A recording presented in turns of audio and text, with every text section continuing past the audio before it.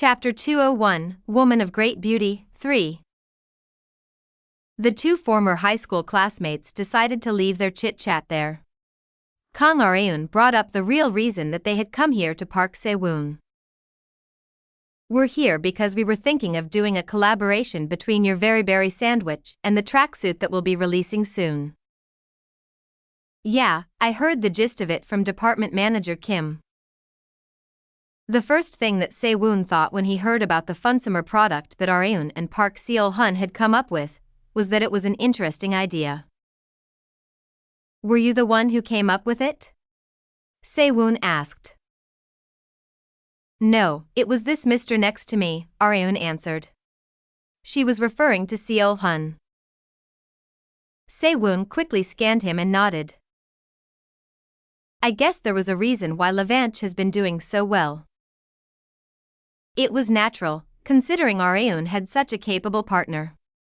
Although their businesses were not in the same field, Se-woon periodically checked Levanche's growth trend whenever he had time, since it was led by the woman that he liked.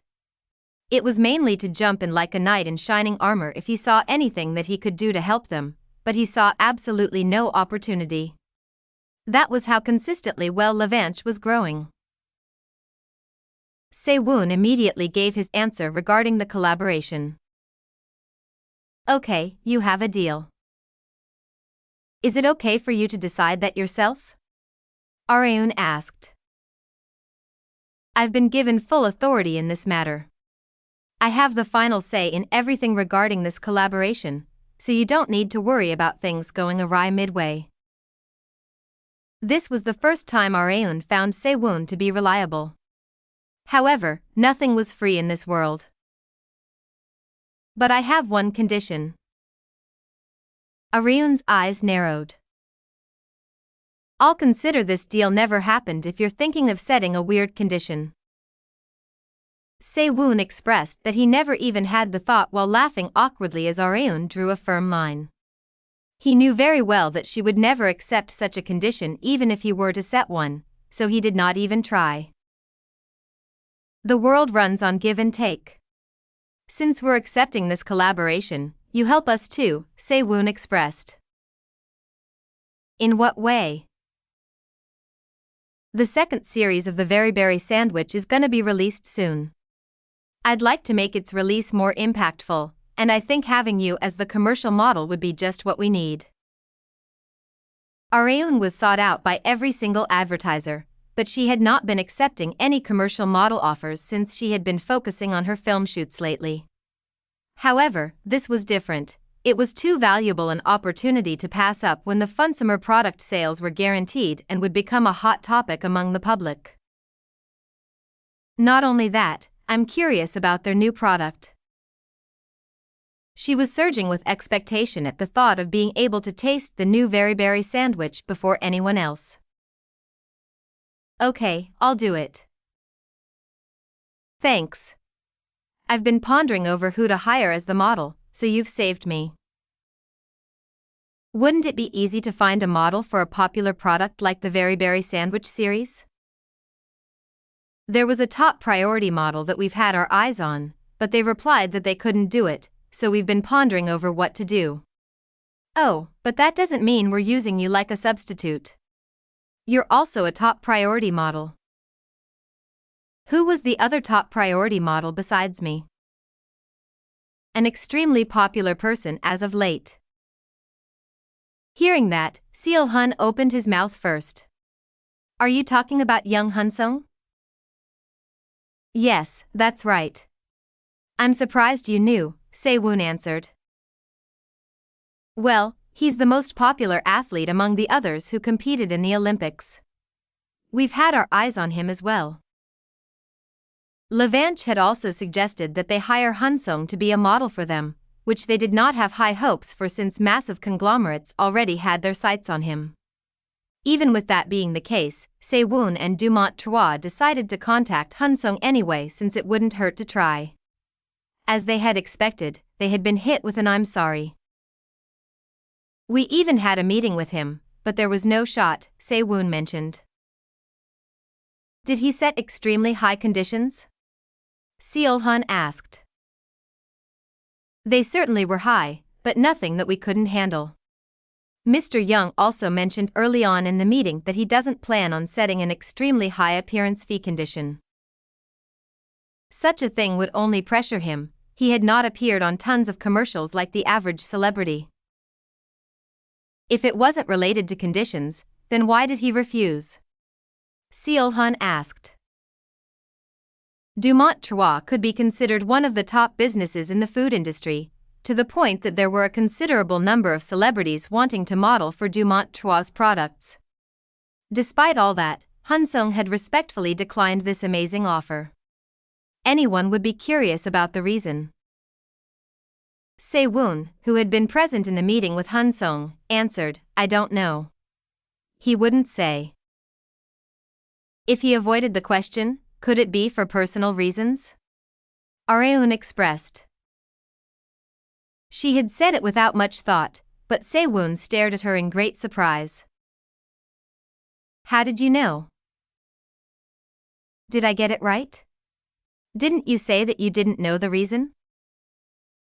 I just don't know the exact reason. I have more or less an idea. What is it?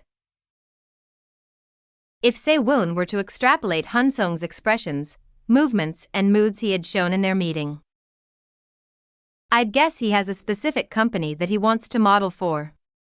I hear he's a fan of a specific celebrity. A man or a woman? Areun asked. A woman. He also said she's not a singer. Hearing that, Seol-hun said to Areun from next to her as if he had told her so. See, I told you it's you. I don't think you know the sheer number of female celebrities in Korea. What are the chances that it's me? Areun thought. However, Seol-hun thought otherwise. Wanna bet? Why bet on something so? You chicken? Seol-hun had worked with Areun for so long that he knew exactly how to push her buttons. He just needed to lightly chip at her pride.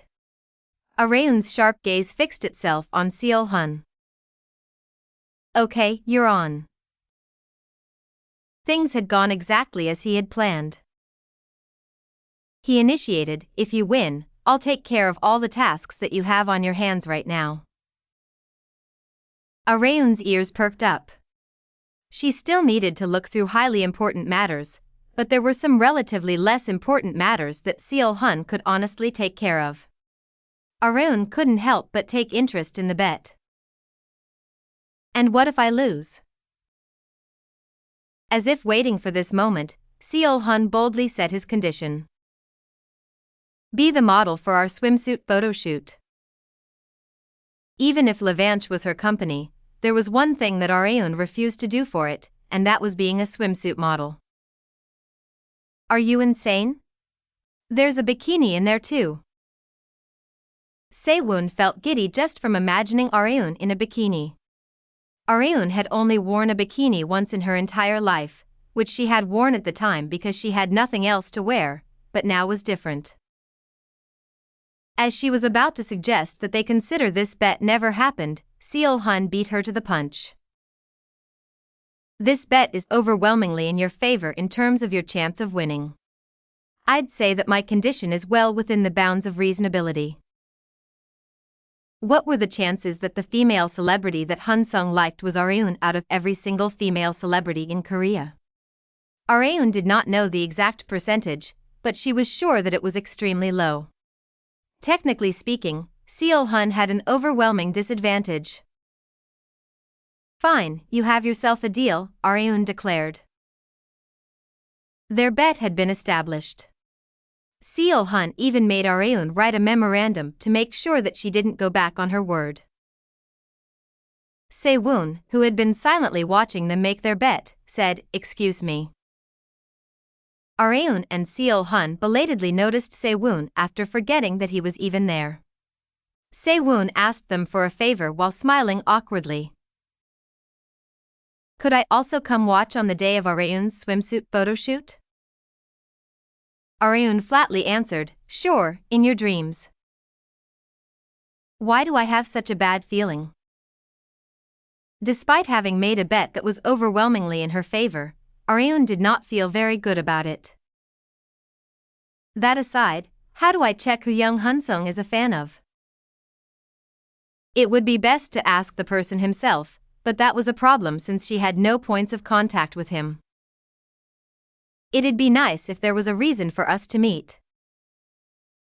As she was in deep thought, Shin Yubin came to her waiting room. Areun. You said you were trying to find a way to contact Young Hunsung, right? Yes. Did you manage to get his contact information? No, but I happened to meet director Gu Yunsung on my way here. You know him, right? Gu Yunsung was the director of the program talking about. Areun had greeted him many times before.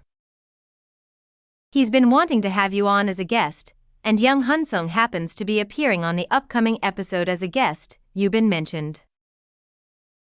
Really? The chance was far too big of a loss to let go.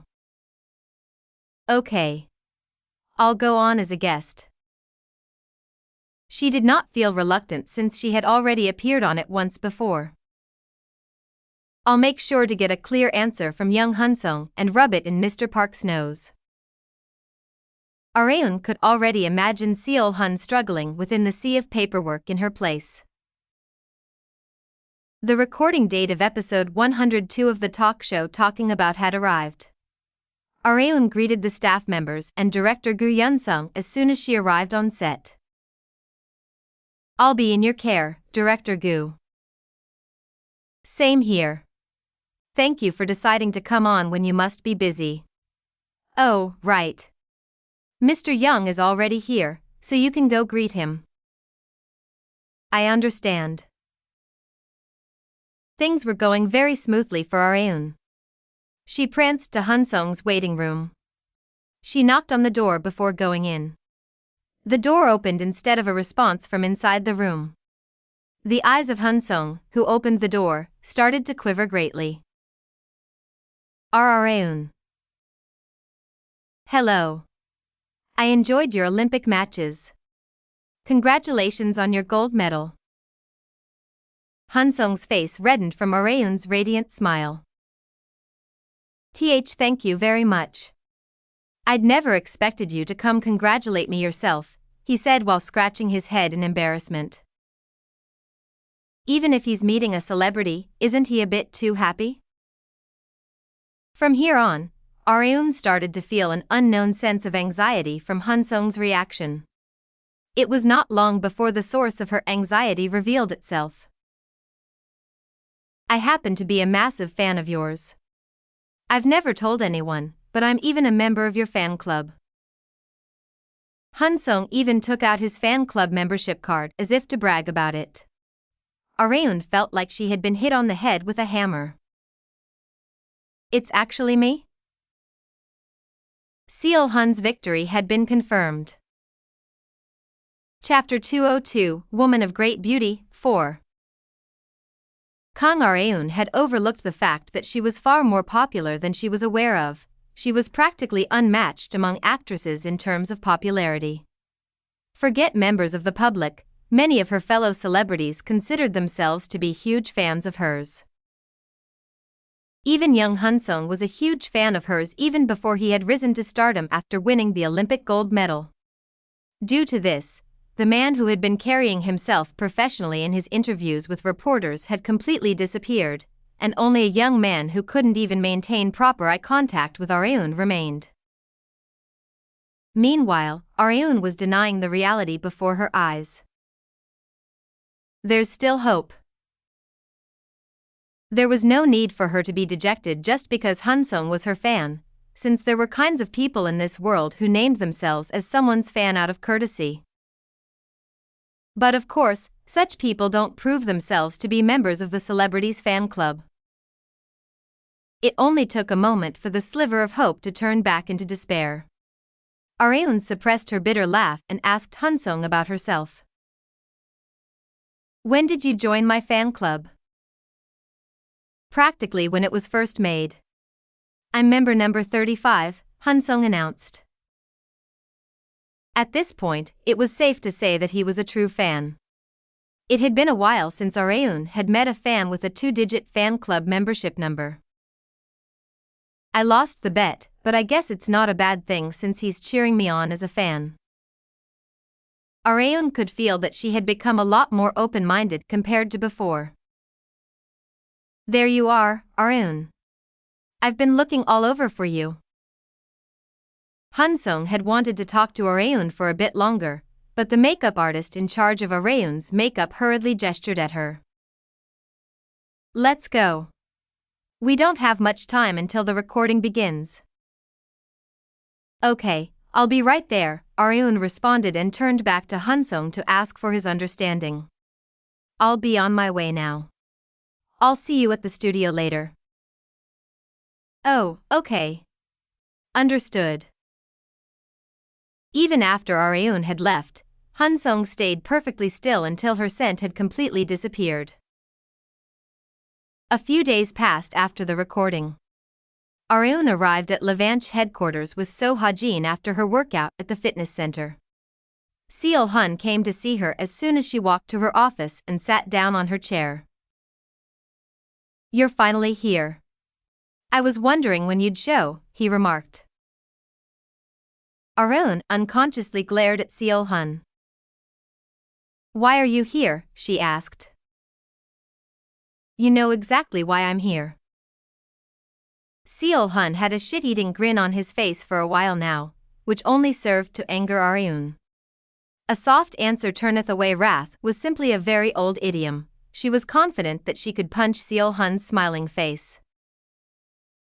Seol-hun came into Areun's office, brought a chair to the area right across from her and confidently sat down. You met young Han-Sung, didn't you?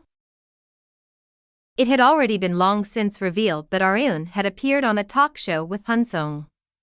It was pointless for her to keep it a secret. So, did you ask him? He asked. Ask him what? Areun asked back. Whether or not he's a fan of yours. And I'm also curious if he actually hadn't been accepting commercial model offers because he wanted to sign with us. Seol-hun was sure that Areun would have asked these questions. However, Areun herself was hesitant to answer. It had only been for a moment, but this was the most challenging question that she had ever had to answer this year. In the end, she decided on her answer. He's not my fan, and your assumption about the commercial offer was completely wrong. It was all in your head.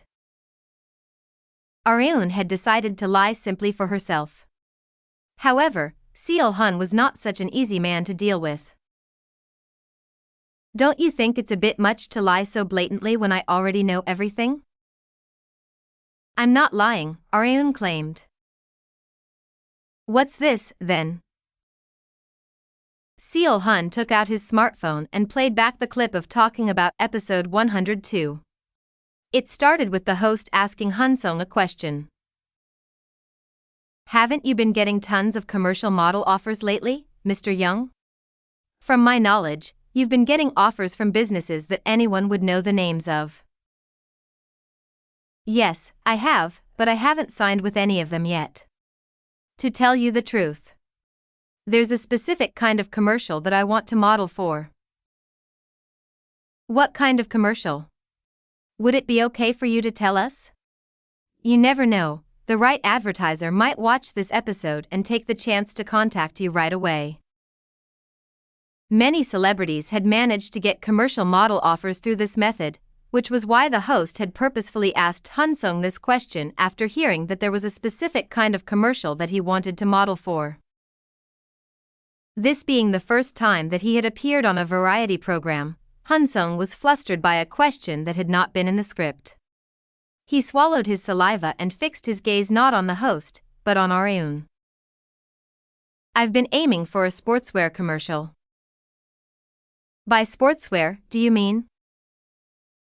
Oh, don't you run a sportswear company, Miss Kong?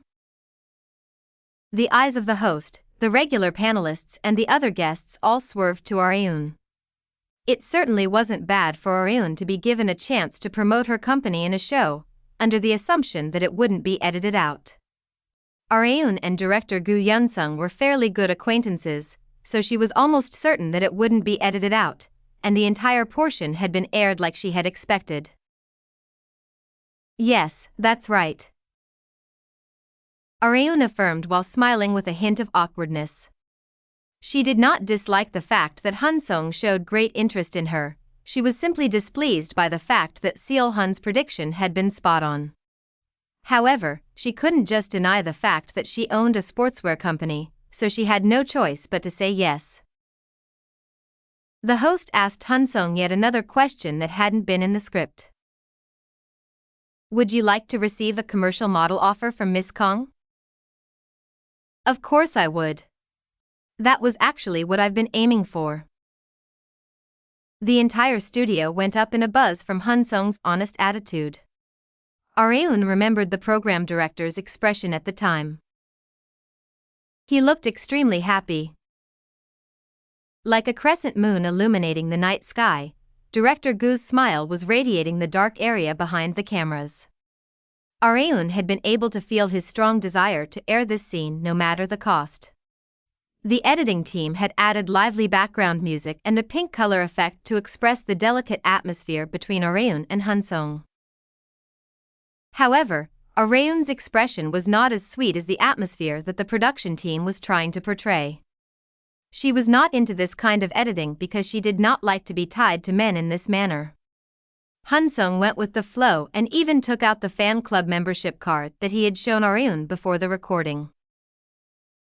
The host said while meaningfully looking back and forth between Aryun and Han-sung. I happened to hear something about you before we began filming, Mr. Young. It was about you having a female celebrity that you've liked for a very long time. I've been wondering who it could be, but I'd never expected it to be Miss Kong. Could our program director have casted the two of them as guests because he knew in advance? Is that true, Director Gu? The camera filmed Director Gu for a moment after the host's question. He shook his head to express that it had been purely a coincidence. Recordings were usually entirely scripted out, but this situation had been 100% real. Seo-hun pressed the pause button. His smile was even wider than the one that Director Gu had in the clip. Who are you trying to fool when there's hard evidence like this?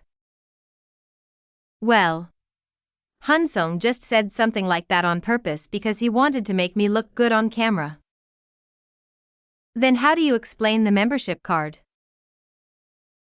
Han-sung didn't simply say that he was a fan of Aryun. Aryun's lie had immediately been found out because he had even personally revealed his fan club membership card.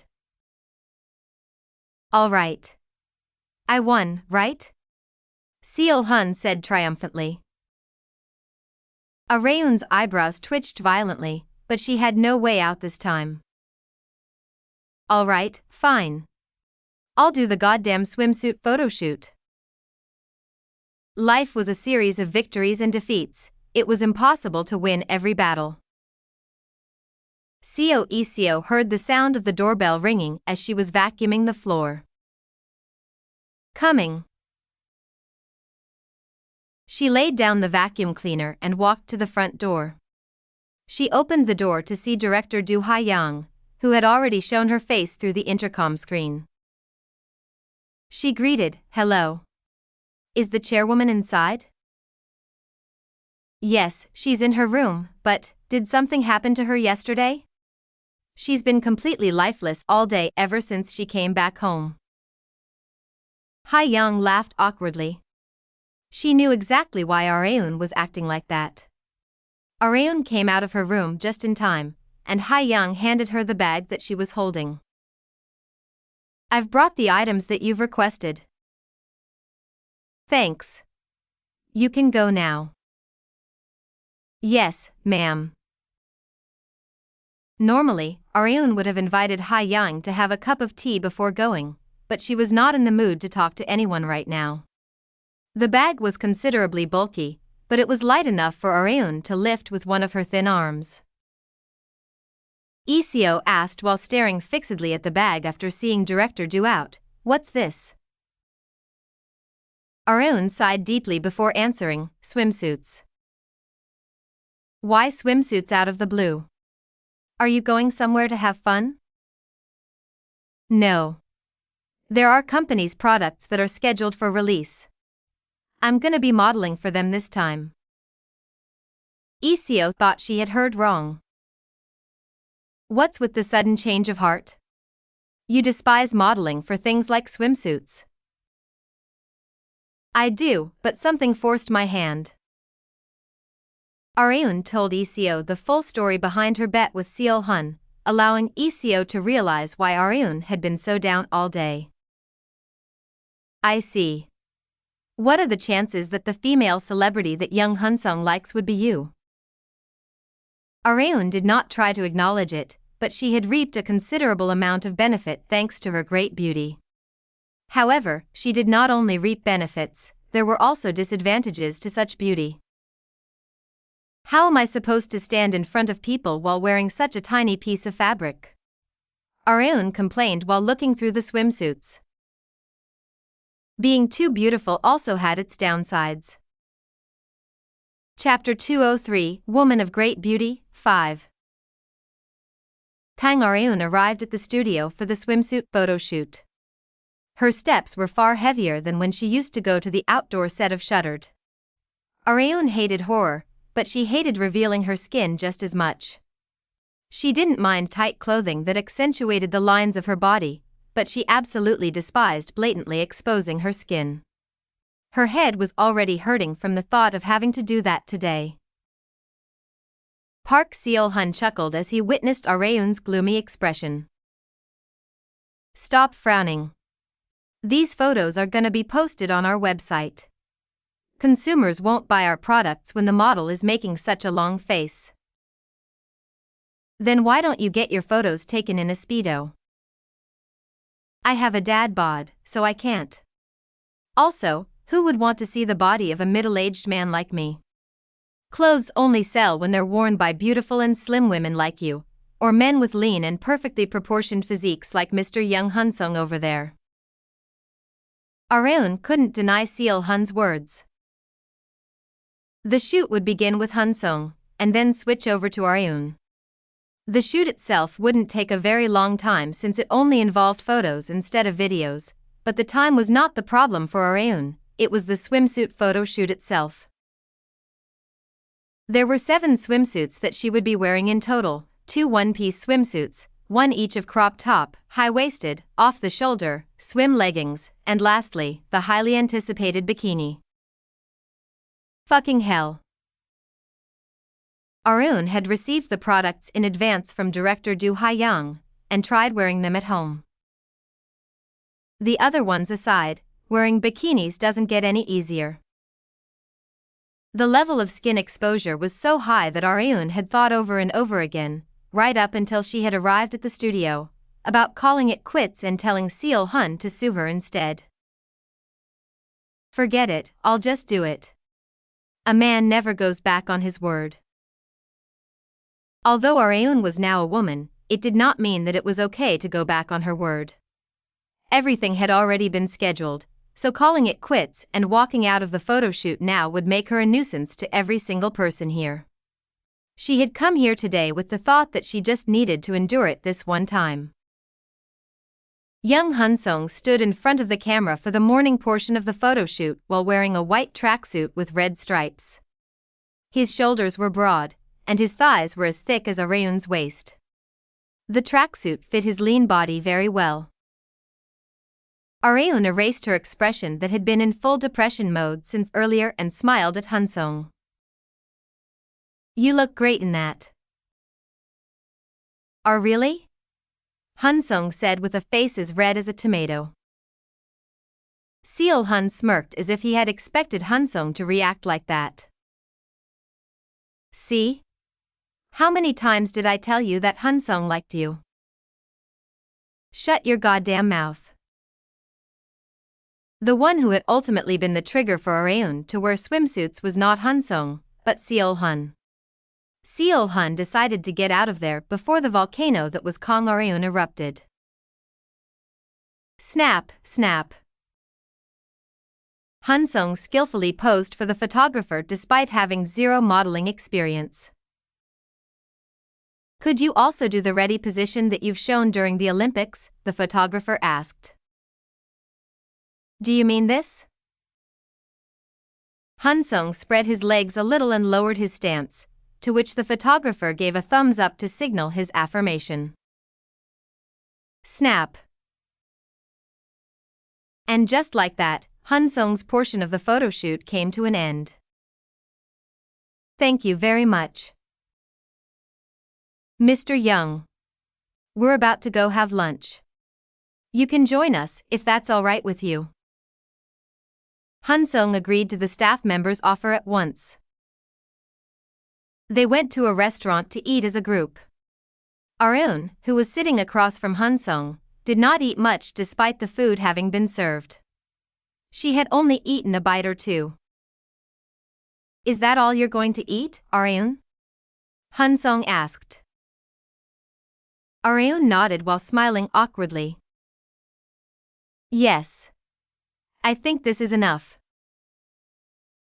But you've barely eaten, Han-Sung expressed worry. Just then, Seol-hun, who was sitting next to him, mentioned, our chairwoman has her swimsuit photo shoot after this, so she's trying to eat as little as possible. Areun almost flung the spoon that she was holding at Seol-hun's face. She might have actually done it if Han-Sung and the other staff members hadn't been there. Please don't say unnecessary things like that. Seol-hun flinched from Areun's bloodlust-filled warning. On the other hand, Han-Sung became round-eyed from the mention of a swimsuit photo shoot. Is your photo shoot today as well? He asked. Oh. Yes. In that case, if it's no trouble, would it be all right for me to stay and watch? Having realized that his question had come out very weird, Han-Sung immediately shook his head fiercely. I'm absolutely not asking this out of weird intentions. It's just that, As a fan, he simply wanted to leave as many of Areun's various sides in his memory as possible. I'd like to say no, but he took time out of his busy schedule to model for our company. Areun decided to be generous since Han-Sung had worked hard for them. Yes, that's fine. Thank you very much. I will cherish today's memory as an honor for my family. Areun laughed for the first time today thanks to Han-Sung's overreaction. The photo shoot that Areun was dreading began with the one-piece swimsuits. She stood in front of the full-length mirror once again to check her body before going back to the studio. I knew it was a good idea to barely eat anything for lunch. Areun couldn't afford to binge eat before her swimsuit photo shoot because most of the swimsuits exposed her stomach region. She found it a bit uncomfortable to show off a plump stomach. All right, this should be good enough. Areun took a deep breath before opening the door. Her hand that was grabbing the door handle was slightly trembling. As soon as she opened the door and revealed herself to the people in the studio, she unconsciously covered her ears because she felt like they were getting red.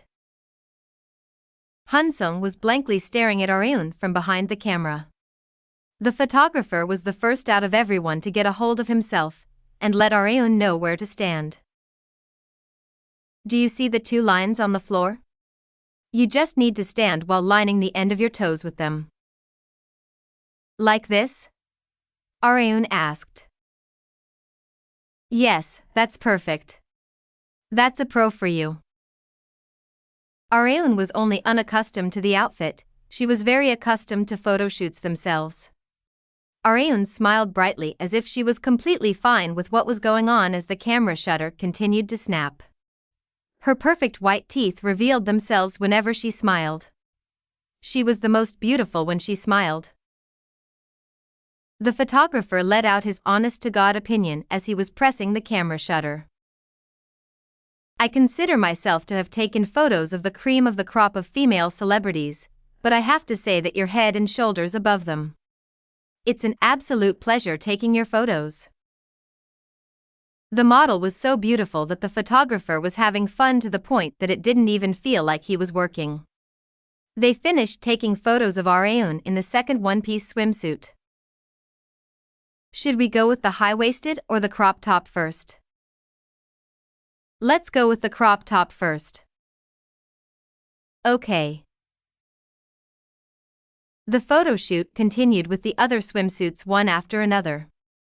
Everything in this world was only hard the first time, it became more manageable once one got used to it. Areun wore the crop top, high-waisted, off the shoulder, and then the waterproof version of the black leggings that she liked so much.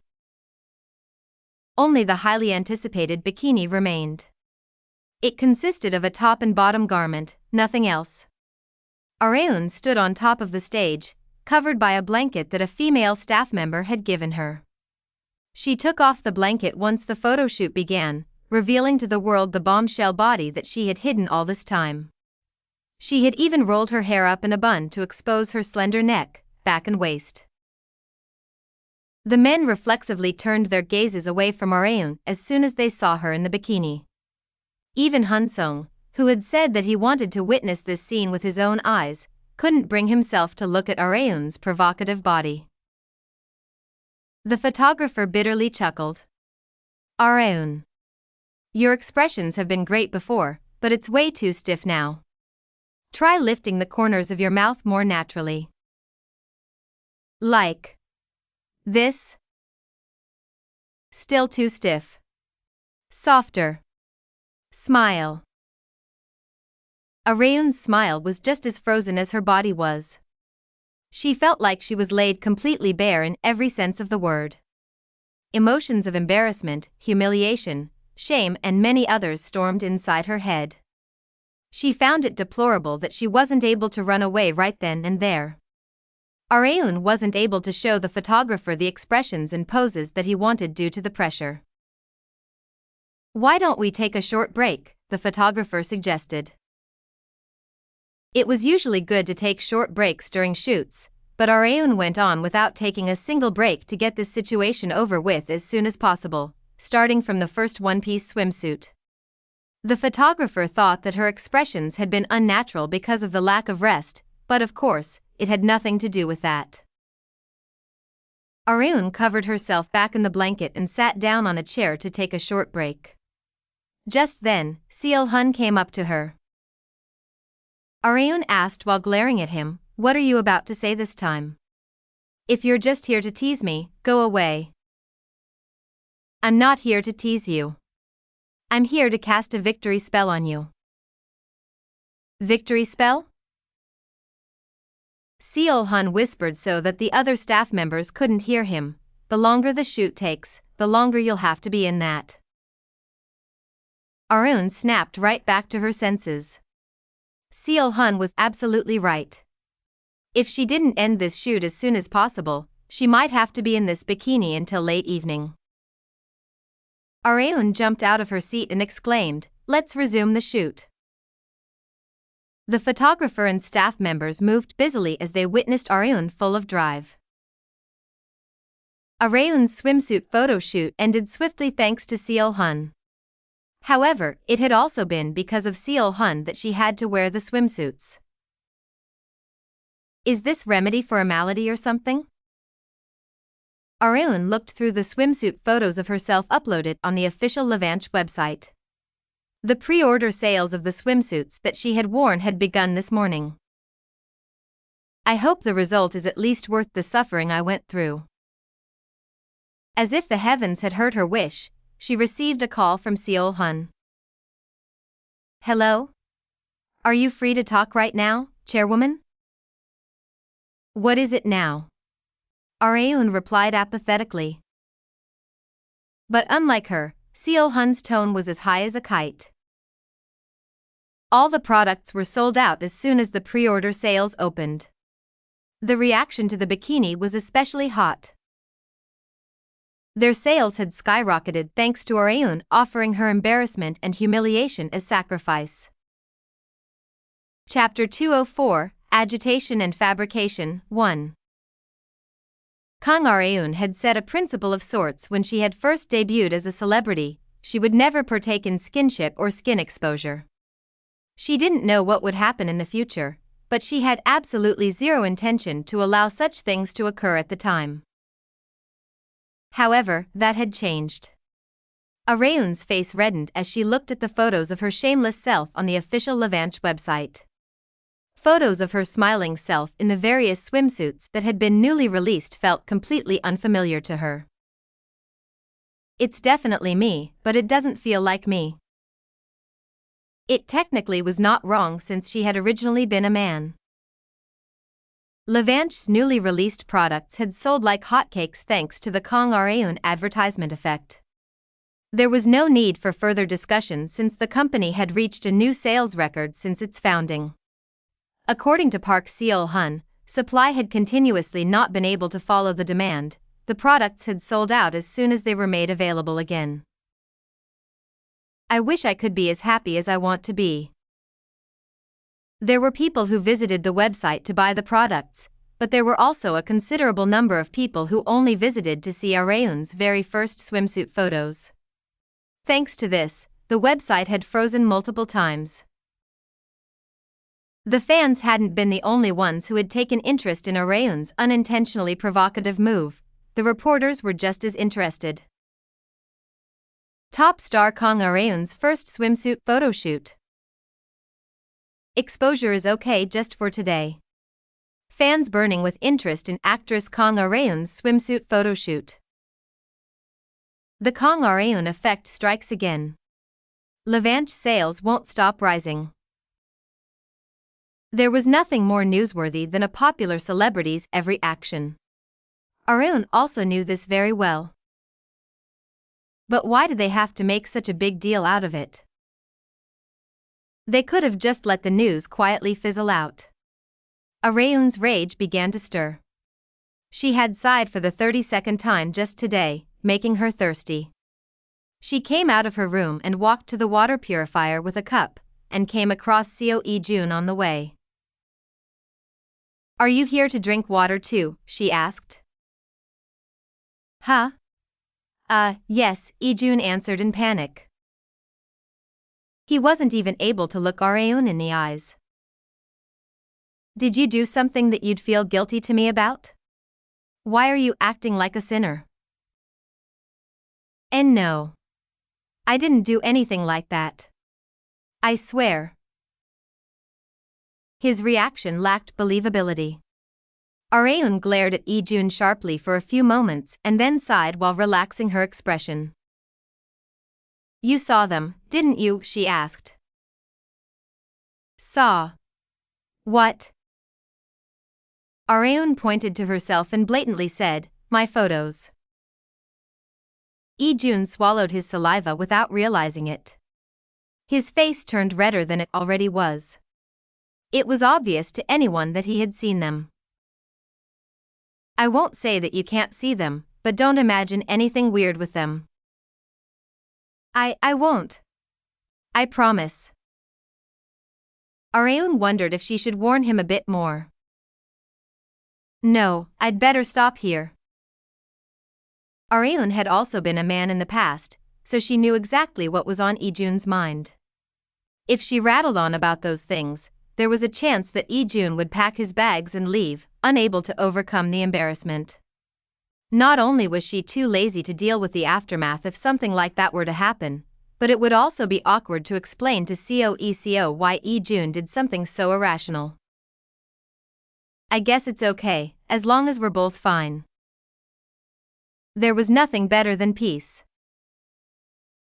The effects brought about by Areun's swimsuit photo shoot were enormous, even in the entertainment industry.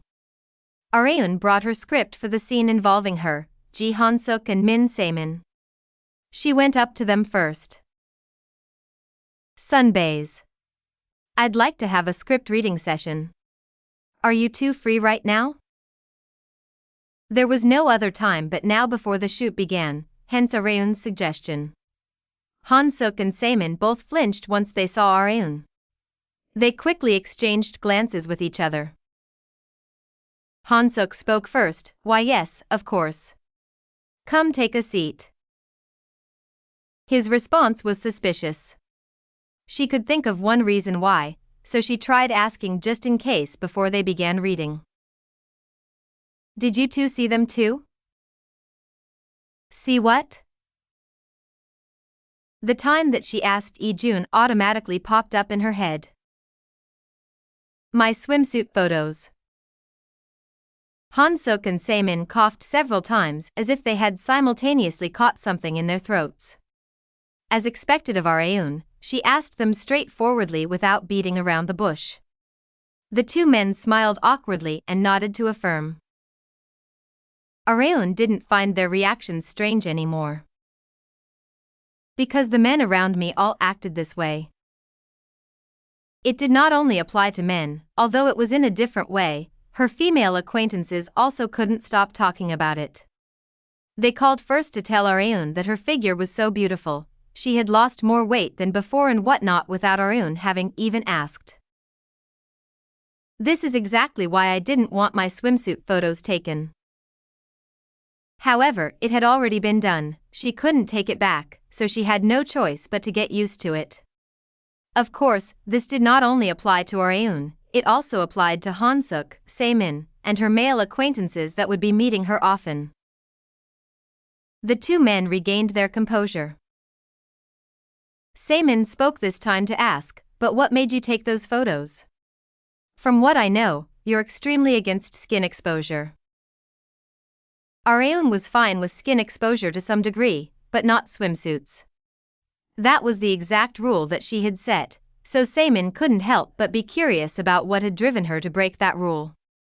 Han-Suk was also curious. Areun fixed her disheveled hair and recalled her memories at the time to explain her circumstances to the two men. "I lost a bet." "A bet?" To go into more detail, Areun shared with the two men the details of her bet with Seol-hun. After finding out the whole truth, Han-Suk expressed surprise.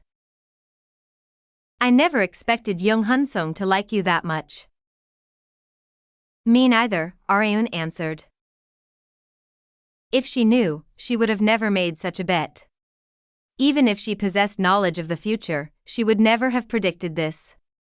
After all, a star named Kang Areun never existed in the future that she knew. The fact that she herself was that star aside, the bet that she had made had far too many variables.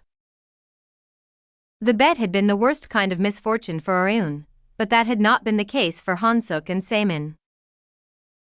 His name was Mr. Park Seol-hun, right? He has such keen insight. I agree. I think he did well to make a bet like that. Areun narrowed her eyes at both Han-Suk and Saemin, nodding simultaneously. "What's that supposed to mean?" she asked. "And nothing. Let's start with the script reading. We don't have much time." Their true thoughts had unintentionally come out after forgetting the fact that Areun was right in front of them. The shoot today might have been cancelled if their conversation had kept going. Areun had faced something that was a bit lacking to call trouble after her swimsuit photo shoot. As she got in the van after the shoot had finished, she noticed that the one in the driver's seat was her stylist, Ryu Hyun. Areun asked, "Where's Miss Manager?" Shin Yubin always handled the driving, but she was nowhere to be found. Hence, she couldn't help but be curious about why Hyun was in the driver's seat instead. Yubin Uni went out to take a quick call, and she'll be right back. She expected that she'd be taking tons of calls today, so I'll be the one to drive today. She's not in any sort of trouble, is she? Trouble isn't really the word I would use. Oh, there she comes. Yubin got in the passenger seat next to Hyun with an exhausted face. Areun could hear the fatigue from her deep sigh. She asked Yubin to hear what she had missed from Hyun. I heard you'll be taking tons of calls today. Hyun looked at Yubin with a face expressing that she had told Areun. Yubin sighed once again. It's because of the swimsuit photos posted on the Levanche website. What about them? I'm getting tons of calls from advertisers asking if you'd be willing to be a swimsuit model for them as well. Areun was getting offers through Yubin not only from swimsuit brands, but a considerable number of businesses with swimsuit products. Now that she had modeled for swimsuits after being strictly against it, companies were calling with the misunderstanding that she had decided to be okay with swimsuits. Refusing them one by one is a hassle in and of itself. Sigh, Yubin expressed while pounding on her shoulders with her hands. Areun didn't feel very good either. Why's everyone losing their minds over just a few photos? She couldn't for the life of her understand what the fuss was about.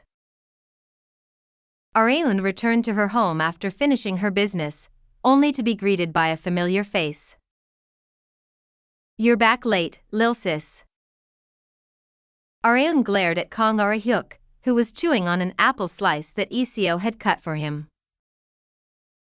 Why are you here? She asked.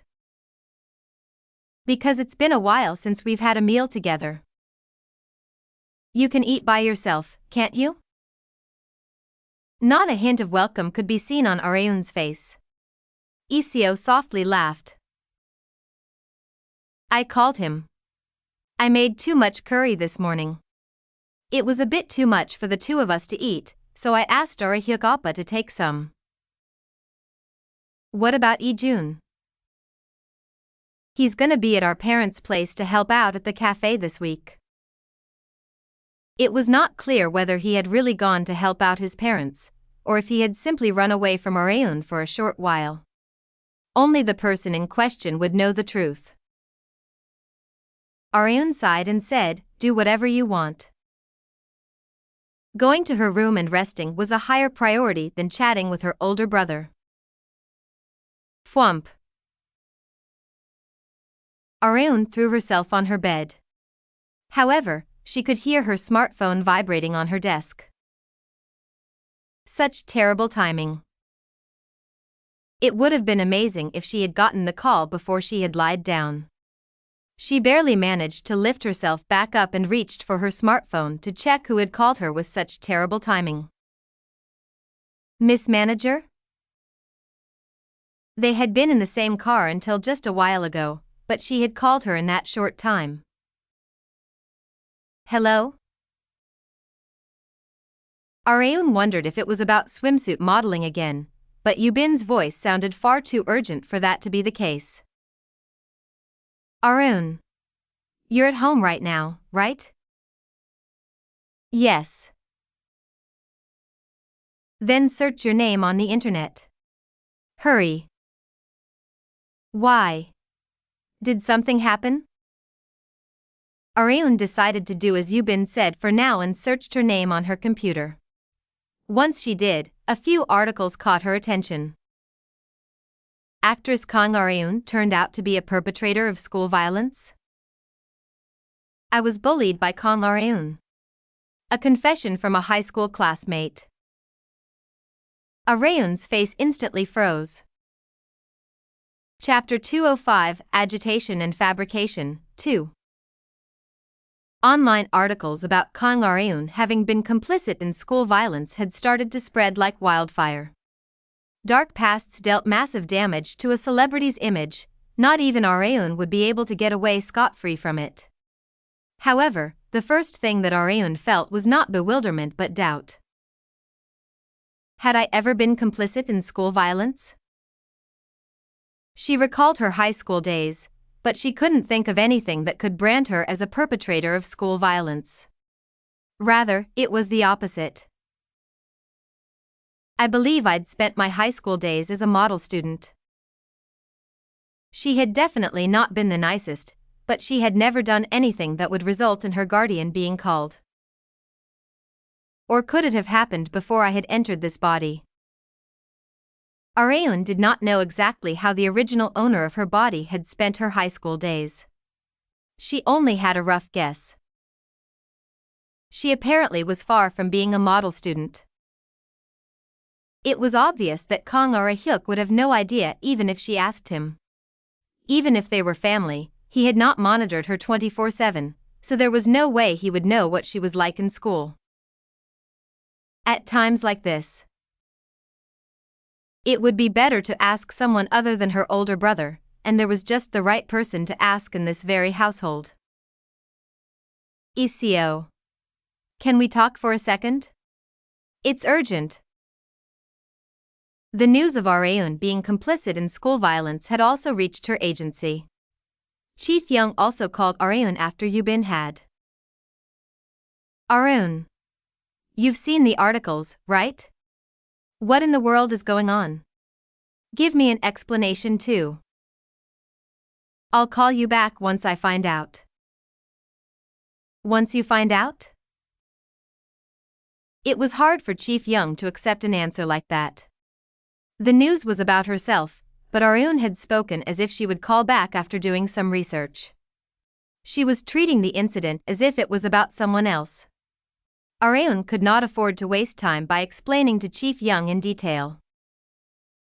I'll call you back in a bit. What? Wait. Areun. Beep.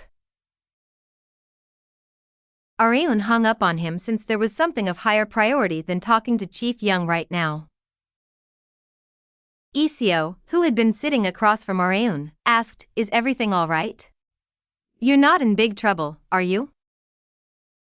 From ECO's reaction, it did not seem like she knew that Areun had been accused of school violence.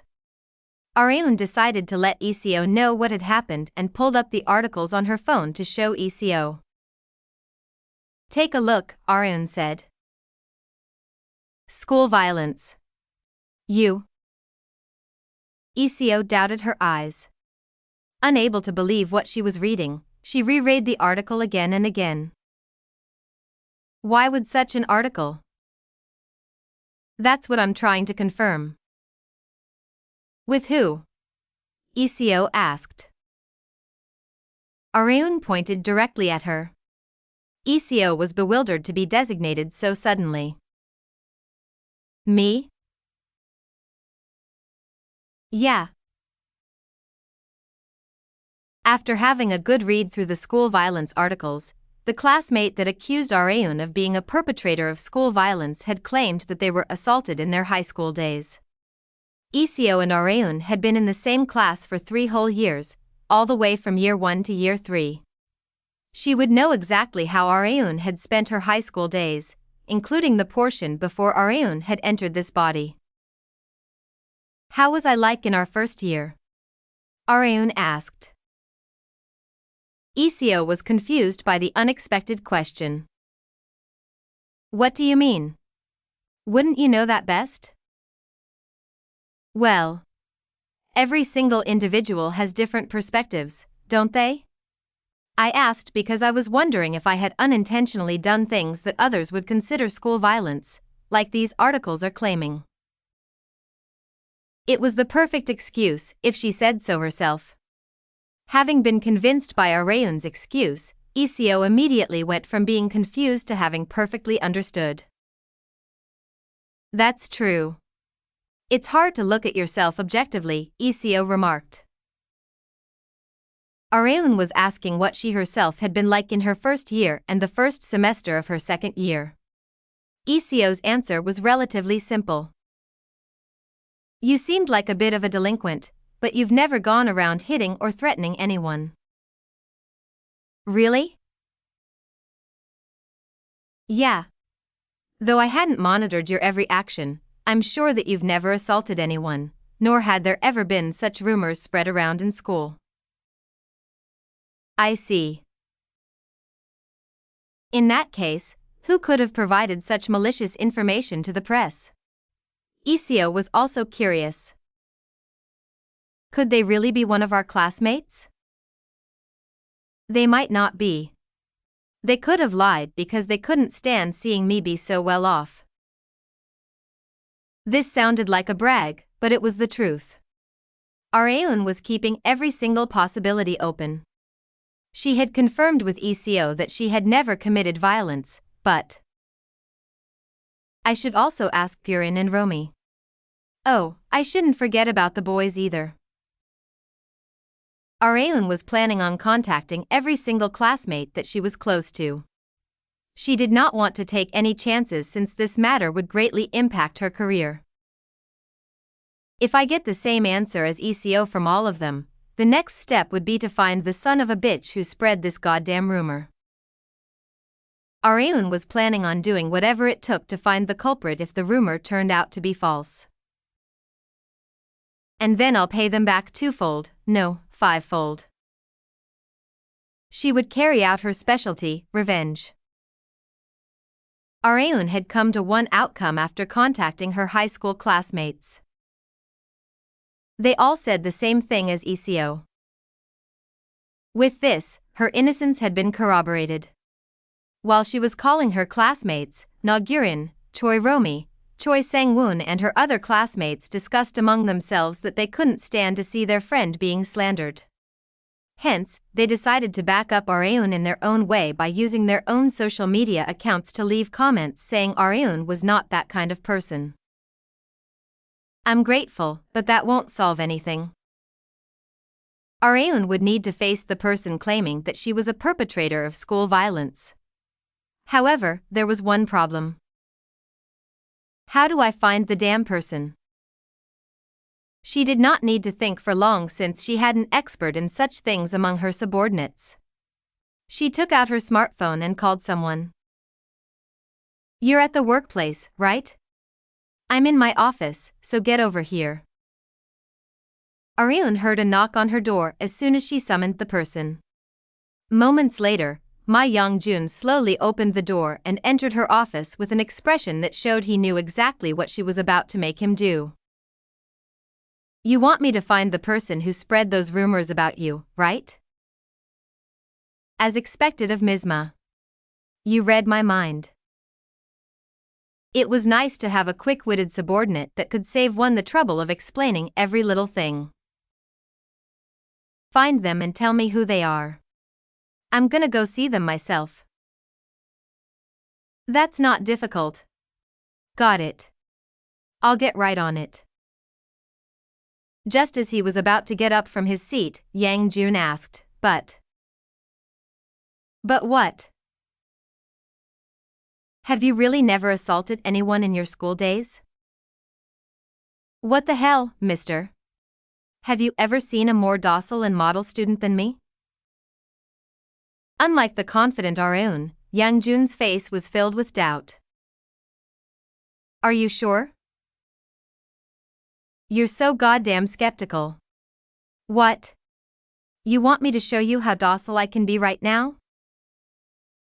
Yang Jun coughed after being threatened by Areun and hurriedly looked out the window for no reason. I guess I should go back to work.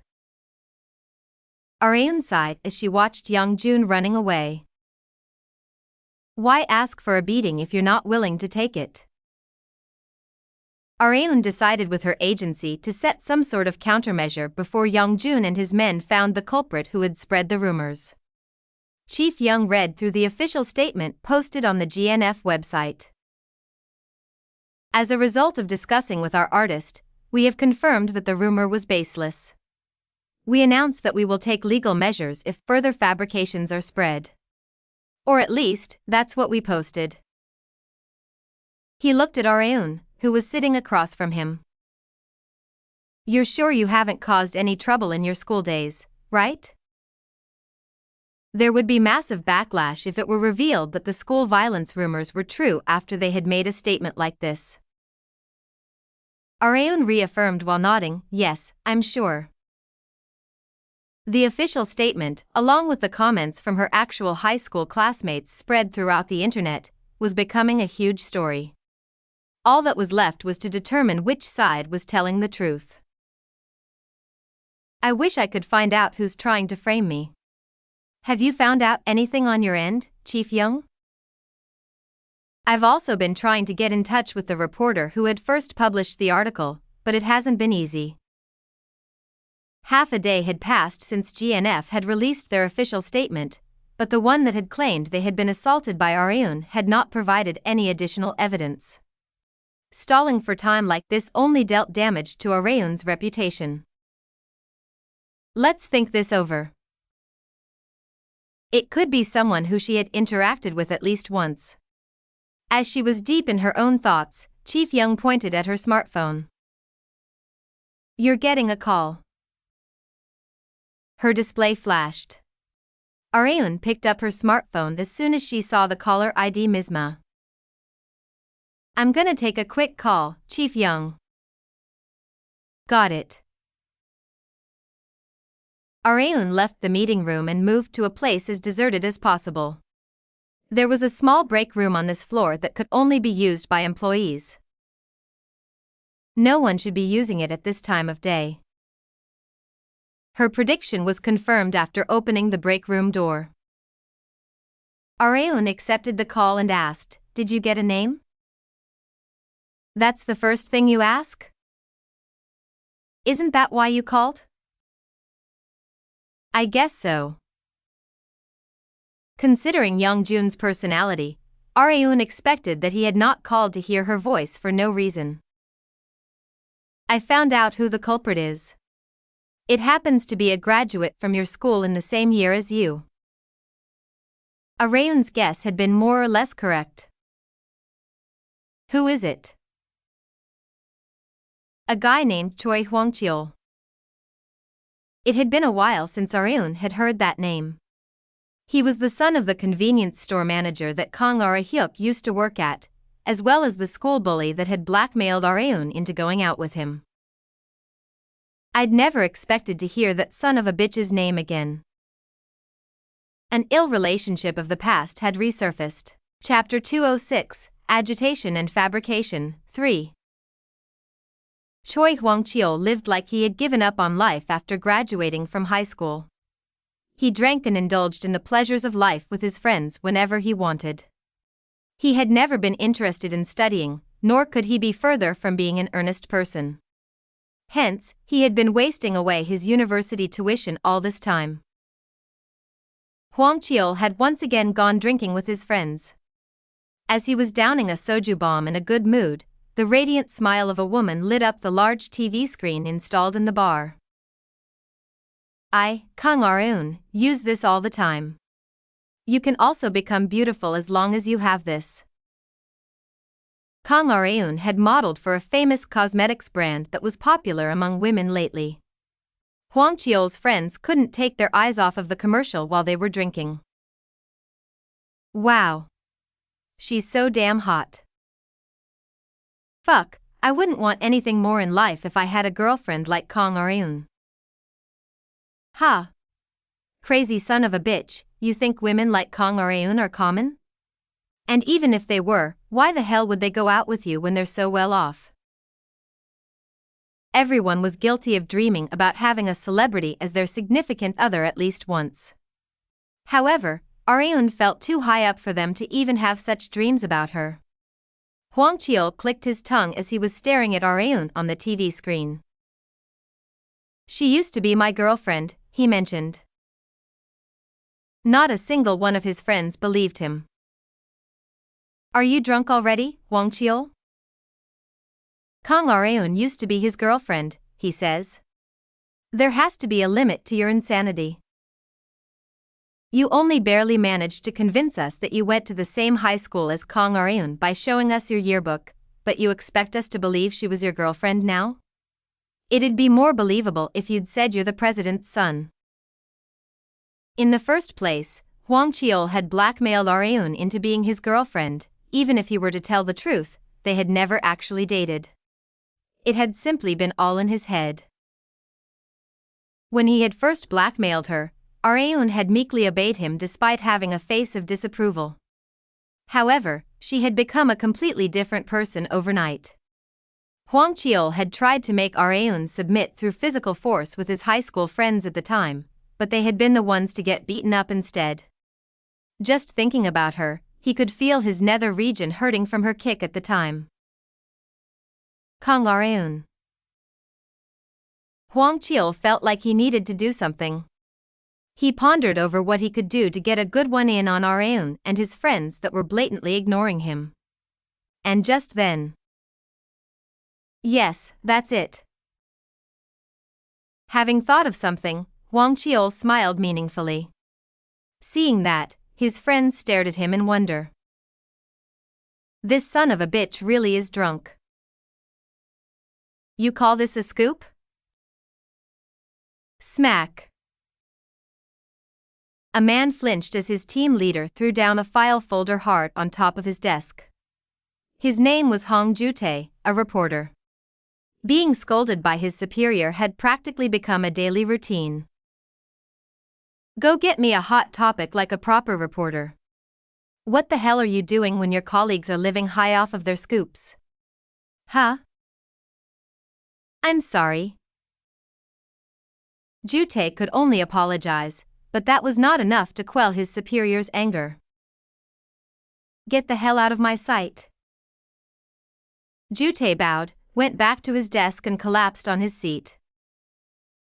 Fucking hell. It's not like I'm avoiding scoops on purpose. Things like that don't just come as I want them to.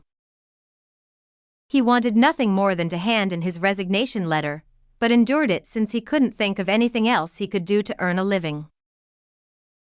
If a scoop doesn't exist. Jute's gaze fixed itself on the file folders to his right.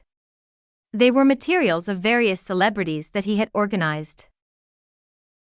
Should I just make something up? If it was revealed to be fake news, then he simply needed to pretend like he had no idea. He had agitated the public with fabricated news like this several times, although he had been ostracized by everyone in his news agency as a result. Well, at least I can grab some attention with it. Words like morals and conscience did not exist in Jute's dictionary. After all, people would forget that it had ever happened in a flash. Let's see. Who should I target this time? If he were to choose the most popular celebrity as of late, it would be Kang Areun, I guess. She could be considered the star that every single reporter had been keeping their eyes on lately.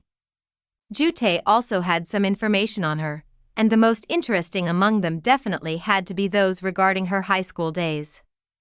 It just so happened that he knew someone who was very knowledgeable about it. It's been a while since I've called Hwang Cheol.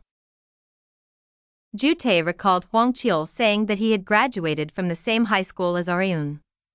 Once the call got through, Hwang Cheol sounded rather happy to be getting a call from Jute. Sunbae. I was just about to call you.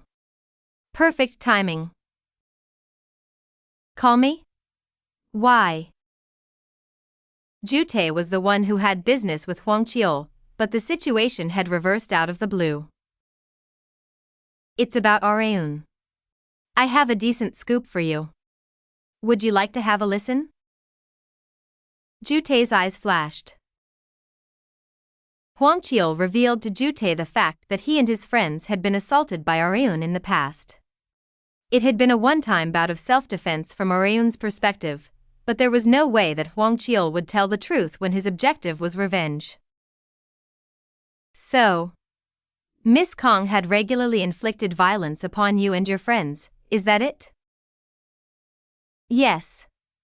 We've taken a few pictures of our swollen faces after she had beaten us up, so you'll see that we're telling the truth. Such pictures were far too weak as evidence to prove that Areun had been a perpetrator of school violence, since they could have been assaulted by someone other than Areun.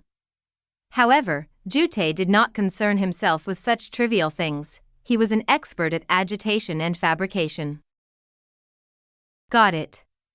For now, email me those photos. Oh, and why don't we have an interview soon? But Sunbae. If I do that interview, will my identity also be revealed with it? You don't have to worry about that. It'll be completely anonymous.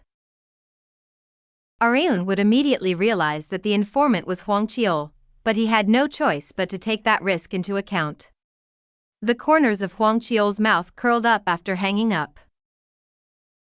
He had thought of this plan over the past 2 days. He would damage her image by exposing her as a perpetrator of school violence, and then he would once again make her his after dropping her into the pits of hell. I'll pretend like I'm yielding to her and save her from the situation as she's bawling and begging me to make this stop. And of course, he would once again set the condition that she needed to go out with him. He would make a famous celebrity his girlfriend and redeem himself from the humiliation that he had suffered back in high school at the same time.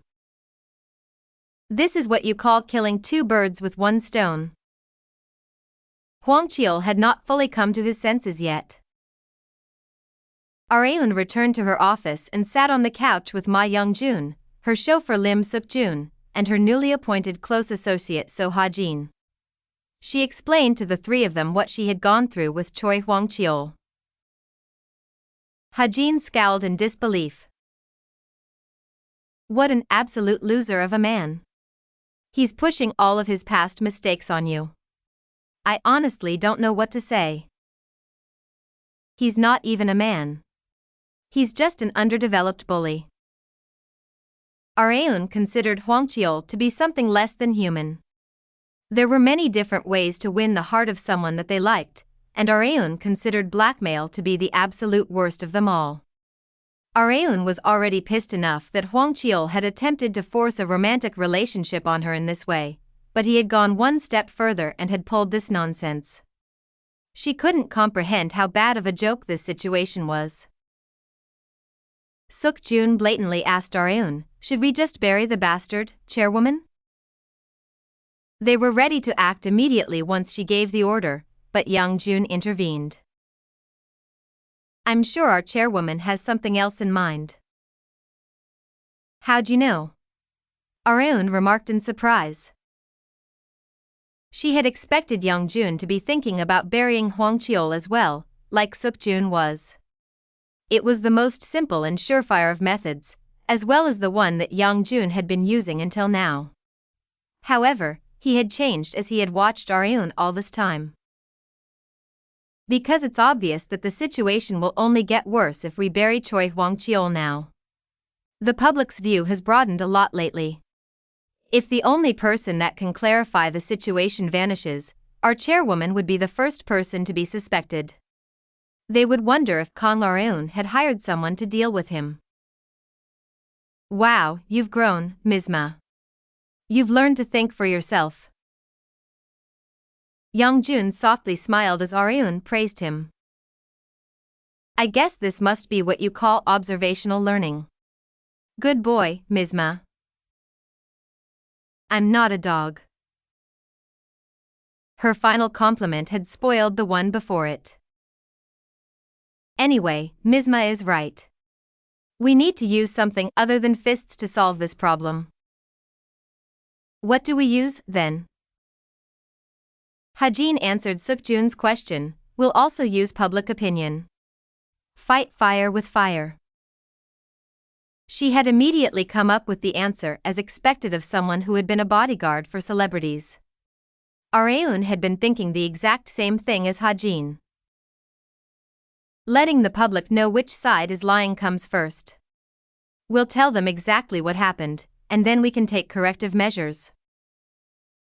It just so happened that Hwang Cheol had uploaded photos of his swollen face today and was claiming that Areun had done them in her high school days. Areun was not planning on taking this lying down. I asked Chief Young to schedule another press conference. Until then, Ms. Ma, Mr. Lim and team leader So, gather and organize the evidence that I ask you to collect, and send them to me and GNF. Understood. The 3 replied in a tone expressing that Areun did not need to worry. You must think of me as some pushover because I'm not doing anything. Areun's eyes sharpened. You've messed with the wrong person, punk. Hwang Cheol likely didn't know that Areun's specialty was revenge. Chapter 207, Agitation and Fabrication, 4. Choi Hwang-cheol continued to check his surroundings during his meeting with Hong Ju-tae after a long time. Anyone could tell that he was on pins and needles, worrying about people trying to find out who he was. Ju-tae chuckled from seeing his fretful junior. You don't have to be so on edge. There's not a single person here who's interested in us. Neither of them was famous like Kang Ar-eun, so there wasn't a single person who recognized them. Despite that, Hwang-cheol continued to be on edge. Celebrities sure are amazing, Sun-bae. What's up with you all of a sudden? Ju-tae asked. It's just. I'm sure they would feel like this in their daily lives. I don't think I could handle it. That's true. The celebrity life isn't for everyone. Ju-tae shrugged. They decided to leave the chit-chat there and got straight to the point. GNF hasn't really done anything in particular besides their first official statement. Ju-tae had continued to keep an eye on Ar-eun and her agency's reaction, but they had not yet done anything significant. Situations like this can be a result of one of two instances, he mentioned. What are they? One is that they're silently acknowledging the other party's claims. The other is. Ju-tae took out his smartphone and told Hwang-cheol to wait for a moment. Hwang-cheol had thought Ju-tae was either taking a call or a text message, but he had come to realize that he had been wrong after Ju-tae set down his phone on the table at an angle horizontally. You saw the article too, right, Hwang-cheol? Which one? The one about Kang Ar-eun holding a surprise press conference today. Ju-tae positioned the smartphone so that the screen would be visible to Hwang-cheol sitting next to him as well. He then spoke about the other instance as he pointed at the live feed of the press conference. The other is that they're collecting materials to reveal all at once. Could Ar-eun really have gathered such materials? Hwang-cheol asked. There had not been a CCTV camera present when Hwang-cheol and his posse had been beaten up by Ar-eun, which was why he had thought he had the advantage against her. He had proof that he had been beaten up by her, or in other words, the photos. Although no one knew whether or not those injuries had been caused by Ar-eun, Hwang-cheol was not the one who needed to prove that was solely up to Ar-eun. She herself needed to prove her innocence, and Ju-tae and Hwang-cheol simply needed to sit back and watch her struggle. That was their plan. Ju-tae finished what was remaining of his iced coffee and snickered. It doesn't matter how hard she struggles. We're bound to win in the end. There was no such evidence that Ar-eun hadn't been the one to cause those injuries. This was why Ju-tae was so sure of their victory. Ar-eun showed herself at last to the reporters. The moment the press conference began. Ju-tae and Hwang-cheol's faces began to turn pale. Evidence to flip the situation around did not exist. Like Ju-tae had said, Ar-eun was at a disadvantage. Ar-eun also knew this very well. Although she had told Ma Young-jun to bring as much evidence as he could, that would help to prove her innocence. It still won't be enough. She needed a stronger weapon to turn public opinion her way. Ar-eun put on a female suit and called to Chief Young before standing in front of the reporters. Chief Young. What is it, Ar-eun? You won't go anywhere during my press conference, will you? Chief Young softly smiled. He had thought that Ar-eun was considerably anxious. Of course. I'll be right here watching, so don't you worry about a thing. Ar-eun was only in her 20s. Although her career as an actress was top-notch, she was far too young to endure the violent storm that was society by herself. Hence, Chief Young was planning on protecting Ar-eun as an adult. However, Chief Young had been sorely mistaken. Arun had not asked Chief Young about his schedule because she was afraid to stand before the reporters. That's perfect. Come up with me, then. Huh? Come up with you? Up where? The press conference stage. Chief Young had a hard time understanding. He thought, why me, but Arun smiled at him meaningfully. I've come up with a brilliant idea. A trump card that would most certainly turn public opinion to her side. She didn't like it, but she decided to use the one weapon that she had never used until now. Arun had finally shown herself on the press conference stage. The press conference was being broadcasted live on multiple TV channels. She had asked for it to be broadcasted because she was planning on burying the school violence allegations right here and now.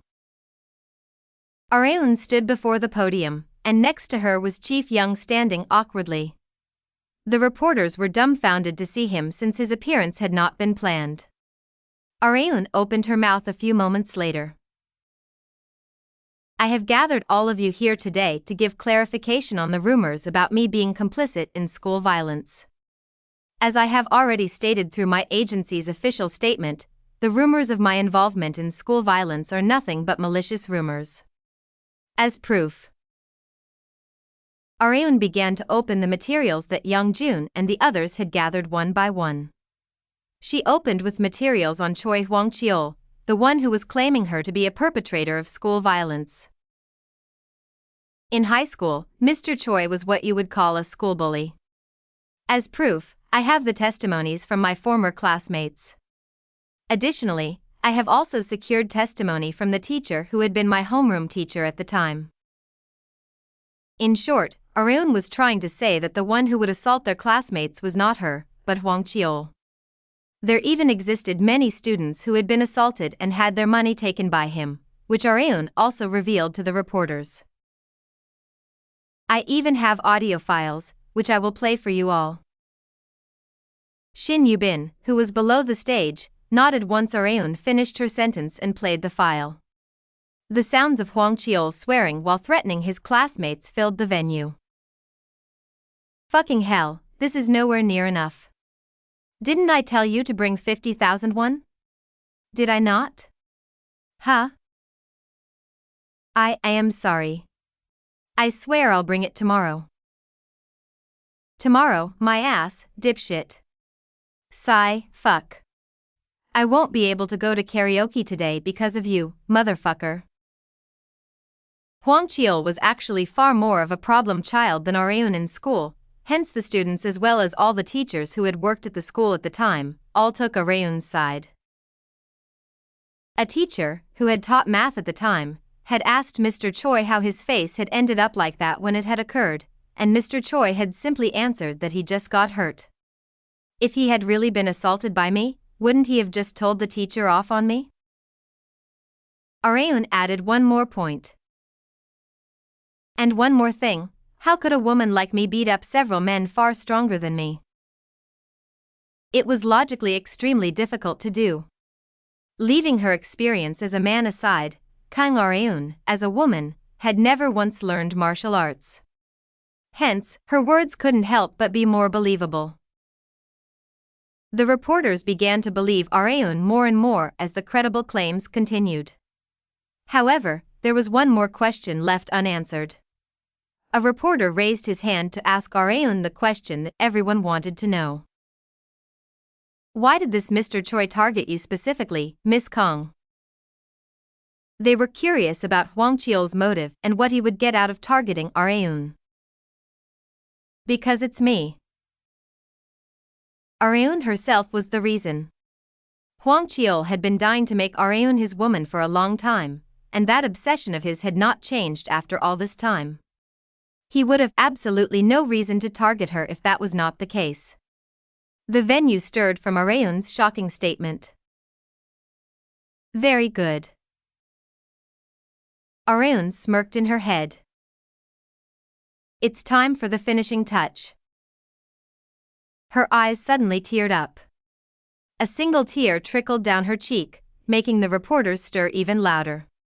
They pressed their camera shutters even more as they witnessed a woman's tears. He's too cruel. He blackmailed me using my oppa during my high school days, and now he's trying to hurt me again in such a way after all this time. Areun hated shedding tears in front of others, but she had no choice this time. Just think of it as a shoot. Areun's crying show continued. As she was unable to continue, Chief Young took over for her. Allow me to say once again that we will retaliate through legal means if anyone goes after any of our agency's talents using fake news. The same goes for Mr. Choi and reporter Han-Gyo, who first published the article. Chief Young wrapped up the press conference. Meanwhile, Areun continued to put on a performance by wiping her tears with the handkerchief that Yubin had given her. Areun left the stage while being supported by Chief Young and Yubin. How was my crying performance? Her attitude made a complete 180 once the cameras disappeared from sight. Chief Young couldn't help but laugh in bewilderment. It couldn't have been any better. As expected of a pro actress. Like Areun had expected, public opinion had completely shifted in her favor. Hwang Cheol decided to meet Jute once again to plan their response. However, why can't I get in touch with him? They had planned to meet in a deserted cafe, but Jute had not shown up even after 30 minutes had passed. He couldn't have turned tail and ran after all we've done, could he? Hwang Cheol had not been able to sleep ever since the press conference. After the tears that Areun had shown, members of the public were doing whatever it took to find Hwang Cheol's personal details. He was about to pay the price for making Areun cry, and it would not be light. Fuck, this might actually ruin my life. As he was waiting for Jute while shaking his leg, a man with a large build approached him. Are you Choi Hwang Cheol? The man with a terrifying face asked. Hwang Cheol flinched. I am. Other men that were standing by grabbed hold of Hwang Cheol with a single nod from the man.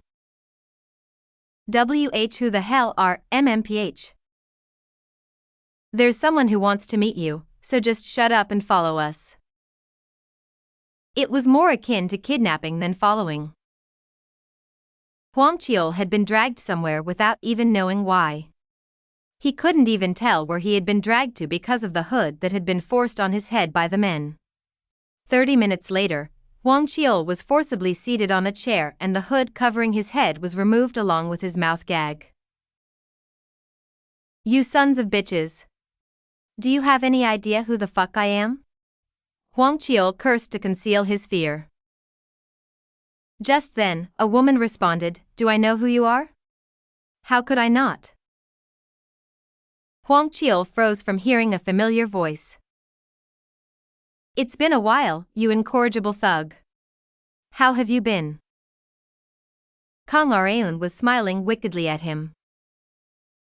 Chapter 208, Agitation and Fabrication, 5.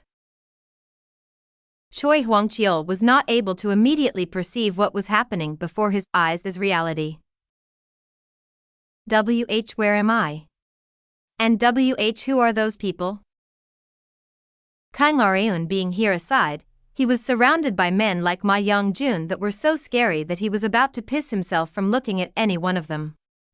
And Areun was a stark contrast standing among them. Areun concisely answered while smiling subtly, My subordinates. Subordinates? Well, you don't need to know any more than that. Once Areun glanced at Lim Suk-jun, he brought her a chair as if he had been waiting to. She had told him to prepare a chair beforehand since she expected the conversation to take long. Areun stared at Hwang Cheol with one leg over the other and arms crossed. However, she wasn't just staring at him. Hwang Cheol felt as if she was looking down at him from above. Hwang Cheol said under the intimidation, Are you going to blackmail me or something? Blackmail? You're doing this because you're scared that I exposed you as a perpetrator of school violence. Am I fucking wrong? Hwang Cheol claimed as if he had hit Areun right where it hurt. However, Areun did not even flinch. This son of a bitch is out of his mind. Rather, she chuckled. Young-jun said to himself from behind Areun, you see guys like this from time to time who think they're the shit because they're loud.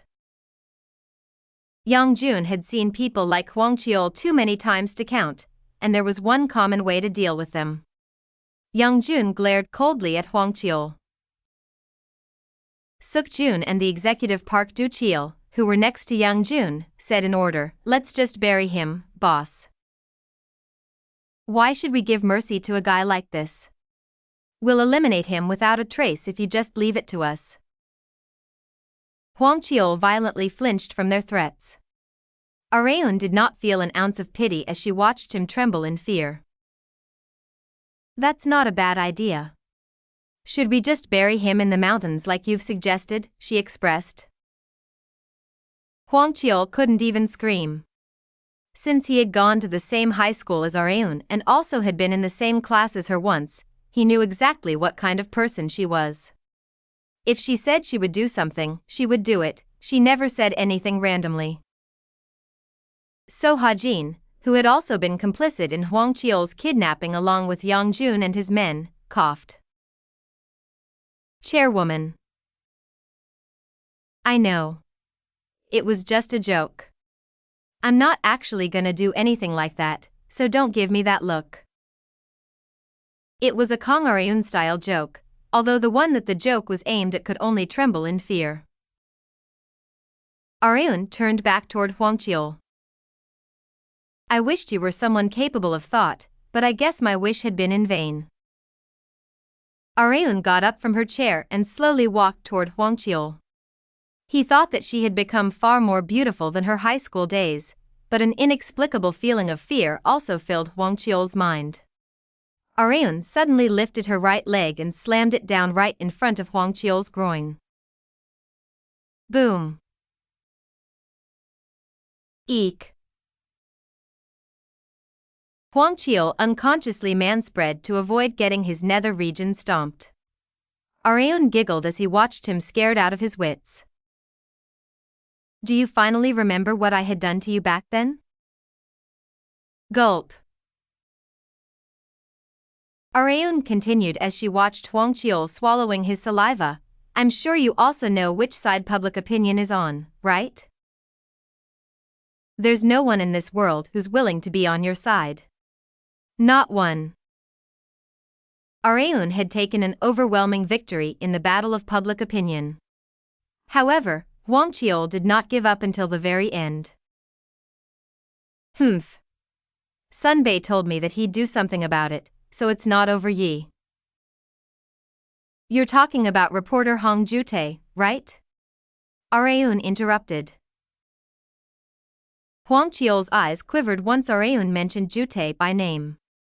It was obvious that Areun would know his name since it had been included in the published article.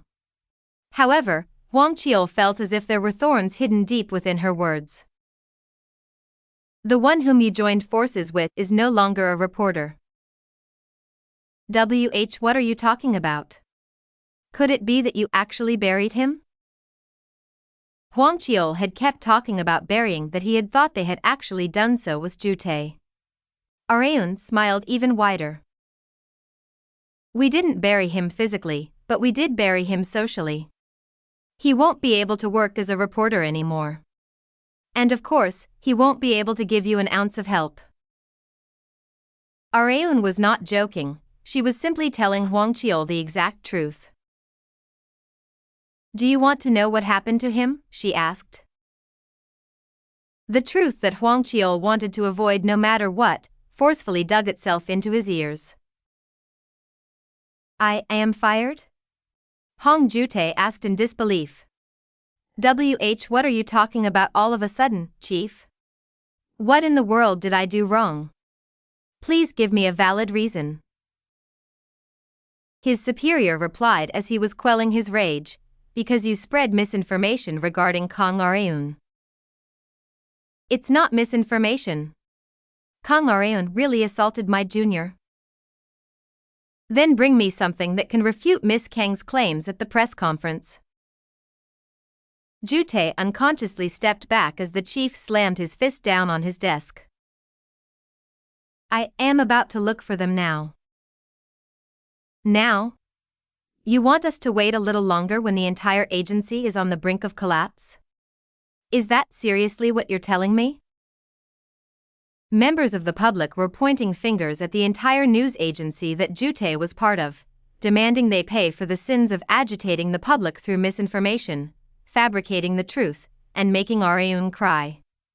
They were being condemned as a group of fake news reporters, and even their most loyal subscribers, however little they had, were turning their backs on them. I told you to bring me a scoop, not a ticking time bomb that could blow at any second. Not just that, the bomb had blown from within, in other words, it had been a suicide bombing. I don't need anything else from you. Just pack your things and leave. And the director said that he'll be suing you for the damages that we'd suffered from your actions, so you'd best be prepared. Ju-tae had betrayed the agency that had hired him. He was getting dizzy. He went back to his desk and tried reaching out to his connections. He contacted every single one while brainwashing himself that it was not the end, but not even one decided to help him in his time of need. None of them seemed to want to be associated with him in any way. Just why? Ju-tae's rage got the better of him and he hurled his smartphone, cracking the screen. His hopes that everything would work out one way or another had shattered, just like his smartphone screen. The strength left Hwang Cheol's body. He had thought that their plan had been perfect, but Areun's countermeasure had far surpassed it. Well, it was an obvious result. Who in their right mind would help a reporter who has only ever spread absurd news and had the nerve to claim no harm was done when it was revealed to have been fake? Areun had expected Ju-tae to bring himself to ruin, and even if he didn't, she had planned to take measures to ruin him. However, Ju-tae's life had crumbled far easier than she had expected, so there had not even been a need for her to step in. Nonetheless, it was still not enough. We've taken care of reporter Hong Ju-tae, so you're up next, Areun remarked while staring right at Hwang Cheol. I'll give you one last chance. See chance? To be exact, I'll give you a chance to at least walk out of here with your life intact. Areun's words were terrifying in and of itself. Hwang Cheol took it as she would actually bury him if he made the wrong decision. He swallowed his saliva before he realized it. Areun proposed as she watched Hwang Cheol's eyes quivering. Tell the world that everything you said had all been in your imagination. Tell them that you had done it because you were jealous that I was doing so well for myself. If you do, I'll let your sins slide.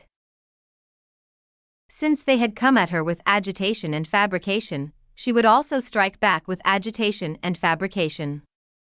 Hwang Cheol did not like the proposal in the slightest, but he couldn't bring himself to refuse as he saw the men behind Areun holding shovels, pickaxes and nail bats.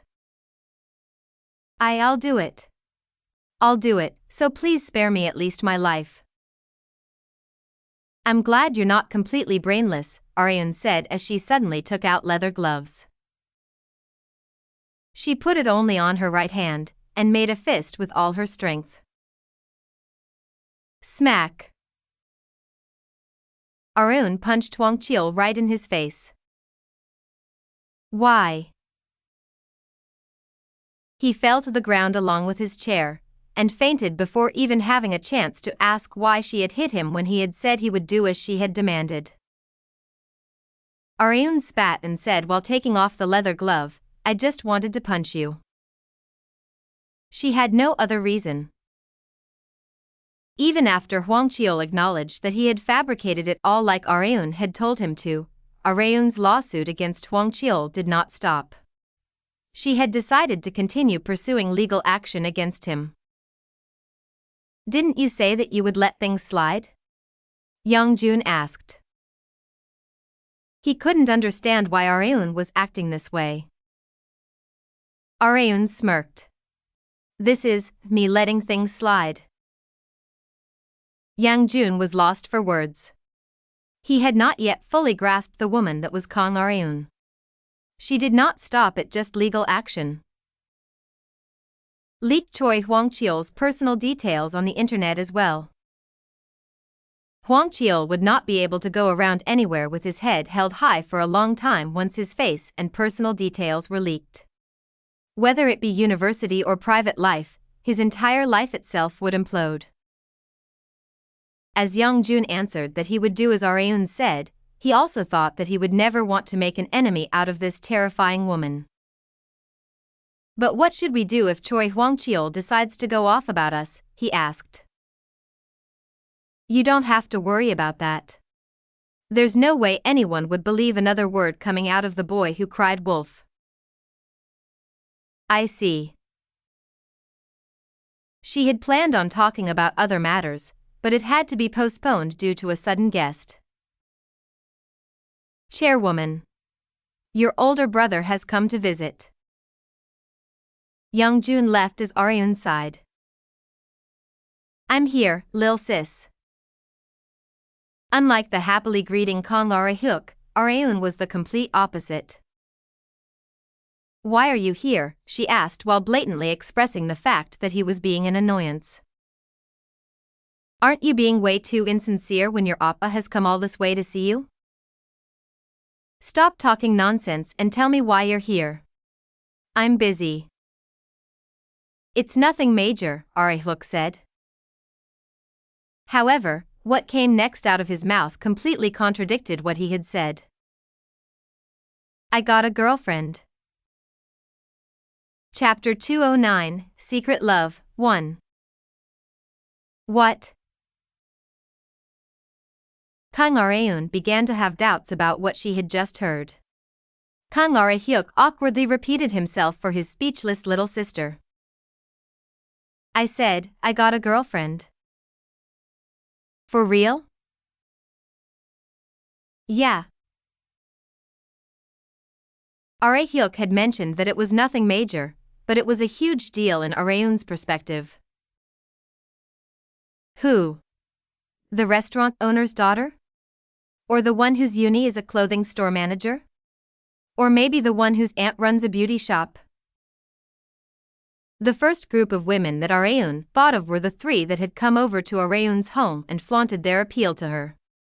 They had even made sure to come visit when Arehyuk had been hospitalized, although the air had been turbulent at the time because they had visited him at the same time.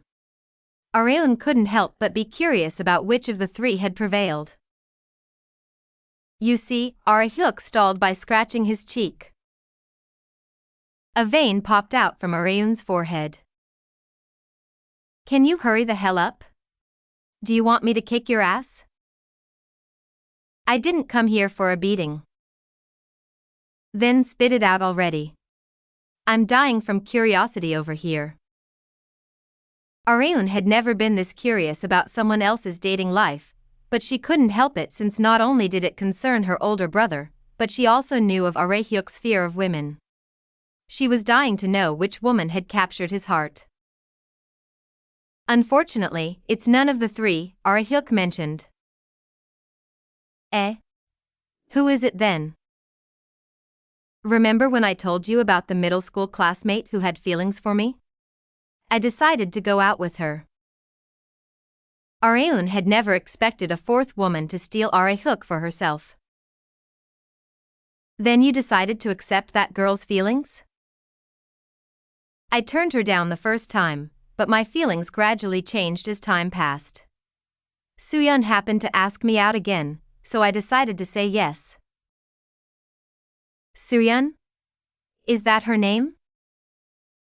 Yeah. Jo Soo-yeon. We were in the same class in our second and third years of middle school. Jo Soo-yeon.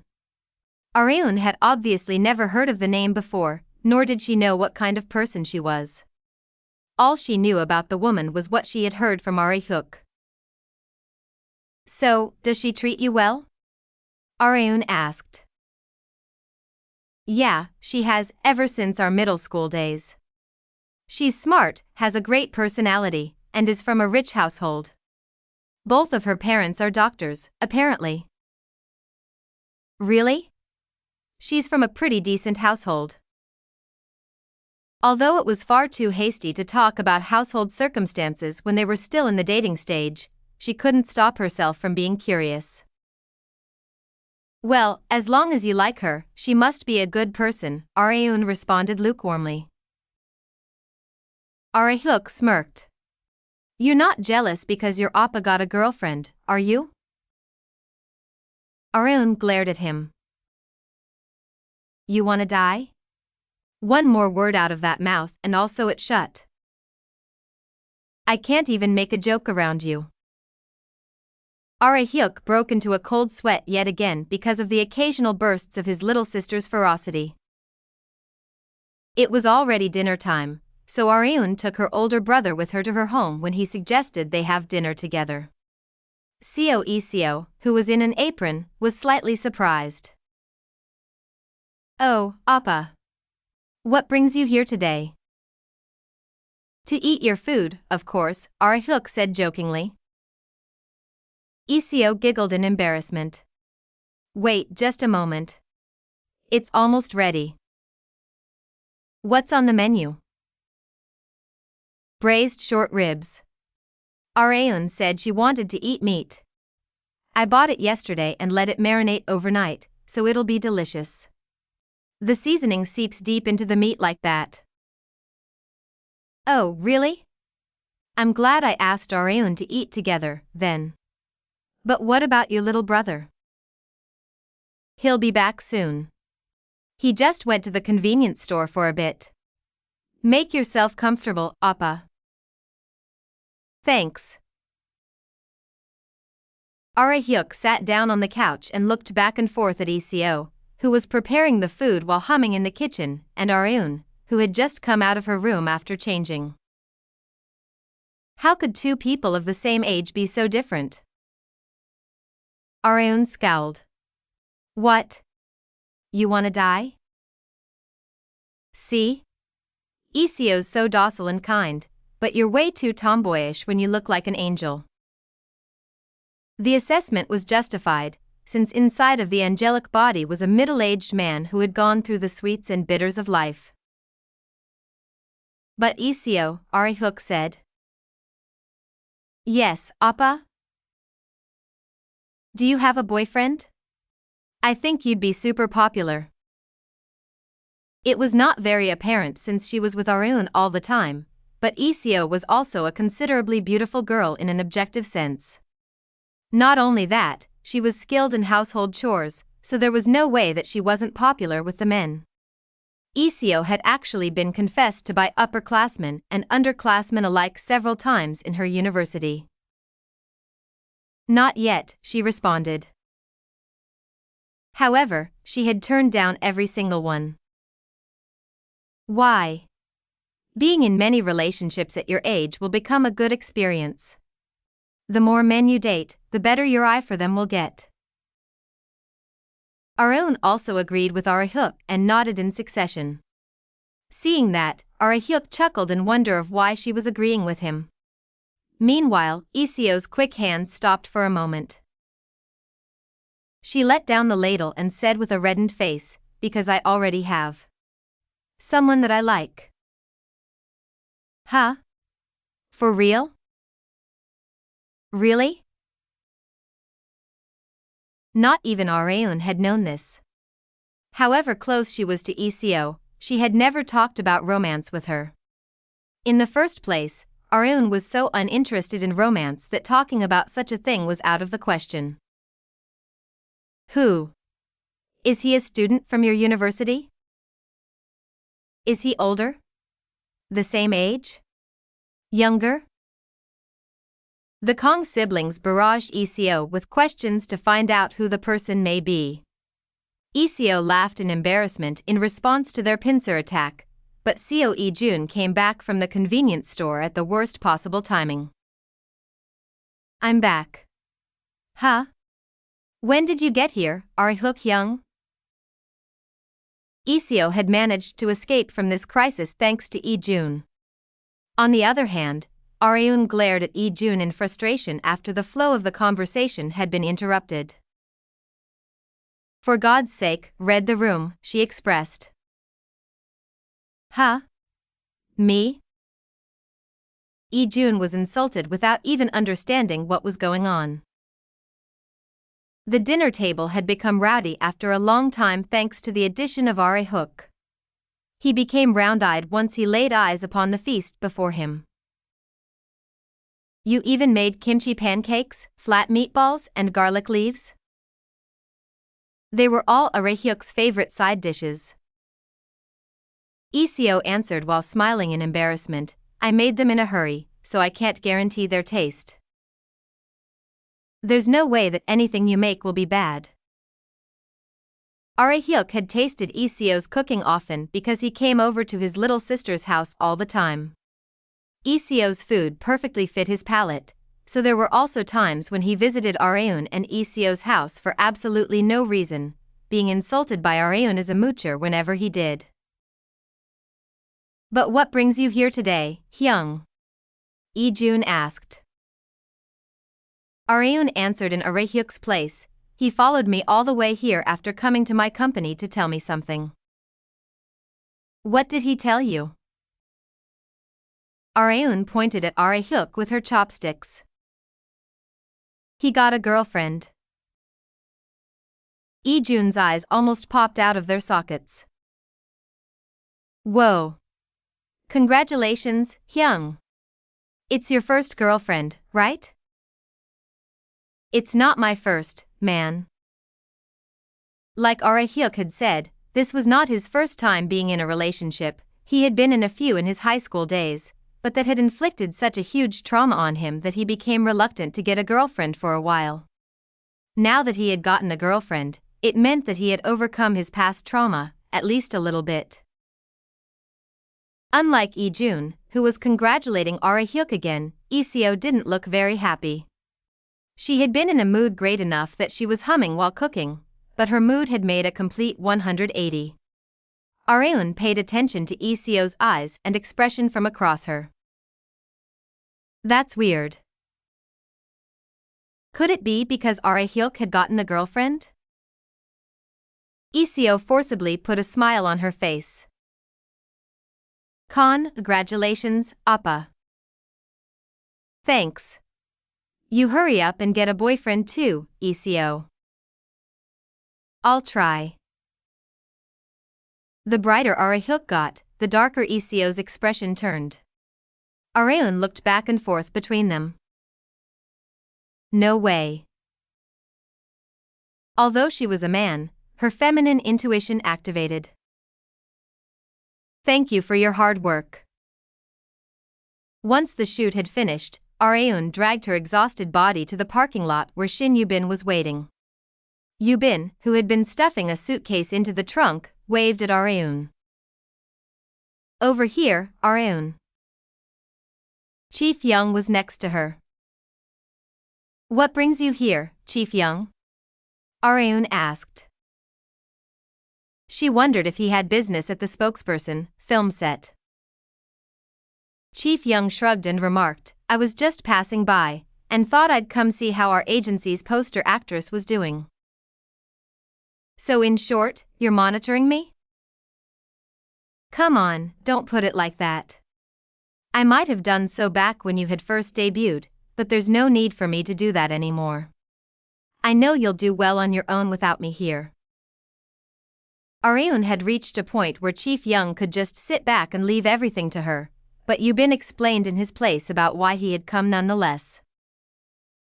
He came to check up on you because he was worried about you after that school violence rumor incident last time. Ari-eun softly smiled. In that case, you don't have to worry. It wrapped up well, didn't it? I guess you're right. The incident had wrapped up smoothly as Ari-eun had ordered Choi Hwang-cheol into saying that everything he had said about Ari-eun being a perpetrator of school violence had all been in his imagination, stemming from his envy and jealousy. After that, Areun had leaked Hwang Cheol's personal details on the internet, making him unable to even enjoy the outside air for a long time. At this point, he had likely been reduced to a bum unable to leave his house without being bombarded with looks from everyone around him. He got what he deserved. Reporter Han-Gyo had also experienced social death. Now that the two culprits had practically disappeared from the face of the earth, there was absolutely nothing that Areun needed to worry about. She could go back to fulfilling her revenge plan against Kim Han-Gyo little by little. However, there was just one more thing bothering her. Areun nonchalantly asked Yoo Bin and Chief Young in the driver and passenger seats while on their way to her home. Chief Young, Miss Manager. Yeah, Areun? What is it? How would you two react when you hear from the person you like that they found a lover? Yoo Bin and Chief Young instantly exchanged gazes with each other, and then asked with faces full of disbelief. Areun, could it be you? Found a lover? Areun had unintentionally caused a misunderstanding. Chapter 210, Secret Love, 2. Chief Young and Shin Yoo Bin's heads went blank. They had never expected Kang Areun to reveal that she had a boyfriend when it hadn't been that long since the school violence incident had been resolved. Areun clarified to them, not me. It's about my friend. The two shocked people maintained expressions of disbelief despite Areun having clarified it. People usually make excuses that it's about their friend when it's actually about themselves, Chief Young commented. He was not wrong. There definitely were people who talked about themselves while claiming that it was about their friend. However, Areun was not that kind of person.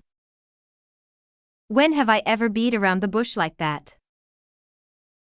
Well, never, I guess.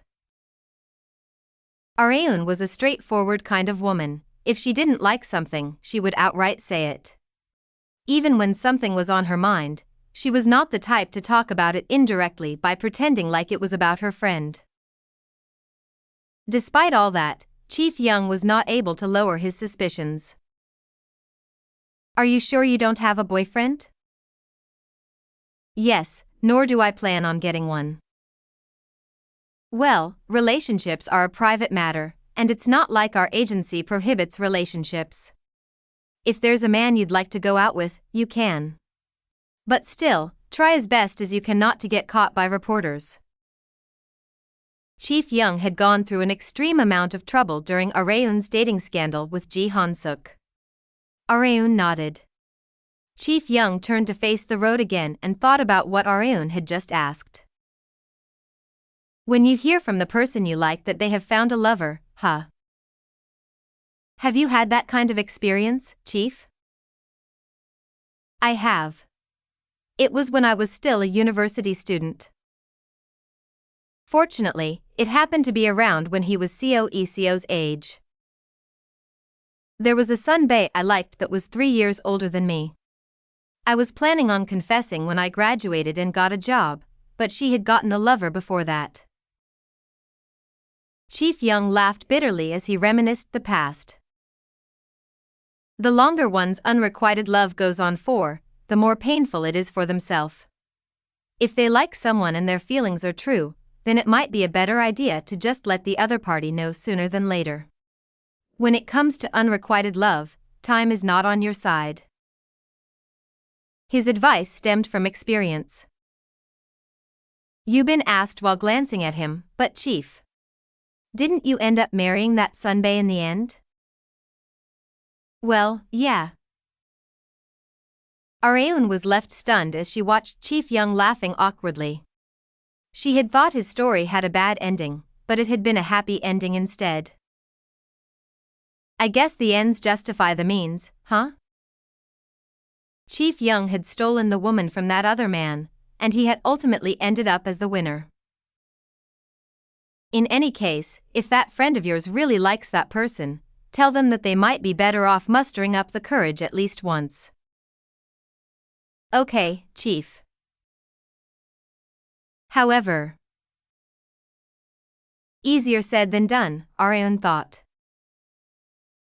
Areun put on the white leggings that were still a Levanche trial product in the fitness center changing room, and looked at the reflection of her lower body in the mirror. How should I say this? It's a bit embarrassing. They were not see-through, but she was still not used to white tight-fitting legwear.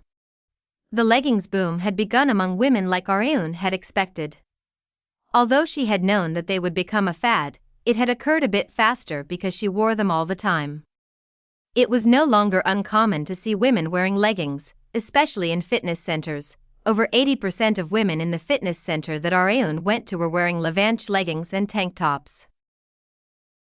Areun stretched for about 10 minutes to warm up her body. I'll go home after a light cardio session. She had already completed her resistance training for the day early in the morning. She had no shoots planned for today, and her company was closed since it was a weekend. She was too bored to stay at home, which was why she came to the fitness center for a second time of the day. Hello, Miss Kong. As she was about to get on the treadmill, a short-haired woman struck up a conversation with her. She was a beautiful woman who seemed to be in her late 20s. Areun simply thought that she was one of her fans, but came to realize that she had been wrong after hearing the woman's name. My name is Jo Soo-yeon. I was wondering if you knew me. Jo Soo-yeon. It was a name that had recently left an impression in her head. You're that guy's. I mean, my oppa's girlfriend, right? Yes, that's right. She was the woman that had captured Kang Arehyuk's heart after 2 confessions. Areun had never expected to meet her older brother's girlfriend in a place like this. I heard that you went to this fitness center, Soo-yeon mentioned. Oh. Really? Areun wondered if Soo-yeon had gotten a membership here to go to the same fitness center as her. No, it's probably just a coincidence. Areun erased the suspicion while slightly shaking her head. The membership of the fitness center that she went to was on the highly expensive side. The price reflected how great the facility was, but it was a bit too pricey for one to go here for the sole purpose of working out. Areun did not have to pay for a thing since it was fully covered by her agency, but an ordinary salaryman or student would definitely feel the money bleeding out of their bank account. But she's apparently from a rich household. Areun recalled that this much of an expenditure would be nothing for Soo-yeon. Soo-yeon scanned Areun's body while smiling. You're far more beautiful in person than through a screen. Your figure is so well proportioned as well. Thank you. You're also very beautiful. Oh, thank you so much. By the way, you don't have to be so formal with me. Just casually call me Uni. It probably was not a problem for other women, but it was of a considerably high difficulty for Areun. I'll try, she said. May I also speak comfortably with you? Yes, go ahead. Thanks. It was a bit much to make her older brother's girlfriend keep speaking formally to her. Areun. If you're fine with it, could I take a picture? What kind of picture? A selfie to post on my social media account. Please? Well, if it's just a picture, then sure.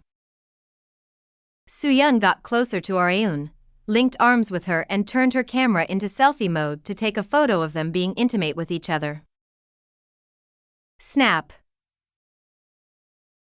Thanks, Areun. Oh, if it's okay, can we follow each other on social media? Yes, that's fine. Areun also wanted to know what kind of woman Jo Soo-yeon was. After they followed each other, I'll have to take a look once I get home. She was highly interested in her older brother's girlfriend. Areon returned home after a brief workout session with Soo-yeon, and walked over to Iseo's tightly shut room door without realizing it. Iseo acted like she was fine, but locked herself in her room to have her alone time whenever she had a lot on her mind. I'm sure she'll naturally get better once time passes. However, Areon couldn't help but feel sorry for Iseo as a bystander. To Areon, Iseo was a precious friend who had helped her a lot in her high school days. Areon might not have been able to properly adapt to the high school girl life if it hadn't been for Iseo. I want to help her, but it's not like I can tell that guy to break up with his girlfriend. This problem was only for the people involved to resolve. Areon was only a third party in all of this, so she wasn't able to intervene. Areon went back into her room and threw herself onto her bed. She then took out her smartphone and looked through Soo-yeon's account that she had followed back this afternoon. She had almost 350,000 followers. Although it did not even come close to the number of followers that Areon had, 350,000 was an extremely difficult number for a regular person to reach. She must be one of those social media influencers. Considering her household, great figure, and looks, it was not weird for Soo-yeon to be so popular. There were many photos of her with other famous people besides Areon, and the one that they had taken together had also been uploaded, which was getting tons of hearts and comments. However, it somehow felt as if Soo-yeon was flaunting the fact that she was close to Areon.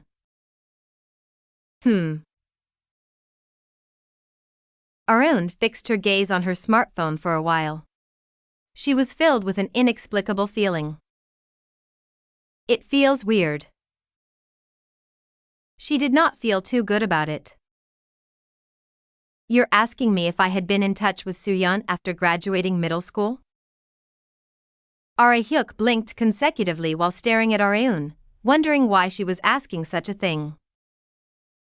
You called me here to ask that, he asked. Yeah. Why are you curious about something like that? Just 'cause. She'll become my sister-in-law if you two end up getting married, won't she?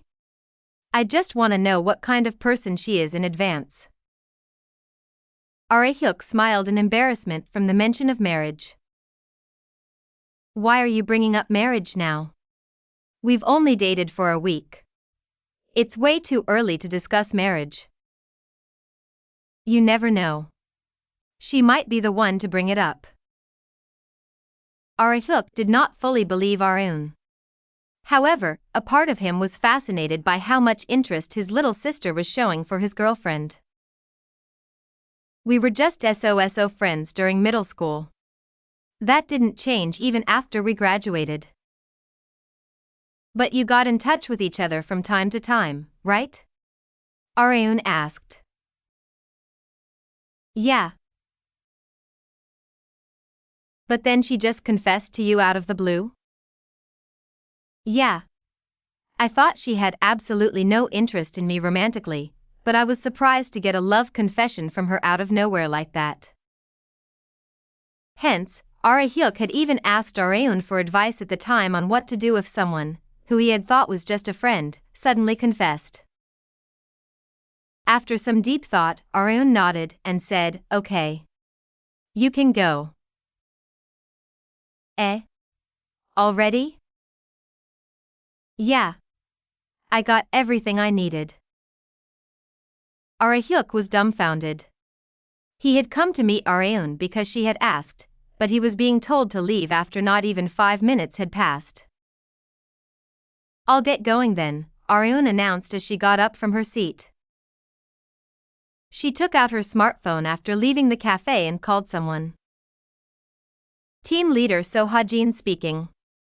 What can I do for you, chairwoman? Is Mr. Ma in the workplace right now? He isn't replying to my texts. He's hiding somewhere, watching a rerun of a girl group survival audition program. No wonder. Areun sighed and issued Hajin and Ma Yongjun a new mission. There's someone I'd like you guys to investigate. Her name is Jo Soo-yeon. Gather as much information you can on this woman and send it to me as quickly as you can. Areun decided to take action before the situation turned into something bigger. Chapter 211, Secret Love, 3. Kang Areun was reading a book in the living when her ears caught a small sigh. It was so deep that one would assume that the life of the person who had made it was over. Seo Iseo had been sighing like this very often ever since around 5 days ago. Seo Ijun, who was washing the dishes after losing a rock-paper-scissors game, asked while putting on rubber gloves, "Is there something on your mind, sis? You've been sighing non-stop since a few days ago." "It's nothing." She was obviously lying. Unlike Areun, Iseo was a bad liar. Anyone would be able to tell from her expression. "Did something bad happen at school?" "There's no way you would have bombed a test," Ijun asked again. "There are times when I bomb tests when I'm feeling under the weather." "What? So you were sighing because you actually bombed a test?" "I told you it's nothing." Iseo spared her breath even despite Ijun's barrage of questions. Areun clicked her tongue. "Ijun," she called out. "Yes, Nuna?" She waved at Ijun to look at her, and then made a gesture of zipping her mouth shut. In other words, she was telling him to shut up and wash the dishes. Ijun couldn't defy the orders of the most powerful figure in this household, so he did as Areun said and focused on washing the dishes. Meanwhile, Iseo went into her room with sagged shoulders, possibly because of her pointless argument with her little brother, or maybe because of a certain moron who was too dense to understand how she felt. Areun had lived together with Iseo for a while, but she had never seen her like this before. What in the world is love to make people like this? Areun still could not understand the feelings of a maiden in love. In the spokesperson film set, Areun immersed herself into her performance to shoot a scene where she was in a car ride to the press conference venue with Min Se-min. "I'm sure you know as well, Chief O, but you just need to answer that you do not know to any of the reporters' questions. Or, you could also not answer at all. The more you speak, the more ammunition you're giving them to use against you." "Understood," said Oh Tae-min, played by Se-min. "Did the congressmen decide to come to the venue?" "They were still undecided when I contacted them a few nights ago." "They decided not to come. They seem to be weighed down considerably by this." "I'm not surprised. There's not much time left until the election. They're better off playing it safe until then." Na Ji-young, played by Areun, took out and looked over the statement that she would be reading in front of the reporters today. That aside, Congressman Young Han-sik must also be very anxious, since a past incident that had died down once before is about to resurface. Because the result of the last general election had been below his expectations. They'd also managed to win far less seats in Congress than they had expected to, so he's likely holding a grudge. "How difficult," Ji-young mentioned while looking out the window with her chin resting on her hand. Tae-min, who was sitting next to her, replied while fixing his glasses, "That's just how politics is." "No, I wasn't talking about that," Ji-young said, as Areun smiled as relaxed as she possibly could. "I meant that dealing with people is complicated." Despite it being a performance, Areun's words hit Se-min hard. They carried the depth of someone who had experienced the various hardships of life. Areun and Se-min went into script reading for the next scene right after they had finished shooting scene #12-2. There was no need to imbue emotions when script reading, it was enough to read them lightly just to get a feel for how the conversation would flow. However, Areun recited her lines in a tone and with expressions so real that people would think it was occurring in reality. Saemin smiled awkwardly and remarked, "You don't have to immerse yourself that deeply when we're just script reading, Arun." They still had many more scenes to shoot for the day, so there was no need to waste energy from the morning by depleting their emotions like this. Now was a time to maintain a certain tempo. Arun regained her composure after apologizing to Saemin. Saemin smiled again and asked, "You don't have to apologize. That aside, were you the kind of actress who often added emotions into their script reading? You're a little different from what I've heard." From what Saemin had heard, Arun was not. Ever since her dramas, her films, one of a kind of girl and shuddered. Arun had never been the one to immerse herself into her script reading unless the other party did first. Despite that, she was the one to initiate it in this film. "I sometimes forget that this is a film shoot." There were times when Arun excessively immersed herself in the settings of the film spokesperson, possibly because of her past experience. Arun replied while smiling, "I think I'm just in the mood to immerse myself a bit more today." "Oh, we all have those days. I've done so a few times as well." As Arun was making vague excuses for her excessive immersion, Shin Yubin came up to her with her smartphone. "You're getting a call, Arun. Who's Misma? A foreigner?" Arun had saved Ma Young-jun's number as Misma. "Just an acquaintance," she answered. She then asked for their understanding to take the call, and moved as far away from the studio as possible so that others wouldn't hear her. "Hello? Can you speak now?" "Yeah, go ahead." Arun had an idea of why Young-jun had called her. "Did you find out anything about that woman Jo Soo-yeon?" "To put it simply, you were right about her." Arun knew it. She nodded in succession. Meanwhile, Young-jun continued his explanation.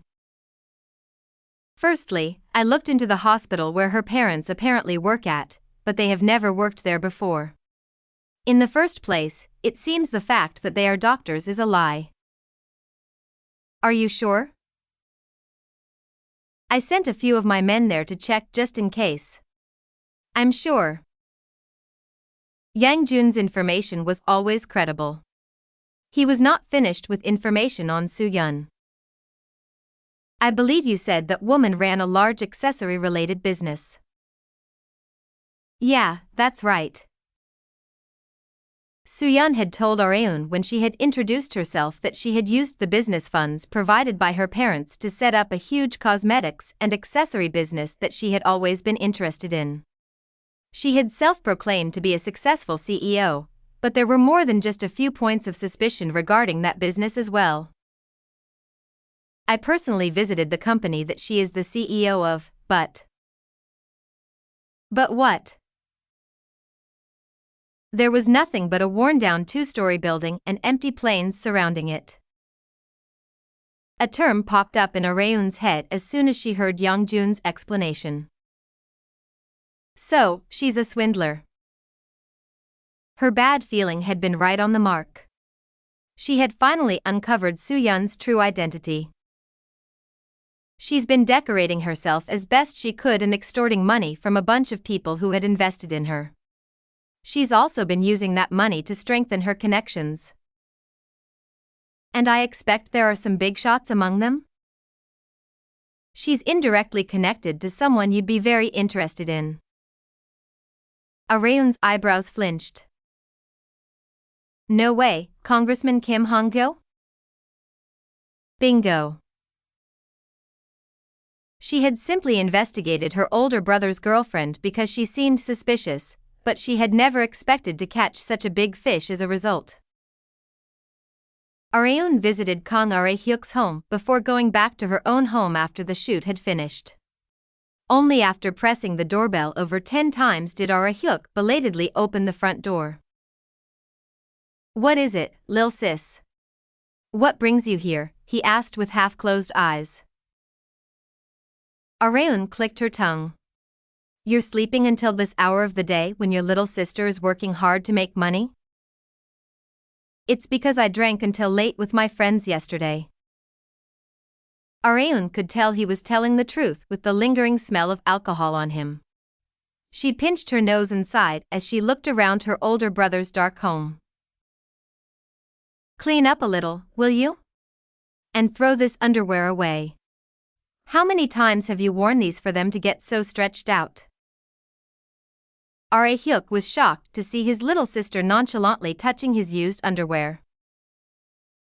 Can you please at least pretend not to see stuff like that? Even if they were siblings, things like this were still embarrassing. Areun more or less managed to secure a place to sit. Arehyuk asked with a face devoid of energy, "Why did you come here without a word?" "I had something to ask you." "Ask me what?" "How much do you know about Jo Soo-yeon?" Areun asked. "Soo-yeon? Well, as much as anyone else, I guess." Arehyuk likely did not know that Soo-yeon was a swindler.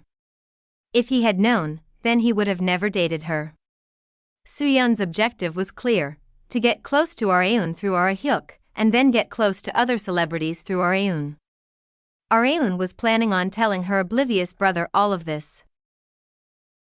"You'd better keep your distance from her, because..." Arehyuk interrupted her before she had a chance to explain, "You don't have to tell me." Then, he began to tell her what had occurred behind the scenes. Areun smiled bitterly as she returned to a dark home. ECO was sitting vacantly in the living room without the lights on despite the sun having set. Seeing her, Areun turned on the living room light, finally alerting ECO to Areun's presence. "When did you get here?" "Just now." "What were you doing in the dark like that?" "Just nothing." There was no way that was true. ECO had been in noticeably bad condition lately. Areun was certain that it was because Arehyuk had gotten a girlfriend. Plop. Areun sat down on the couch at a distance from ECO and let her know of news that she had just heard from her older brother. "My oppa broke up with that woman." "Broke up? What do you mean?" "Exactly as it sounds." Arehyuk and Soo-yeon had ended up dating after the mood had turned romantic during their middle school alumni drinking gathering. However, Arehyuk had begun to see Soo-yeon in a different light during their third week of dating. She was a pathological liar and lived off of vanity. However, little affection that Arehyuk had left for her had disappeared because she had continued to beg him to help her get closer to Areun. Hence, Arehyuk had one-sidedly informed her of their breakup. "That woman named Jo Soo-yeon didn't seem to be a good woman in my oppa's eyes."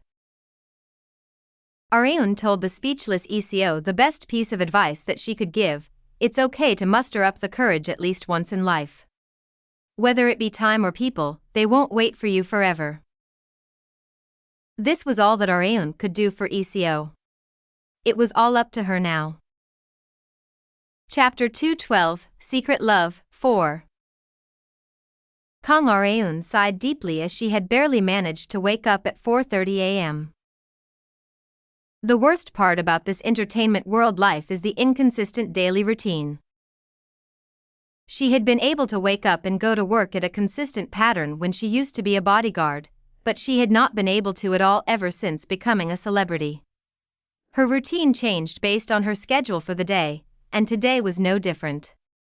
Since they had a film shoot scheduled in the middle of the city where people frequented, they needed to finish the shoot as early in the day as possible. Due to this, she had to wake up earlier than she had wanted. Areun got on her knees and stretched her arms upward with the sound of joints cracking. She then bent over and raised her butt, getting into a cat pose. Her loose sleepwear slid down her back from her movements, exposing her slender arched back.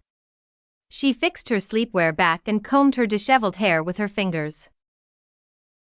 It's too cold to sleep naked lately. Summer had passed, making way for the chilly autumn. Areun recalled sleeping in her underwear last week and waking up while sneezing. She barely dragged herself out of bed and walked to the bathroom.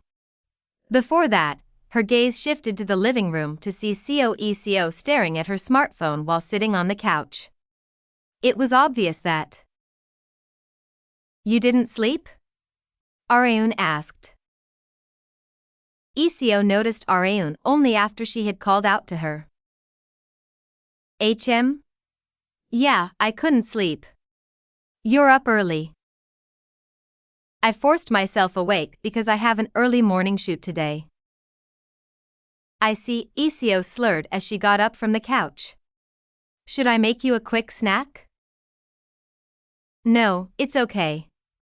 Miss Manager will buy me something, so I can just eat that on the car ride there. More importantly. Areun approached Eco with long strides, getting a bit too close for comfort. Eco stepped back before she realized it. What is it? She asked in a fluster. Stay still. Areun put her arms around Eco's waist so that she couldn't run away. They were around the same height, so their eye levels were also the same.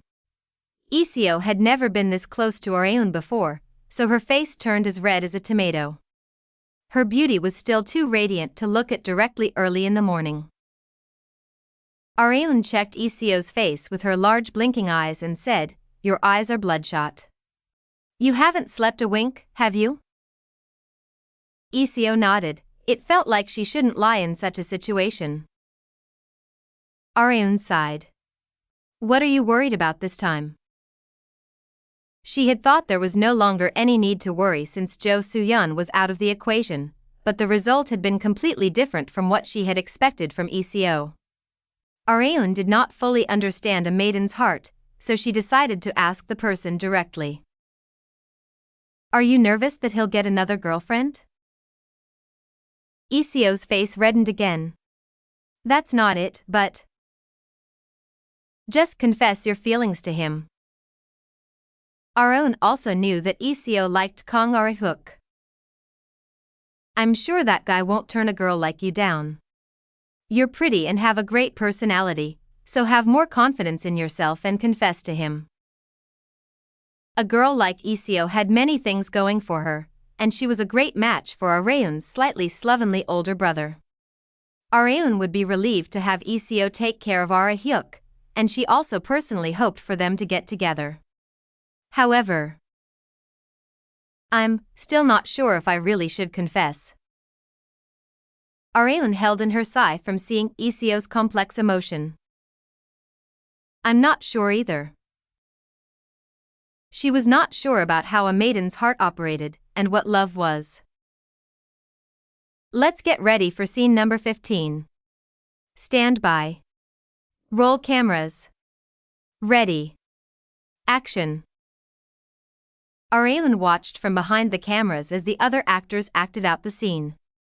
She stared blankly at them with her chin resting on her hand. Ji Han-suk approached her and asked, Is something on your mind lately? It was rare to see Areun in a daze on set, so Han-suk couldn't help but worry since it had been going on for several days. Areun answered with an awkward smile, No, nothing much. Really? Han-suk was unexpectedly very good at reading people based on their expressions. He was in the same line of business as his grandfather, so this skill of his had been unintentionally polished as he attended meetings with buyers. Hence, he could tell that Areun had lied to him. I won't tell a soul, so you can confide in me, he remarked. Areun knew that Han-suk was a considerably tight-lipped person even without him telling her. He was definitely not the kind of person to go around blabbering other people's secrets. Areun held in her sigh and asked as she stared fixedly at him, What do you think about love, Sunbae? Love? Han-suk had never expected the word love to come out of Areun's mouth. Love, huh? Could it be why you found someone you like? Han-suk's heart beat rapidly. It was not out of joy, but out of anxiety that Areun might have fallen in love with someone other than him. The anxiety was killing him. Not me, but my friend who I live with seems to have found a guy that she likes. Oh. You're talking about that high school classmate of yours, right? Yes. Although Han-suk had never met ECO in person, he had knowledge of her. He sighed in relief after finding out that Areun had not fallen in love. Areun continued to talk about what was on her mind without caring about whatever was on Han-suk's mind. The person that she likes recently broke up with his girlfriend, so I thought she would go right ahead and confess her feelings to him, but she's been doing nothing but hesitating. And you've been like this because you feel frustrated about that, I see.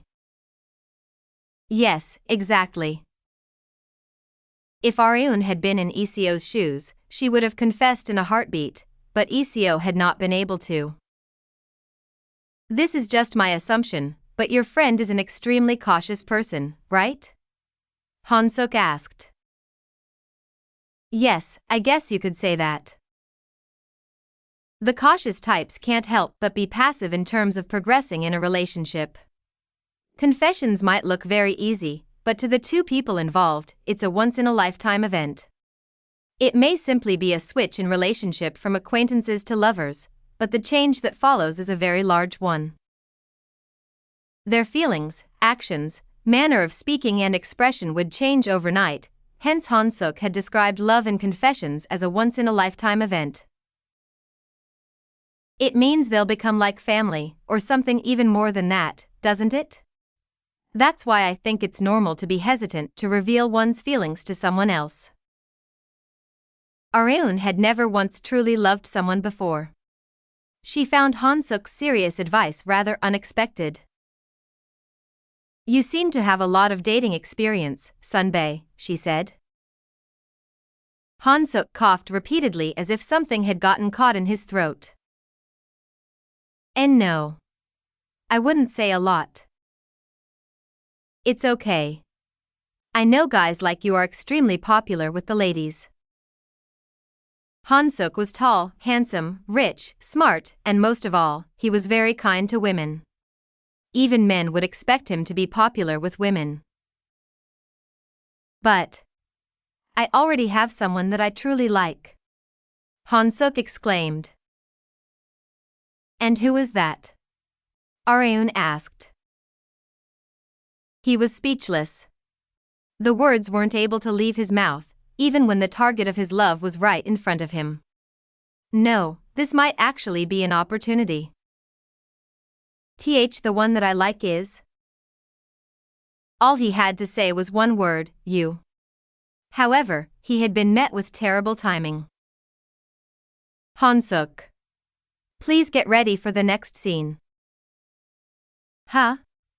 Oh, yes. Understood. Han-suk reluctantly got up from his seat.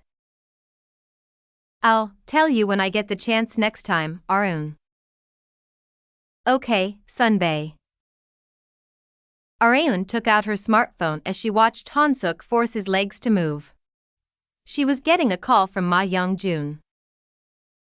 I'm about to investigate that Jo Soo-yeon woman again.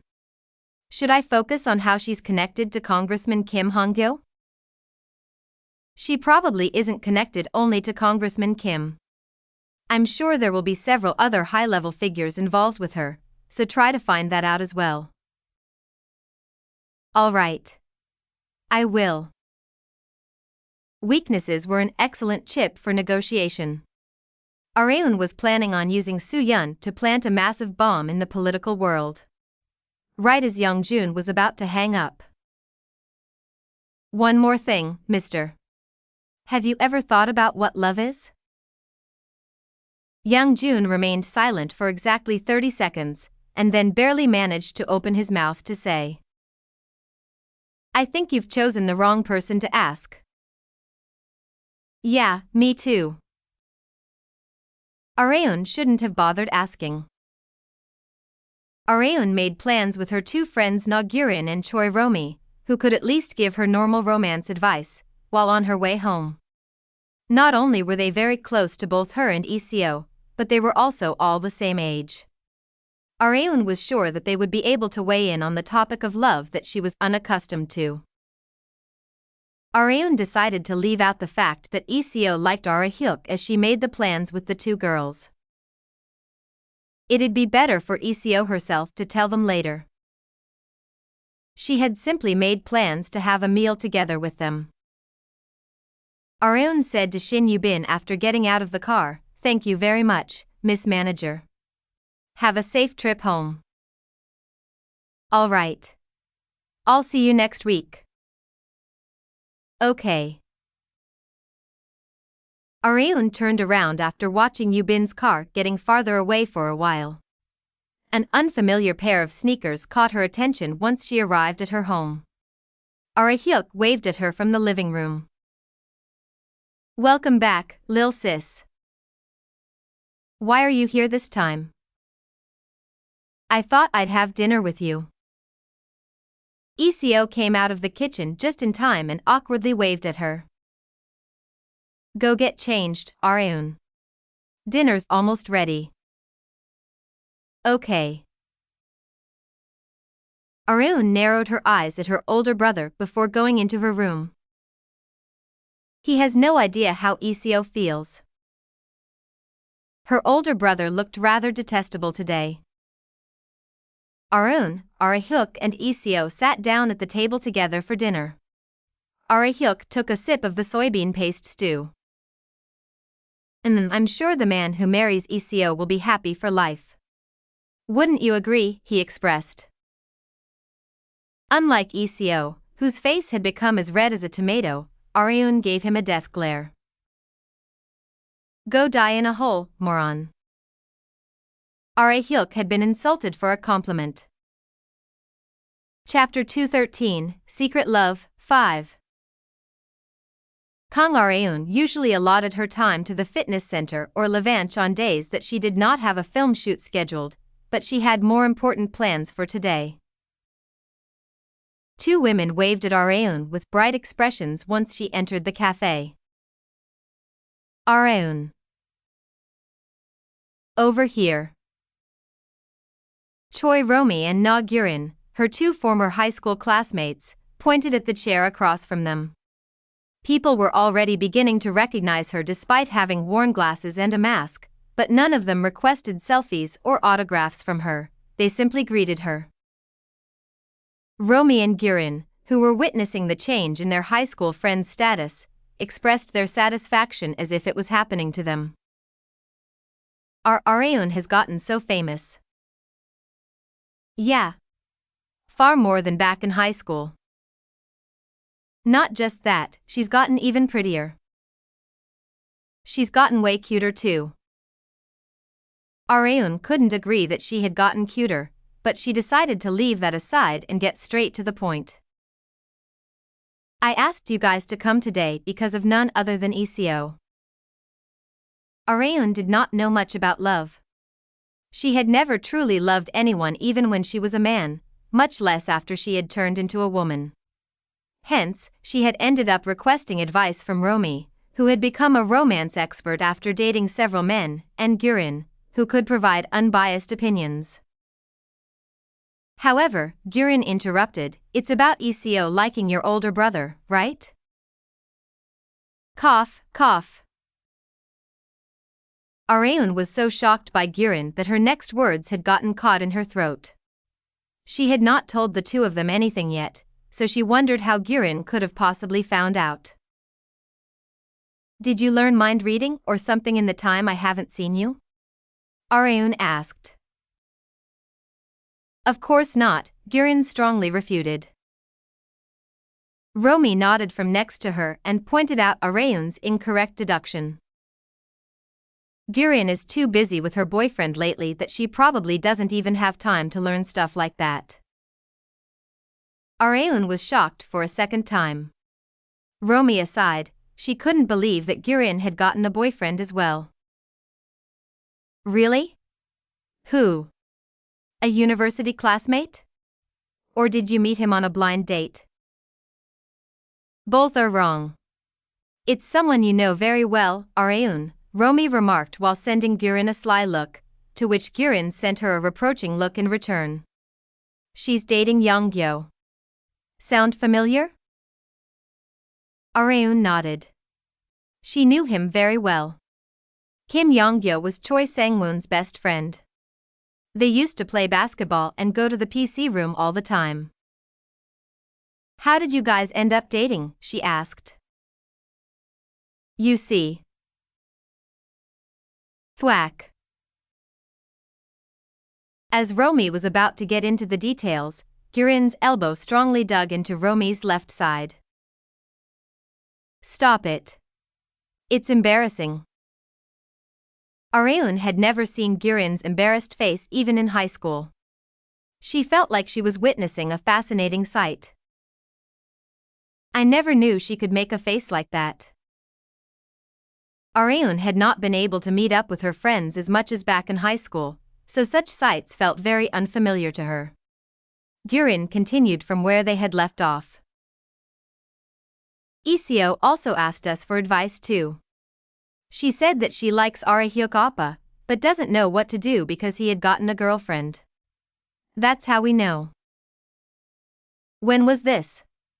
Areun asked. It hasn't been that long. Around 3 days ago, I think. They had found out later than Areun. Iseo mentioned that you told her it's okay to muster up the courage at least once in life. I did. She seemed to have taken that deeply to heart. She was also curious about what we thought of the situation. Areun was glad that Iseo had taken her words to heart. However, there was a problem. She mentioned not having been able to get the proper chance. A chance for what? To put it simply, she can't find the right timing to confess. In the first place, Iseo and Kang Arehyuk were rarely alone together. They were not siblings like Arehyuk was to Areun. Areun thought deeply with arms folded, and then seemed to have come to a resolution. Then I'll make one for her. She decided to do what she could for the sake of her friend. Iseo had never once in her life harbored romantic feelings for a man until now. Arehyuk was her first love. However, your first love being an unrequited one is a lot harder than I thought. She had heard from Areun not long ago that Arehyuk had broken up with his girlfriend. She found herself somewhat pathetic for being even the slightest bit happy at the time. It's not like Arehyuk Oppa and I will get together just because he broke up with his girlfriend. If she was happy about one thing, it was that Arehyuk did not seem very sad after breaking things off with his girlfriend. He had become single, but he was so popular with the ladies that the vacant seat next to him could be filled at any moment by another woman. The anxiety that came with that thought kept her uneasy. As Iseo was thinking about what to do, a call on her phone caught her attention. Areun? She had gotten a call from Areun, who had mentioned that she would be meeting a friend. Hello? Are you home right now? Me? Yeah. Why? Did you forget something? Do you want me to get it for you? No, nothing like that. What about Ijun? He'll be home soon. Then I guess I'll have to call him or something. Huh? Why? Areun continued to speak incomprehensibly. My oppa told me that he's almost at our house. Ijun and I will be back around dinner time, so make good use of this chance. Make good use of it? What do you mean? I'm sure you know exactly what I mean, don't you? Iseo was not dim-witted. Areun was doing her best to give her and Arehyuk some alone time, because Tell him exactly how you feel. That moronic oppa of mine is the most dense man in the world, so he won't get it unless you give it to him straight. Iseo swallowed her saliva due to the unannounced arrival of a chance to confess her feelings. If it's too much for you, then you can just send him back after talking with him like usual. The choice is entirely up to you.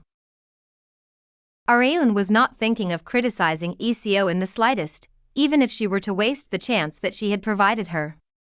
Areun had given her a push on the back, but only Iseo was able to decide whether to use that momentum to push forward, or to remain in place. Areun left her precious friend one final message before hanging up. Do your best. I'll be rooting for you. A momentary silence engulfed Iseo after the call had ended. Ding dong. Just then, the sound of the doorbell caused Iseo's small shoulders to flinch. She took a deep breath in and out, and slowly rose from her seat. Her expression had completely changed. She said to herself before opening the door, "Thanks, Areun." Arehyuk said in exasperation after gulping down the coffee that Iseo had given him, "I came here after my little sister said she had something to say to me, but she's nowhere in sight." He had come because he had thought that Areun would give him the new stock trading information that she regularly gave him, but she was nowhere to be found. Iseo replied as she sat down across from him, "She said she won't be too late, so you don't have to worry." "Well, I'm not worried. Areun has bodyguards far more reliable than me by her side, 24/7. "No, you're plenty reliable yourself, Appa." Iseo had not said this to make Arehyuk feel better, she had simply told him how she truly felt after watching over him all this time. Of course, he was not as good at fighting as my young June, nor was he extremely talented at making money, or extraordinarily smart. Despite all that, there was one thing that stood him out among everyone else. After all, you treat your family with great care. There was one thing that Iseo was occasionally envious of Areun, and that was her older brother. The thought of how nice it would be to have an older brother like Arehyuk might have turned into feelings of love. Arehyuk felt embarrassed since he had never had such a serious conversation with Iseo like this before. In any case, thanks for always being a dependable friend to my little sister. To be honest with you, Areun had been super rebellious ever since our mother passed away. Dad and I tried to take care of her as best we could, but we weren't able to help with her troubles as best as we wanted to since we were both men. I honestly still feel sorry about that for Areun to this very day. Arehyuk was always thankful to Iseo for staying as Areun's friend in that turmoil. Feel free to let me know anytime if you ever come to need my help. I'll help you in any way possible as thanks. Iseo's face began to redden as a result of what Arehyuk said. Then, could I ask you for a favor? What is it? Just say the words, Arehyuk confidently answered while pounding his chest several times with his fist. Iseo nodded slightly and did her absolute best to open her mouth after swallowing her saliva several times. I'd like you to hear me out. Hear you out? Is there something on your mind that you want to share? Arehyuk asked. Yes. To be honest, there's someone that I've liked for a while now. Arehyuk could sense a romance consultation coming, although his dating experiences only consisted of quick breakups and painful memories, they were dating experiences nonetheless. Hence, he got ready to hear Iseo out as a senior in life. However, not even he had been able to predict what came next out of Iseo's mouth. I like you, Appa. Seo Ijun could not understand Areun's actions in the slightest. Telling me that I'm not allowed to go home all of a sudden. Did something happen? You're so noisy. Just shut up and stay still. Areun couldn't even bother to explain to him. She expected the situation to have more or less been wrapped up, so she went back home with Lee-jun, who had been prohibited from going back home after having gone to the convenience store for a quick second. "You're finally back." Arehyuk had come out of the elevator that they were waiting to come down to their floor. Areun flinched in surprise from the unexpected appearance of her brother. "How did it go?" she asked. Hearing that, Arehyuk was immediately able to deduce that all of this had been his little sister's plan.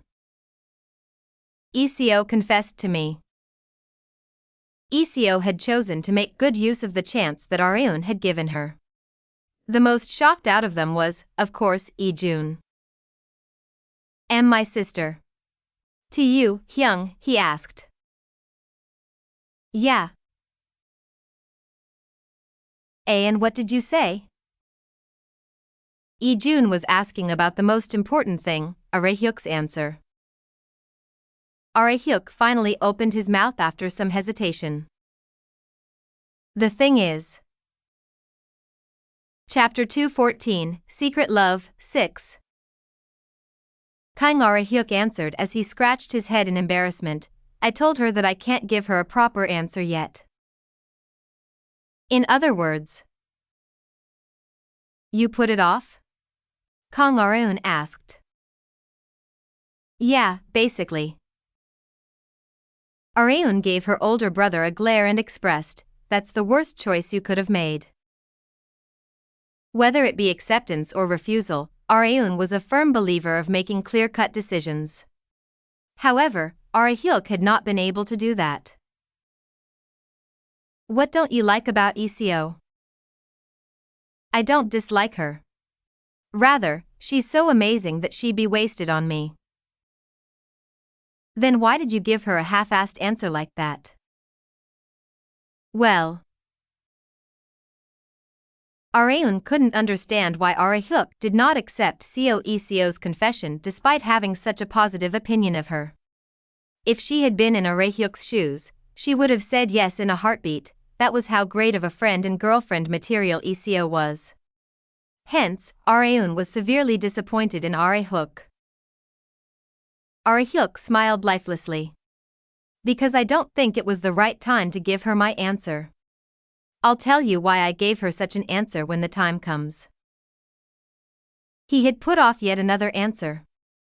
Areun sighed massively. ECO smiled at Areun as soon as Areun came home.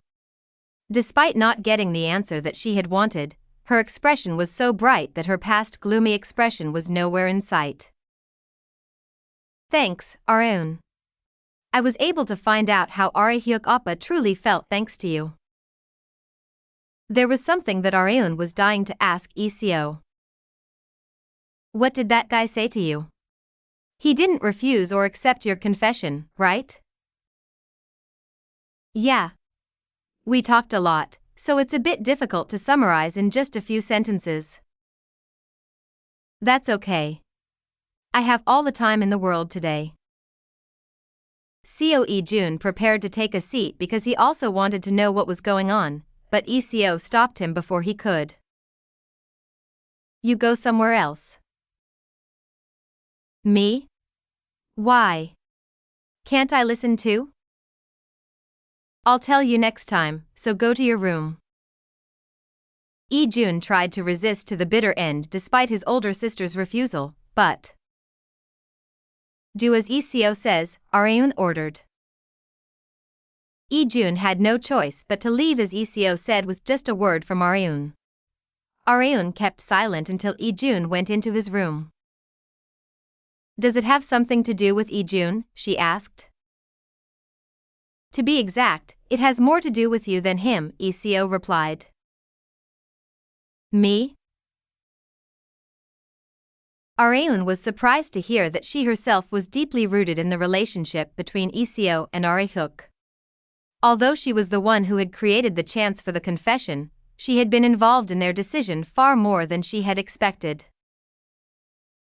Turning back time to when Arehyuk and ECO were alone together, Arehyuk was shocked at first to hear ECO's surprise confession. How long have you harbored such feelings for me? He was curious about the time period. Isio's face turned as red as a tomato. When I first saw you, I did think that you were handsome, but I only began to see you as a man once I became an adult. Not only was Arehyuk handsome, but he also had a great personality. As Isio discovered more and more about what kind of person Arehyuk was, she began to see him as something more than just a handsome oppa. And then, it did not take her long to realize that this feeling was love. Arehyuk softly sighed and immediately said, I didn't realize it all. I'm sorry I put you through so much pain. He had a pretty rough idea of how hard unrequited love was for the person involved. And no. I was the one who one-sidedly fell in love with you. Isio did not want Arehyuk to feel sorry. She then smiled bitterly. I've actually wanted to confess to you for a while now, but I've been keeping my feelings secret because I knew you would turn me down. You thought I would turn you down? Arehyuk asked. Yes. Why? Just a hunch. Isio also possessed the extremely sharp feminine intuition that his little sister displayed from time to time. However, she had not been able to completely foresee how Arehyuk would have answered. I wouldn't have turned you down. Then and now, there aren't many women as amazing as you around me, Arehyuk said. He then quenched his thirst with the beverage that Isio had given him and asked, Do you know what my standards for women are? I'm not sure. Come to think of it, Isio had never heard about Arehyuk's preferences for women. I like women that my little sister has taken a liking to, he answered. In terms of that, there was no woman better for him than Isio. However, despite all that, I can't really give you a proper answer right now. Do you have a reason why? Isio asked. I do, Arehyuk answered as he pointed at a certain room. It was the one that Ijun was temporarily using. You know that Ijun has feelings for Areun, right? Yes. There was no way that she wouldn't know. Considering even Arehyuk had noticed, it was impossible for Isio not to have noticed. My little sister seems to have taken quite a liking to him as well. But of course, I'm not sure if those feelings of hers stem from affection for him as a man, or simply just as a younger guy who's nice to have around. Whichever it was, and however the probability for each of them were, it honestly did not matter to Arehyuk. If you and I end up dating, their relationship will get complicated. That's why I want to confirm the nature of their relationship first. Hence, Arehyuk had decided to put off his answer. I'm sorry, Isio.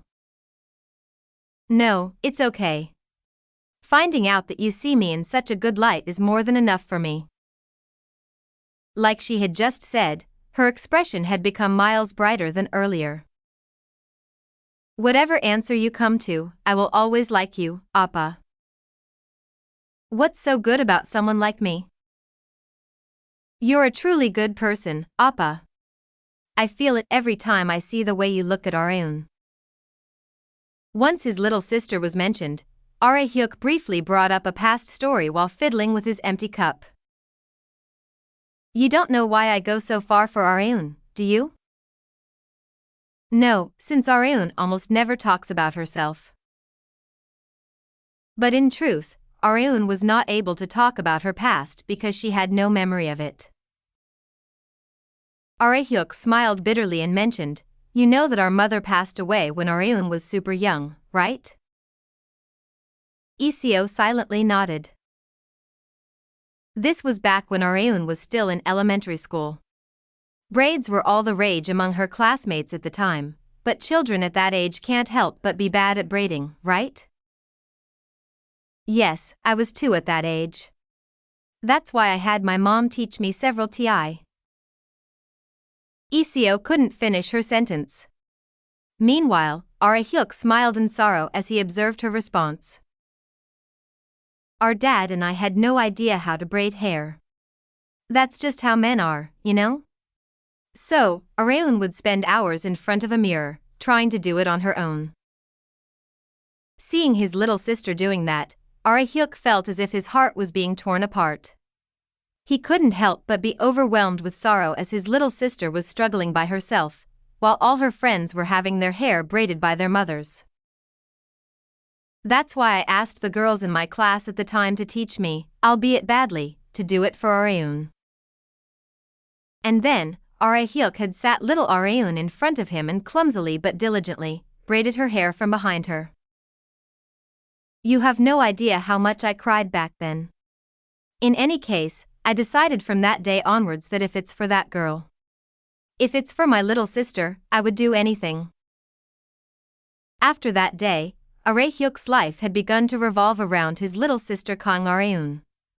Embarrassment belatedly swept over him, and he began to fiddle around with his empty cup even more. Don't tell Areun about this, okay? Okay, Appa. After hearing that, Iseo once again realized why she had fallen in love with Are-hyuk. Iseo felt bad for Are-hyuk, but she told Areun exactly what she had heard from him. She wanted to let Areun know how much her older brother cared for her, no matter what. Areun fell into deep thought as she was told of an untold episode of Kang Areun's past. For God's sake, that guy. He should focus on taking care of himself. Areun sounded harsh, but her expression was one that did not hate it. She also knew that Are-hyuk's love for his little sister was well above those of other families, but she had never expected his love to be this strong. Their mother's death had strengthened their bond even more. Then I just have to reveal how I feel about Ijun, and problem solved, right? Areun mentioned. Do you know why your appa asked me not to tell you about what we talked about? Iseo asked. Because he was embarrassed? Because he knew you would force yourself to make a hasty decision like this if I did. That's why we decided to take enough time for you to come to a decision on your own. At this moment, Areun had no intention of dating a man, since she had been a man herself once. However, Are-hyuk and Iseo had no idea about this. Hence, they had decided to take enough time for her to organize her feelings. You don't have to force a decision for my sake. Appa and I decided not to be swayed by other women or men while we wait. There existed many different forms of relationships between men and women. Although Are-hyuk and Iseo's relationship had not blossomed into what she had wanted it to, it was something for the two people involved to decide. She was in no place to meddle with it. The best she could do was to honor their decision. Areun shifted her gaze to Ijun's room. There were many men in her life, not just Ijun, Ji Han-suk, Jae-woon, Min Se-min, Choi Sang-woon, and etc. What a pain. It was a situation that any woman would be envious of, but Areun was not happy in the slightest. Relationships between those of the opposite sex were extremely complex. This did not apply only to the relationship between Are-hyuk and Iseo. Technically speaking, Areun's situation was far more complex. She was tangled in all sorts of relationships, but one thing that was for sure was that the feelings of every man around her were heading toward her as the last stop. It's not like I went around tempting them on purpose. Areun unconsciously clicked her tongue. She was not wrong, but there was one thing that she wasn't aware of. There existed many different kinds of temptations in this world, and exuding her charms here and there was also a form of temptation. Chapter 215, Change of Plan, 1. Whack. The golf ball was hit with a clean impact sound and flew forward in a beautiful arc. The people watching Kim Han-Gyo's tee shot from behind him exclaimed as if they had been waiting for it. Great shot. As expected of Congressman Kim. Your skills haven't rusted a bit. Han-Gyo, who had come to a golf course for a change of pace, clicked his tongue as he stared at his ball that had fallen short of the green. He handed his club to his caddy and got on the golf cart with the others to move to where their balls had landed. On the drive there, one of the young politicians that supported Han-Gyo cautiously brought up a sensitive topic. It's very unfortunate what happened with the Jo Soo-yun case. Jo Soo-yun was an extraordinary swindler who had impacted the financial, entertainment, and even the political world. Her deeds had been exposed by a certain reporter. Did reporter On Soo-jin have a part in this as well? Yes, she was the one who published the article. How in the world does that On Soo-jin woman get all of this information? Could she be a helper of the masked woman that Congressman Kim had mentioned? Who knows? Han-Gyo had once again been brought up as a topic of gossip due to the Jo Soo-yun incident. He of course was not as closely connected to her compared to other people, he had simply had a meal with her once. However, he was such an influential figure that just a simple meal had become a huge deal. The Jo Soo-yun case had stirred Korea yet again. Han-Gyo walked to where his ball had landed once the golf cart stopped. He confidently got into position after changing his club. There's no need to be muddled over every single trivial incident like this. We've all survived in this dirty world of politics for a long time.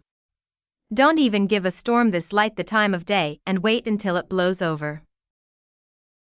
However, he couldn't just continue to take this lying down. Whack! The golf ball flew as if it slightly jumped in the air and rapidly rolled toward the hole. It just barely missed it, but it was extremely close to it now. Not everything goes the way you want it to. Such is life. Han-Gyo did not let the chance to score a birdie go. There is no such thing as a plan that can't go wrong. What's more important is being bold enough to completely modify the plan and go in an entirely different direction. The golf ball rolled into the hole as if it was being pulled in by it. Incidents had occurred one by one after the appearance of the mysterious woman who knew all of Han-Gyo's secrets. He did not know who the woman was, but he would absolutely not take this lying down. Hence, he decided to be bold like he had mentioned just now. Secretary Jang. Yes, Congressman, his secretary energetically answered. Han-Gyo fixed his hat and said with a meaningful smile, I'll have to meet some people. Set a schedule. There was one more person who had realized that there were times when things did not go to plan. Kang Lareun softly sighed in disappointment. She had come to know why Kang Larehyuk cared so much for her after hearing about the past of this body's former owner from Coeco. Even so, it doesn't really move me that deeply since it isn't about me. Since Larehyuk had put off his answer instead of completely turning down Eco's confession, there was still a chance for them to get together in the end. If there was a problem, it was me. Areun sighed once again.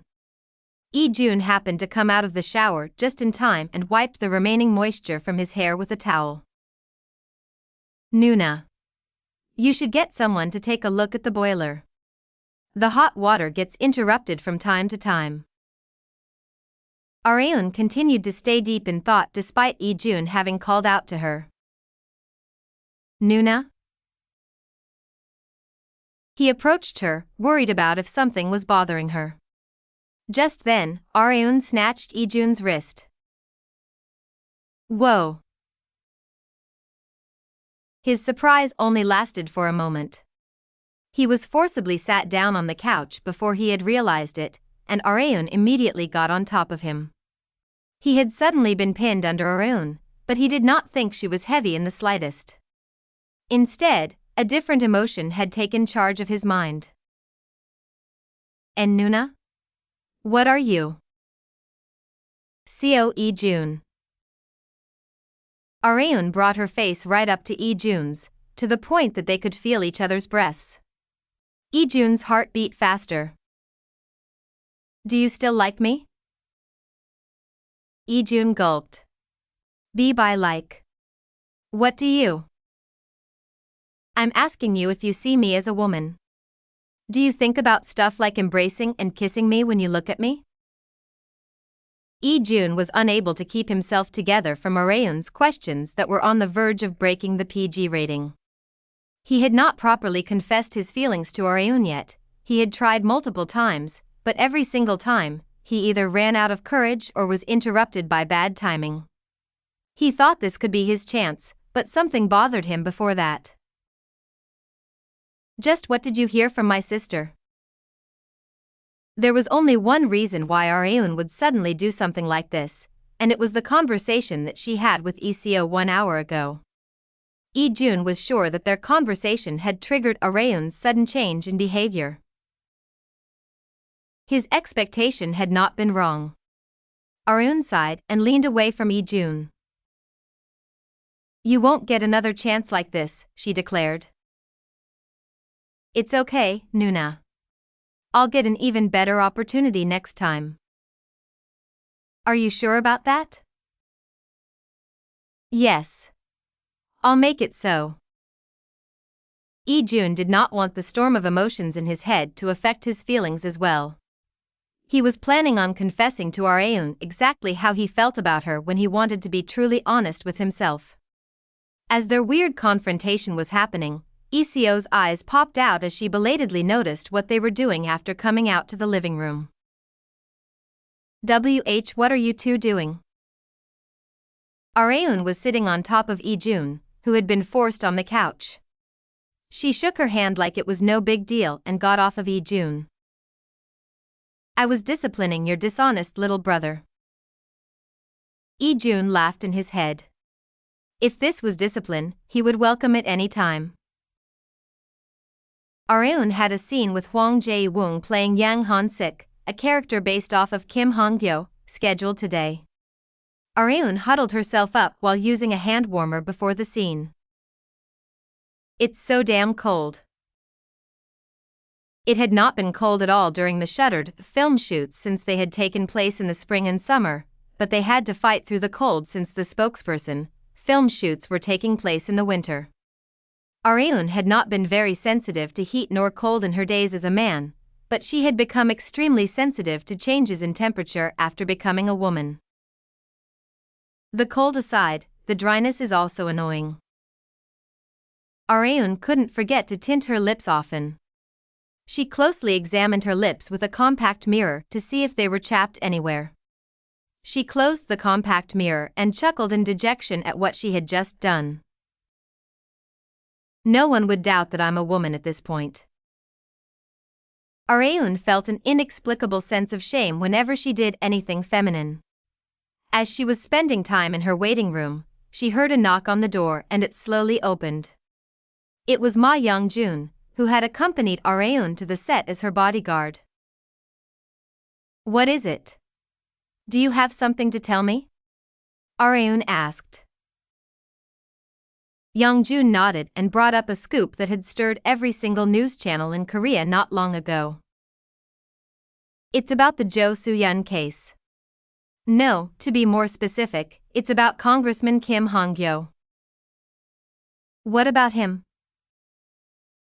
Areun scowled just from hearing the name.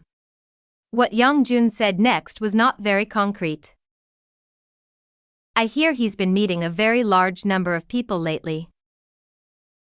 Han-Gyo was acting in a way very different from what he had shown thus far. Whenever there was some sort of trouble, he had always dealt with it through concealment or silence, aka Operation Let the Storm Pass. Han-Gyo believed that although the public was in an uproar now, his problems would be buried by another massive scoop uncovered down the road. He would wait for people to naturally forget before gradually showing himself again, and he abstained from any official activities in the meantime. However, Han-Gyo's actions lately, which Young-jun had detected, was the complete opposite of his usual pattern. Rather than hiding, he was showing himself in public even more often than usual. What is that old snake planning now? Areun couldn't tell for sure since Han-Gyo had never acted this way in the future that she knew. Young-jun had one more piece of information for her that she couldn't ignore. Chairman Ji was among the people that he had come into contact with. Chairman Ji? You're talking about Chairman Ji of Dudam Group, right? Areun asked. Yeah. Han-Gyo and Chairman Ji had turned their backs on each other entirely, but they would suddenly meet? Anyone could tell that it was suspicious. Did Kim Han-Gyo suggest the meeting first? There's no way that Chairman Ji contacted him first. I assume so.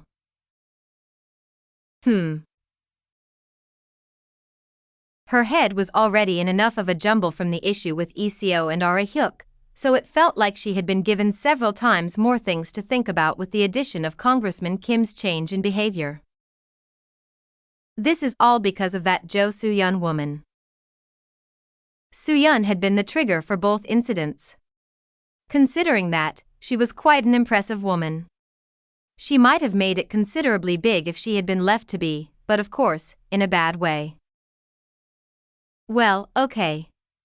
Keep watch on Congressman Kim just in case. And make me a list of anyone else that he meets from now on and give it to me, Rau said. Understood. Also, there's something else?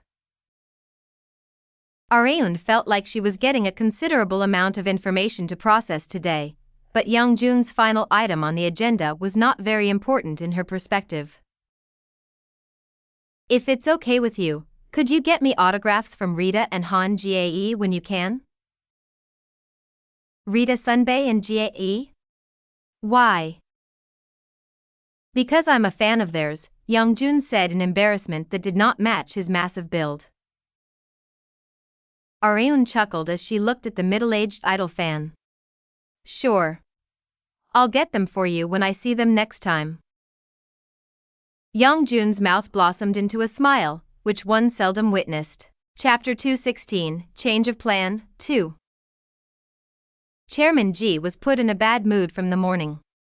There was only one reason why. Kim Han-Gyo asked to meet me? Yes, Chairman. Chairman Ji wondered if the sun had risen from the west today when he had gotten the report this morning. That was how unbelievable it was. Why? I'm sure he has a reason to want to meet me. I was not able to get it. I asked, but he kept giving vague answers about it being business-related. That's his usual excuse. Kim Han-Gyo was like this all the time. He was the kind of person who would nonchalantly arrive at meetings and then begin to talk about something that they had not planned on discussing. His secretive nature was one of the many things Chairman Ji did not like about Han-Gyo. What will you do, Chairman? The chairman simply answered, he wants to meet, so I guess I could humor him.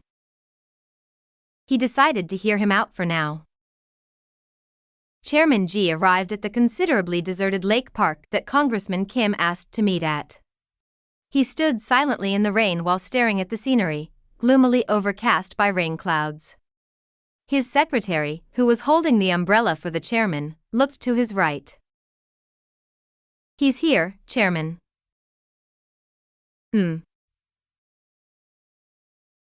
Chairman Ji looked in the direction that his secretary was looking. Han-Gyo, his chauffeur, and two men that seemed to be bodyguards showed themselves. Chairman Ji remarked while smiling meaningfully, not only did you call me out here on a rainy day, you even brought bodyguards with you? What are you planning? The excessively open location of their meeting aside, it was highly suspicious that Han-Gyo had brought bodyguards to a meeting between friends. Han-Gyo laughed heartily as he was asked two questions at once. It's been quite a while, old friend. You seem to have a lot of questions for me. Can you blame me? Chairman Ji replied. His words carried several different implications. It took only a moment for Han-Gyo's laugh to turn into a sigh. If we meet indoors, there's a risk of the place being bugged. That had been how the Kim Chi-yeol incident was exposed. Han-Gyo's answer to the second question was just as simple. And I feel like there has been someone targeting me lately. Are you talking about the masked woman that you've been parroting lately? Basically. The rainfall grew heavier as time passed. Chairman Ji said while narrowing his eyes at Han-Gyo, "Get to the point before it starts raining heavier." Han-Gyo also preferred not to stay here longer than he needed to. He asked, "What do you think about joining forces with me again?" An alliance proposition, that was Han-Gyo's main objective for meeting Chairman Ji today. Chairman Ji feigned a laugh. "You want to make up after you backstabbed me first?" There is no such thing as eternal friends or foes. Friends can become foes, and vice versa, based on the situation. To Han-Gyo, words like loyalty and friendship were nothing but absurd notions. He was an immaculately calculative man. He judged people based on whether or not they would be of use to him. That was how he maintained his list of connections. Chairman Ji had known for a long time that this was exactly how Han-Gyo operated, so he did not even feel an ounce of disappointment. He had always been this kind of person. However, there was one thing on Chairman Ji's mind. That masked woman must really have you on your toes. Even if other people slandered and criticized Han-Gyo, asking him if he thought he was in some sort of drama or if he was already seeing things, Chairman Ji knew that he was not lying. Chairman Ji of all people knew that Han-Gyo was not the kind of person to make up such an absurd lie. Han-Gyo nodded to acknowledge Chairman Ji's sharp assumption. "A new enemy has appeared, so I'm thinking of focusing on eliminating that woman first before doing anything else. That masked woman must know a considerable number of your secrets." Han-Gyo did not express a response in any way to that question. His tendency to never say anything that would disadvantage him had not changed. Chairman Ji softly smiled. He did not immediately give an answer to Han-Gyo's alliance proposition. Han-Gyo, who had been staring at him, suddenly mentioned, "I heard you've been actively backing other congresspersons. Like Congresswoman Hong Oh-yeon, for example." Chairman Ji had ended up becoming the sponsor of congresspersons standing against Han-Gyo. The most important thing that a member of the National Assembly needed for their activities was money, and Chairman Ji had lots of it. His assistants couldn't be any more reliable for Congresswoman Hong and the figures supporting her. Additionally, Vice President Park Hee-woo of TP Entertainment also seems to be assisting them, Han-Gyo remarked. "I believe there is someone who has connected you to them," Han-Gyo deduced. His eyes then suddenly turned sharper. "Is that someone Miss Kang Areun?" Kang Areun was the only celebrity among the group of businesspersons and politicians. Han-Gyo couldn't help but view her as the one who had brought them all together, since she was the only one in a different position among them. Not just that, Areun was the only one who had connections with Chairman Ji, Park Hee-woo, and Congresswoman Hong Oh-yeon separately for a while. Han-Gyo would naturally suspect her. However, Chairman Ji answered Han-Gyo's preposterous question, "Why in the world would Areun bring us together? My grandson likes her. That's why I take her around on purpose." He purposefully covered for Areun's identity, but Han-Gyo did not lower his suspicions despite his strong denial. Seeds of doubt were not removed so easily. "Well, that's not what I've come to talk about today," Han-Gyo retracted first. Like he had said, he had asked to meet Chairman Ji only to bring him to his side, not to question him about Areun. "Do you need time to give me an answer?" As Chairman Ji was about to open his mouth, they suddenly heard rustling noises from the nearby thicket. Han-Gyo nodded to his two bodyguards, who then simultaneously jumped in. "Fuck." Ma Young-jun and Park Do-cheol, who had been in hiding, clicked their tongues. Who are you? Stop right there. The bodyguards were right on their tails. Young-jun and Do-cheol had been on a stakeout to eavesdrop on Han-Gyo and Chairman Ji's conversation, but they had ended up being seen by the bodyguards. What should we do, boss? Do-cheol asked after abandoning the umbrella. Isn't it obvious what we have to do? Young-jun answered as he pointed in a direction to Do-cheol. We'll split up and run. Run with the thought of getting killed by Chairwoman Kong if you're caught. Yes, sir. The two of them ran in opposite directions, to which the two bodyguards also split up to chase after them. The one chasing Young-jun panted heavily. Why is a guy that big so damn fast? The bodyguard said. Young-jun had an extraordinary physique. He was simply overshadowed by Areun. He had long since surpassed the level of a run-of-the-mill loan shark after being trained by Areun and team leader So Ha-jin. Young-jun jumped over the park's wired fence and hid himself within the bushes. Moments later, the bodyguard that had been chasing him also climbed over the wired fence and exited the park's perimeter. Where the hell did that son of a bitch go? He complained.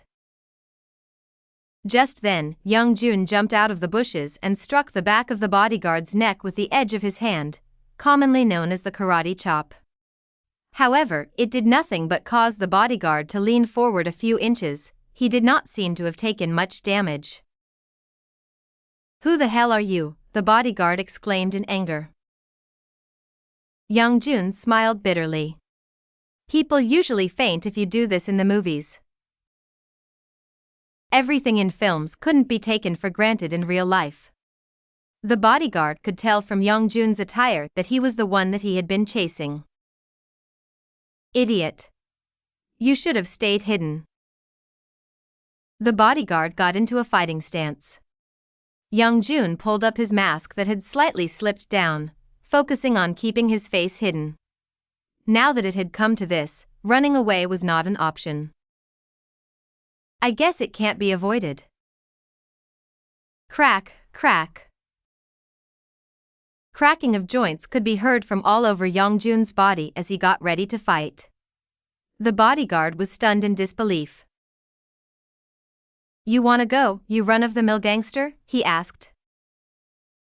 Get ready to have this run-of-the-mill gangster beat the shit out of you, Young-jun answered. His right fist flung toward the bodyguard's face. Whoosh. The sound of his swing cutting the air was abnormal. He's fast. Young-jun, who the bodyguard had thought would be sluggish due to his size, completely overwhelmed the bodyguard from his first attack. He had barely managed to dodge Young-jun's attack, but that had been nothing but a trap. I swung slowly on purpose, Young-jun expressed. He had swung to miss on purpose to restrict the bodyguard's movements. The bodyguard had focused so much on dodging Young-jun's right fist that he had completely missed the left fist coming his way. Smash! Young-jun dealt a devastating blow to the bodyguard's side, bending his body like a shrimp. Kurg, erg. Young-jun grabbed the bodyguard by the hair and said apathetically, "Stay down." Wham!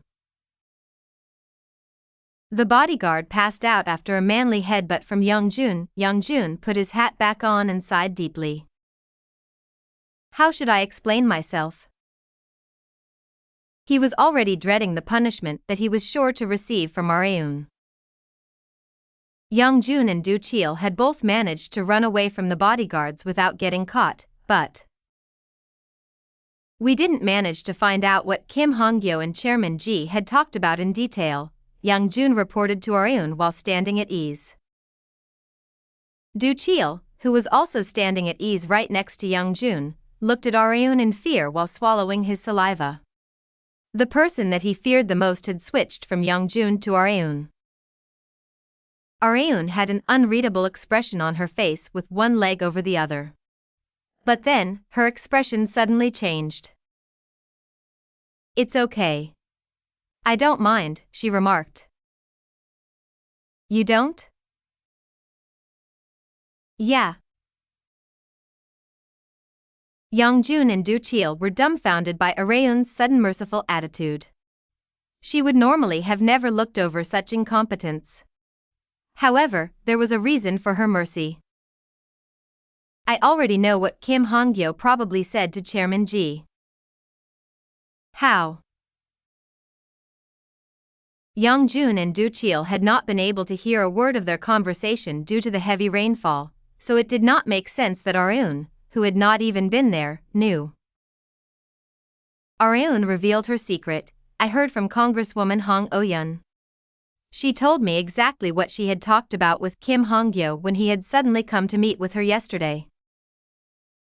Chapter 217, Change of Plan, 3.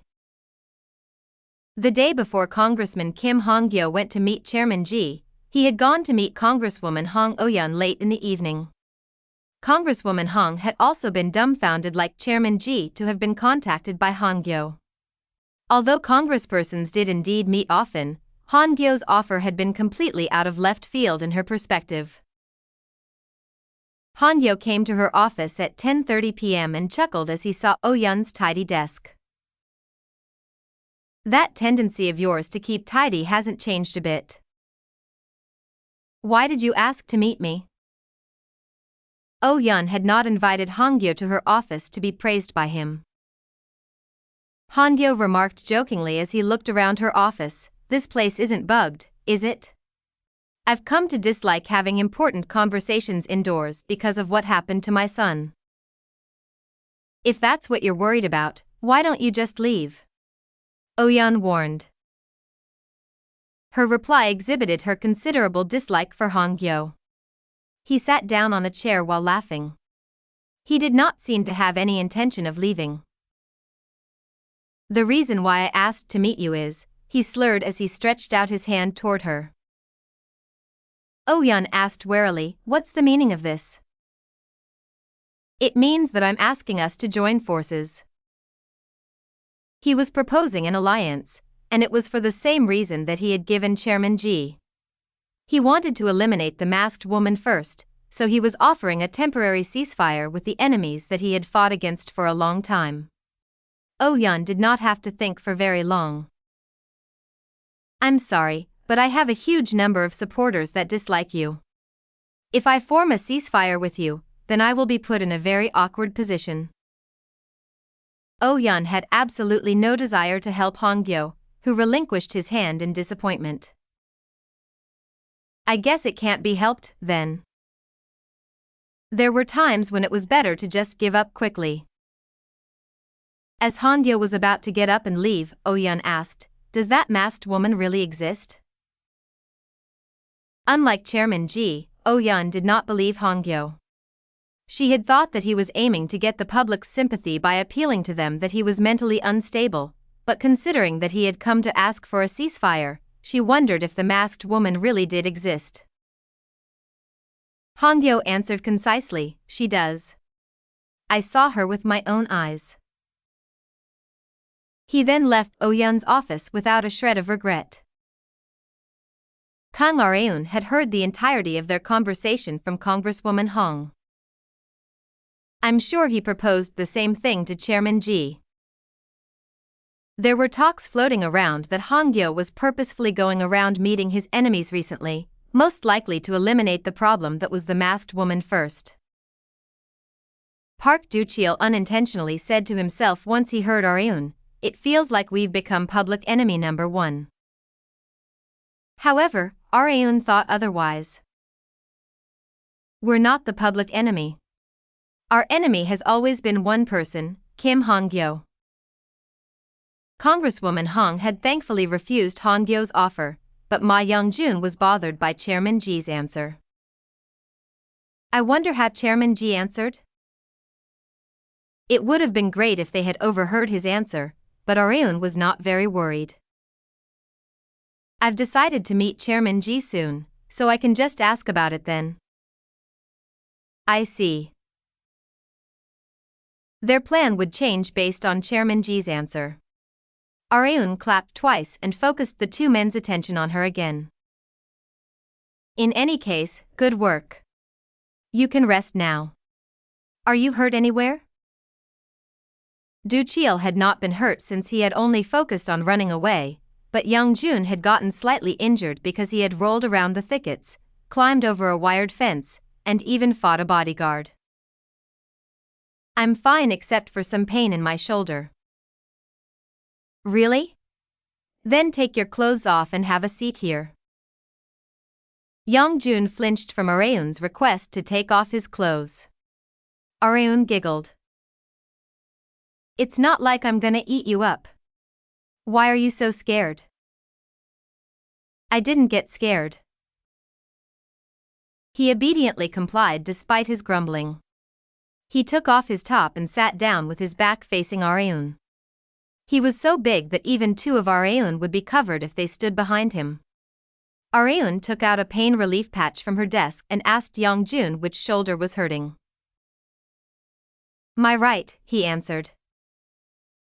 Here? Yeah, right there. Areun put the patch on the area and strongly slapped it. Young Jun flinched with the crisp impact sound. Can't you put it on a bit lighter?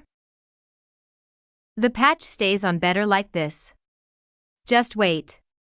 I'll put on one more.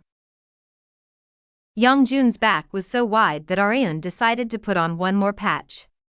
Young Jun stood up to put his clothes back on. Just then, Areun's gaze shifted to his rock-solid abs. What's that scar? She asked.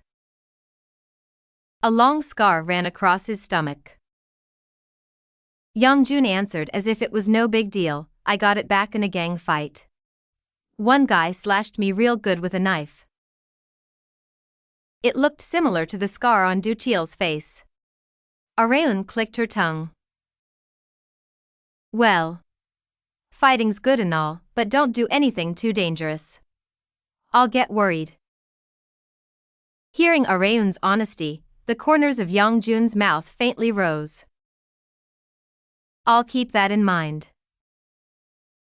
He liked how occasionally kind Areun was. Today's film shoot was outdoors.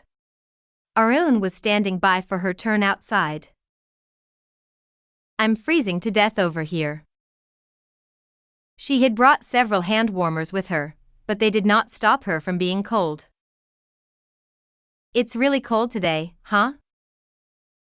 As she was shivering slightly while trying her best to warm herself, Ji Han-suk approached her and put the coat that he had been wearing on her. It was covered in his warmth since he had just taken it off. Thank you very much, Sunbae. Han-suk smiled. You got the call from my grandpa, right? Yes. I'm going to head over to Dudam Group headquarters as soon as the shoot is over. She had been contacted by Chairman Ji to meet if she had the time. It was likely because of the meeting that he had with Han-Gyo. Want me to come with you? Han-suk asked. He had suggested it because he thought that Areun might find it uncomfortable to be alone with his grandfather, but Areun shook her head to express that it was okay. Your scenes last until past midnight, Sunbae. I have about 2 hours to spare in the middle, so I can go with you and come back before then. No, you don't have to go that far for me, Sunbae. I'd feel sorry about it. Han-suk was a kind and courteous man, but Areun was not planning on going so far as to depend on that same kindness and courtesy even in her meeting with Chairman Ji. Just then, a staff member called out to her. We're ready for you, Areun. We can begin the scene right away. I understand. Areun slowly got up from her chair and handed Han-suk's coat back to him. Thank you for the coat, Sunbae. No problem. Do your best. Okay. Han-Suk stared as Areun hurriedly walked off. Min Se-min arrived right next to him before he had realized it. Areun really is hard to get. Everyone wanted her, but she did not easily open her heart to them. Han-Suk occasionally thought that he would be willing to do anything if he could make Areun his. Areun arrived at Dudam Group headquarters and immediately headed to Chairman Ji's office. "Come take a seat," Chairman Ji expressed. "Yes, Chairman," Rau said. She asked for his understanding before sitting down. "I'm sorry, Chairman. I wasn't able to change because I headed out as soon as the shoot was over." She was wearing a short skirt that fully exposed her toned thighs. She did not have enough time to change, so she had unavoidably come to meet Chairman Ji in such provocative clothing. He chuckled and said it was all right. "Should I get you something to cover yourself up with?" he asked. "No, I have a lap blanket." Areun always made sure to have a lap blanket in her bag on days that she needed to wear a skirt. Chairman Ji smiled as he laid eyes upon Areun sitting up straight with her knees modestly together.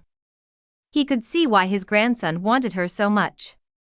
Although Areun herself would never acknowledge it, she had a charm to her that pulled people toward her, regardless of gender.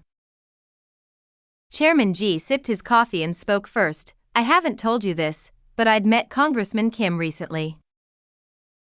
Although Areun had already known, she pretended not to. "What did you talk about?" "He asked me to join forces with him again." "I see." It had been exactly as she had expected. Han-Gyo had given Chairman Ji the same proposition that he had offered Congresswoman Hong. Areun wondered how Chairman Ji had answered him. "I refused on the spot." Chairman Ji was also a fairly temperamental man. There was no way that he would join forces with Han-Gyo again after having been backstabbed by him time and time again. "Even if I do join forces with him, it'll only be after I give him back what he's due, haha." Areun also softly laughed with him. Revenge was her favorite word, so there was no way that she couldn't laugh. That aside, Han-Gyo said something pretty weird, Chairman Ji mentioned. "Weird how?" Areun asked. "He asked me who it was that brought me, Congresswoman Hong, Vice President Park and the other congresspersons together." Areun's smile suddenly disappeared. Chairman Ji continued, "He suspects you." Areun was indeed fairly suspicious if one thought deeply about it. She had been the one who had brought together the people that harbored ill feelings toward Han-Gyo, and there was also the existence of the masked woman. Considering how fast Han-Gyo's thought process was, he might already be suspecting Areun to have some sort of connection to the masked woman. "I admit, I pushed myself a bit too close to the forefront." There were times when she occasionally crossed the line, blinded by her revenge. She mustn't forget that she needed to make her moves while keeping her identity fully concealed. One wrong move and her revenge would end before it even began. "I'll have to be more careful." She decided to take a short moment to reflect on her carelessness. Chapter 218, Imaginary Couples, 1. On the set of the film, spokesperson Yang Han-sik, played by Hwang Jae-woong, buried himself deep into a couch and lit a cigarette. Hugh. He let out a long stream of smoke. He had not expected to be defeated in the general election. However, the thing he had expected the least was for Na Ji-young, the protagonist of Spokesperson, played by Kang Areun, to be newly elected to represent a district. To think the girl, who merely used to speak Congressman Jo Suk-hun's words for him, would rise to the same position as me. Several wrinkles formed on Han-sik's face. The other minor characters and extras in the same room as him were too tense to even do anything. He sighed once again. The room was so silent that one could hear the actor's anxious quivering of eyeballs. Han-sik had many enemies, and Ji-young was no doubt his most representative one. He had been the one who had completely destroyed her father's life in the political world. Ji-young had stepped foot into the world of politics solely for the purpose of revenge. She had taken so many slow but sure steps for that revenge that she was now so close for even Han-sik to feel discomfort. However, Han-sik was by no means an easy opponent to defeat. Just like Kim Han-Gyo, who the character had been inspired by, he immediately laid out his next plan. There was one thing that one needed to do before going on the offensive against someone. Investigate as much as you can on Na Ji-young. There is no such thing as a person with no skeletons in their closet. Yes, congressman. I'll have to give that girl a taste of how difficult politics can be, Han-sik said while raising one of the corners of his mouth. His expression was filled with so much malice that it even gave Areun, who was watching from behind the cameras, goosebumps. I've thought this many times, but he really is the spitting image of Kim Han-gyo. Areun was not talking about appearance. Jae-woong's manner of speaking and actions were exactly the same as those of Han-gyo. How do you expect me not to get excessively immersed in my role? Her private emotions certainly played a part in it, but it was also because the actors around her were far too good in their performances. Although it was a good thing for the film, it wasn't only good in terms of Areun's personal standards. Director Seo Young-mun exclaimed through a megaphone in satisfaction, "You're on a roll today, Sun-bae." "When have I ever not been?" Jae-woong replied wittily. The staff members burst out laughing. Contrary to the character that he was currently portraying, Jae-woong had a great sense of humor, and he always livened up the set. He had returned back to his original self as soon as the cameras were off. Jae-woong jokingly asked while stretching, "Director Seo. My scenes are over, so why don't you let me leave early?" "You're not done yet, Sun-bae. You still have scene #21-3 left." I'm in that scene too? Didn't screenwriter Kim contact you last week that they added a line from you in that scene? The screenwriter in question furiously nodded next to the director. Then, Jae-woong smacked his lips in disappointment. "Man, I was trying to make some free time for myself. Mission failed, I guess." "That's a no-go, Sun-bae. It's an important scene," Director Seo said while smiling bitterly at the playful Jae-woong. "You're way too meticulous, Director Seo. What were you going to do with that free time?" "I bought myself a new bike, so I was thinking of taking the baby out on a drive down the coastal road." Jae-woong was widely known in the entertainment industry as a motorcycle fanatic. Even experts outside the entertainment industry saluted his greed for collecting motorcycles of all sorts of different shapes and sizes. "Bikes are good and all, but make sure to always drive safely. Okay, Sun-bae?" Director Seo advised. "You're saying the same thing as my wife, Director Seo." Jae-woong had never expected to be nagged by someone else other than his wife, much less at his workplace. Areun held in her laughter as she witnessed their chemistry.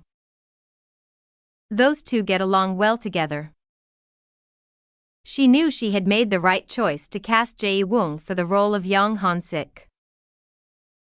Areun woke up late in the morning and went out to the living room while roughly fixing her hair with her hand. Seo E-jun, who had been watching TV, flinched in surprise at the sight of Areun's vulnerable self. "Nuna. Are you perhaps not wearing anything underneath?" he asked. Areun was wearing a t-shirt large enough that it looked like she was wearing nothing underneath. Areun laughed at his nonsense and slightly lifted up her shirt.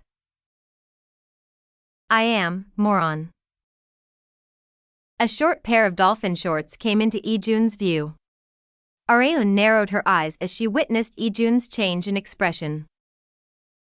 "Are you disappointed that I'm wearing pants?" she asked. "No, of course not." Areun laughed again as Ijun answered in a cold sweat. She sat down on the couch a distance away from him. She smelled very nice despite having just woken up. Ijun asked while stealing glances at Areun a few times, "Are you hungry?" "I am." "Why, you're gonna make me something." Seo had gone to help out at their parents' cafe this time after Ijun, so she was currently away from the house. Areun had unintentionally ended up temporarily living alone with a man, but she did not care all that much. Although Ijun was a man, he was her friend's little brother. Ijun was in charge of food whenever Seo was away. "I'd already gone out shopping for groceries this morning. Let me know if there's anything you'd like to eat." "Nothing really comes to mind in particular. I'll leave the menu to you." "Okay, Nuna. I'll whip something right up for you." Areun could tell from how Ijun put on an apron that he had done this far more than just a few times. His ingredient preparation speed was also lightning fast. Areun was also confident in her cooking skills, but it was far better and more comfortable to have someone else's sincere cooking. And thankfully, Ijun's food fit her palate just right. Areun turned on the TV to kill time while Ijun was focused on cooking. The first thing that she always checked whenever she turned on the TV was the news. Although she already knew important future events, she never forgot to check the news because she needed to check whether or not the events of the future that she knew were occurring the same way in this life as well. The news just happened to be reporting a marijuana incident regarding a famous rapper. That was huge news at the time. It did not end with just that one person. The incident would end up causing a massive storm as more and more famous celebrities were discovered to have been involved as well. Fortunately, none of the actors of spokesperson were involved in the incident. Though there's no way that I would have let them star in the film in the first place if they were. Knowledge of the future truly was handy at times like this. Wait. If I remember correctly, there had been another huge incident in the entertainment industry at this time. Areun couldn't recall it no matter how hard she thought. However good her memory was, it was impossible for her to recall everything. She only remembered things involving her and events that massively impacted society. Fuck. What was it? Areun was swept over with frustration. Her eyes were fixed on the TV screen, but her head was off somewhere else. Just then, Ijun called out to her. "Nuna, the food is ready. Come take a seat." "Already? Okay." Areun's tangled memories were not unraveling even after she sat down at the table. She could barely taste the food because there was so much on her mind. Ijun was worried since Areun was in a daze unlike before. "Is something wrong, Nuna?" "No, it's nothing." She was clearly lying. Ijun set down his spoon and chopsticks while he was eating, and spoke in all seriousness. "If it's all right with you, you can share with me. I don't know if I'll be able to resolve it, but I can at least listen to your troubles." It put a smile on Areun's face whenever Ijun occasionally said something this reliable. "Thanks, I'll take your word for it." Areun wanted to be honest, but it was realistically difficult. As she was about to evade the issue, she heard a report from the news channel that she couldn't let slide. Next on the news, actor Hwang Jae-woong had gotten into a motorcycle accident last Friday while driving down a coastal road. The fog in Areun's head had instantly cleared. Yes, that was it. The shock of the marijuana incident had been so massive that she had not been able to recall Jae-woong's motorcycle accident. Areun's smartphone vibrated as soon as the news had been reported. It was a call from Shin Yubin. It probably isn't about anything good. She did not even need to pick up to know. The shoot schedule had gotten completely messed up because of Jae-woong's motorcycle accident. His role as the main villain in the film reflected how large his screen time was. The production team was in chaos due to the sudden accident, especially because there were still many scenes with him in it. However, there was one fortunate thing in all of this. I hear Jae-woong isn't hurt badly, Yubin remarked. Areun slightly nodded. He had fortunately gotten away with just a light fracture on his leg bone. What will happen to the shoots now? Areun asked. Yubin relayed to her exactly what she had heard from the production team. For now, they decided to postpone all scenes involving Jae-woong. In exchange, they moved up all scenes involving other actors, yours included. Then I guess I'll be busy from next week. Not next week. More like tomorrow. Areun smiled bitterly. However, it wasn't only bad, it meant that she would have tons of free time after that short duration of packed schedule. What do you want to do? 2 full weeks of packed shoot schedules, and then you'll have about a month of free time. Do you want to go on a trip? I'm not sure. Areun had unintentionally received a month of free time on her hands. While she was thinking about what to do with it, Yubin got a call. She had an unexpected expression on her face. Why would Director Ju call out of the blue? Director Ju Sungwon? Areun asked. Yeah, him. Ju Sungwon was the director of the program on duty, all clear. Areun had appeared on it for the sole reason of him being Kim Han-Gyo's nephew. She was filled with uneasiness from his sudden phone call. Well, I should answer it, Yubin said. Okay, Areun nodded. Hello? Yes, it's been a while, Director. Pardon? Areun wondered in anxiety if he had called to ask her if she would appear in another female soldier special, but an even bigger wave had hit her instead. You want Areun to get married? Chapter 219, Imaginary Couple, 2. Kang Areun's expression stiffened as soon as marriage was mentioned. Several pieces of knowledge of the future flashed before her eyes. Imaginary marriage programs involving celebrities was all the rage around this time. Her reaction aside, Areun actually enjoyed watching these programs very much. The programs themselves were entertaining, but she had watched them often because she could live vicariously off of them. But I'd never expected myself to get an appearance offer, much less from director Ju Sungwon, who I have my eyes on.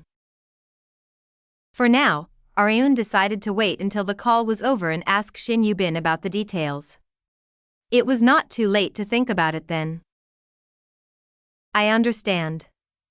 I'll talk to Areun about it. Okay, but don't get your hopes up, Director. Yubin had worked with Areun for a very long time, so she knew exactly what kind of shows that Areun preferred. Yubin could tell from just the program's concept of imaginary marriage that it would not pique Areun's interest. Hence, she had told Director Ju not to get his hopes up.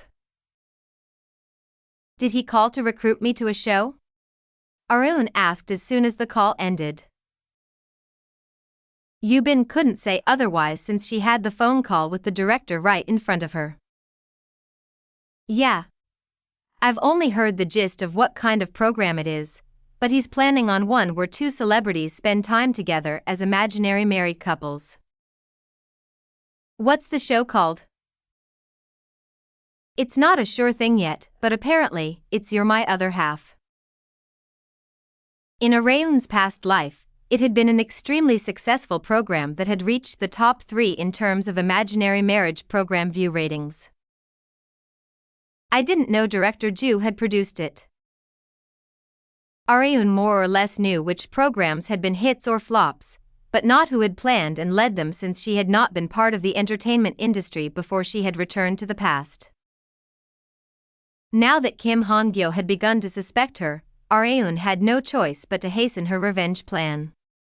She could lose the upper hand on Han-Gyo if she took her time unnecessarily. Due to this, she had been planning on digging for more of Han-Gyo's weaknesses.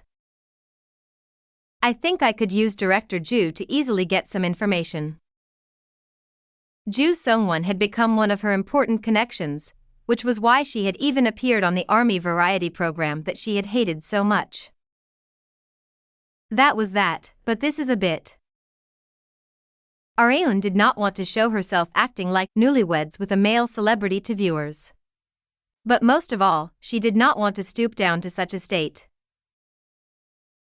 I can just make excuses like I'm busy with my film shoots. I'm sure Director Ju would understand. Areun would refuse this offer and wait for another opportunity. But before that, she was curious about one thing. But why did he give me of all people this offer, she asked Yubin. Areun wondered if it had simply been because of her popularity. Yubin shrugged and replied, Director Ju somehow found out about your adjusted schedule because of Jae-woong's motorcycle accident. He called because he knew you would have a month of free time. Korea was a small country, and the entertainment industry was relatively much smaller. It did not take long for everyone to find out if one did something. The news of the 1-month vacancy in her schedule had already reached the ears of several people in the entertainment industry, and it couldn't be better news for those that were normally always on the lookout to have Areun on their shows. I guess I can't use the film shoots as an excuse anymore. However, Areun was not troubled. She could simply make up another excuse. And one more thing, Yubin added. There seemed to be one more reason why Director Ju had tried to recruit Areun. Apparently, Jae-woon said that he would come on the show if you did as well. Jae-woon Sunbae did? An unexpected third individual had been mentioned. Turning back time to 5 days before Areun received the appearance offer for Your My Other Half, Jae-woon slicked back his sweaty hair while he was showered by deafening cheers and the spotlight beaming down on him like the sun at the concert. Ha, ha, ha. He was panting heavily, but he sang his part of the song with a radiant smile. I want to light up your heart, shining, shining. Here, take my hand. I'll take you anywhere, my girl. Jae-woon stretched out his hand to match the lyrics, to which the fans that had come to the Beck's concert screamed. Hya! Jae-woon appa! They chanted Jae-woon's name as he was the most popular member of Beck's.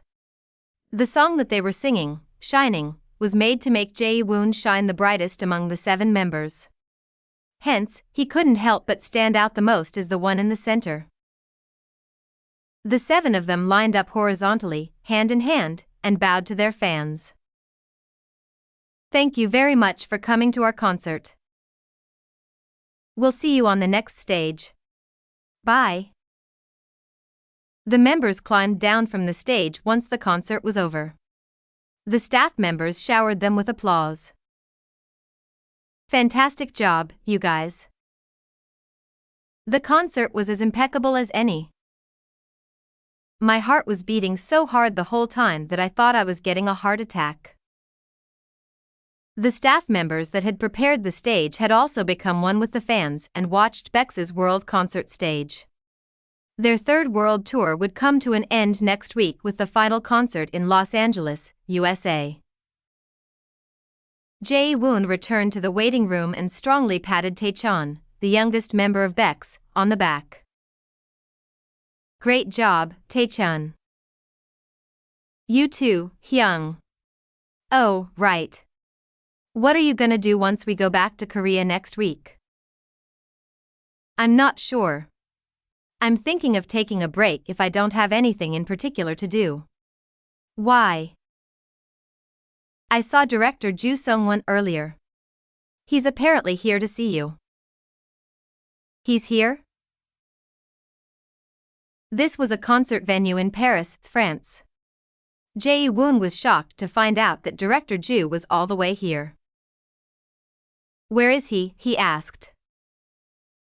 "I'm not sure about that. I only saw him for a moment before the encore." Taechan didn't know why the director was here either. Jae-woon had once been a regular in Director Ju's program before, so he had gotten quite close to him as a result. Should I give him a call? However, he had no way to contact him at the moment because he had left his phone with his manager. As he was wondering about what to do, their manager opened the waiting room after knocking and called out to Jae-woon. "Jae-woon. Director Ju is here to see you." Director Ju was standing outside the door, happily waving at him. Jae-woon was also happy to see him. "Director. What brings you all the way here?" Jae-woon wondered if the director had come all the way here to survey the location, possibly because his next variety program was related to France.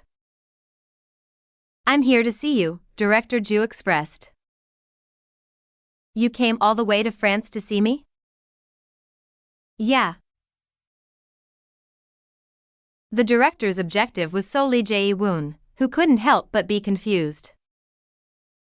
"Did you do something you need to apologize to me for?" Jae-woon asked. "I'm about to." Jae-woon was getting more and more confused with each question. Director Ju asked for the understanding of the other Bex members before getting to the main point. "I'll be borrowing Jae-woon for a bit." Director Ju took Jae-woon somewhere with fewer people, and then explained why he had come to see him. "You see, I'm planning an imaginary marriage program called You're My Other Half." Imaginary marriage? Exactly. A pair of famous male and female celebrities pretend to be married, and we film their imaginary couple life. What do you think? Not bad, right? Shouldn't you also consult my manager Hyung about this? I've already discussed it with your manager. What did he say? He said he would do as you want. Jae-woon's manager had left the decision to him. At this point in time, these imaginary marriage programs were not very popular because they still felt very experimental. However, Jae-woon did not find the concept all that bad, rather, it was one that he had been observing in interest. However, he was not in a very good spot at the moment to accept the offer. Like he had told Taechan, he was planning on taking a break after the world tour. As he was thinking about what to do, a certain individual popped up in his head. "Okay, then let's do this." Jae-woon's condition was simple yet extremely difficult to pull off. "I'll come on if Areun does as well." That had led to the incident of the present. Areun had come to find out why she had received such an offer. Jae-woon's condition aside, Yubin thought of it in a different light. "I'm sure Director Ju also wants you and Jae-woon to come on together. The leader of a top boy group, and the most popular actress in Korea. The view ratings would explode if these two people became an imaginary couple. It would already pique the public's interest if they were to appear on the program separately, but it would obviously stir the entire country if they appeared on it together." However, there were two reasons why it hadn't happened until now. The first was a mismatch in their individual schedules, and the second was the appearance fee. But it shouldn't be a problem for Director Ju. He was Kim Han-Gyo's nephew, he would be able to secure any amount of appearance fees as long as he used his blood ties. "Then will my partner be Jae-woon Sunbae?" Areun asked. "For now, yeah. At least, that's what Director Ju wants. After all, Jae-woon openly nominated you." Areun crossed her arms together and fell into deep thought. "What do you want to do?" Yubin asked. The final decision had come down to Areun. She opened her mouth at last after a few more moments of thought. Well, I guess I can give it a try. Chapter 220, Imaginary Couple, 3. Shin Yubin dumbfoundedly asked as soon as she heard Kang Areun's answer, Really? Did you really just say that you would do it? Yes. Yubin couldn't help but doubt her ears even after getting confirmation. She had thought that Areun would refuse this offer for sure. She was curious about the reason behind her unexpected answer. But why? You don't like programs with these kinds of concepts. Yubin had thought Areun absolutely despised programs where she was intertwined with men, and especially those that tried to create some sort of romantic mood between her and a man. However, Areun was not showing such a response this time, which she had several reasons for. Because I won't feel as much pressure if my partner is Jae-woon Sunbae.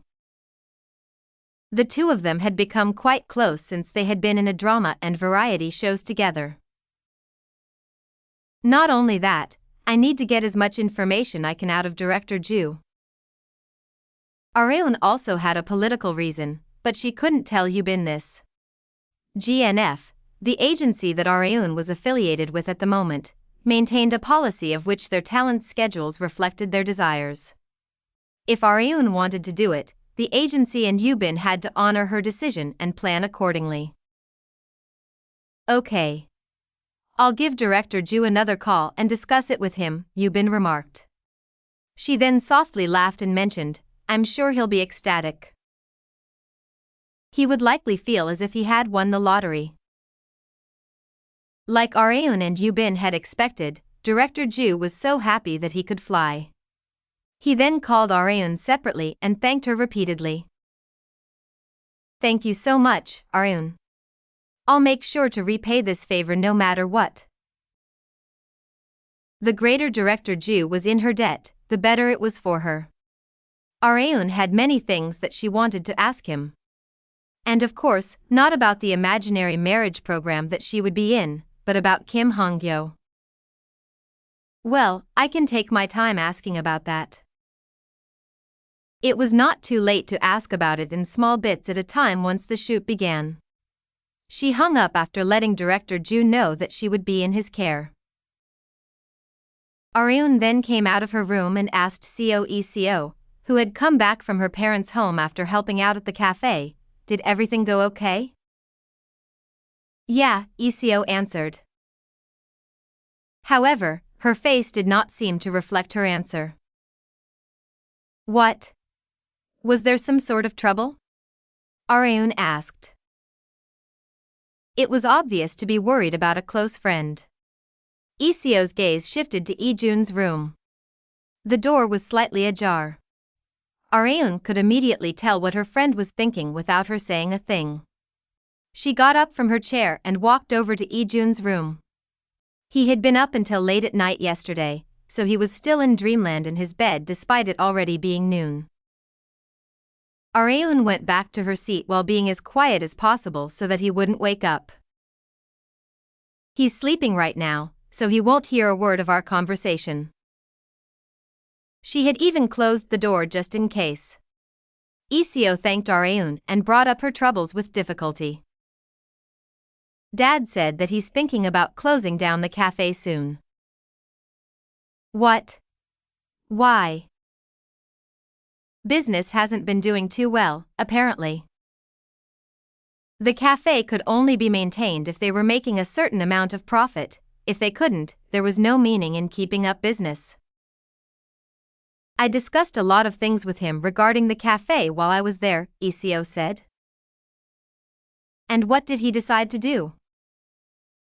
He hasn't thought about it yet. Areun had frequented Starlight Road, the small neighborhood cafe that Eco's father owned, back in her high school days. Although she only had a year and a half's worth of memories with the place, she couldn't help but be troubled to hear that it could possibly disappear. Areun was sure that she could help somehow. Creak. However, Lee-jun's room door opened as she was about to open her mouth. He came out to the living room still drunk on drowsiness and saw Lee-seo and Areun sitting across from each other. "What were you two talking about?" he asked. Lee-seo smiled at her little brother as if nothing had happened. "Nothing." She then got up from her seat and left. Meanwhile, Areun softly sighed and blamed Lee-jun. "Read the room, damn it." He had done nothing else besides waking up, but had started off his morning with an insult. The portion of her schedule occupied by spokesperson, film shoots had suddenly increased due to Hwang Jae-woong's hospitalization. It felt as if she was finishing her school break homework as soon as it began. Director Seo Young-mun approached Areun apologetically. "Thank you for your hard work, Areun. And I'm really sorry for pushing you so hard." "It's no problem. More importantly, how is Jae-woong Sunbae doing?" "He's gotten much better. He'll be discharged tomorrow, but he was told to stay rested for the time being." The after effects of an injury were just as serious as the injury itself. "But still, I'm glad it wasn't a serious injury. It could have been much more serious if he had been unlucky." It had truly been a stroke of good luck in the midst of misery. Areun had also ridden motorcycles in her past life, so she knew very well how a moment of carelessness could give rise to an irreversible accident. Jae-woong's motorcycle accident had also occurred due to carelessness. He had trusted in his abundant experience in motorcycle riding and had made a careless decision. Director Seo sighed deeply. "I knew I had a bad feeling about that day. I suggested he take a break from driving bikes for the time being just in case, but sure enough, I got the call that he had gotten into an accident soon after." He apologized to Areun again after his lament. "I'm sorry, I went off too much by myself. In any case, thank you for your hard work. You won't have any more scenes for the time being, so you can take a long break." "Oh, wait. You said you were gonna be going on a variety program, didn't you?" "Yes, Director Ju Sung-won's program. I'll be going on it with Jae-woong Sunbae," Areun answered. Director Seo's eyes sparkled in envy. He had also aimed for a two-shot of Areun and Jae-woong in this film. The role of Oh Tae-min, which was being played by Min Se-min, had originally been planned to be given to Jae-woong. "I'll make sure to watch it when it airs," the director remarked. "Thank you very much, Director." With this, Areun's portion in the spokesperson shoots had been temporarily paused. She was now planning to work together with Director Ju's production team after a long time. Yubin briefed Areun on tomorrow's schedule as soon as she got in the car. "The very first meeting for your My Other Half is at 2:30 p.m. I'd told you last time, right?" "Yes. Jae-woong Sunbae will also be there, right?" "Probably. His world tour is over, so I'm guessing he will be. I'll have to check."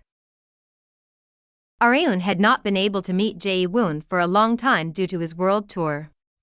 It was obvious since he had been focused on overseas activities all this time. "I can't believe our long-awaited reunion is for an imaginary marriage program." The situation was funny and absurd at the same time. In any case, both Jae-woong and Areun had chosen this of their own accord. "Now that it's come to this, I'll have to do my best." She would at least do the minimum of what was expected of her. Jae-woong had to give up on his precious break to go to a broadcasting station meeting room, despite it having only been 2 days since he had returned to Korea.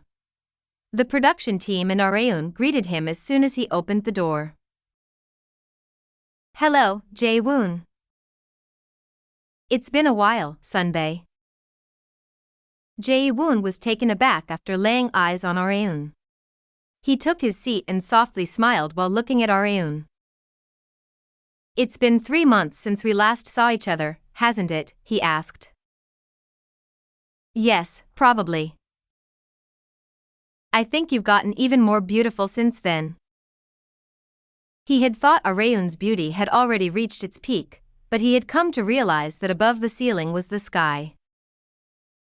As for you, I think you've gotten much brighter compared to before, Sunbae, Areun remarked. When she first met Jae-woon, she had thought that he was a man of few words. He had barely talked on set, so it was natural that people would think that way of him. However, that had not been the case. That's because I was extremely strung up back then. Jae-woon had reached a considerable height as a singer at the time, but he had been nothing but a fledgling who had just stepped on the starting line as an actor. He had only seemed like the quiet type due to his anxiety. As the two of them were talking about all sorts of things, Director Ju framed the two of them by making a rectangle with the thumb and index fingers of both his hands. The term handsome couple was literally made for you two. Haha. He said with a smile as he witnessed their conversation in satisfaction. However, that was enough chit-chat. It was time to begin discussing the program. Director Ju spoke first. As I've told you before, you'll be reacting to clips of what we will film of the couples during the studio shoot. There will be a total of 3 couples, and we're planning on making you two the main couple. Hence, they were also the last couple to be shown each episode. Areun once again looked through the list of stars that had been given to her. The first couple was the singer Mi Jae-young and the well-known sports star Young Soo-jeon.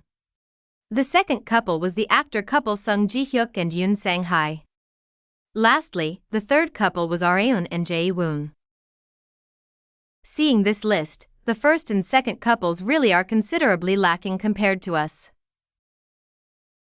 The 4 people were still fairly well known, but they could not compare to the globally famous Jae-woon and the superstar Areun. It was no wonder why Director Ju was giving special attention to the third couple. I heard he had even flown to France to recruit Jae-woon. Director Ju asked Areun and Jae-woon while they were talking about the order. We're in the process of securing a newlywed house for you two to live in. Is there anything in particular that you'd like? For example, an apartment suite or a detached house. You can even give us details regarding the interior. We'll take them all into account. Jae-woon chuckled in embarrassment from the mention of a newlywed house. It really feels like we're a couple planning our marriage when you put it like that. Director Ju asked jokingly, then how about we prepare the full package, with the studio, dress, and makeup? They were the 3 most mentioned aspects when preparing for marriage. Jae-woon shook his head. Don't tease us too much, Director. That was Areun's line. 1. Korean schools give a large amount of homework for students to do during the break. Chapter 221, Imaginary Couple, 4. The only preference that Kang Areun had in a newlywed house was that it should be comfortable to live in. Along with Jae-woon's opinion that it should be within Central Seoul, the conversation ended with the production team saying that they would do their best to find one that best fit their preferences. The shoot will last 3 days and 2 nights. The studio shoot will be done with all 3 couples gathered together, and it will be in the form of you all talking amongst each other while watching the clips. I don't have to explain how it will go in detail, do I? Areun and Jae-woon both nodded. They were not beginners in variety program shoots, so they did not need every single detail to be explained to them. They had already experienced programs similar to this. Then let's wrap up the meeting here. Thank you, everyone, Director Ju Sung-won remarked. Everyone else got up from their seats and said their goodbyes to each other. They did not have much time on their schedule, so the shoot would begin as soon as everything was ready, and there was only one thing left for Areun to do until then. I can take a break, right? She could not think of anything in particular to do on her agenda. However, that was only in her imagination. Oh, right. I'd forgotten about something important, Director Ju said while looking back and forth between Areun and Jae-woon. Please let me know if there's a certain schedule that you'd like to follow during those 3 days of shooting. We will also adhere to that. They needed to think of content to do during the shoot. Areun held in her bitter smile. What a goddamn chore. He really knows how to annoy someone. Areun had felt this ever since she had appeared on the female soldier special of On Duty, All Clear. As expected from Kim Han-Gyo's nephew, they were quite similar in that aspect. On Areun's third day of her break, she went to a golf course with the like-minded family members that she had gathered.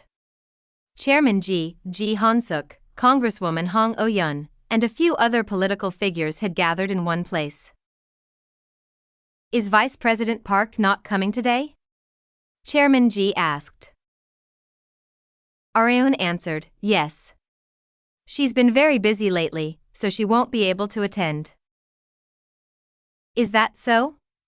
What a shame. I wanted to have a golf match against her. Areun could feel the disappointment from him. Park Seol-hun, who had accompanied Areun to the golf course, raised a golf club in anxiety. Allow me to take the opening tee shot. He had been put on the same team as Areun this time as well. He got into position with a 7-iron. He had unwittingly trolled the entire time during the first time that he and Areun had a golf match against the Chairman Ji and Han-suk pair, so he had practiced golf whenever he had the time so that it wouldn't happen again. Thunk. However, the golf ball flew to the right and straight toward the hazard. Chairman Ji laughed. It looks like your shoes are gonna get wet today as well. Seol-hun had to get in the water with his shoes and socks off last time as well because he had hit the golf ball into the hazard. Seeing that, Chairman Ji had gotten into a fit of laughter as he had been reminded of a specific famous female golfer's match. 1. Seol-hun tilted his head in confusion while scratching his head. That's weird. After all that practice. Areun softly sighed as she stared at the disappointed Seol-hun. She at least felt less pressure than last time thanks to Congresswoman Hong's efforts as she was also on the same team. The Congresswoman had safely scored a birdie this time as well. It was Areun's turn this time. Whack. As if to prove herself as the team's ace, her ball flew straight forward.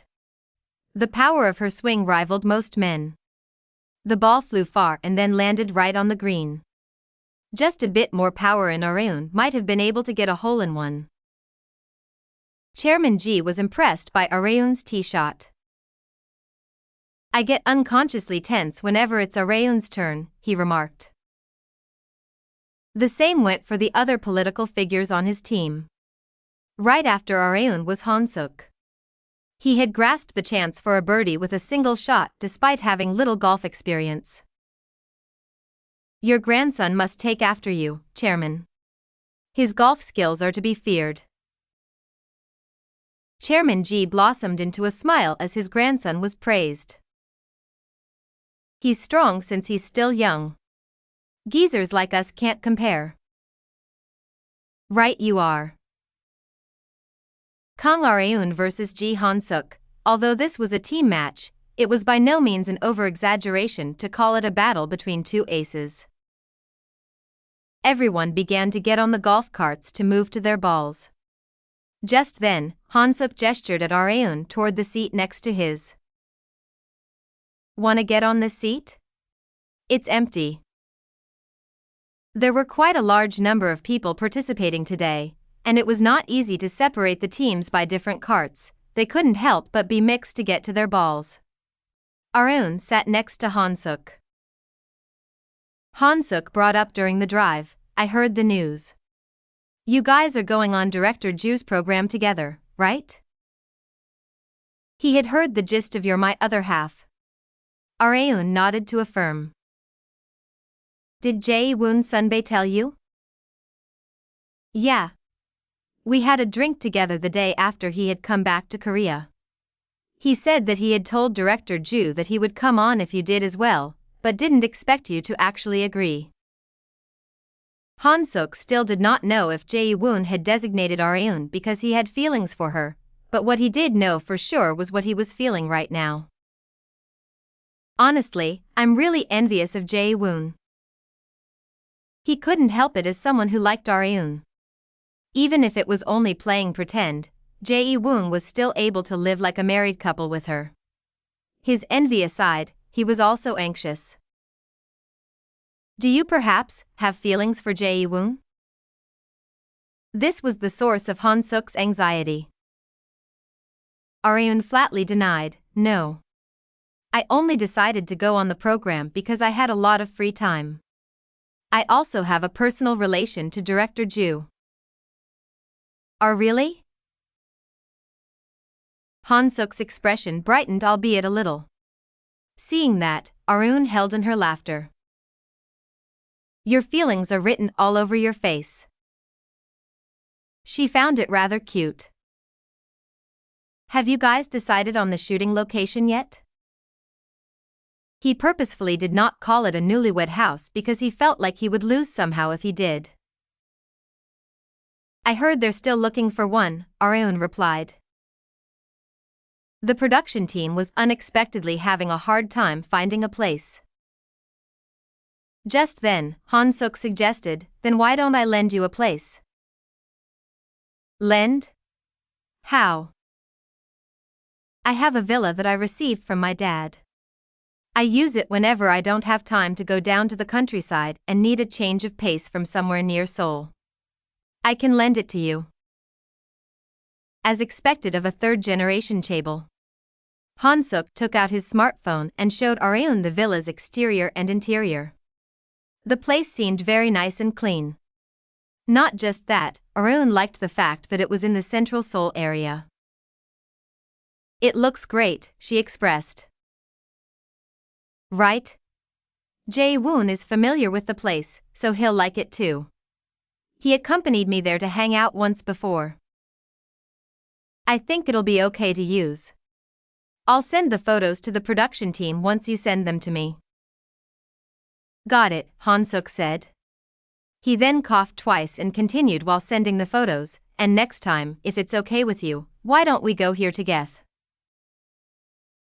However, he was unfortunately cut off by his grandfather, who shouted his name as soon as they arrived at the next spot.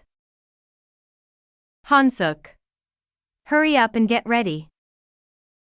Oh okay, Grandpa. Han-suk forced his legs to move and ran toward Chairman Ji. Areun smiled dryly as she watched Han-suk get further away.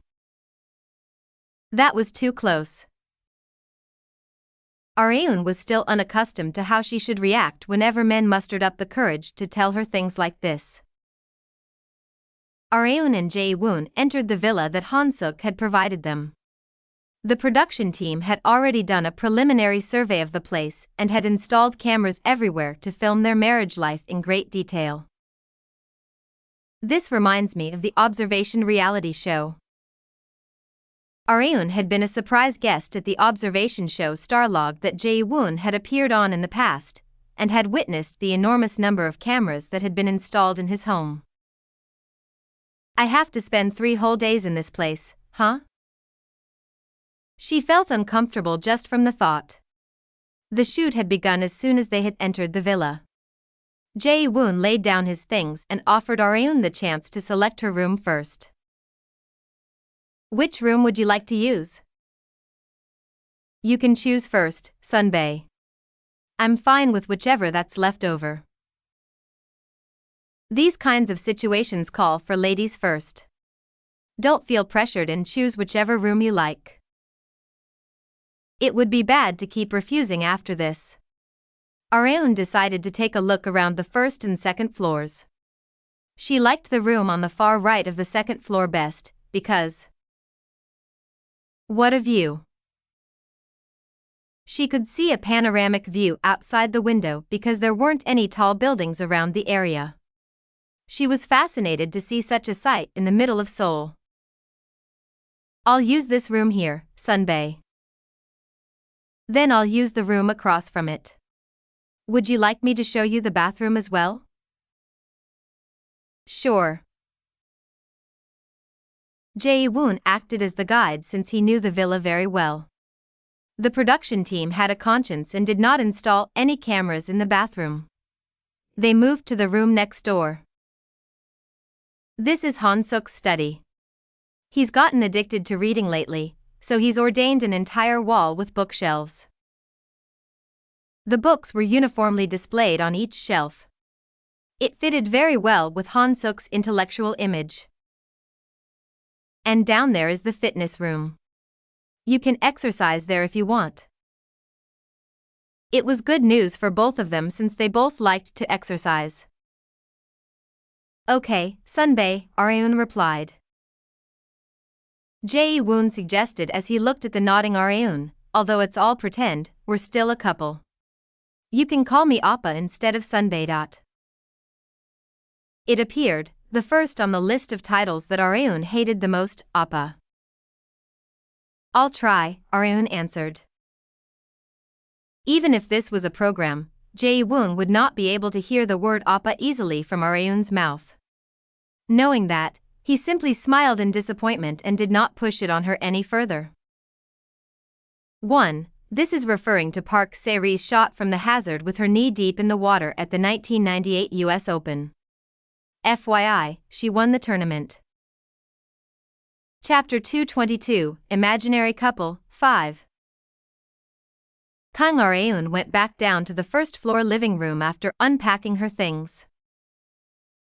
This place has the most number of cameras.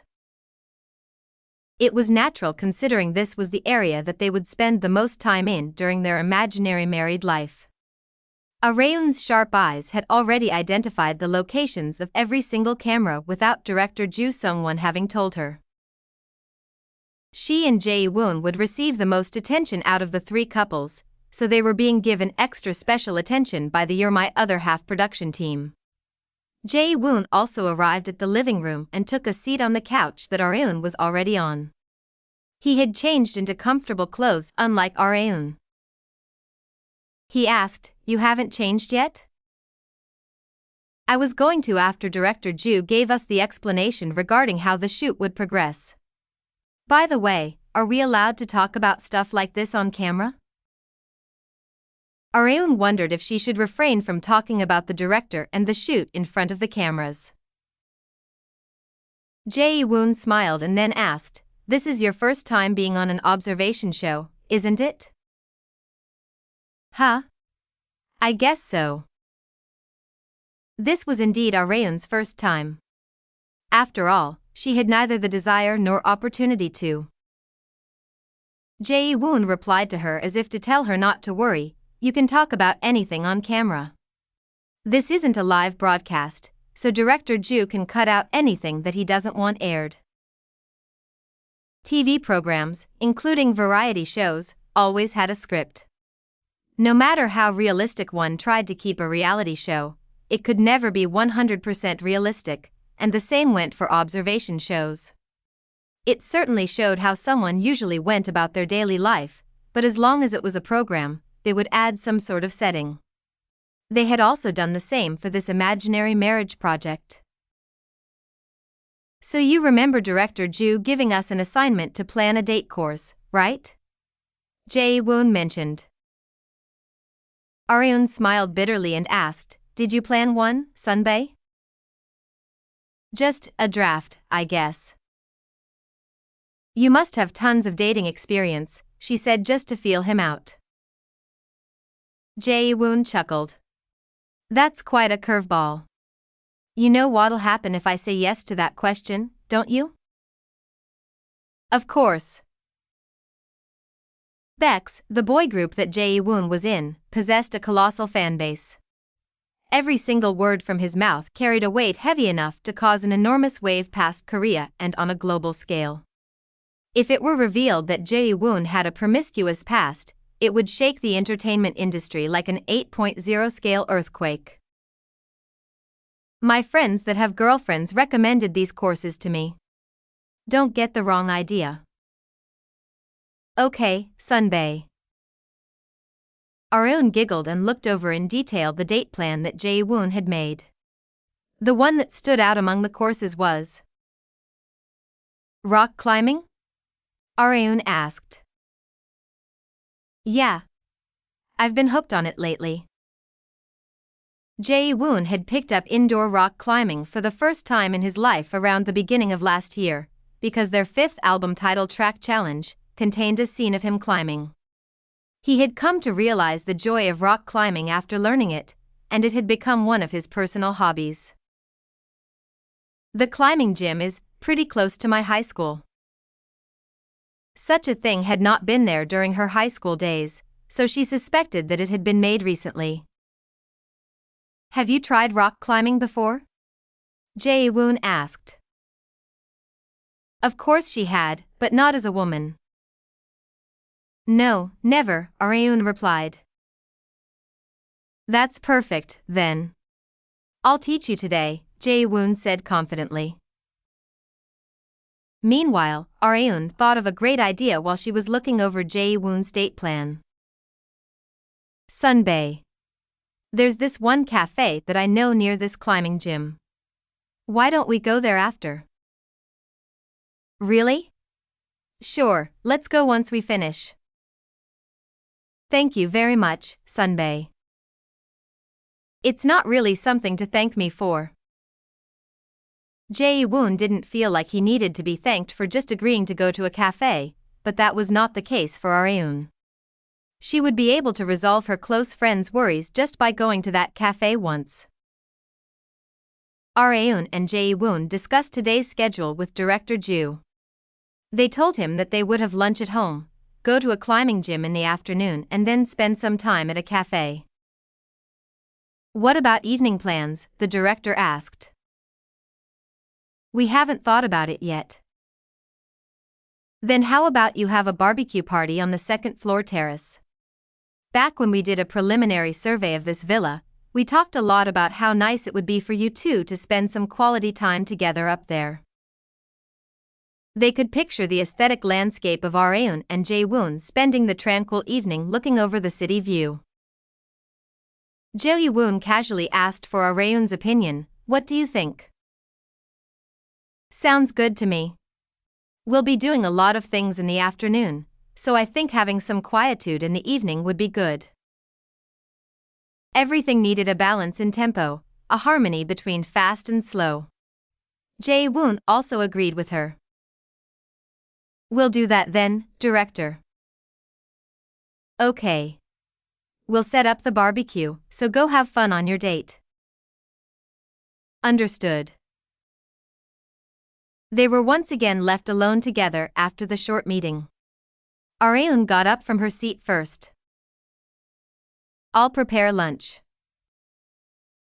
Let's do it together, Jae-woon expressed. Shall we? They took out the aprons that the staff members had prepared. They were matching couple aprons, both light blue with the same pattern on them. I'll tie it for you, Jae-woon remarked. Areun was more than capable of tying an apron herself, but Jae-woon personally stepped up to tie it from the back. Such scenes were necessary since they were an imaginary couple. However, Areun was worried about one thing. Your fans won't curse me because of this, would they? She asked. She was worried, considering how loyal Jae-woon's fans were to him. However, Jae-woon thought otherwise. You remember the drama that we had filmed together, right? He was referring to the drama Reaper, where Areun had played Jin Seo-yu, and her co-star had been Jae-woon. Back when we did that pretend kiss scene, no one said a word of complaint about it.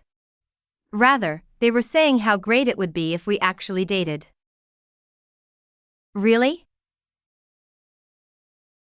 Areun was not one to go out of her way to search the internet for responses since the result would appear in the form of view ratings.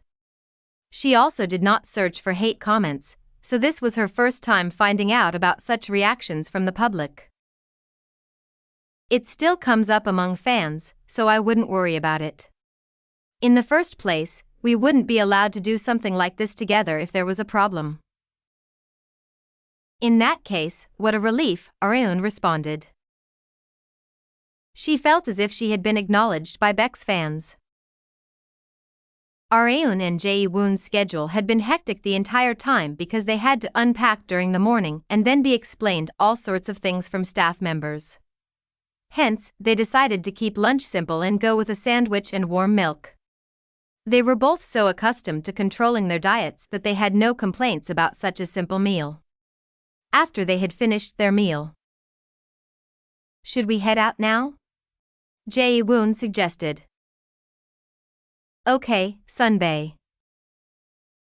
The production team had prepared a car for them in advance. Is this the sponsored car that they had mentioned? The program had been hit by a massive wave of product placement requests from famous businesses after it had been made officially public that the two top stars would be experiencing life as an imaginary couple. The kitchen tools that they had used to make lunch were also mostly sponsored. Jae-woon grabbed the steering wheel in excitement. "I've been wanting to drive this." "How perfect. Can't you just buy one, considering your level of fame?" In terms of income purely through one's entertainment career, Jae-woon would place within the top 3. It was almost impossible, even for entertainment reporters, to calculate his net worth. However, Jae-woon was unexpectedly the frugal type. "I don't really have a strong greed for cars. I grew up poor, so the need to save money became an unshakable habit." Does that make me sound cheap? Areun shook her head. "No. Rather, it makes you look cooler."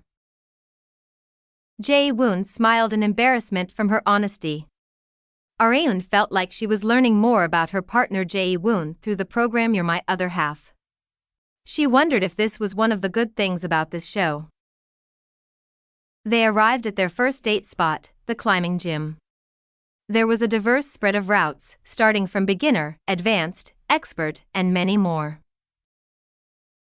"Which route do you usually take, Sunbae?" Areun asked. "I usually go for advanced." "You said you've never tried rock climbing, right? Then I guess the beginner route would be best for you." That was logically true, but Areun already had several occasions worth of rock climbing experience from her past life. "I'll take the advanced route too." "Are you sure? It's really difficult." Areun decided to let her actions speak for herself.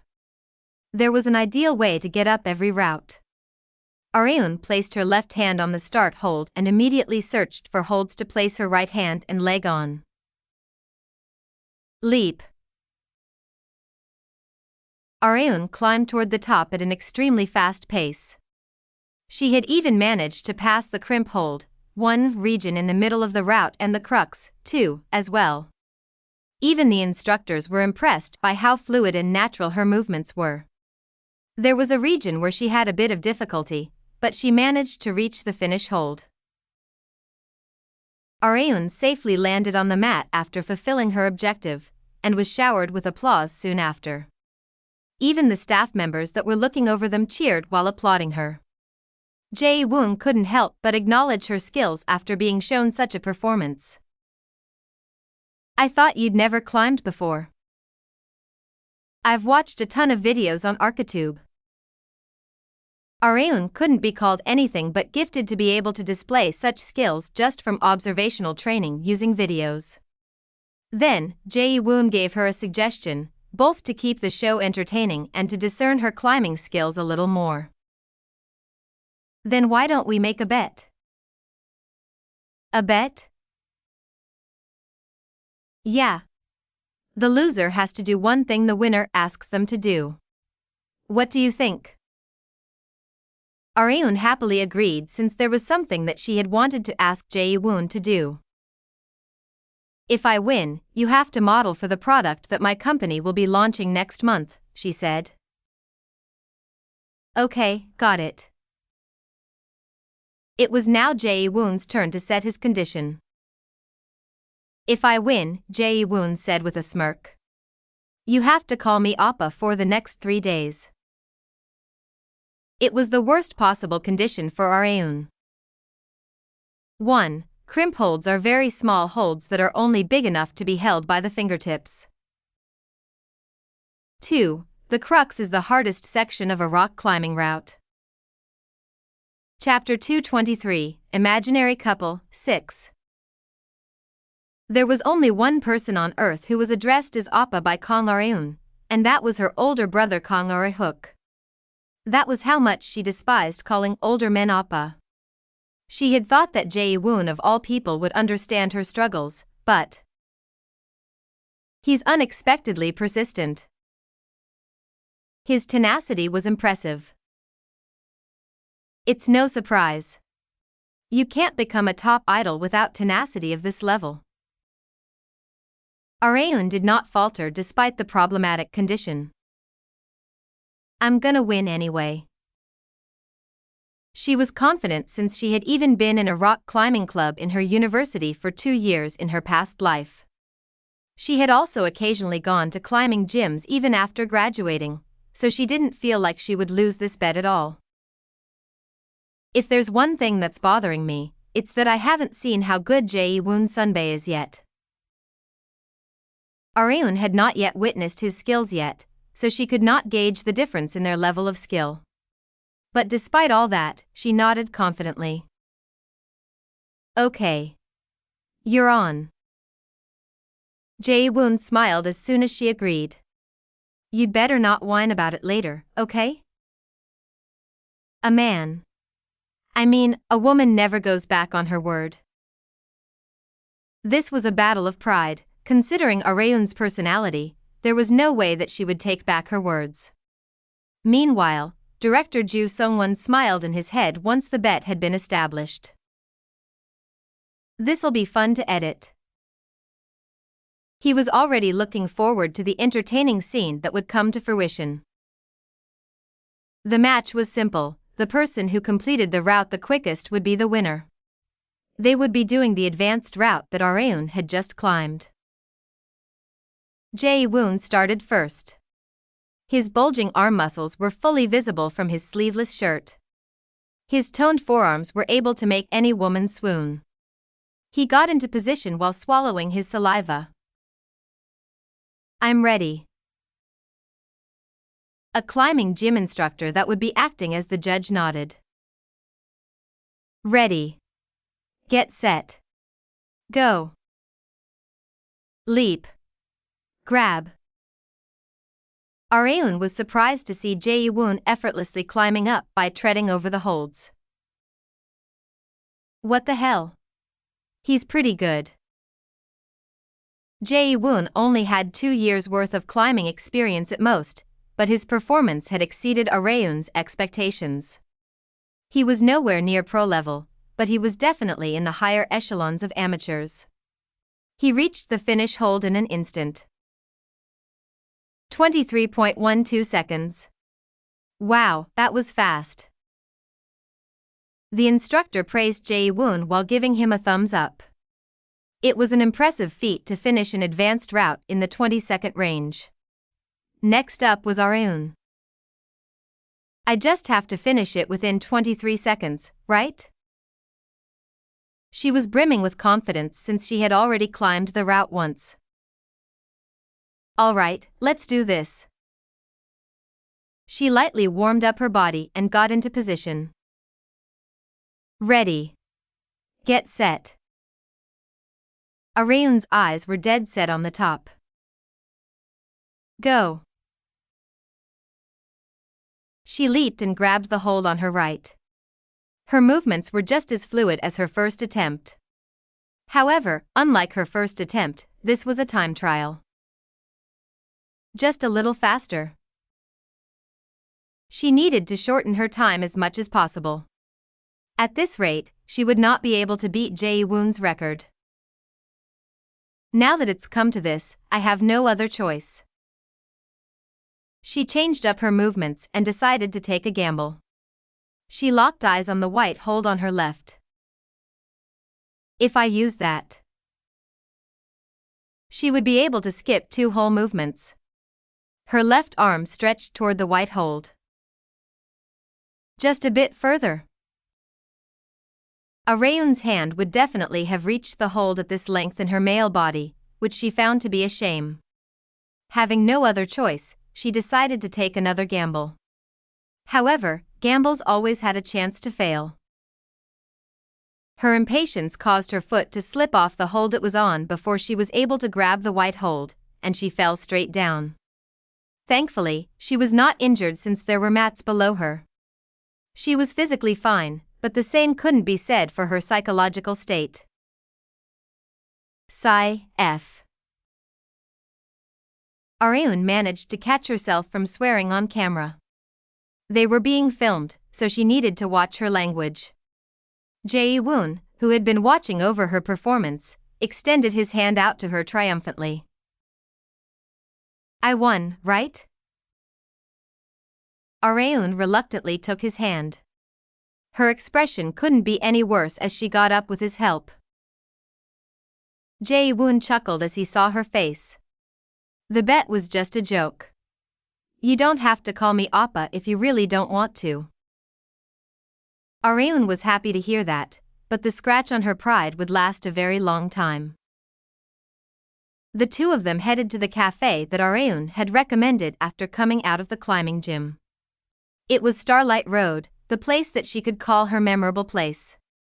Once she and Jae-woon entered the cafe, Seo and her father, who had been waiting for them after being notified of their upcoming visit, greeted them with a smile.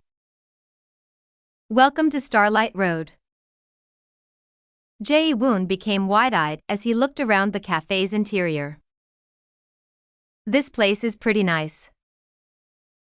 Right? It's not very popular, but I consider this place a landmark of sorts. Areun preferred small neighborhood cafes like this over famous cafe chains, because such cafes possessed their own individual traits. But it doesn't seem to get many customers, Jae-woon remarked. Areun nodded.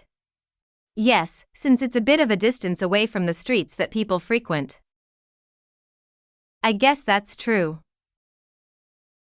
Talks of closing down the cafe had arisen due to this, but that would now be old news. Just getting TV exposure would cause this place to be booming with people. TV exposure aside, the fact that Areun and Jae-woon had a date here would also play a massive part in the cafe's upcoming boom in popularity. Fans would visit this place as if they were visiting the Holy Land.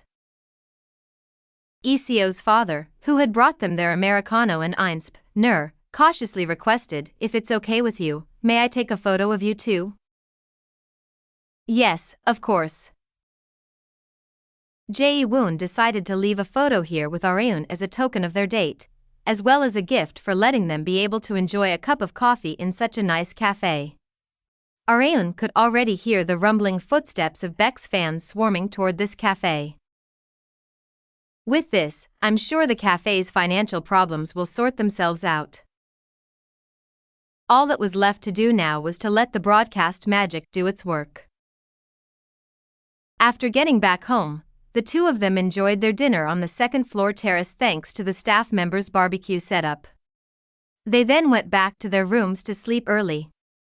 They were justifiably very tired, considering they had woken up early in the morning for the shoot and enjoyed a very active date. They spent a leisurely time at home in the morning of their second day, and then went on a date in the afternoon like the first day.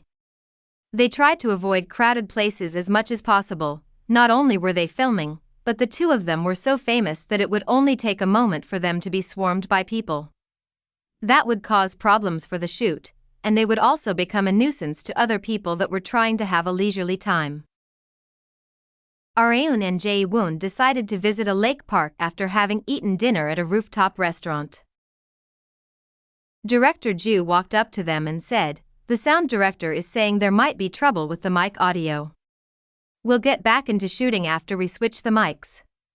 It'll take about 10 minutes, so you guys can take a break until then." Understood. They handed the mics that they had installed around their waists to the staff members. Jae-woon then pointed at the wooden bench near the lake. "Why don't we take a seat over there?" he asked Areun. "Sounds good." They wouldn't be able to take a proper break around the staff members, so they decided to go somewhere with a bit of distance away from them. The park was quiet, there were barely any people walking around the area. Jae-woon took off his coat and put it around Areun. Areun softly nodded. "Thank you very much, Sunbae. I mean..." Her face reddened. Jae-woon did not understand why Areun was acting this way, but his confusion cleared soon after. "Thank you, Oppa." Jae-woon doubted his ears from being called Oppa by Areun for the first time ever. "Did you just call me Oppa?" A multitude of emotions like embarrassment, humiliation, and shame stormed inside her head. She absolutely hated it more than anything else in the world, but a bet is a bet, after all. Areun felt far more comfortable carrying out the conditions of the bet in private like this, instead of while they were being filmed. Jae-woon was seized by an odd feeling that he had never felt before after being called Oppa by Areun. "Did you know that people tell me on programs that they think I've dated a lot of women?" he asked. "Yes. I've seen it on air before." The host of that program had tried to push the image of a playboy on Jae-woon, but that was not how he was in the slightest. "I've never dated a woman in my life," he expressed. "That's unexpected. I was sure you'd be popular with the ladies since you're so handsome." "It's a bit weird to say myself, but I was indeed popular. But I wanted to succeed as a singer, no matter what." Jae-woon's desire for success was greater than that for romance, and there was a reason for it. "I wanted to let my mom live in comfort, so I worked hard and practiced like crazy." Jae-woon's father had passed away when he was still young, and he and his siblings had to be raised by a single mother. It was something that he could talk about while laughing now, but it had been painstakingly difficult at the time. "I only strove for success without having the luxury nor thought to enjoy romance. So, I've never been able to empathize with the thought of falling in love with someone." He had always been like this, but not anymore. He had gradually gotten accustomed to the unfamiliar feeling that was love. Areun. "Yes, Sunbae?" Unlike Areun, who replied to him calmly, Jae-woon's eyes sparkled. They were the eyes of someone who had come to an important resolution. His eyes had only been on Areun for a while now. He spoke again after a moment of silence. "I think I've come to like you." The leader of Bex, the most successful boy group in the world, had confessed to the girl that he liked for the first time in his life. "Why me?" But Areun had never expected that girl to be her. Chapter 224, Imaginary Couple, 7. Kang Areun had never been confessed to by women when she used to be a man. However, after becoming a woman, there wasn't a time when she wasn't getting confessed to by a man. She had received many kinds of confessions, such as through words or by love letters, but Jae-woon was the first man to ever express his feelings so straightforwardly. Areun kept quiet after the surprise confession. She was going through simulations in her head about how to respond.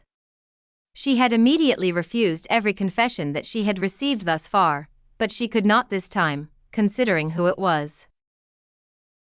"Why did you decide to confess to me out of the blue?" Areun wanted to know what about her had made Jae-woon look at her as a woman. There likely was a reason besides her looks or personality. "It's not sudden. I've been interested in you for a while now. It's just that the interest has been getting stronger lately." "Is your interest just simple curiosity?" Areun asked. "Absolutely not." Jae-woon had also wondered the same thing as Areun at first, and about what would happen if he ended up dating her. However, that had changed. Now, he did not want any other man to have Areun because he liked her. Once he had come to realize his feelings, he decided to be honest with them.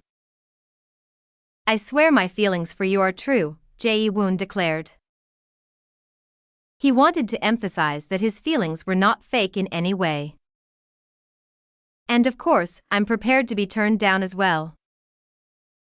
Although he had confessed, it did not mean that Areun would accept his feelings.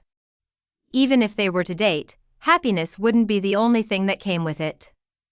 No matter how one looked at it, a romantic relationship between a famous actress and an even more famous male idol. It just spells disaster, Areun thought. She could not imagine a happy ending for them.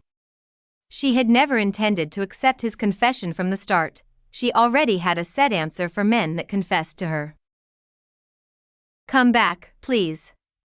We'll put on your mics."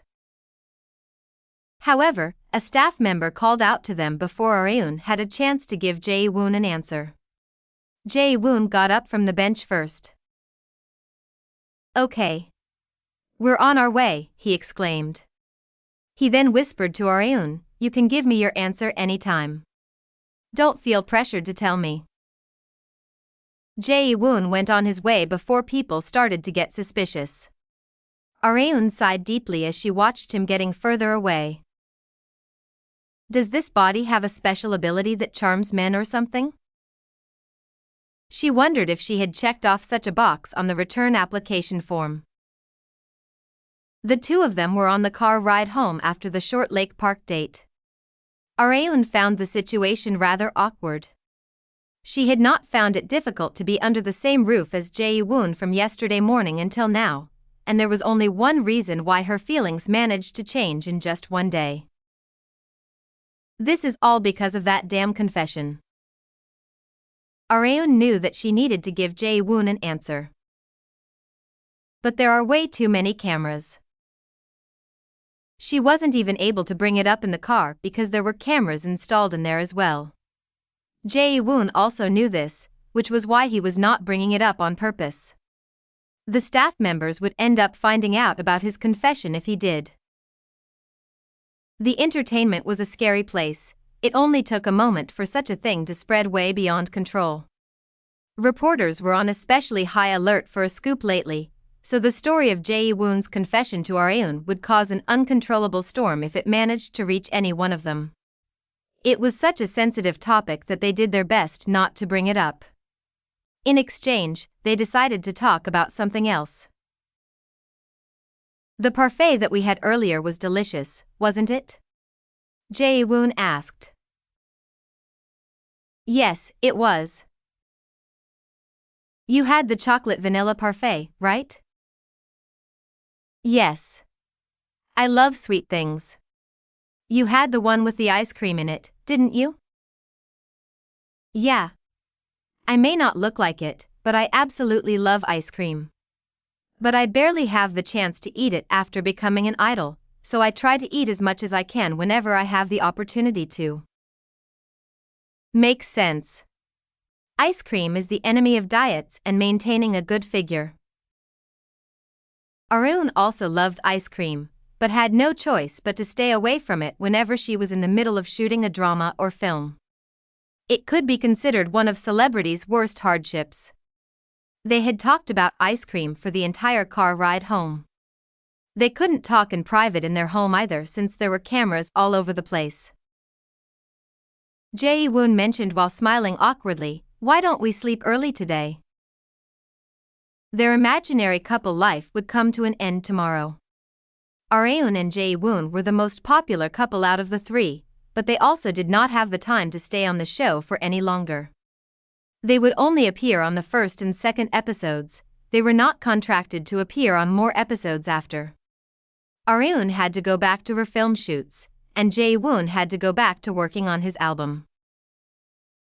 This was their final night together, so it was a bit of a shame to end it so uneventfully. However, Areun nodded. "Okay, sure." Jae-woon's smile contained a hint of disappointment. Good night, Arun. You too, Sunbae. And with that, the two of them walked back to their own rooms. Jae-woon could not fall asleep despite having laid down on his bed for over 2 hours.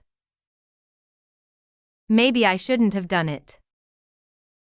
He had decided to be honest with his feelings and confessed, but waves of regret belatedly swept over him. Even confessions had after effects in the form of a relationship becoming awkward. Although there would be absolutely no problem if Arun accepted his feelings, Jae-woon could not see that happening. He had already resolved to be turned down. He knew exactly what Arun's answer would be, but he had confessed to her anyway because Jae-woon opened the eyes that he had just closed because he had felt a presence. The door just slightly opened, didn't it?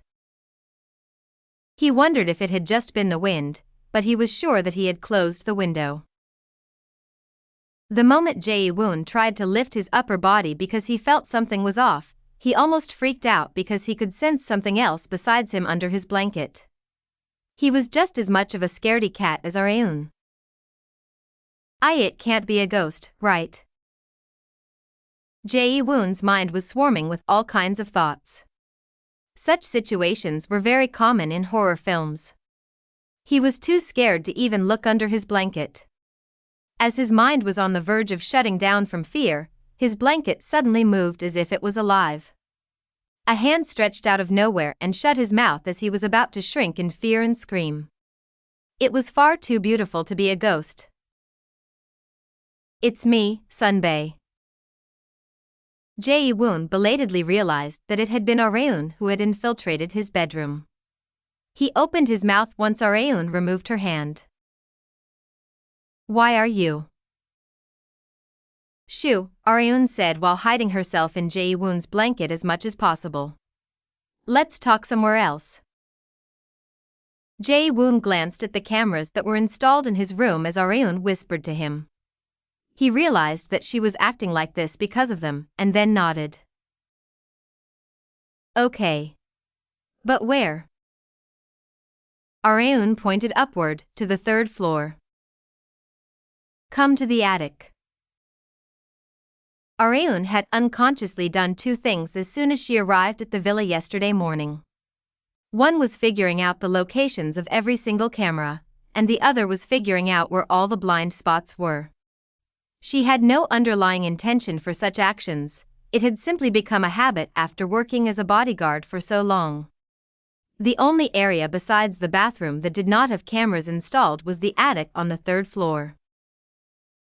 I'll get out first, so come out about 10 minutes later and come to the attic after pretending to head to the bathroom.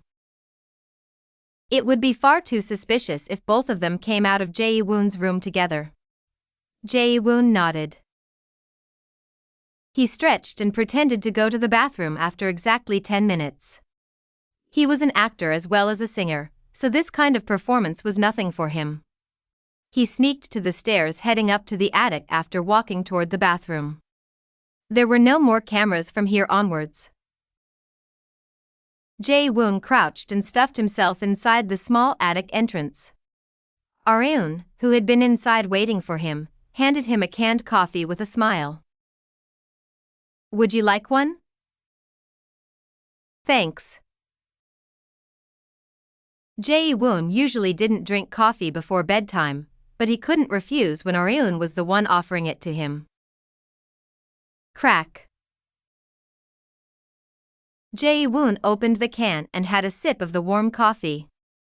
He was sure that Arun had not called him only to have some coffee together, and he already knew why. This is about my confession earlier, right? Yes. You didn't have to go this far to tell me. I wouldn't have minded if you'd given me your answer after we were out of here. I wanted to give you my answer while we were still here, no matter what. Arun had no specific reason why, she just felt like it. Her answer to Jae-woon's confession was already decided. I'm sorry, Sunbae. She had decided that she couldn't go out with him.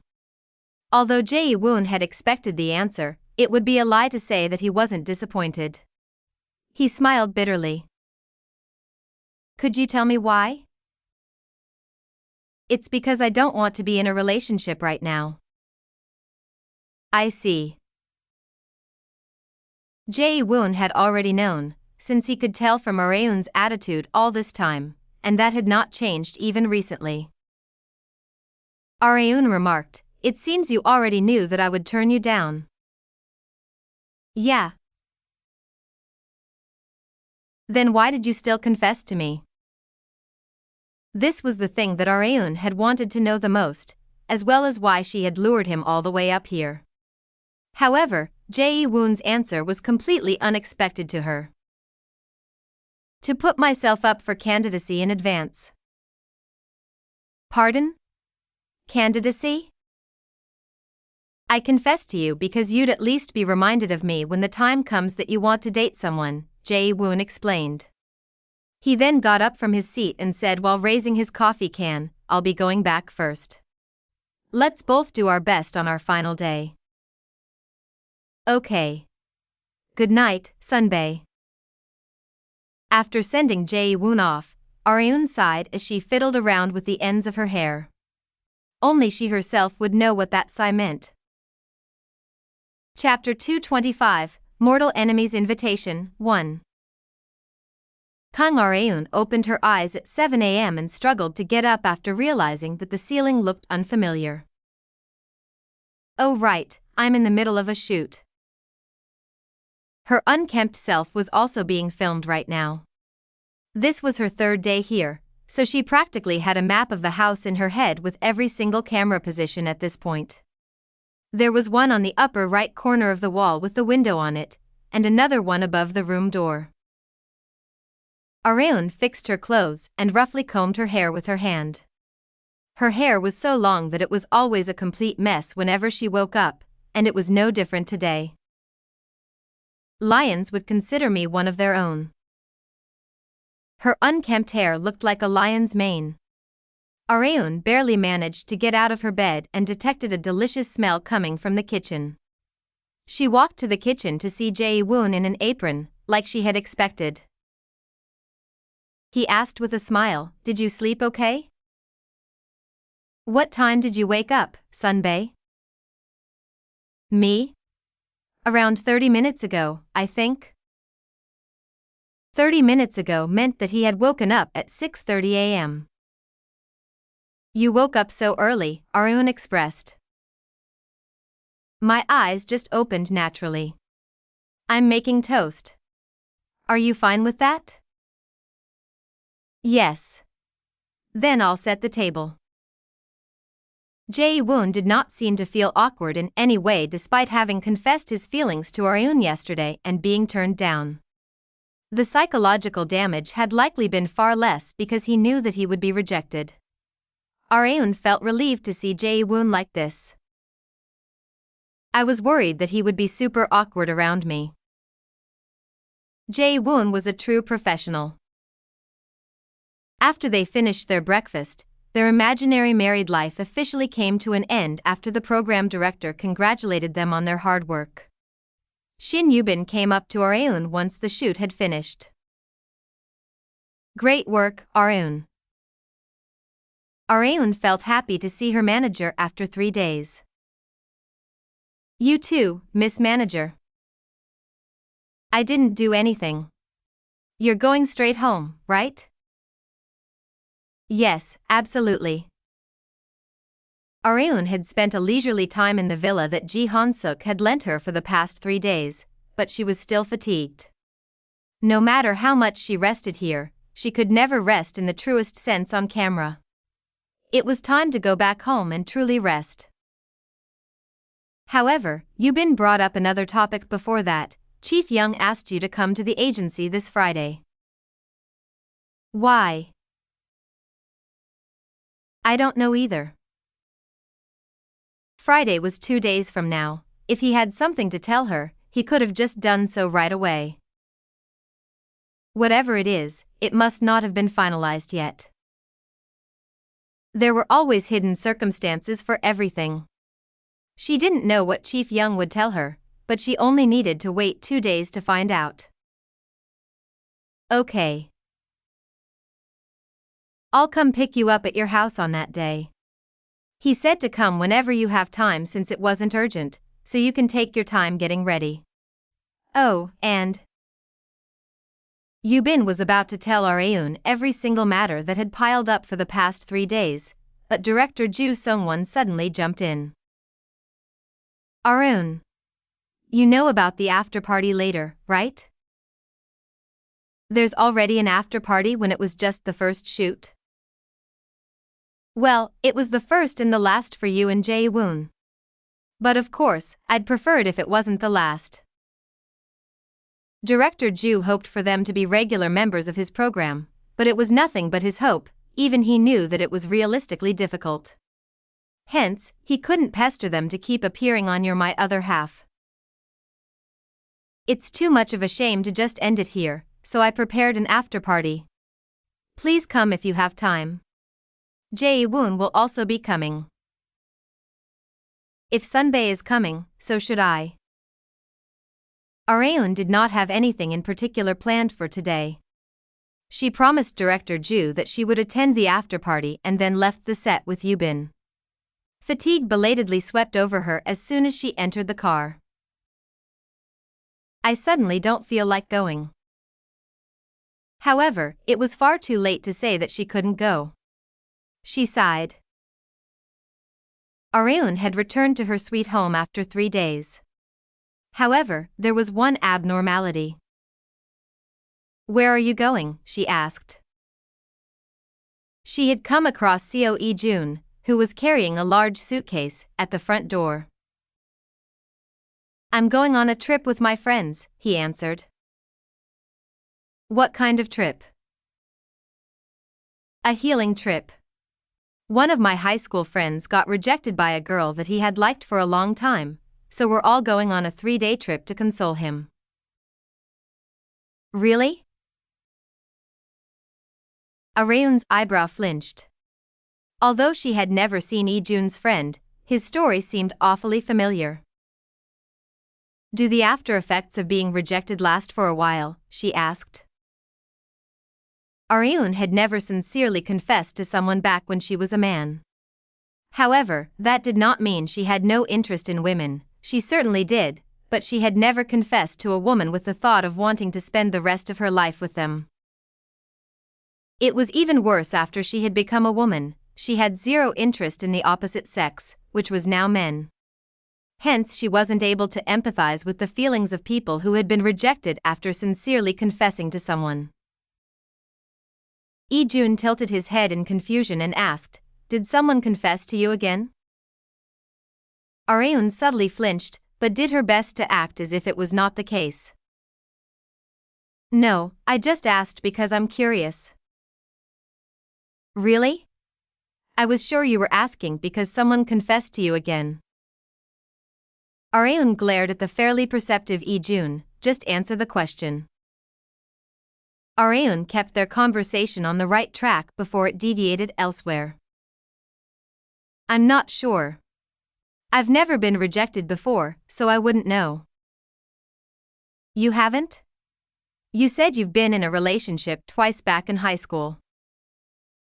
I wouldn't really call them relationships. They were only about a month long at most.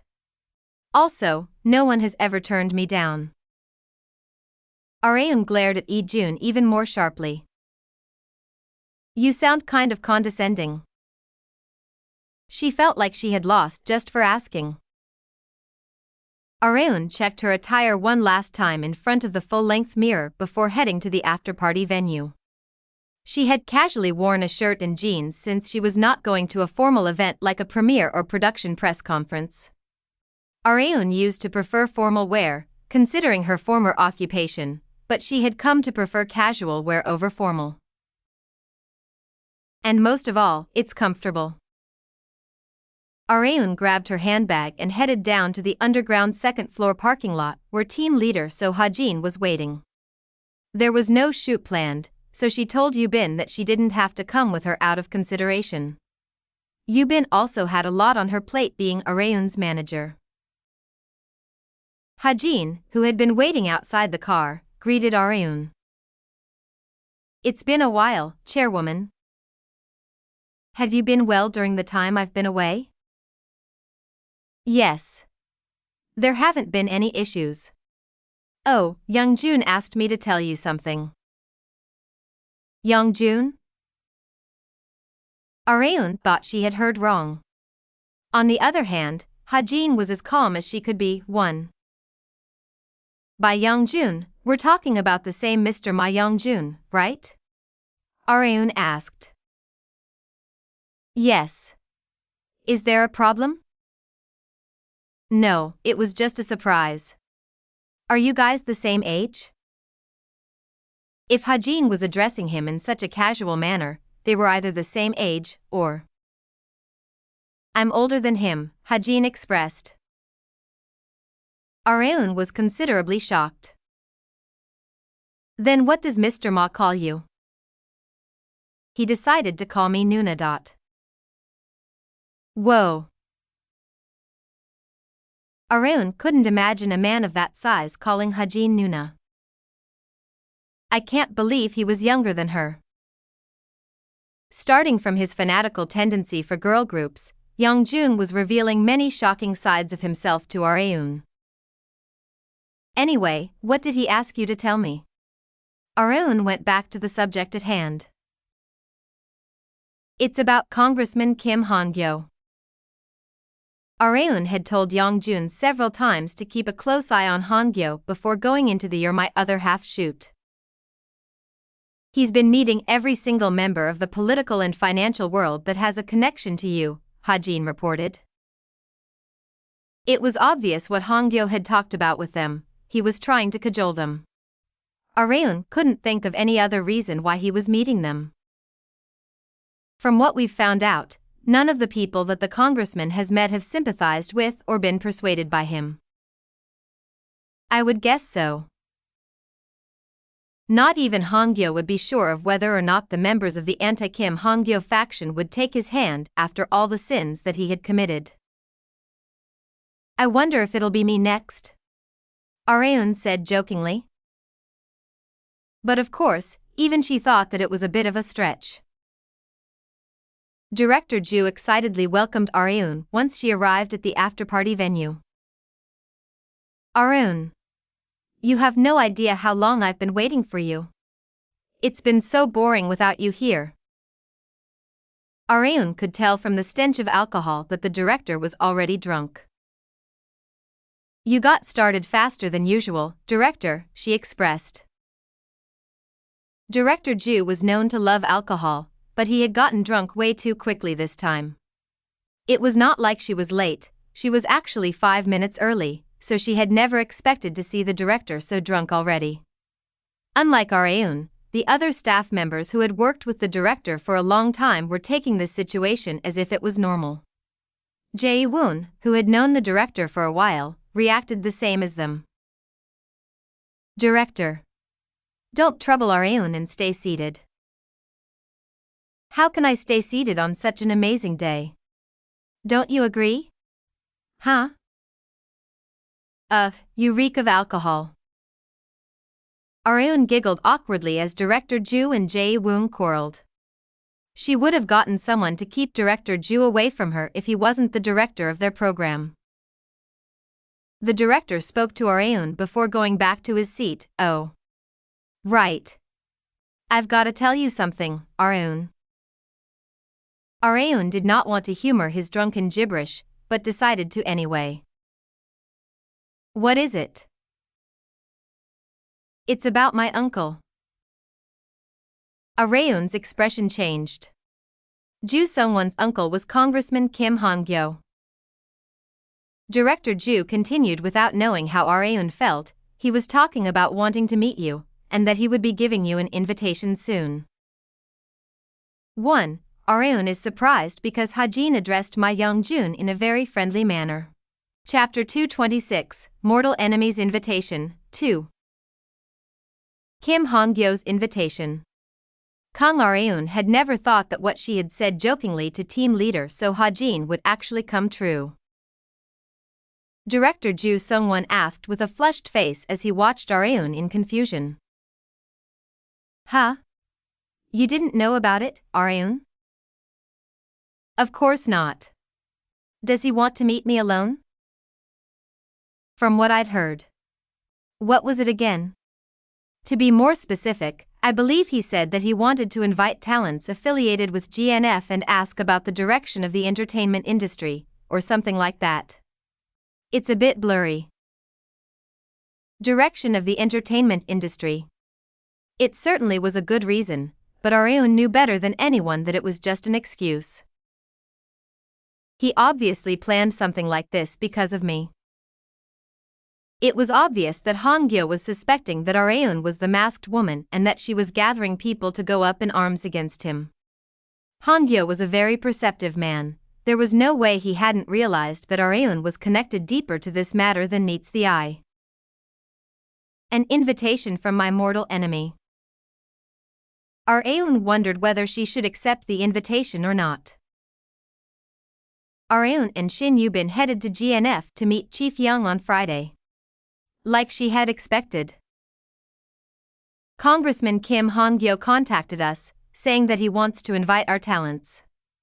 That's why I'm planning on asking who wants to go and then let his team know. Chief Young mentioned exactly what Director Ju had said 2 nights ago. Areun was not surprised because she had already been spoiled regarding the contents of their current conversation. She had been thinking about what to do about this invitation ever since hearing about it from the director. And finally, she had come to a decision. What do you want to do, Areun? Chief Young asked. Areun answered immediately as if she had been waiting for it, I'll participate for sure. Running away was not her style. If the opponent drew their sword, it was common courtesy for one to draw their sword as well, at least according to Areun. Areun had declared that she would meet Han-Gyo, but her associates thought otherwise. I personally think you should have refused the invitation, Ma Young-jun remarked.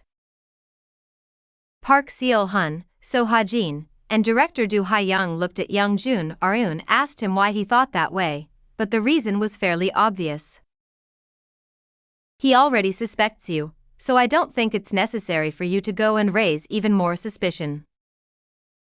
Young-jun was not wrong. It might be a better idea to stay hidden in situations like this.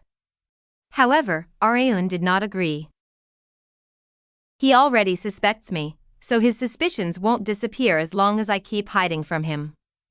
Rather, it might raise his suspicions even more. It might cause Han-Gyo to think that Areun was avoiding him because she had something to hide. Either choice had its risks. Now that it's come to this, I'll just have to do things my way. Hence, she had decided to gladly accept her mortal enemy's invitation. Even so, Young-jun could not agree with her choice. Meanwhile, Seol-hun asked while he was listening to their conversation, but why do you hate Congressman Kim Han-Gyo so much? Seol-hun and Ha-yang had more or less an idea that Areun had negative feelings for Han-Gyo for a long time. Although they had come to find out much later than Young-jun, they couldn't not notice since they had worked with her for a very long time. They knew that Areun hated him, but not why. Areun shrugged and answered concisely, you don't need to know. Seol-hun and Ha-yang then looked toward Young-jun and Ha-jin, who also did not seem to know either. In any case, Kim Han-gyo was Areun's enemy. No, now that they were all on the same boat, he had become their common enemy. Both Seol-hun and Ha-yang were willing to help Areun in any way they could. Ha-jin then asked Areun, when and where is it? Next Thursday evening. We'll be meeting at Congressman Kim's home. I'll be going, but I'm not sure about the other talents. She honestly couldn't care less about who else was coming. The only thing on her mind was her confrontation with Han-Gyo. Young-jun asked this time, does team leader So and I have to accompany you? Considering the last incident, you stay put, mister. I'll just take team leader so. Young-jun and Park Du-cheol's covers had almost been blown during the secret meeting between Han-Gyo and Chairman Ji, as they were trying to get closer to eavesdrop on their conversation. They claimed that their faces had not been exposed, but it couldn't hurt to be too safe. Not only that, it was more comfortable to take just Ha-jin with her since they were both women. And I don't think there will be any major issues, so don't worry, Arun expressed.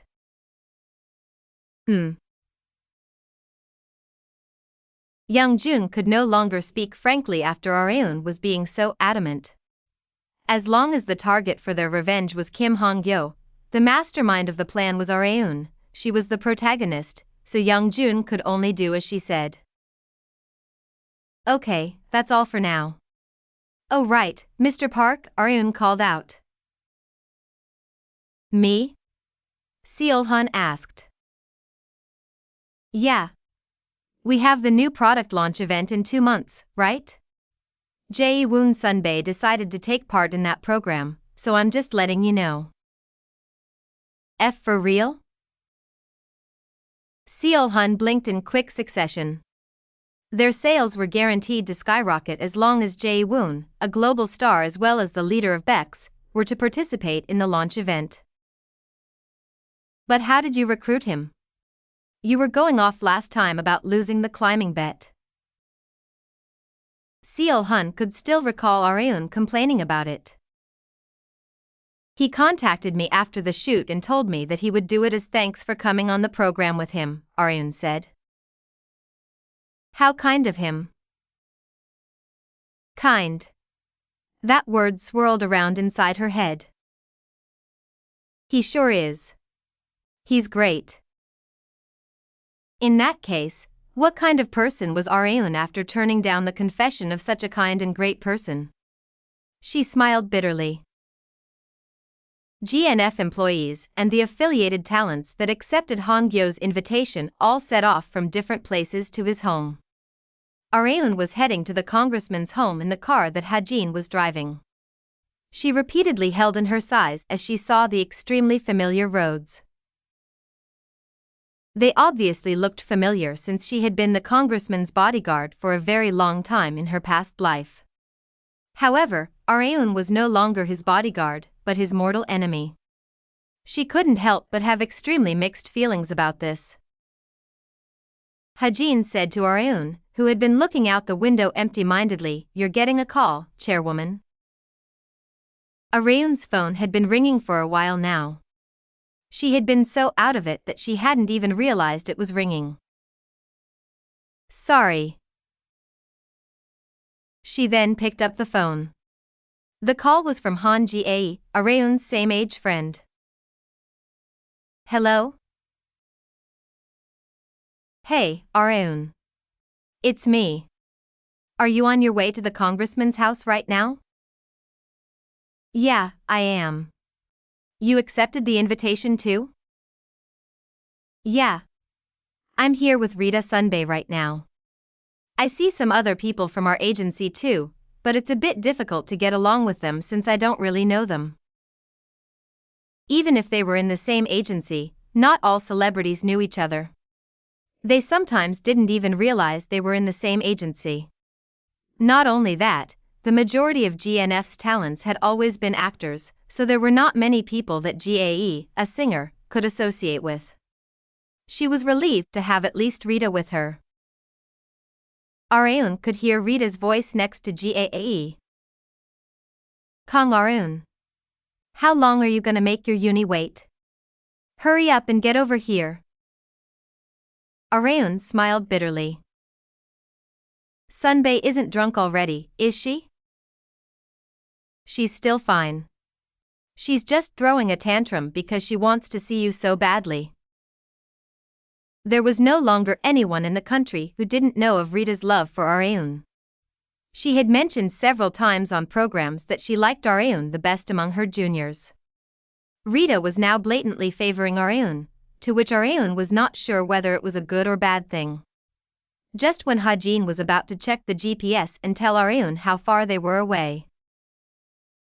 We'll be there in about 10 minutes, so tell Sunbae to wait just a little longer, Areun said. Yeah, okay. Areun knew exactly how long it would take for them to reach their destination without needing team leader so to tell her. Like it had already been mentioned, she knew these roads like the back of her hand. Not knowing that, Ha-jin couldn't help but be impressed.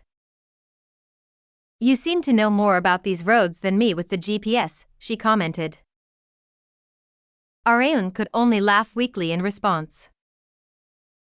Like Areun had expected, they had reached Congressman Kim Han-Gyo's home in exactly 10 minutes. Many cars were already in the parking lot, and Areun noticed Rita and Gae's cars as well. It was a fresh feeling to see each of their personal cars after being driven by their managers all the time. Areun walked out of the parking lot and took a good look at Han-Gyo's house. She couldn't not get any mixed feelings. Ha-jin, who was following Areun from behind, asked in worry, "Is there a problem?" No. Just nostalgia. Nostalgia? Ha-jin couldn't understand why Areun would feel nostalgic from seeing Congressman Kim's house. Areun switched gears and said to Ha-jin, "Stand by near the area. I'll enter by myself." Understood. She would most definitely be looked at weirdly if she brought a bodyguard into a party venue. A man in a black suit bowed to Areun once he confirmed her identity. "Welcome, Miss Kang Areun. Please, come in." The scenery of Han-Gyo's home unfurled as Areun took a single step inside. "I never thought I'd come back here." She could only think of it as a quirk of fate. Chapter 227, Mortal Enemy's Invitation, 3. Kang Areun arrived at Kim Han-Gyo's home. It was far too ambiguous to say that she missed the place. She used to be here more often than her own home in her past life. All sorts of thoughts and emotions stormed inside her head and heart. Areun. Han-Gyo casually linked arms with Areun as she was blankly standing still. "Why are you so late?" Gyo asked. "I had stuff to take care of. That aside, there's a lot of people here." Not only were there many celebrities, there were also many GNF employees, Chief Young included. Kim Han-Gyo's garden was so spacious that it could fit all of these people with no problem.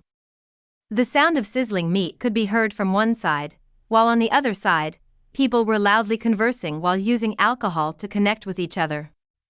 People naturally became more open because they were in the freeing outdoors instead of being stuffed indoors.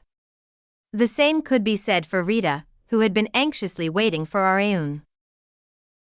"Now that you're here, you should have a drink." "Here." Rita handed Areun a wine glass and poured her a drink from a wine bottle. Areun politely refused, "I can't drink." She had no idea what she would do if she drank alcohol. Not only that, she was smack in the middle of enemy territory. She did not want to cause a fuss in a drunken stupor. However, Rita remarked as if not to worry, "This is non-alcoholic wine, so you can drink in peace." Really? Areun could indeed drink it if it was non-alcoholic. She cautiously put her lips on the wine glass and had a tiny sip. The beverage went down smoothly. "It really is non-alcoholic." "Oh, look at you. Did you think I was lying or something?" Rita asked. "You're more than capable of it, aren't you, Sunbae?" Rita was abashed by Areun's unreserved remark. She wanted to deny it, but hated herself a little for not being able to. However, Areun had succeeded in finding a beverage that she could drink aside from alcohol thanks to Rita. As they were talking, more and more people gathered around Areun.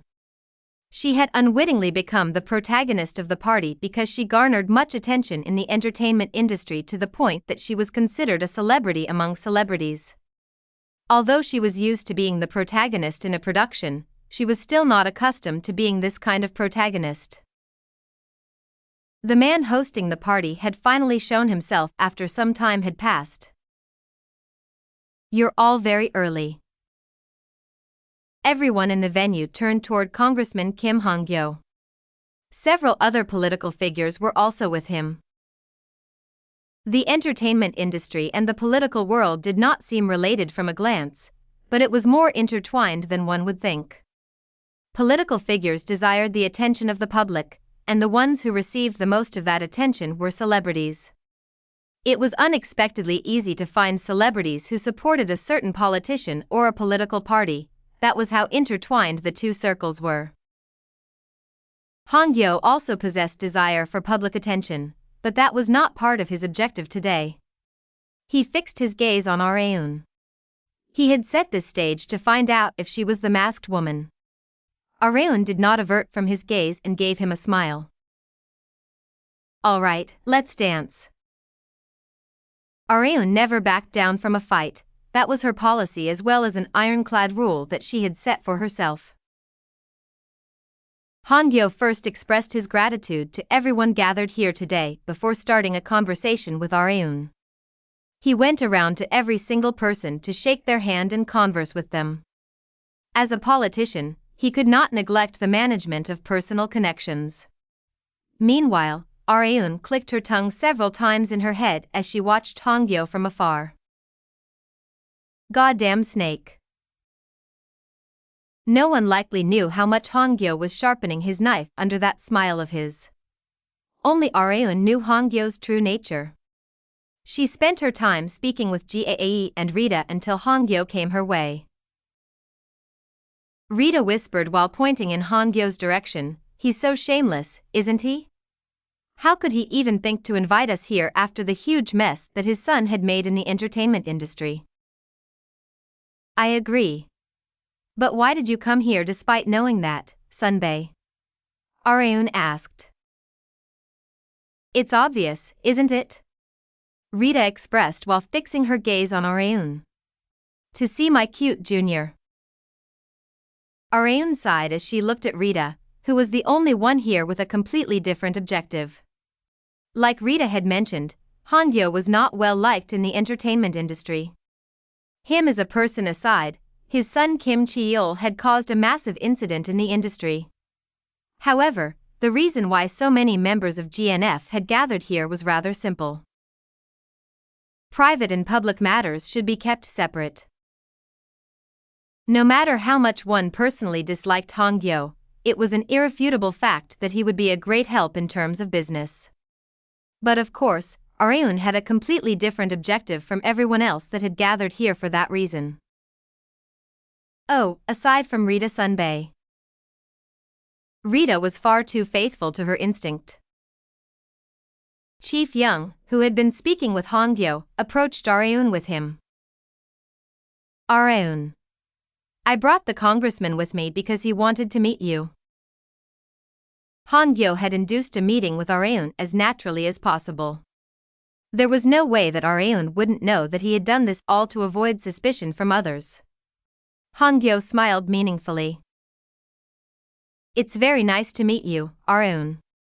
I've always wanted to meet you, and it seems I've finally gotten the chance to." "We've already met once before, haven't we?" They had met once before, albeit extremely briefly, during the Armed Forces Day event. It had been such a short encounter that Han-Gyo had forgotten for a brief moment. Having been reminded of it, he chuckled. "Haha, yes, that's true. I'm sorry. My memory isn't as clear as back when I was still young." Han-Gyo could not have cared less about who Areun was before, but the situation had completely changed. She, who had been nothing but an extra that had passed by in his life, had now become a terrifying entity that could end his political career. However, nothing was certain yet. That was why he had called Areun here to confirm it with his own eyes. "In any case, thank you very much for accepting my invitation, Areun," Han-Gyo said. "It's my pleasure." The two of them shook hands. Arun had only been standing behind Han-Gyo in her past life, but she could now proudly stand across from him. Arun spoke first. What happened to your son is truly unfortunate. She brought up a subject that would infuriate Han-Gyo from the get-go. It obviously had been on purpose. Despite that, Han-Gyo maintained a poker face without a flinch of an eyebrow. It's my fault for not educating him well enough, haha. As expected of Kim Han-Gyo, he was truly a seasoned veteran. He had not set up this party to talk about his son. It was his turn to go on the offensive this time. Are you well acquainted with Chairman Ji of Dudam Group? He asked. Yes. I've met him several times through Ji Han-suk Sunbae. I believe you had introduced him to Congresswoman Hong Oh-yun. Is that right? Aeun felt as if she was being interrogated. Han-Gyo was a tough opponent, but so was Aeun. She did not lose her smile to the very end like a true celebrity that stood in front of cameras for a living. Yes. We'd appeared on the same program once before. Congresswoman Hong had said that she wanted to meet Chairman Ji, so I introduced her to him. I see. Aeun emphasized with a beautiful smile that she had only fulfilled the Congresswoman's request, and that there had been absolutely no political agenda involved in the decision.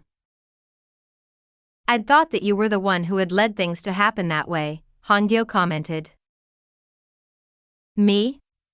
Of course not. I don't know a thing about politics. My dream is to become a Hollywood actress, not to become a politician.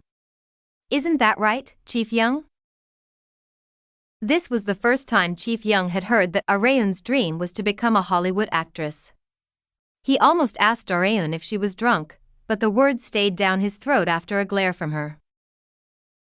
Why yes. Aeun has dreamed of becoming an excellent actress ever since her debut.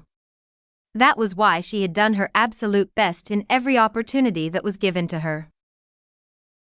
This was 100% a lie. In truth, Aeun had frequently refused offers because she didn't want to, or because it was a hassle. She had no real attachments nor interest in the entertainment industry. However, she couldn't let that be known to Han-Gyo. The doubt in Han-Gyo's eyes subsided somewhat thanks to Chief Young's testimony.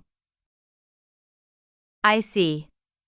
It seems to have been a mere coincidence, then. I apologize for doubting you, Aeun. It's okay. Please feel free to invite me like today anytime. I will. With that, Han-Gyo left. Aeun stuck her tongue out at him while he was walking away with his back toward her. After the party, Han-Gyo fell into deep thought alone in his study after sending everyone home. Aeun had been the one that seemed most likely to be the masked woman. Maybe I was wrong. Han-Gyo wondered if his hunch, which rarely failed him, had been incorrect. He took out a cigarette that he had sworn to himself that he would quit this year for sure, and put it in his mouth. Flicker. He lit the cigarette and let out a long stream of smoke. He was so stressed that he couldn't help it. If it's not Kang Aeun, then who could it possibly be? After some time of thinking, one woman popped up in his head. Yes, that's it. He extinguished the cigarette that he had just lit on the ashtray, and laughed unsettlingly. It can only be her. It felt as if the puzzle inside his head had finally been solved. A week had passed since Aeun's meeting with Han-Gyo. Meanwhile, Aeun finished getting ready to stand in front of the camera alongside Hwang Jae-woong, who had safely been discharged from the hospital. We're about to start shooting, so please get ready, Aeun. Okay. The script reading was done, so she just needed to immerse herself into her performance. But then, team leader So Ha-jin urgently approached her. Chairwoman. There's a big problem. Having detected the seriousness in Ha-jin's voice, Aryun asked in a whisper, what kind of problem? Ha-jin quickly repeated what she had been notified of, reporter on Sujin is in danger. Chapter 228, Mortal Enemy's Invitation, 4. It was almost midnight when On Sujin finally got up from her seat at the office. A tsunami of fatigue swept over her. My shoulders are killing me. Not only her shoulders, but her neck, limbs, back and everywhere else on her body was aching. I would have bought a massage chair if I had enough room in my apartment. Sujin swallowed her disappointment and took off her slippers to put her shoes back on. I should call a taxi since it's late. Sujin walked up to the side of the road as soon as she exited the office building. There just happened to be a free taxi stopped in front of a red light 1 block away. Oh, lucky me. She had not expected to find a taxi so quickly. She raised her arm to signal to the taxi. The male taxi driver in sunglasses stopped near Sujin. Where would you like to go? Sujin placed her handbag on her lap and answered, Insung High School, please. The front gate, not the back one. Understood. The taxi departed as soon as the traffic light turned green. It took around 10 minutes for Sujin to feel that something was off. Sir? I think you're going the opposite way. They should be going down Olympic Darrow, 1, but the taxi driver was driving somewhere else entirely. Sujin felt uneasy. She finally began to notice suspicious aspects about the taxi. The man was acting far too awkwardly for a taxi driver, and neither the taximeter nor GPS was on. Sujin was struck with fear, but she purposefully did not show it because she knew that she would be giving the other party the upper hand the moment that she showed fear. Who are you? She asked. She could see the man's sharp gaze through his sunglasses. He smiled wickedly. There's someone who'd like to meet you. I don't know what sort of invitation this is, but I have no intention of accepting it. I'm sure you understand that you have no right to refuse. Sujin tried to escape out the car door as soon as the car was stopped by a red light, but the man was not that careless. The closed door did not open. Sujin swallowed her saliva. I thought I could finally go home after working overtime. I can't believe I'm being kidnapped. She felt like she was being dragged into a tiger's den. Aryun had been given a report by So Ha-jin that reporter on Sujin had been kidnapped by a suspicious man. She was obviously not pleased. She was waiting in her office for someone with one leg over the other. Ha-jin's eyes reacted first to the sound of the office door opening. Park Seol-hun, Ma Young-jun and his subordinates cautiously entered. Aryun stared daggers at Young-jun and his men. Their shoulders flinched repeatedly. She looked far more frail than any of them, but her glare was overpowering. It felt like the eyes of an apex predator staring down its prey. What the hell were you all doing while reporter On was getting kidnapped? None of them were able to speak up. Aryun pointed at Young-jun. Tell me, mister. Young-jun nodded with difficulty and forced his mouth to open. I thought she was getting on a taxi to go home like always, but I never thought the taxi itself would be the method of kidnapping. In other words, you were sloppy. Young-jun couldn't refute Aryun's words since they were true. Sujin was someone who would become. No, it was safe to say that she had already become a key individual to Aryun's plan. To Aryun, Sujin was a gun that could fire ammo that was information that could be used against Kim Han-Gyo. But if Aryun were to lose Sujin, I'll have to find another reporter. If that happened, it would throw a wrench in her plans. Areun said to Young-jun while boiling with rage, drop down. Young-jun unhesitatingly assumed a downward stretch position with just his head and toes supporting his body, too. Areun asked the men blankly standing behind Young-jun, what's taking you so long? Apologies, ma'am. Areun was not an angel, she was a demon. Every single one of Young-jun's subordinates in the room assumed the same position. At 1, you'll say get your shit. At 2, you'll say together. 1. Get your shit.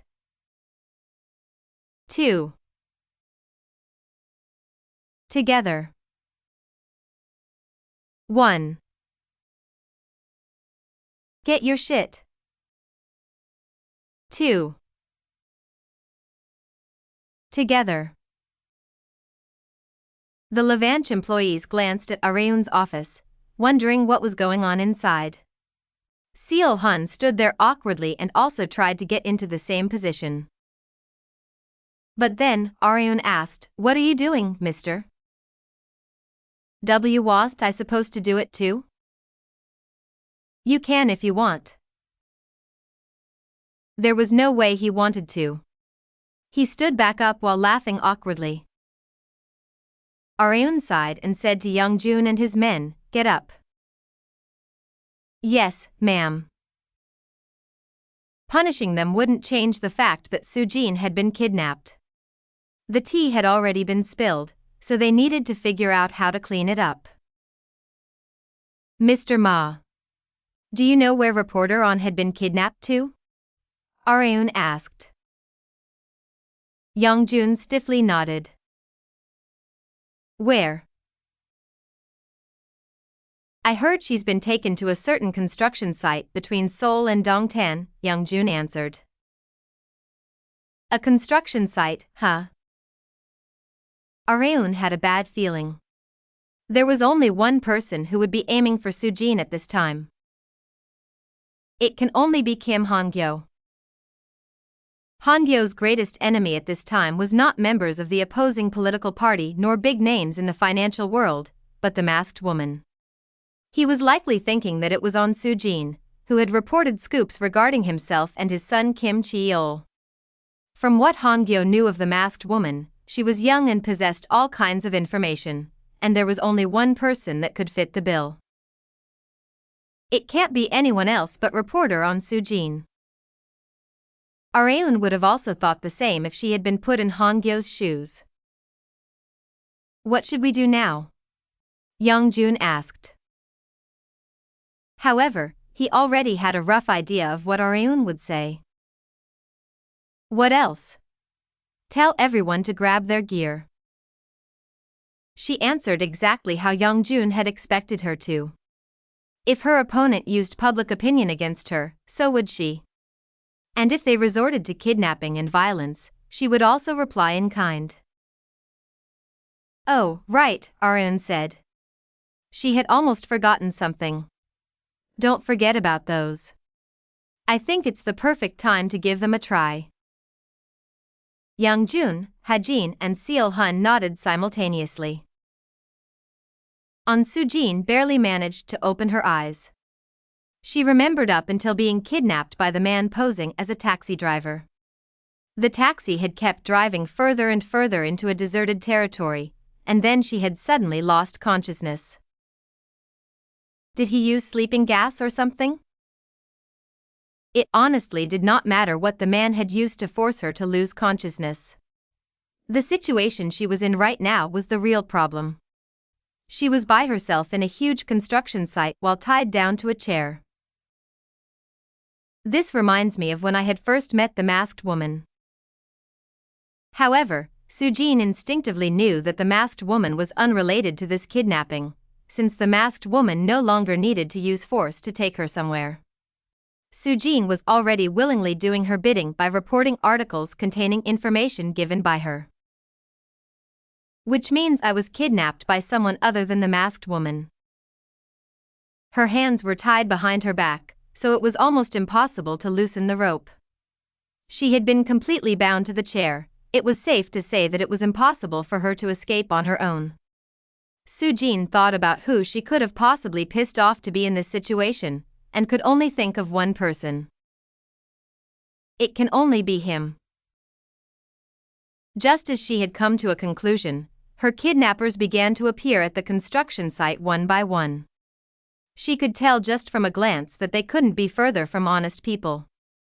Each of them had weapons like lumber and wooden bats in hand, likely to scare Soo-jin. She unknowingly swallowed her saliva. She had faced countless dangerous situations in her career as a reporter, but she had never faced such a life-threatening situation other than her first encounter with the masked woman. One of the men looked familiar. Soo-jin said to the man in sunglasses, "Is this really the front gate of Insung High School? I don't think we're in the right place." The man who had posed as the taxi driver chuckled in bafflement. "I don't think you've fully realized the situation you're in." He was about to approach Soo-jin with a knife, but she threatened them instead. "You'd better let me go if you don't want the public to find out that Congressman Kim Han-Gyo has you in his pockets." Soo-jin was trying to use the fact that they were being backed by Han-Gyo to make a deal with them, but her attempt had become meaningless as a man showed himself from among the gangsters. "Do it. I don't care." Han-Gyo made his appearance right in front of Soo-jin, which not even she had expected. "I thought you'd be keeping yourself hidden behind them, but I guess not," Soo-jin remarked mockingly. However, Han-Gyo simply laughed in response. "Do you know why I showed myself to you?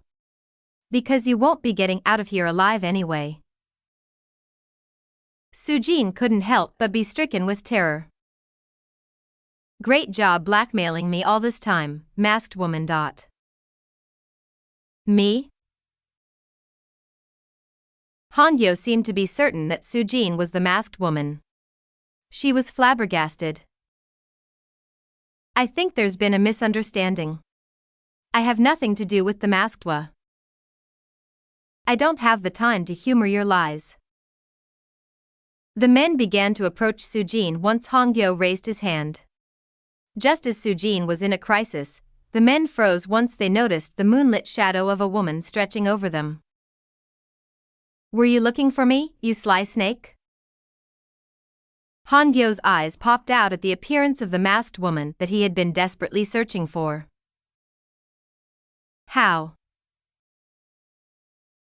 He had finally come to realize that Soo-jin was not the masked woman. However, it did not matter. Although it had not been intentional, he had successfully lured the masked woman here. "Kill her." The men changed their target from Soo-jin to the masked woman.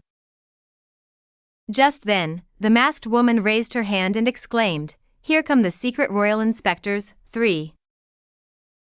Men wearing the exact same white mask as Areun simultaneously showed themselves out of hiding. The unidentified gangsters instantly surrounded Han-Gyo and his gang. Han-Gyo scowled. "You bitch. Just who the hell are you?" Areun smiled, which Han-Gyo couldn't see behind her mask, and answered, "Didn't you hear me? We're secret royal inspectors. 1. This is the name of an 8-lane highway in Seoul. 2. This is a disciplinary position commonly used in Korea. 3. Secret royal inspectors were undercover officials back in the Joseon dynasty, who were directly appointed by the king and sent to local provinces to monitor government officials and look after the populace while traveling incognito." The phrase that Areun used is one that a royal secret inspector says to reveal their identity after they discover corruption to bestow punishment on the official. Chapter 229, Mortal Enemy's Invitation, 5. Multiple people wearing the exact same masks as the masked woman appeared before Kim Han-Gyo, whose head hurt just from looking at the masked woman. Han-Gyo couldn't not scowl from the sight. The items that Kang Areun had told the men to bring before were these masks. Areun softly laughed and asked the bewildered Han-Gyo and his gang, "Did you seriously think I came here alone?"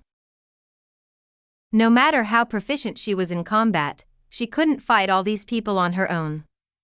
Hence, she had decided to bring Ma Young-jun and his men with her. They already knew the location, so all they needed to do was to wait for the right chance to ambush them. But I'd never expected you to be here, Areun mentioned. She was obviously referring to Han-Gyo. Who would have thought that someone like you, who hates nothing more than getting your hands dirty, would show up here personally? Han-Gyo despised the way she spoke, as if she knew absolutely everything there was to know about him. He felt as if she was looking into his very soul. However, he had no intention of answering Areun's question. I think you're gravely misunderstanding something, he remarked. The game was not over yet. We have the advantage in numbers. Han-Gyo was right. His gang overwhelmingly outnumbered the men that Areun had brought by roughly twice their number. Having the numerical superiority, Han-Gyo's smile returned. I'll rip that mask off your face myself. He gestured to his gang, who then all began to move. However, Areun did not shrink down. Rather, she only scoffed at him. If you're asking for a whooping, I'm more than happy to give you one, she said. What the hell are you talking about, you bitch? Two gangsters wielding lumber ran toward Areun, but they were stopped by Ma Young-jun and Park Do-chil before they could reach her. Young-jun's giant fist smashed one man's right cheek, while the tip of Do-chil's toes struck the other man's solar plexus. The two men fell forward. Herg. Kurg. The man that had been hit on his solar plexus by Do-chil seemed to have trouble breathing. Their flawless attacks had neutralized the men instantly. Do-chil held in his laugh. Compared to the countless beatings that he had suffered from Areun. Your fists are nothing more than child's play, damn it. Young-jun agreed. Although Han-Gyo had the advantage in numbers, Areun's men overwhelmed his men in terms of individual combat prowess. This had all been part of her plan. The gangsters' morale plummeted due to Young-jun and Do-chil's swift neutralization. Han-Gyo exclaimed in irritation, "What the hell are you doing? Eliminate them." Why yes, sir. No need to fear, men. Kill them all.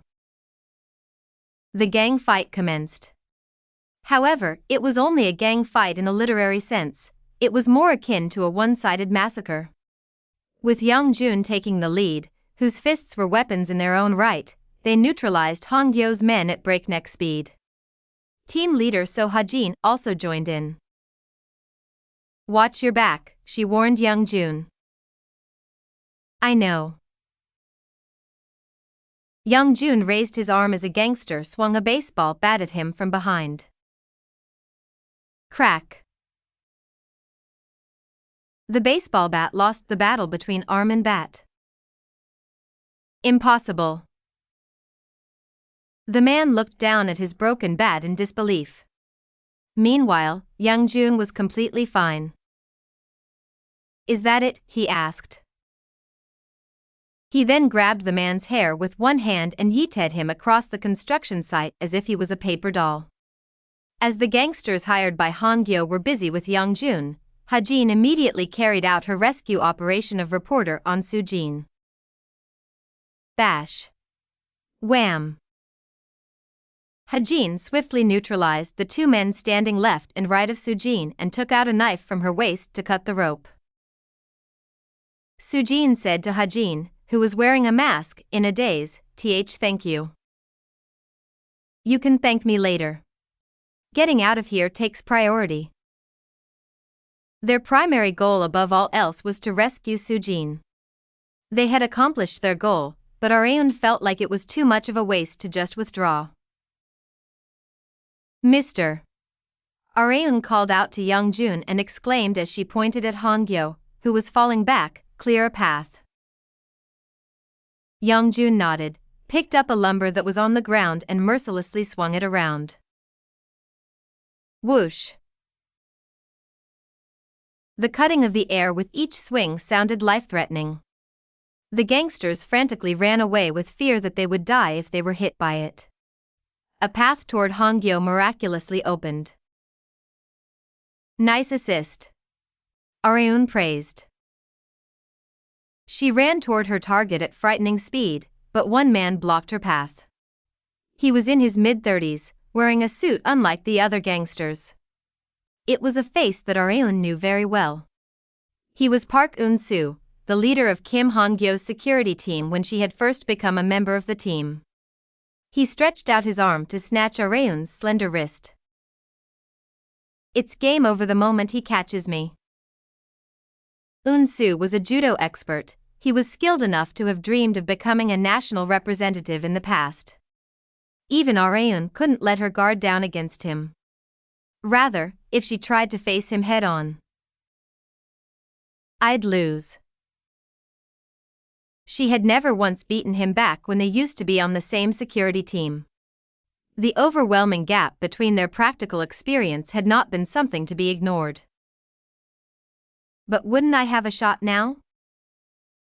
Areun continued to land blows on Eun-soo while keeping out of his range. She stretched out her slender legs and aimed for Eun-soo's head. It had been a sharp and accurate kick, but Eun-soo was not one to be defeated so easily. He took a large step back to barely dodge Areun's attack. He could instinctively tell from Areun's movements that she was an extremely skilled fighter. Areun also got back into a fighting stance and glared at Eun-soo. Like I'd thought, he's a tough opponent. Areun considered Eun-soo her mentor of sorts since he had taught her several different martial arts, how to deal with various different situations, as well as the proper mindset of a bodyguard. She was happy to see him after so long, but she could not stay that way because she was unable to approach Han-Gyo because of him. Eun-soo clenched his fists and warned Areun, I suggest you withdraw. Areun knew better than anyone else that his warning was by no means a bluff. He was not one to make jokes. I should be saying that to you, Areun responded. Eun-soo clicked his tongue from hearing her voice that had been changed through a device. What has the congressman done to you for you to go this far? Eun-soo had been curious about this for a long time. Areun's answer was concise yet extremely memorable. He killed me once. Of course, Eun-soo had no idea what she was talking about. Soon after, they could hear police sirens from a distance. Someone had heard the commotion from the construction site and had called the police. Neither Han-Gyo nor Areun could afford to let it be known to the police that they were here. Areun clicked her tongue and shouted to Young-jun and Ha-jin, we've done enough. Let's get out of here. They had already accomplished their primary goal of rescuing Soo-jin. Areun quickly withdrew from the construction site with her men. Eun-soo fell into deep thought as he watched her get further away. After escaping from danger, Soo-jin barely managed to calm her rapidly beating heart in the car that Young-jun was driving. She had almost been killed by Han-Gyo. If Areun had been any later. She did not want to imagine it. Meanwhile, Areun, who was sitting right next to her with her mask still on, finally spoke. You don't need to worry. That bastard Kim Han-Gyo won't be able to touch you from now on.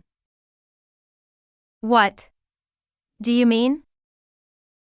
Areun pulled out a USB flash drive from her pocket.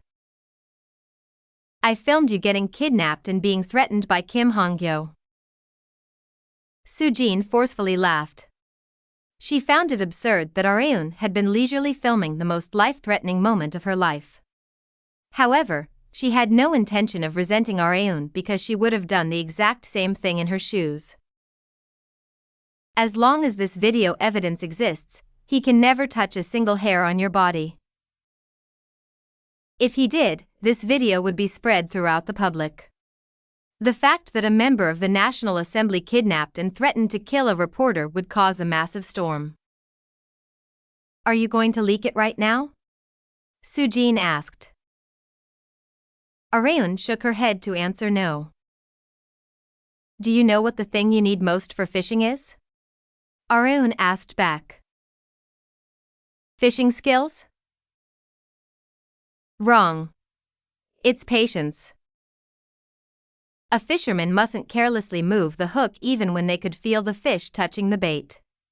Only after the fish had completely bitten the bait should the fisherman reel it in to catch it with certainty. I'll dispatch some bodyguards around you just in case, Areun said. Sujin replied while smiling lifelessly, thank you. My pleasure. Areun had not done this because she liked Sujin, it had solely been for the sake of her revenge. Young Han-Sung, who had become a sports star after winning an Olympic gold medal and becoming the face of the Korean judo world, was focusing on his training despite not having any matches for a while. It was so that his senses wouldn't dull. He arrived at his regular judo gym at 10 a.m. like always, but today was very different from usual. Young Han-Sung's junior, who was also a judo athlete, ran toward him. Han-Sung asked while tilting his head in wonder, what's wrong? Why you have a guest? A guest?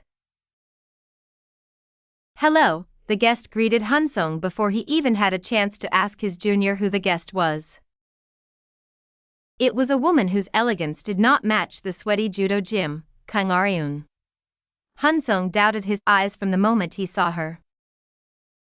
Areun, why are you? She smiled and answered, I want to get stronger. Chapter 230, Taking a Breather, 1. Kang Areun had been extremely competitive even before her return to the past. Although her gender had changed, that tendency of hers had not. Her desire not to lose to anyone was still blazing within her heart. She had absolutely no intention of backing down, even if her opponent was her former mentor. When had team leader Park Eun-soo left the security team again? Eun-soo would transfer out of Kim Han-Gyo's security team in approximately 8 years from now. In other words, he would stick right beside Han-Gyo to protect him until then. It also means I would be forced to confront team leader Park for the next 8 years. Areun had no ill feelings toward Eun-soo, he had been a great mentor, sunbae, and work superior, and she had learned many things from him. If she wanted to avoid their relationship from becoming hostile, there was only one way, which was to refrain from attacking Han-Gyo until Eun-soo transferred elsewhere. In short, she would need to put an 8-year stop to her revenge plan. There was no way that Areun would do such a thing. I have to eliminate Kim Han-Gyo with my own hands, even if it makes Park Eun-soo my enemy. Revenge had been the only driving force in her life that had kept her going despite having become a woman. Without revenge, Areun was nothing more than a corpse. After some thought, she came to a conclusion. I just have to get stronger than team leader Park, don't I? Hence, she had come to young Han-Sung's gym. Han-Sung couldn't hide his astonishment at Areun's unannounced visit. Areun, why are you? He was curious about why she had come here. He wondered if she had come to ask him to model for her products again, but he did not expect the answer that Areun gave.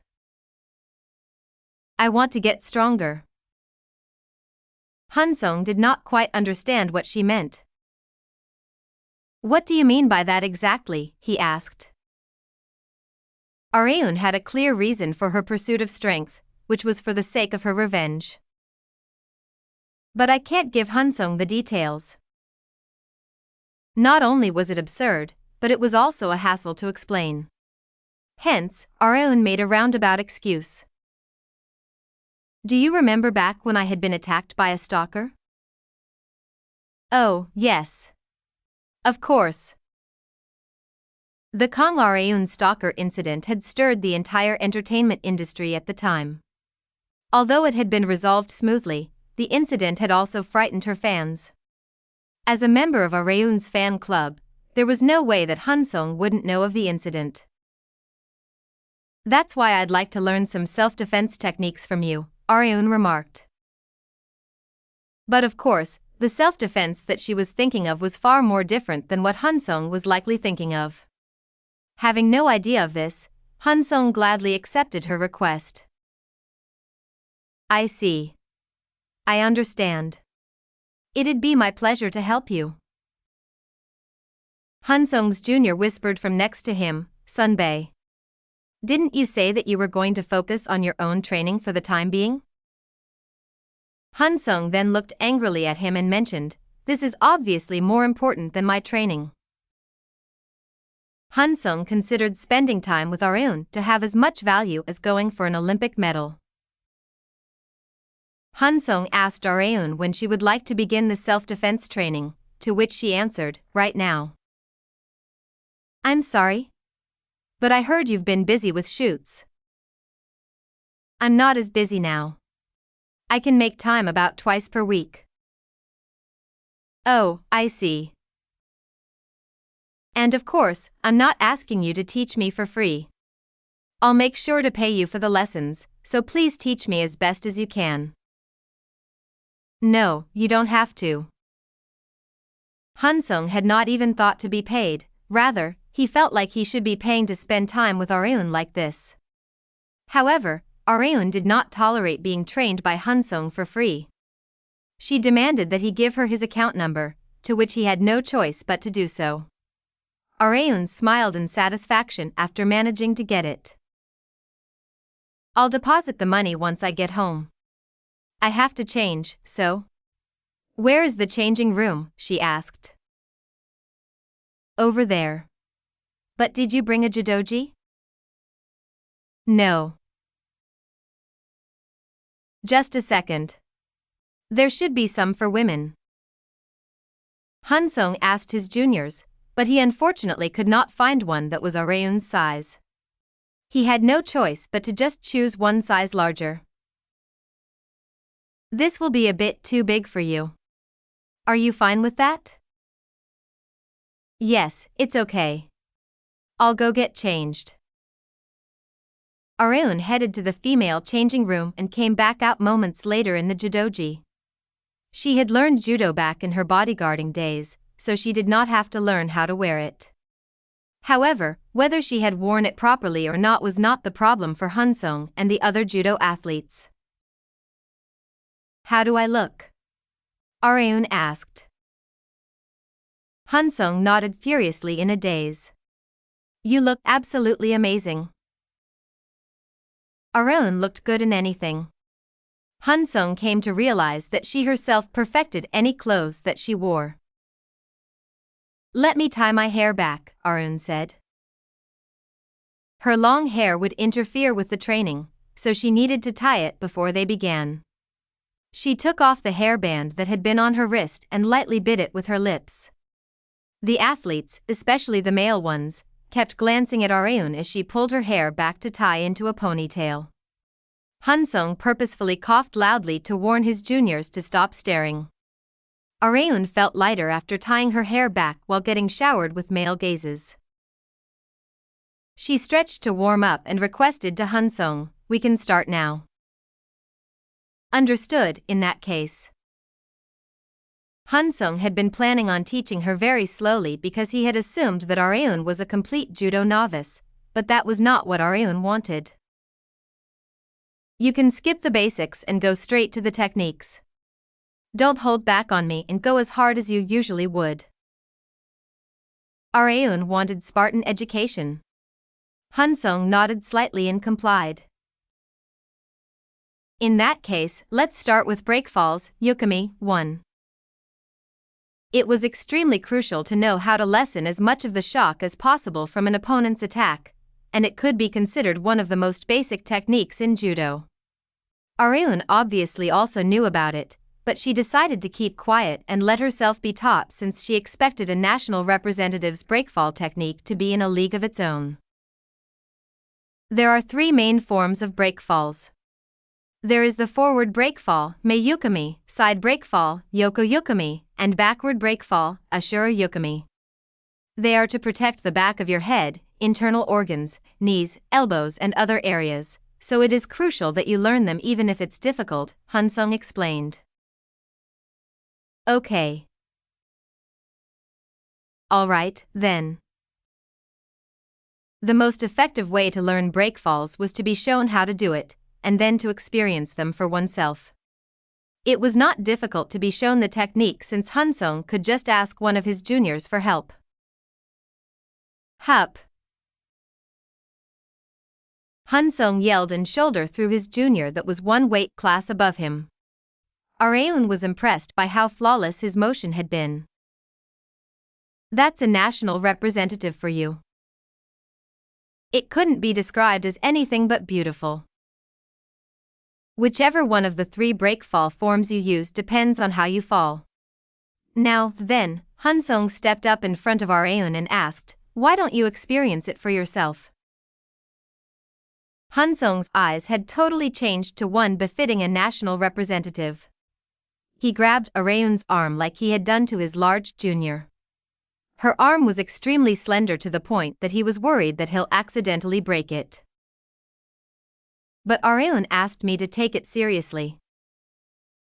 He would be reproached by Areun if he went easy on her, so he decided to give it his all. Hup! With a shout from Han-Sung, Areun flew up in the air. It felt as if the world was spinning with her as the focal point. Slam! Areun managed to use the yukami form to safely break her fall on the mat, but she was honestly very surprised by the speed at which she had fallen. Unlike Areun, Han-Sung was frantic with regret about throwing her so hard. "Are you okay, Areun?" he asked. "Yes, I'm fine." As she pulled her upper body up, Han-Sung gasped and quickly turned his gaze elsewhere. "Areun. Your GI." Since she was wearing a judogi one size too large for her, it had loosened with just one large movement to the point that her collarbone and upper chest area was fully visible. Han-Sung quickly tried to take off his top to give her something to cover herself with, but she expressed that it was okay as she pointed at her chest area, as if to say that it was okay for him to look. "I knew this would happen, so I wore a sports bra." Areun wore a sports bra for any sort of physical activity, not just judo. Her bust was so big that she needed to wear one to restrict the uncomfortable shaking of her breasts. Areun fixed her judogi and said, "They won't show no matter what, so you can rest easy. Let's go again." "I understand." Areun said he could rest easy, but she was the only one that was able to. Han-Sung continued like she wanted, but he couldn't focus at all because her judogi kept loosening. He had never looked at any of his female juniors this way, but he couldn't resist the temptation because his opponent was Areun. The shoulder throw aside, he pondered over what to do for the other techniques because it was impossible to avoid skinship in judo. Having realized his worries, Areun expressed, "I won't complain even if you touch, so I only ask that you teach me properly." The phrase would be very misunderstood without context. 1. Yukami is the art of responding to an opponent's attack in a safe way. Chapter 231, Taking a Breather, 2. Kang Areun successfully completed her first day of judo lessons with a national representative. She changed back into her regular clothes and said to young Han-Sung with a smile, "Thank you for the trouble today." Han-Sung laughed awkwardly in response. It had not been any trouble at all in a physical sense, but he was mentally exhausted from trying his absolute best not to excessively touch her body. "I hope you'll give me the same treatment next time as well," Areun remarked. "Understood. I'll make sure to have a judogi your size by then." If not, Han-Sung would be the one to collapse from mental exhaustion. Only after Areun had left the training gym was Han-Sung finally able to sigh in relief and take a break. Ring. Han-Sung's phone chimed around 10 minutes after Areun had left. One of his juniors shouted, "Sunbae. I think you've got a text." "Really?" Han-Sung got back up to check the contents of the text and then dropped his smartphone. The display would have cracked if there had been no mat under them. "What's wrong, Sunbae? Are you exhausted from teaching Miss Kong?" "And no, not that," Han-Sung stuttered and double-checked his text while blinking repeatedly. He then called to his junior, Ji-suk. "Yes? Could you check this number for me? I think I'm seeing things." The text that Han-Sung had checked was a statement of Areun's lesson fee deposit into his bank account. 1, 2, 3, 4, 5, 6. S7 zeros. F50 million won. It was an absurd amount of money in their perspective. Han-Sung's legs gave out once again after getting confirmation of Areun's deposit amount. "Now that I've been paid this much, I guess I can't half-ass it." He reflected on himself for not taking the lesson seriously. Areun continued to go to the fitness center to work out even while taking judo lessons from Han-Sung, because she believed that improving basic fitness was crucial above all else. Areun had a fitness partner that she met frequently at the gym. "Good morning, Sunbae." Jae-woon, who had been focused on pumping weights with headphones on, stared at Areun, who had greeted him first. "What happened?" he asked. "I'm sorry. What do you mean?" "Your left arm. It looks bruised." Jae-woon had not seen it wrong. There were pinky-sized bruises not just on Areun's arm, but on various parts of her body. She had also put on athletic tape that she rarely used. "I've been learning judo from young Han-Sung Sunbae lately," she answered. "Judo? Why out of the blue?" There weren't any action scenes for Areun in Spokesperson, the film that she was starring in right now, so there was no particular reason for her to learn judo. Areun answered as she put down her sports bag, "It's just a personal desire." Areun was willing to use as much time and money as possible to fulfill her very own selfish revenge. As someone who had known her for a very long time, Jae-woon often thought that she was a woman with many secrets. Thinking that she must have her reasons, he decided not to ask any further since it might make her uncomfortable. "Could you help with my workout, Sunbae?" Areun asked. "Are you sure you'll be okay?" "Yes. This much is fine." Jae-woon had no choice but to comply when Areun was this strongly motivated. Areun continued to do several activities that were taxing on one's body, such as film shoots, fitness and judo. "It would be weirder if my muscles weren't sore." Thankfully, her clothes and Spokesperson did not have a high degree of skin exposure. If the film had been about swimming, then she would have been in quite a predicament since she had several pain relief patches plastered all over her body. "But at least most of my bruises are gone." It was the only fortune amidst the misfortune. Areun couldn't have cared less about how bruised up she had gotten in her male body, but even the tiniest bruise was an eyesore after becoming a woman. "This won't do." Areun came out of her room and went to Seo Lee-jun. "Are you busy?" she asked him. "Me? No." "Then give me a massage. I'll pay you." Lee-jun's shoulders flinched violently, although he had been given permission to touch her body. "A massage is a bit," he expressed reluctance while avoiding her gaze. "Why not? I said I'll pay you." Areun was considerably magnanimous. The amount that she would pay him was worth a salaryman's monthly salary. It was a great opportunity for Lee-jun, who was preparing for employment. However, if that opportunity was giving Areun a massage, he couldn't help but stomp on the brake like a vehicle racing toward a speed bump. It was because of the moans that Areun made whenever she received massages. Unfortunately, Areun still had no idea of how much the noises that she made during massages stimulated men. "Can't you just use the massage chair that you bought?" Lee-jun suggested. "That's too weak. Also, nothing beats human hands." Lee-jun pondered over what to do, and then came up with a compromise. "Okay, I'll do it. But allow me just one thing." "What?" Lee-jun replied while picking up the earphones that were on his desk. "Let me put these on."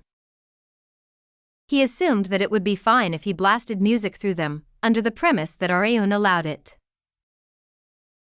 "I don't really care," Areun replied. Lee-jun sighed as if he had lost 10 years of his life. The massage operation commenced. Lee-jun gulped as he looked at Areun's back as she laid down on her stomach. He wondered if there was a back more beautiful than this whenever he saw it. He certainly felt far more at ease now that he was wearing earphones. Lee-jun pressed on Areun's shoulders, back, waist, thighs, calves and other areas while controlling his strength as much as possible. Although he was not a certified massage therapist, his hands and their warmth were enough to relieve the fatigue concentrated in her body. This was why she had insisted that Lee-jun give her a massage instead of using the massage chair. Lee-jun continued the massage session for 20 minutes. Areun got up in the middle of it and moved her mouth while smiling. However, Lee-jun could not tell what she was saying because he had music blasting through his earphones. "What did you just say, Nuna?" Areun slightly sulked and took out one of Lee-jun's earphones. "I said, you can stop now." Lee-jun took out the other earphone and expressed as he reviewed the sensation of Areun's body still left in his hands, "Your muscles were really tight." "Yeah, because I've been using them a lot." "You said you've been learning judo, right?" "Yeah. I'm learning from young Han-sung himself." "Why are you learning judo all of a sudden?" "Just cause." Areun decided to give a vague answer because telling the truth might put Lee-jun in danger. "Why? You don't like me learning judo?" she asked. Lee-jun answered honestly, "Yes." "What don't you like about it?" "How should I put it? I don't know if it's related to you deciding to learn judo, but I get this feeling that you've been high-strung lately, as if you're being chased by something." It had been quite a vague statement, but it had been extremely sharp and accurate from Areun's perspective.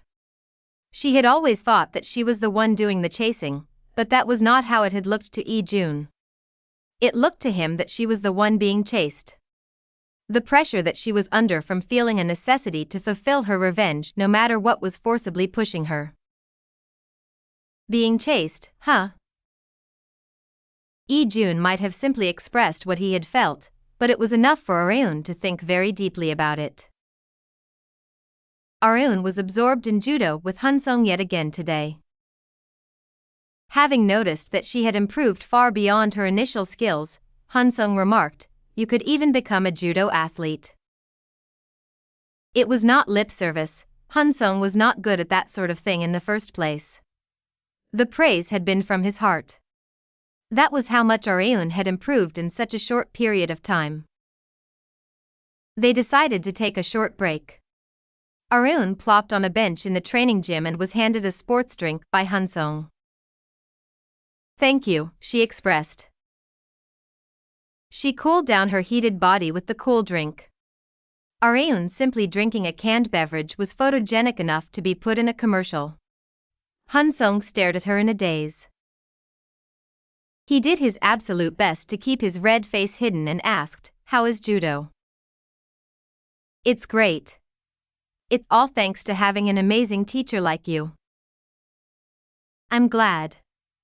I've been worried that I haven't been teaching you properly because you've had an anxious look on your face from time to time. Ijun's words popped into Areun's head. He had said that it looked like she was being chased by something. The anxiety that came from it had also been visible to Hunsong. I don't know what you're going through, but I think that you push yourself too hard sometimes, Hunsong remarked. He could tell even without Areun telling him that her current state was very unstable. It's good to have a goal, but you're bound to run out of steam sooner or later if you push yourself too hard to reach it. I experienced the same thing last year. Hunsong had ultimately reached his limit after tirelessly pursuing his one desire of winning an Olympic gold medal. However, he had successfully accomplished his life's goal after managing to overcome his limits. Areun also desired his advice besides his judo lessons. What should I do then? She asked. Even if that was the case, it was not an option for Areun to give up on her goal. However, Hunsong's answer was more simple than she had thought. You need to take a breather every now and then. Once you do, your head will naturally become clearer. His advice came from his own experiences. Areun's head had been disordered due to her sudden confrontation with Park Eun-soo. This might be the time when she needed to take a breather. Chapter 232, Daughter-in-Law 1. Kim Han-Gyo buried himself deeply in the chair of his study and fell into thought. He had made it a rule to never smoke inside his study, but he had not been in the right mindset to follow it lately. Han-Gyo could only relieve the accumulated anxiety and stress through the help of nicotine. He had been certain that reporter On Soo-jin had been the masked woman, but he had realized how wrong he had been after the recent kidnapping incident. I'd never expected for the real masked woman to appear after kidnapping reporter On. It would have been amazing if he had been able to capture the masked woman right then and there, but he had not expected for her to bring her own gang as well. Not only that, every single member of that gang had been skilled in combat. They had overwhelmed Han-Gyo's gang when he had the numerical advantage. Considering all this, Han-Gyo's head wouldn't stop hurting. But above all else, she might have recorded me at the scene of reporter On's kidnapping. Han-Gyo considered the probability to be practically 100% since the masked woman had been digging up as many of his secrets as possible while using any means necessary. He had ended up giving the masked woman even more ammo to use against him while trying to capture her. Just the thought was enough to make his stomach churn. Team leader Park Eun-soo, one of Han-Gyo's close associates, knocked on the door of Han-Gyo's study while he was deep in thought, and entered. Congressmen. Don't you have a dinner gathering with the other congresspersons tonight?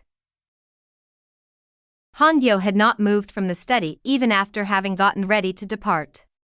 He had not forgotten about the dinner, but he had not moved an inch for one simple reason. I'm not in the mood to meet with people. Han-Gyo did not feel like it. Ever since the On Soo-jin kidnapping incident, he had been in a constant state of anxiety about when the masked woman would leak more of his weaknesses. Hence, he couldn't focus on his work in the slightest, and his psychological state caused his activities to lessen. Eun-soo was also aware of Han-Gyo's anxiety, but now was not the time to stay cooped up in his study. Han-Gyo had something very important coming up. You need to prepare for next year's general election so you can aim for the presidency like you've always spoken about in private, Congressman, Eun-soo remarked. Han-Gyo's ears perked up. He had no intention of staying as a congressman forever. He had been preparing all this time to go beyond the National Assembly and reach the Blue House. 1. Although he had not expected the appearance of the masked woman midway, he couldn't afford to be swept along by her any longer since that was exactly what she wanted. The light in Han-Gyo's eyes changed thanks to Eun-soo. Yes, team leader Park. It's exactly as you say. For next year's general election as well as the dream that he had been pursuing all this time, he needed to push forward instead of staying in place. Han-Gyo got up from his chair and headed to the car that his secretary had prepared. Eun-soo, who was following the congressman in silence, replayed his confrontation with the masked woman in his head. He was sure that they had met for the first time at that construction site, but she didn't feel unfamiliar. He felt a sense of inexplicable familiarity from her. Eun-soo usually reported every single piece of information that he possessed to Han-Gyo, but this felt a bit too ambiguous to bother with reporting.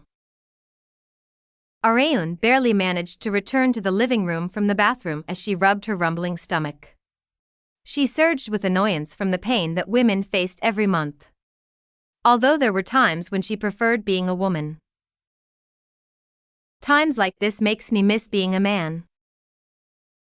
Areun sat on the couch and changed channels to the news. Whether it was perfect or terrible timing, she was met with Han-Gyo's face as soon as she changed channels. The announcer reported news about him having attended a meeting yesterday with senior members of the ruling and opposition parties. As expected of that sly snake, Areun hoped for Han-Gyo to stay coward in anxiety after the On-Soo-jin kidnapping incident, but that had only lasted a few days. He continued his public activities as if nothing had happened almost immediately. I'd expected as much. There's no way he could have risen up to where he is now without that much backbone. Han-Gyo also likely knew that Areun wouldn't release the reporter on kidnapping video to the press right away. Even if she did, Han-Gyo would once again make an excuse plausible enough to convince the public. Hence, Areun decided to prepare a single blow that Han-Gyo would never be able to deal with, and she had also decided on when to deal the blow. Sometime near the spokesperson release date should be fine. Areun was already excited to see how Han-Gyo would respond. She needed to prepare in a calm and orderly way for the day that her revenge would truly begin. Should I give Chairman Ji a call? It's been a while. Areun had not contacted him ever since she had played golf with him, Ji Han-suk and several important political figures. Even if they couldn't see each other, she needed to contact him often. She couldn't afford to have the connection that she had worked so hard to form go down the drain. As she was about to send Chairman Ji a text, he had texted her first as if he had been alerted by some sort of telepathy. Areun tilted her head in confusion after checking the text's contents. He wants to see me somewhere near my house in the evening? It was for Areun since the meeting place would be near her home, but she was curious about why Chairman Ji wanted to meet her. Well, I can just find out once I'm there. There was still plenty of time until then, so she was planning on killing time by watching some TV. As she reclined into the couch some more, Seo Ijun's room door opened. My stomach feels queasy, he expressed. It was likely because he had drunk with his friends the day before. Right as he was about to grab the bathroom door handle as if he couldn't hold it any longer, Areun stopped him. Use the one attached to your room. Ijun usually used the bathroom connected to his room instead of the one between the living room and kitchen, but he couldn't today. The toilet's broken, he said. Hence, a plumber had been scheduled to come in the afternoon to take a look at it. Everyone had been forbidden from using that bathroom until then, so Ijun had a valid reason for using the other bathroom. However, then go in a bit later. Areun did not back down. What? But why? I really have to go. Because I just used it, for God's sake. If you really have to go, you can go after 10 minutes.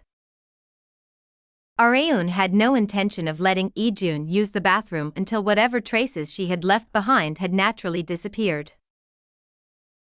It's okay, Nuna. I don't mind stuff like that, Ijun commented. But I do, goddammit. It had been a while since Areun had burst into a rage, and its target had been Ijun, who possessed absolutely no sense of delicacy. I should kick his goddamn ass. However, she decided to hold it in since it would lead to something irreversible. The location where Areun had decided to meet Chairman Ji was not far, so she did not call her chauffeur. She dressed nicely and left her home, and also did not forget to cover up so that people would not recognize her. It's supposed to be around here. Areun arrived at a famous Korean-style restaurant that took up the entire fourth floor of a building. The female employee asked Areun, "Have you made an appointment with us?" "Yes. I'm with Chairman Ji of Dudam Group. He has a 7:30 appointment here."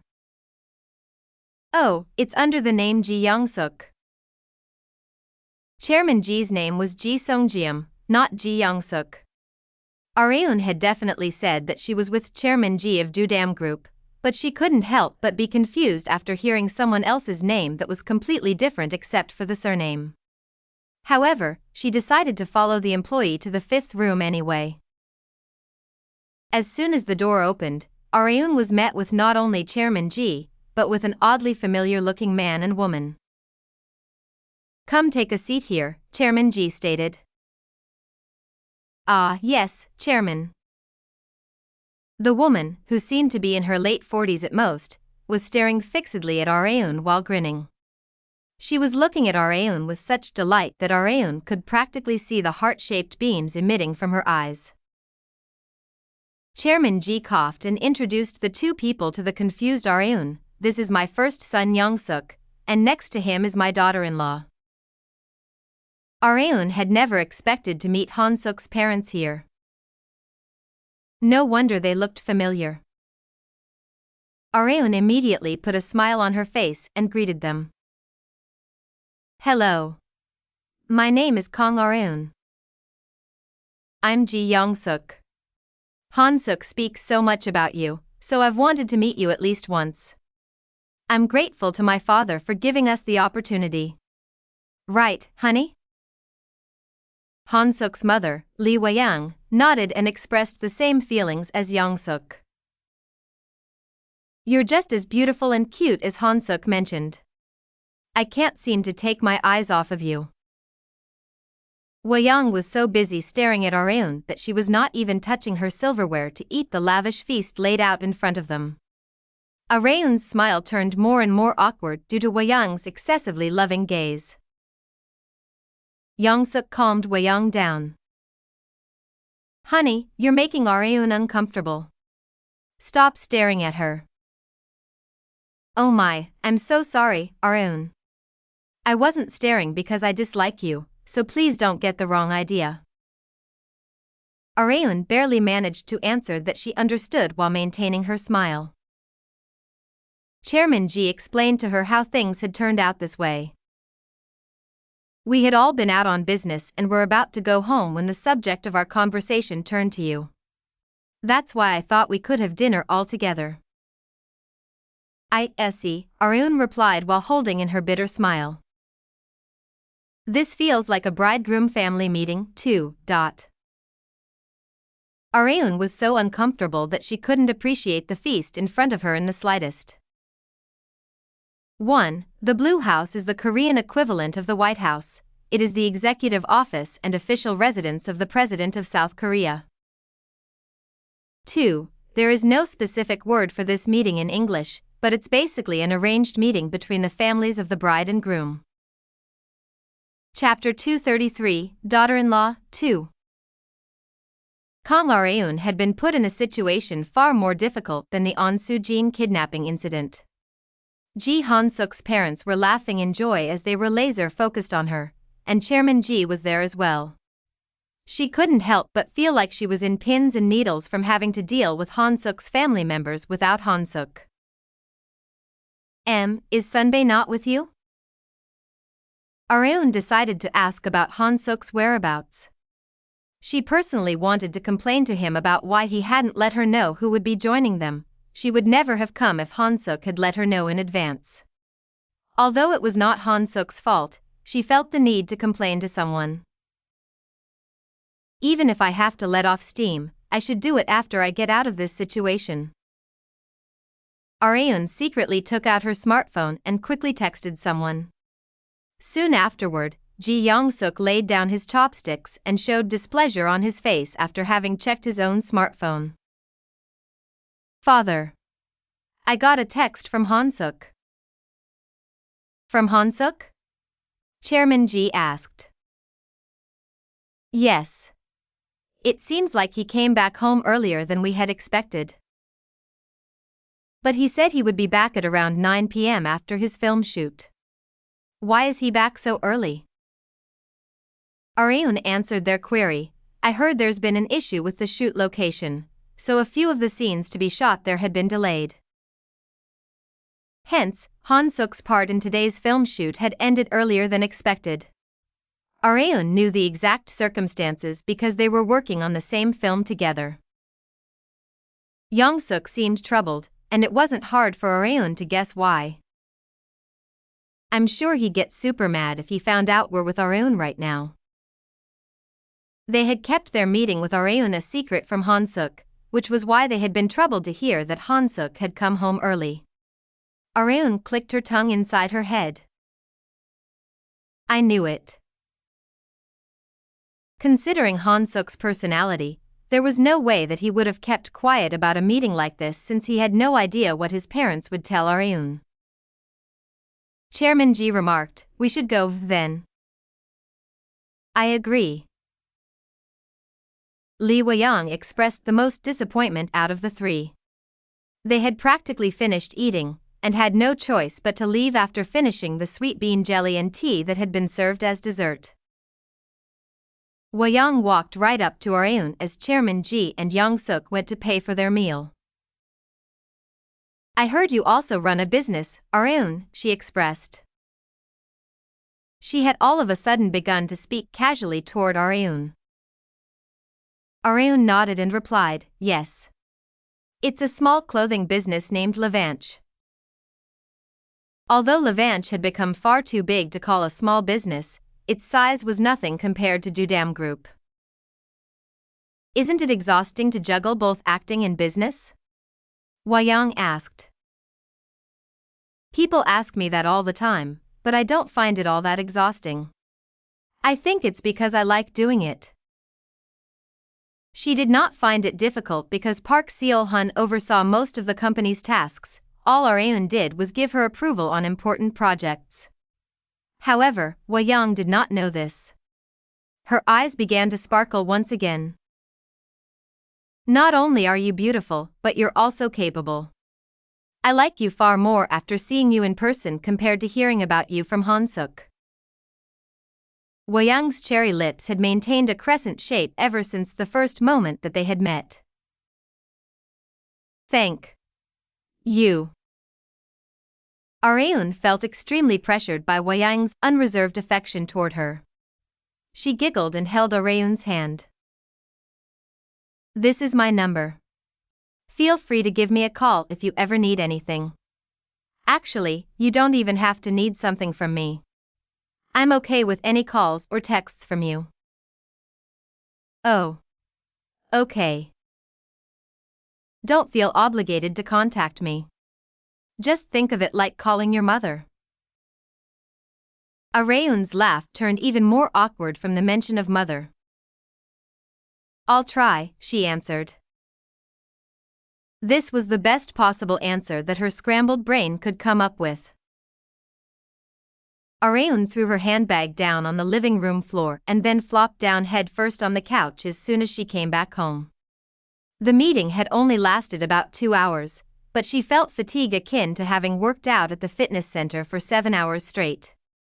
Coeco came out of her room after hearing the sound of the front door opening, and smiled bitterly after witnessing Areun lying down lifelessly on the couch. Your makeup will stain the couch if you lie down like that, she mentioned.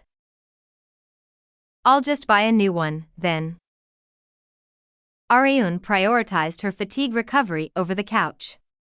Iseo sat down next to her and massaged her slender legs. You went to see Chairman Ji, didn't you? Did the meeting not go well? ECO asked. No. It's the fact that it went too well that's the problem.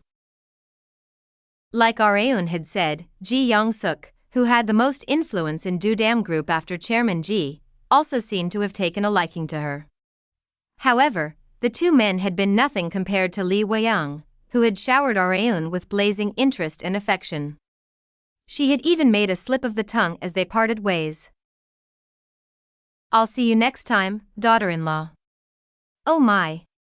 I'm so sorry, slip of the tongue. The words daughter-in-law caused Areun's face to express profoundness that she had never felt before since her return to the past. She had never expected to be called such a title when she had not even been betrothed to Han-suk. But still, the name Lee Wei-young sounds awfully familiar.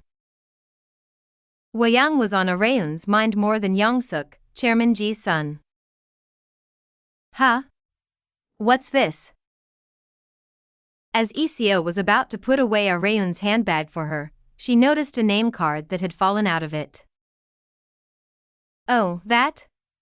Chairman Ji's eldest daughter-in-law gave it to me. Chairman Ji's eldest daughter-in-law is Ji Han-suk Oppa's mother, isn't she?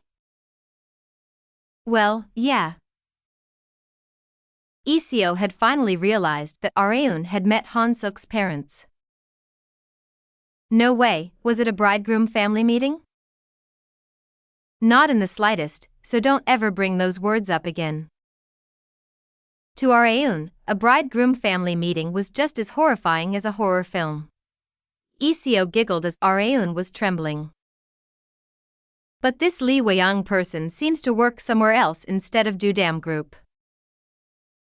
ECO had thought that Wei-young would also work at Dudam Group since she was Young-suk's wife, but that had not been the case.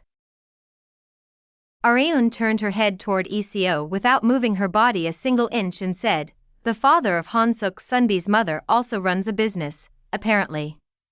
That's where she works." However, she had not heard the name of the business. She also had not paid much attention to it since Wei-young had mentioned that it had only been 2 years since its formation.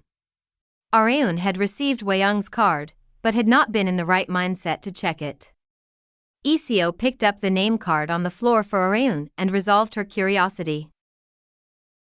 She works at a company named Tateo. It says Vice President Lee Wei-young, Personnel Director of Management Support. Areun's eyes lit up as soon as she heard the company name.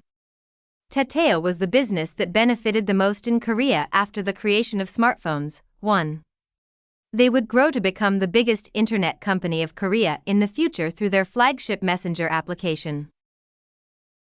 Areun only knew about Tateo's chairman Lee Subok, so it was no wonder that Areun was unfamiliar with Wei-young. In terms of future standards, she's far more of a big shot than Chairman Ji. Areun had thought that the dinner had been fruitless, but she had received an unexpected gift. During a spokesperson film shoot, Han-suk took advantage of the break given to them to apologize to Areun, who had been standing by for her scene. "I'm sorry, Areun." "You're sorry? For what?" From Areun's perspective, Han-suk had not done anything to be sorry for. "Is this about the scene we'd just shot?" she asked. The take had been cut because Han-suk had forgotten his line. Not only could a single mistake be overlooked with laughter, Han-suk was known to rarely cause NG cuts. There was absolutely no need for him to apologize for something so minor. However, Han-suk had been apologizing for something else entirely. "I heard you'd met my parents." On the day of their dinner, Wei-young had winked at Areun and asked her to keep this meeting a secret from Han-suk, because they would be scolded by him for sure if he'd found out. However, no secret was eternal. Han-suk had found out not long ago that his parents and grandfather had met Areun in secret. Hence, he had come to apologize to her. "How did you find out?" Areun asked. I happened to hear my mother talking to her friends over the phone by coincidence. She was bragging to them about how she'd met you and how pretty you are. Aha. Areun was extremely popular among young people, especially from teens up to those in their 30s. However, that did not mean she was only liked by young people. She was also highly recognized by those of the older generation that frequently watched TV dramas. Areun was especially known among the older ladies as the national daughter or daughter-in-law. Woo-young had become the target of envy by her friends just from the fact that she had dinner with Areun, but Han-suk couldn't feel anything but embarrassment. My mother was making such a huge deal out of it, so I had no idea how to apologize to you. Han-suk's head had turned into jumbles after finding out the truth. Similarly, Areun had spouted curses in her head that Han-suk couldn't hear in regards to the situation at first, but the circumstances had changed. It's okay, Sunbae. Why don't you, your mother and I have a meal together when the opportunity arises next time? Huh? Are you sure? Yes. I've taken a liking to your mother as well. Han-suk did not realize that there were many different intentions mixed into her statement. 1. This is a reference to Kakao Corp, which created the main messenger app used by Koreans, KakaoTalk. Chapter 234, Wedding Song, 1. The atmosphere around the outdoor set of Spokesperson was blazing enough to negate the freezing winter air. Roll cameras. Ready. Action. Na Ji-young, played by Kang Areun, collapsed on her knees on the cold cement floor as her disheveled hair fluttered in the wind. The tough-looking men looked down at her degradingly. You wouldn't have had to go through something like this if you had just stayed in your lane like a modest woman should, don't you think? Killing a bitch like you is child's play to us. The men snickered while ridiculing Ji-young. However, she looked up at them with ice-cold eyes without backing down. Did Yang Han-sik order you to do this? Yang Han-sik, played by Hwang Jae-woong, was the villain of Spokesperson that Ji-young was up against. Ji-young had been digging for weaknesses that could put a stop to Han-sik's rise in the political world, and having realized this, Han-sik had decided to hire people to erase her. The men did not give a clear answer to Ji-young's straightforward question. You should ask the Grim Reaper about that. Just then, director Seo Young-mun raised his megaphone and exclaimed, "Cut! Just a second, please." He paused the shoot and fell into deep thought as he replayed the scene on the monitor. He wanted to give the impression that Ji-young was under more pressure from the men. Isn't just disheveled hair a bit lacking? He asked Areun and the other staff members. I think you're right. It doesn't really look like she's been assaulted. Ji-young's clothes were too neat and tidy despite having been kidnapped by Han-sik's men. Areun looked down at her clothes as she was watching the scene through the monitor. She was wearing coffee-colored stockings and formal wear with a skirt, clothes that Ji-young frequently wore. Areun came up with an idea. How about this, then? Areun slightly lifted up her skirt, shocking the male staff members. They quickly turned their gazes elsewhere. Moments later, they heard sounds of something ripping. Wouldn't this make it look more realistic? Areun had ripped her stockings in several places, exposing her pale and smooth skin. Everyone turned red with embarrassment, but Areun herself did not seem to mind very much. Director Seo coughed and replied, Ahem. I think that's good. The state of the coffee-colored stockings adequately portrayed the danger that Ji-young was in. After checking that Areun was going back in front of the cameras, Director Seo whispered to the camera director to advise him, don't focus too much on Areun's legs, okay? The camera director nodded. They were filming a political thriller, not an R-rated film. Areun's wits had allowed the shoot to end without issues. Great work, everyone. Areun, who had finished yet another hard day of shooting, sat down to relieve as little of her fatigue as possible while Shin Yubin was getting ready for them to leave. I have to change too. Areun felt colder because of the ripped stockings. She took out a hand warmer and brought it to the exposed skin. She was swept over with drowsiness as she was enveloped in warmth. No wonder. I've been shooting since early morning. Areun. As Areun was on the verge of dozing off, Yubin called out to her as she tapped on her shoulder. Are you finished? Areun asked. Yeah. I started the car, so let's go. Oh, and you got a call earlier. From who? A friend of yours. You know, the one that cares a lot about appearances. Yubin had been referring to Choi Romi. They texted each other from time to time, but it had been a while since Romi had called her first. Areun called her as soon as she got in Yubin's car. Romi picked up immediately, she had likely been on her phone. Hey, Areun. Is your shoot over? Yeah, just now. I heard you'd called. Yeah. There's something I should let you know about. Whenever Romi said something like this, it was often regarding news about their high school classmates, and Areun had been right on the mark. Sehyun is getting married. Sehyun had been Areun's classmate in her second and third years of high school. She had not been outstanding in any way, nor had she possessed any negative aspects. She had simply been the plain student that every single class had. However, Areun remembered Sehyun very well. You remember Sehyun, right? Yeah. She's the one who covered my skirt with a book when I walked up the stairs. Yeah, her. Areun had obviously lacked carefulness as a woman when she had first become one. She had not even picked up the habit of closing her legs, so she of course had no idea that she needed to cover the area down there with something when going up and down stairs. Not only that, Areun's skirt had been shorter than those of the other girls at the time. She had once gone up the stairs without a thought, but Sehyun had rushed behind her to keep her secrets hidden. It might have been a small act of kindness for Sehyun, but it had been something much greater for Areun since it had taught her to always be careful when using the stairs. Sehyun is getting married already? Yeah.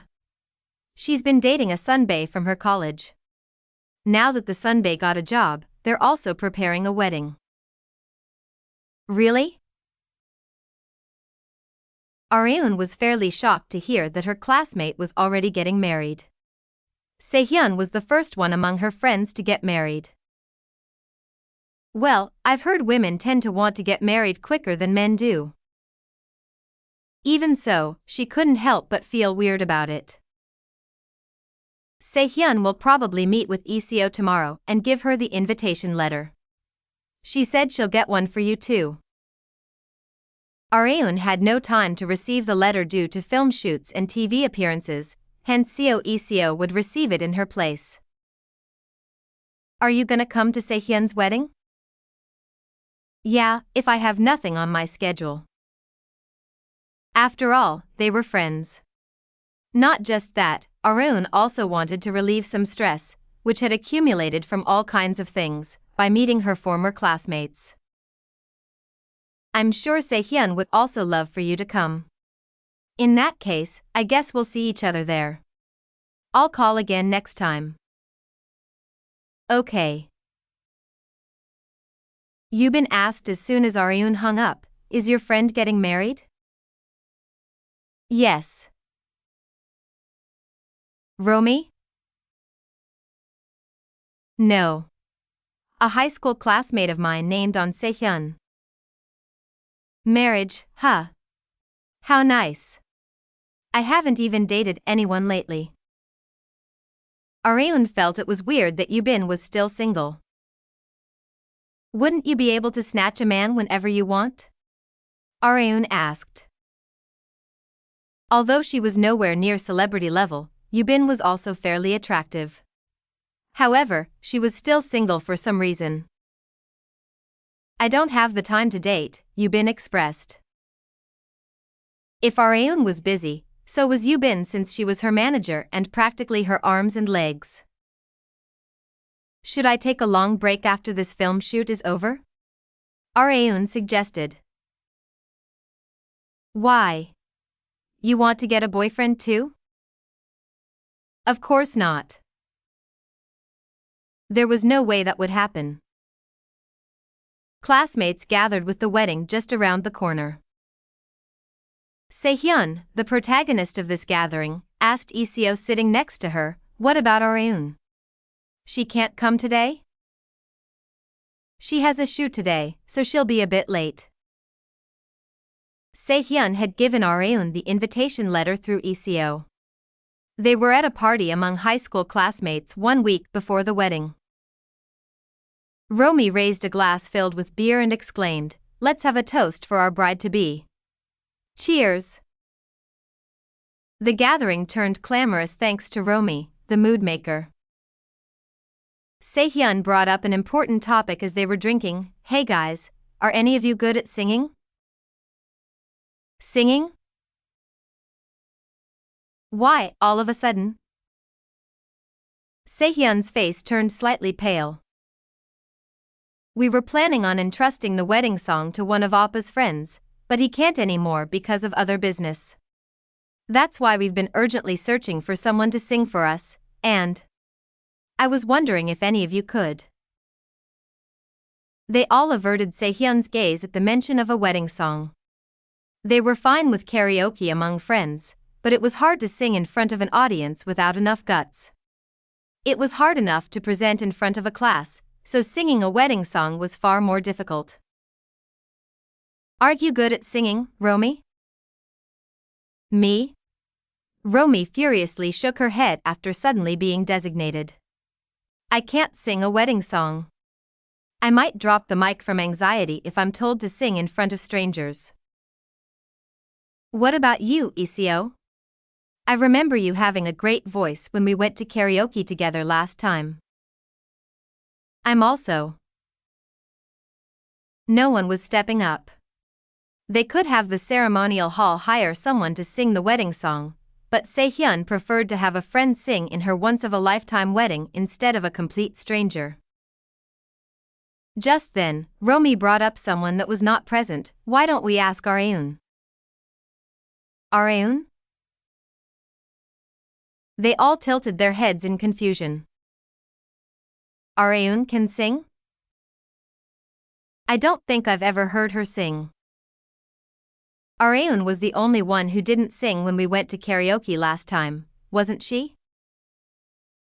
They had never seen Areun sing despite being high school classmates, so they couldn't understand Romy's suggestion at all. "I heard from GAE that Areun is an amazing singer," Romy said. "By GAE? Do you mean the singer Han-Gyo? Yup.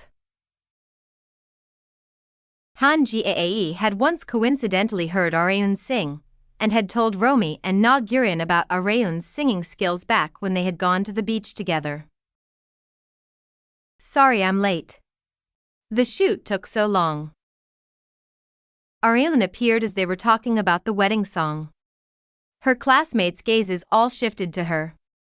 Areun unknowingly took a step back from the unknown sense of uneasiness. What? "Areun," Romy said while smiling meaningfully. "Could you sing the wedding song at Se-hyun's wedding?" Her uneasiness had become reality. Chapter 235, Wedding Song, 2. Kang Areun thought very deeply about being asked to sing the wedding song. She did not dislike singing, even in front of strangers. She had even sung at the weddings of 2 of her friends in her past life. She had not been an amazing singer, but she had also not been tone deaf. Even despite all that, Areun had never sung at a karaoke bar after becoming a woman.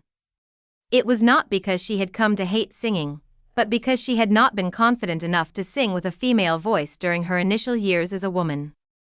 She had gotten much more used to it now, but not enough for her to immediately accept the request to sing at a wedding.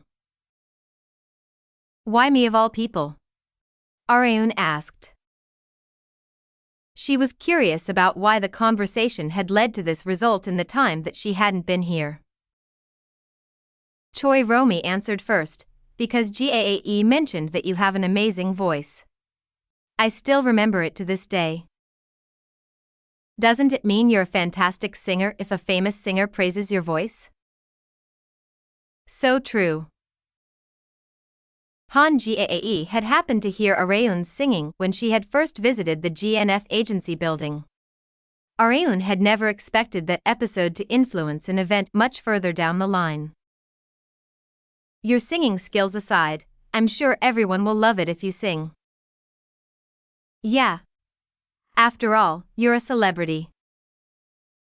It would certainly garner attention if Areun sang at the wedding. Areun turned her gaze toward On Sehyun. Sehyun softly smiled and expressed, "You don't have to if it's too much pressure. I don't want to force it on you." Sehyun was as kind-hearted as always. Areun had heard Sehyun's circumstances from Coeco 3 days ago.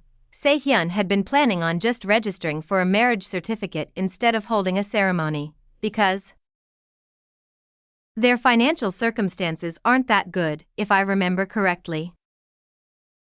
Sehyun's household was not very well off. Just like Areun's family, Sehyun had lost her mother at a very young age, and her father had to raise 3 kids all on his own. As the eldest daughter, Sehyun had given up on going to a 4-year university and went to a community college instead to get a job as soon as possible and help out with family expenses. Sehyun's dream had been to become an astronomer, but had given up on that dream without hesitation for her family. Her fiancé's household was not that well off either, so they had planned to give up on holding a ceremony. However, they decided to have one after strong opposition from both of their parents. Areun had only found out about Sehyun's family circumstances after becoming an adult. "I had no idea since she was always so bright back in high school." Areun found Sehyun worthy of respect. She sighed in her head. Seeing Sehyun's smile had been enough for Areun to come to a decision. "Okay, I'll do it." Her classmates, who had been expecting for her to refuse, were in shock. "Are really? You'll sing? Are you sure?" "Yeah, I'm sure." Areun decided to hold up a mic to pay back the debt that she owed Sehyun from back in high school. Areun had decided to sing at the wedding, but had no idea what to do now. The biggest problem was which song to sing, so she decided to get advice from the experts, Han-Gyo and Rita. Rita continued to ask in shock from the fact that Areun had decided to sing at a wedding, "Are you really going to sing?" "Yes." "You and that On Sehyun girl must be super close."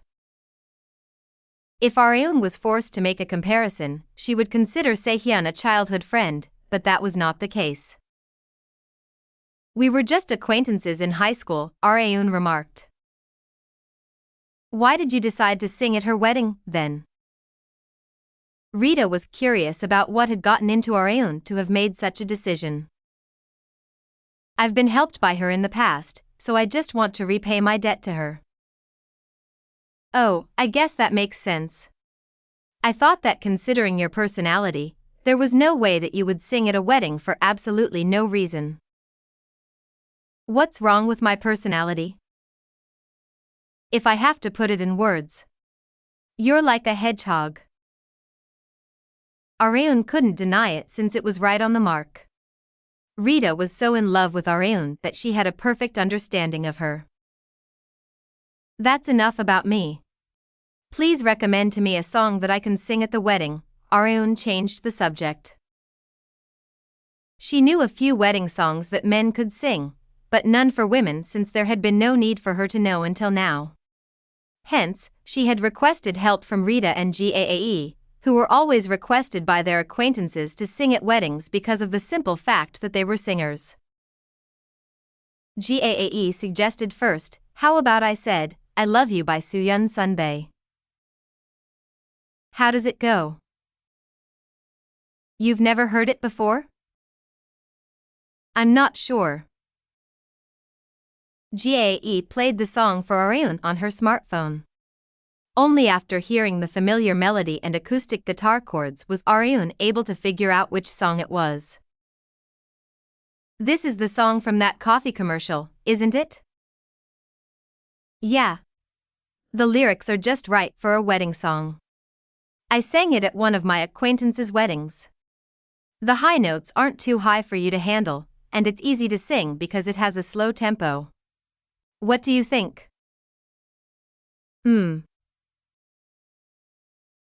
It certainly was a good song, but Areun wasn't drawn to it. "How about this, then?" Having noticed that Areun did not like it, she immediately let her hear a second song. However, it had not been enough to draw Areun in. She still had not made a decision after several attempts from Gae. Just then, Rita pulled out a trump card. "I guess I have no choice. Have a listen to this one." The song had a completely different feel to everything that Gae had played thus far. It felt as if, "This isn't an official sound file, is it?" Areun asked. Rita was impressed by her accurate assumption. "How keen of you. You're exactly right. This is actually one of the B-side tracks that failed to be included in my last album. I personally like the song, so I didn't want to just let it die. That's why." "You're going to give it to me?" Areun predicted Rita's next words. Rita nodded. "If you want it." Areun liked this song among everything that she had heard. "What's it called?" she asked. "Undecided." The title is undecided? No, I mean it hasn't been named yet. If you decide to sing this at the wedding, you can give it a title. Areun had decided on the song, so all she needed to do now was to give it a title. The day of Sehyeon's wedding ceremony had arrived. The ceremonial hall was fairly petite since it had been set to be small in scale, but there were quite a lot of guests in comparison. Sehyeon and her fiancé were both such bright people with amazing personalities that they had an enormous number of friends. Hence, their wedding couldn't help but have gathered many guests. Although the bride and groom were today's protagonists, there was someone that had unintentionally stolen their spotlight, Kang Areun. She had worn an outfit in skirt form that she rarely wore voluntarily.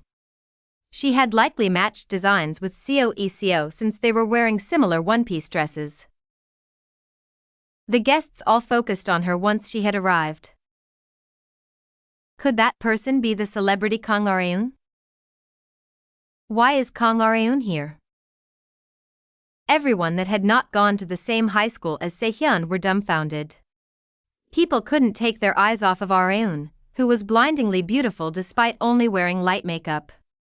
Even Choi Sang-woon, who had worn a suit, was lost for words. Areun smirked as she saw him and asked, "Is there something on my face? Why are you staring so hard?" "And no, it's just that. You're so beautiful." "Oh. You're brave enough to tell women that they're beautiful now, huh? You've grown." "Are really?" Areun giggled as Sang-woon scratched his head in embarrassment. There was another man besides Sang-woon who had feelings for Areun for a long time. Areun. It was Park Se-woon, the executive director of Dumont Trois. He had attended the wedding in a hairstyle that fully exposed his forehead. Areun greeted him back. Oh, you're here. I thought you wouldn't be able to come because you were busy. Of course I'd come, since you're here. Unlike Sang-woon, Se-woon blurted out cheesy lines without hesitation. There was no way that Se-woon would miss a friend's wedding, but even more so when Areun would be singing in it. Areun was extremely popular among male and female classmates alike. Moments later, everyone headed to the hall after the host announced that the ceremony would begin soon. Kim Yong-gyo, Sang-woon's best friend, decided to take on the role of host. After the groom's entrance, following will be the bridal march. May the bride enter. The lights turned off, and Se-hyun stepped on the red carpet in her wedding dress while her father escorted her by the hand. Areun was astonished to see her friend, who had been plain during their high school days, be so dazzling. Was Se-hyun always this pretty? Areun was reminded of a phrase that a woman became boundlessly more beautiful when they were in love. Areun's time to sing arrived soon after the greeting and officiation. She received a mic from a ceremonial hall employee, and waited until Yong-gyo gave her the cue. Thank you for the long wait, ladies and gentlemen. Now, let us listen to the wedding song sung by Miss Kang Areun, a long friend of the bride on Se-hyun. Please give her a warm round of applause. Applause and cheers filled the hall. Areun had not been nervous in the slightest, but her heart began to beat rapidly as she was greeted so energetically. Calm down, Kang Areun. Areun raised the mic while slapping herself inside her head, and expressed with a smile, I've been given an original song from Rita Sunbae to celebrate Se-hyun's wedding. Rita had left naming the song to Areun. After some very long thought, she had finally managed to come up with a title. Please enjoy, A Road Filled with Happiness. Areun desired for the road ahead of the bride and groom to be replaced from that of hardships to that of happiness, and she decided to put those feelings into this song. Areun managed to come back home after the wedding and collapsed on the couch. My God, I'm exhausted. She felt fatigue far greater than what she usually felt after shoots. As her fatigue was finally being relieved, Lee-jun came up to her. Great job, Nuna. I really did a great job. Areun felt very proud of herself. Lee-jun opened his mouth after a few moments of reluctance. I have something to ask you. Me? What is it? It's nothing major, he replied while smiling awkwardly. Areun had not expected the next words that came out of his mouth. I've ended up getting invited to a TV show, so I'd like a few pieces of advice from you. Chapter 236, Haughty Designer, 1. Kang Areun was dumbfounded by Seo Lee-jun's mention of a TV appearance. He had absolutely no association with TV, unlike Areun, a celebrity who stood in front of cameras on a daily basis. He was an ordinary university student majoring in design. A TV show? You? Lee-jun nodded and replied, yes. I was offered a casting. What kind of casting? Are you sure it's not some sort of scam? That's why I asked you to see if you could find out, Nuna. Wouldn't you be able to find out if the person who gave me their card really works in the industry, since you've been in it for a long time? Well, yeah. Even if Areun was unfamiliar with the person, she could just ask the people around her to find out. Among them, Chief Young especially possessed a very wide net of connections in the industry. He knew practically everyone, so she could just ask him if she didn't know. Give me a second. I'll go get the name card. Lee-jun went into his room and back out moments later, and handed Areun the name card. It was the card of Song Yu-song, the main writer of Jobbing Your Way. Isn't this the talk show that airs every Tuesday evening? Areun asked. Yes, that's the one. Areun watched it from time to time when she happened to be watching TV on that specific time and day, and she had even appeared on it a year ago.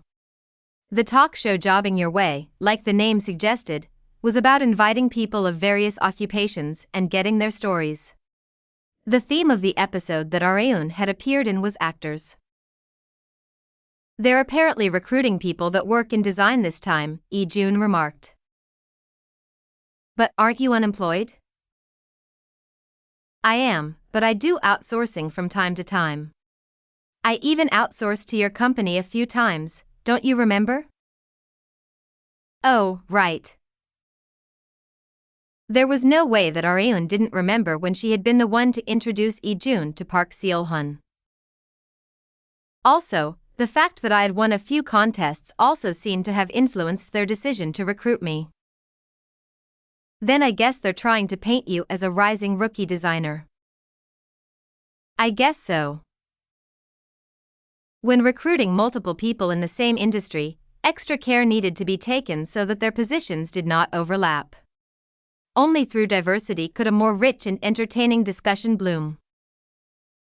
Not just that, they'd be able to check the visual aspect off the list if they have a tall and handsome rookie.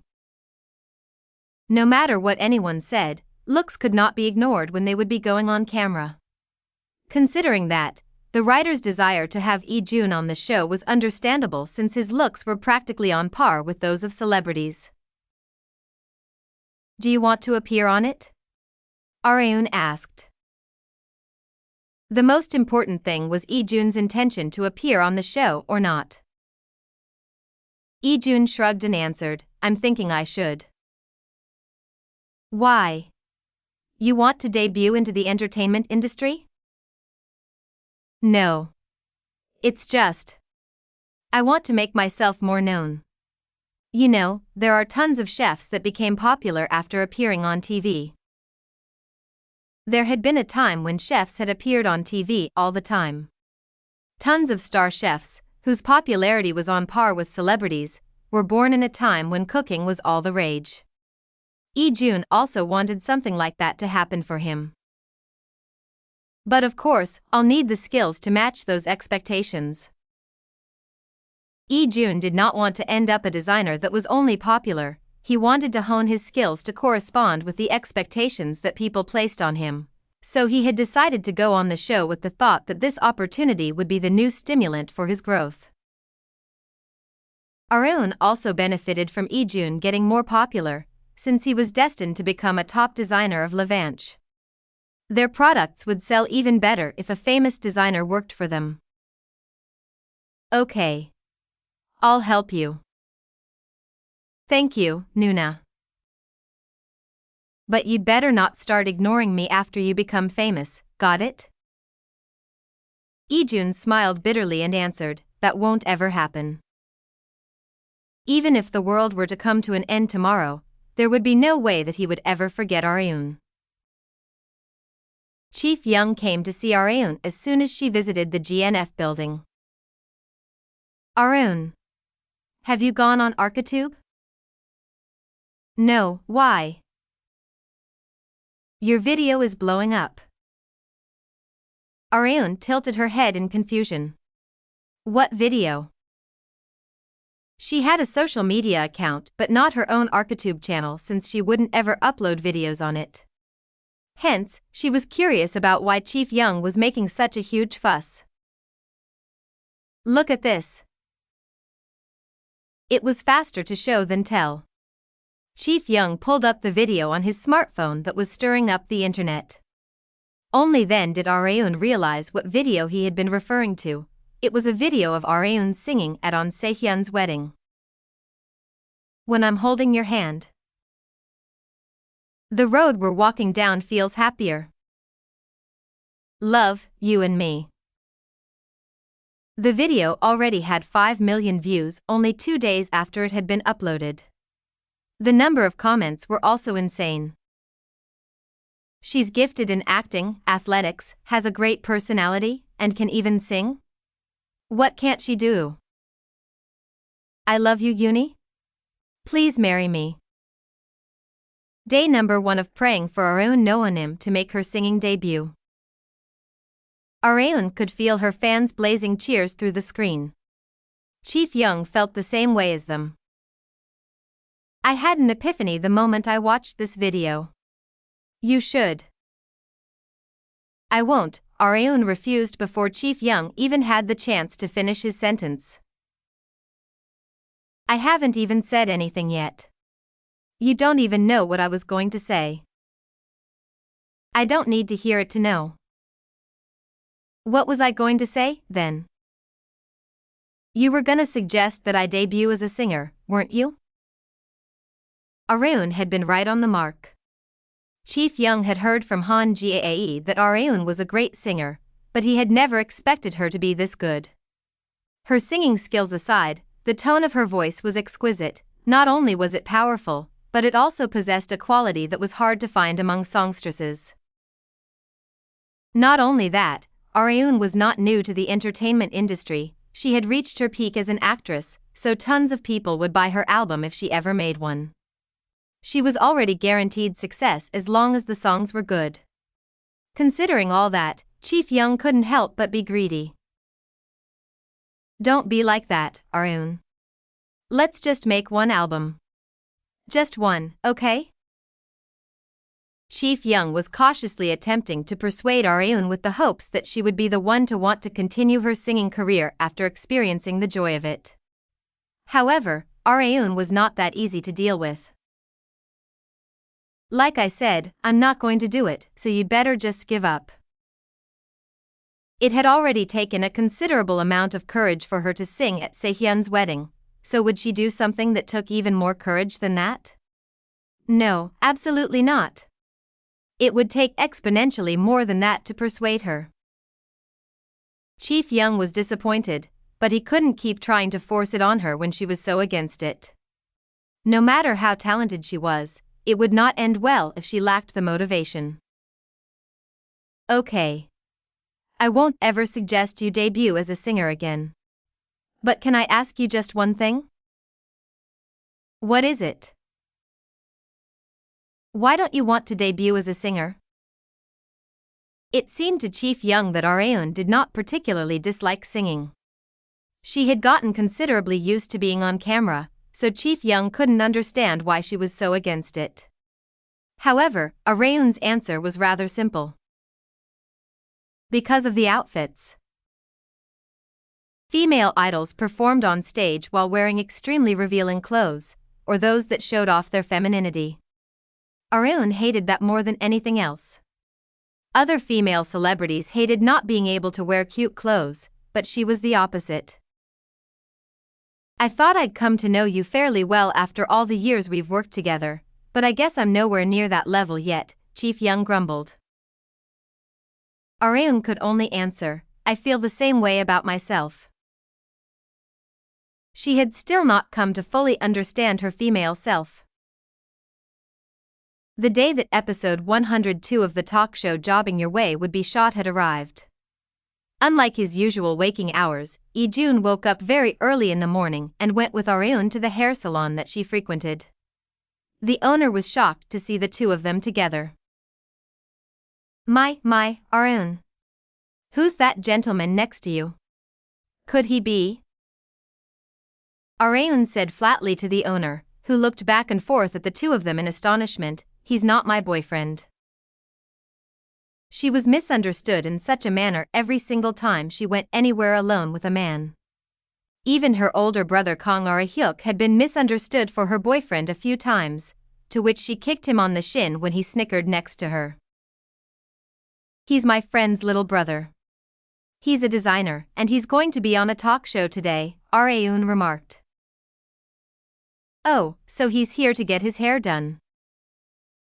The owner guided Lee-jun to the middle seat with a radiant smile. Come take a seat here, she said. Lee-jun did as the owner said and awkwardly sat down. She then handed him a thick file folder. This is a list of short male hairstyles. Dandy cut, garma perm, crop cut, and etc. There are tons, so let me know which one you like most. But I wouldn't recommend you get a perm. Does a perm not suit me? Lee-jun asked. Yes, but it's only my personal opinion. Ho ho. Lee-jun looked in detail through the list of hairstyles as the owner laughed in a friendly way. There were just as many male hairstyles as female ones. After some time looking through it, Lee-jun asked Arun, who was sitting at the back, for help. Which style do you think would suit me best, Nuna? Me? Well. Arun came closer to Lee-jun to take a look at him in more detail. Having thought of something, Arun extended her hand out and swept his hair to one side. How about a pompadour, she suggested. The owner also seemed to like the suggestion. Your looks really come to life when your forehead is exposed. What do you think, Lee-jun? Lee-jun slurred while staring at Arun and not the mirror. I'll go with whatever you like, Nuna. Arun laughed at his honest opinion. Chapter 237, Hottie Designer, 2. It felt way too weird for Seo Lee-jun to be getting his hair done for the first time in his life at a salon that many celebrities frequented.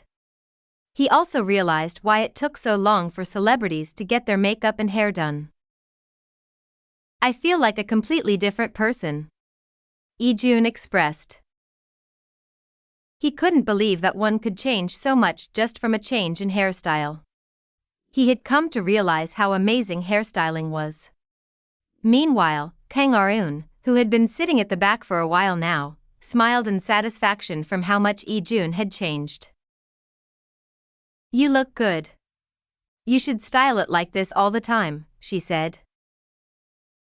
But doesn't that mean I would have to come here every day? It would make sense if he appeared on TV all the time like Arun, but for a normal person like Lee-jun, it was a waste of both time and money. It would be difficult to do unless it was for a special day like this. Knowing that, Arun took out her smartphone and decided to leave records of Lee-jun's current appearance.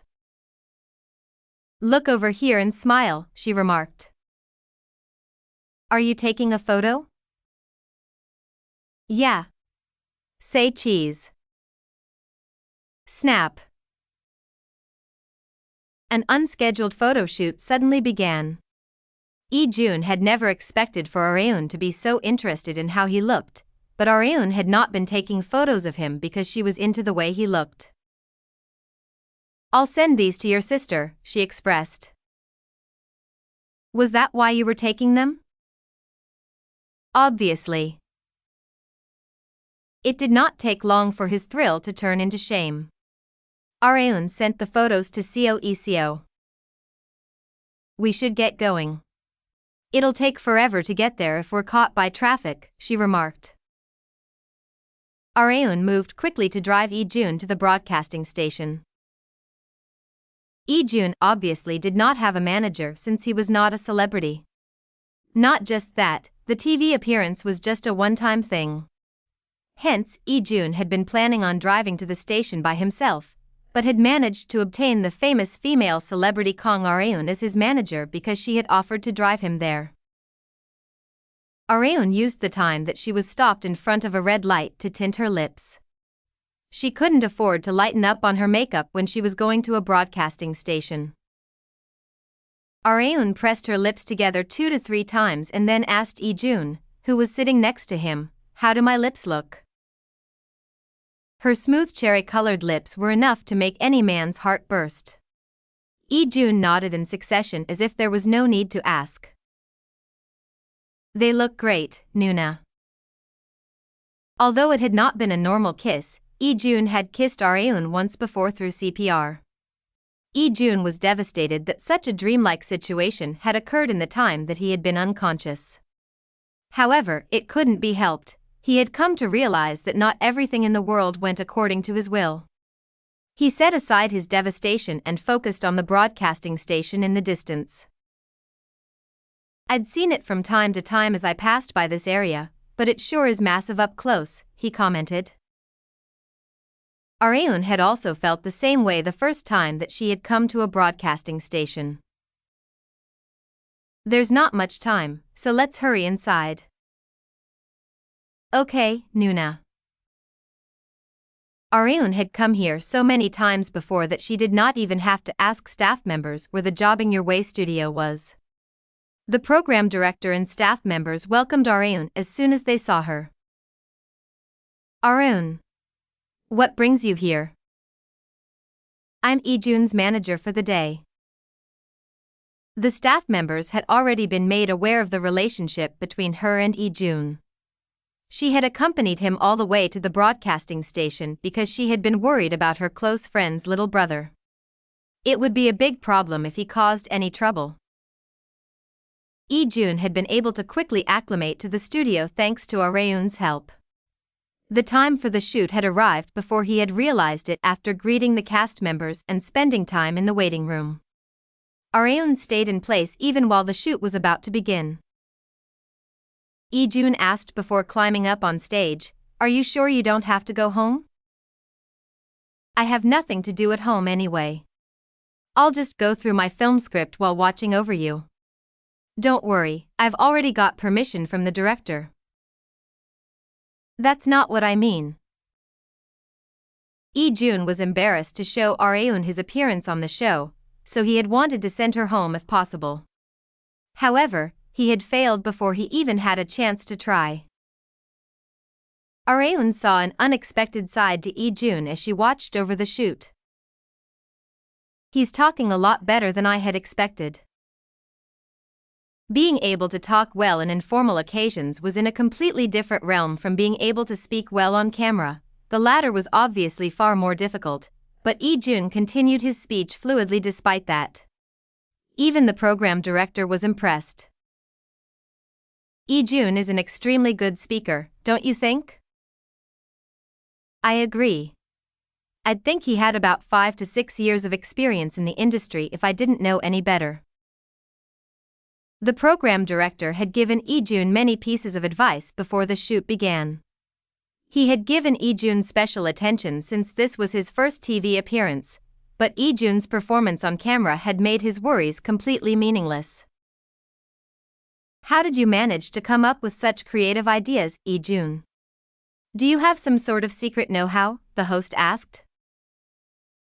Ijun answered comfortably, "I don't really have anything that could be called a know-how. I just check every brand new arrival that I think has good design, look through materials at the bookstore or online, and that's about it." So in short, you have talent. I wouldn't go that far. Ijun was also modestly humble. Areun felt satisfied for some reason as she watched Ijun expertly answer each question that came his way. Damn punk, he has a knack for TV. Such a quality could not be made into one's own simply by being told how to do it, they needed to learn it naturally over time. Ijun had been slightly clumsy at first due to the new environment that he had been placed in, but he was now getting more and more screen time as if he was the star of the show. Having decided to lead the talk show with Ijun as the focus, the host asked him, "Do you have a specific model that you hope to wear the clothes you've designed?" This question had not been in the script, but Ijun calmly answered without getting flustered, "Yes, I do." "Would it be okay for you to reveal who that person is?" "It's Miss Kang Areun." Ijun had made it a dream of his since long ago to design the greatest clothes that were worthy of Areun, and it was no exaggeration to say that this goal had made him into the designer prospect that he had become.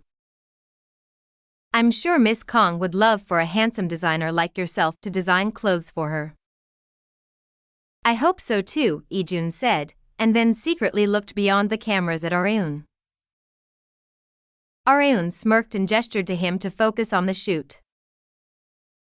Episode 102 of Jobbing Your Way that Ijun had appeared in had finally aired. He, Areun and Iseo watched the program together.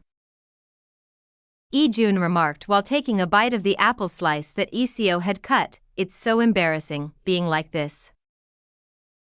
He felt as if he had been stripped completely bare.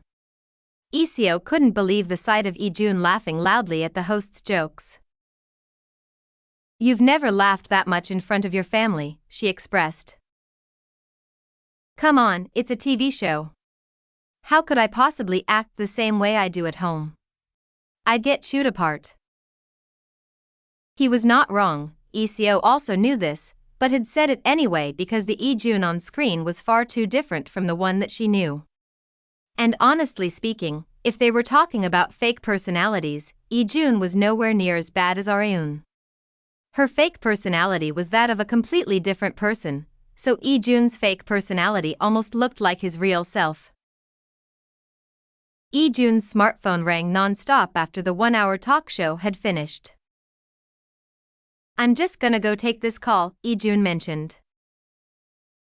Areun felt the appearance of Lee-jun going into his room with his smartphone oddly familiar. I was like that too when I first appeared on TV. Family, friends, acquaintances. There had been no one that hadn't contacted Areun at the time. He'll be going through quite the ordeal for a while. Areun felt a strange sense of sympathy toward Lee-jun. Lee-jun's TV appearance had been far more impactful than Areun had expected. Highlight clips of Lee-jun had recorded the highest views among Jobbing Your Way clips, along with the number of comments and likes. OMG. Who is that guy? He's so hot. He's apparently the guy that Kang Areun performed CPR on. Why don't I have any friends with little brothers like that? He could debut as a celeb for sure. He could design and model for his own clothes, LMAO. The internet had gone up in a rage because of Lee-jun's looks, earning him the nickname Hottie Designer.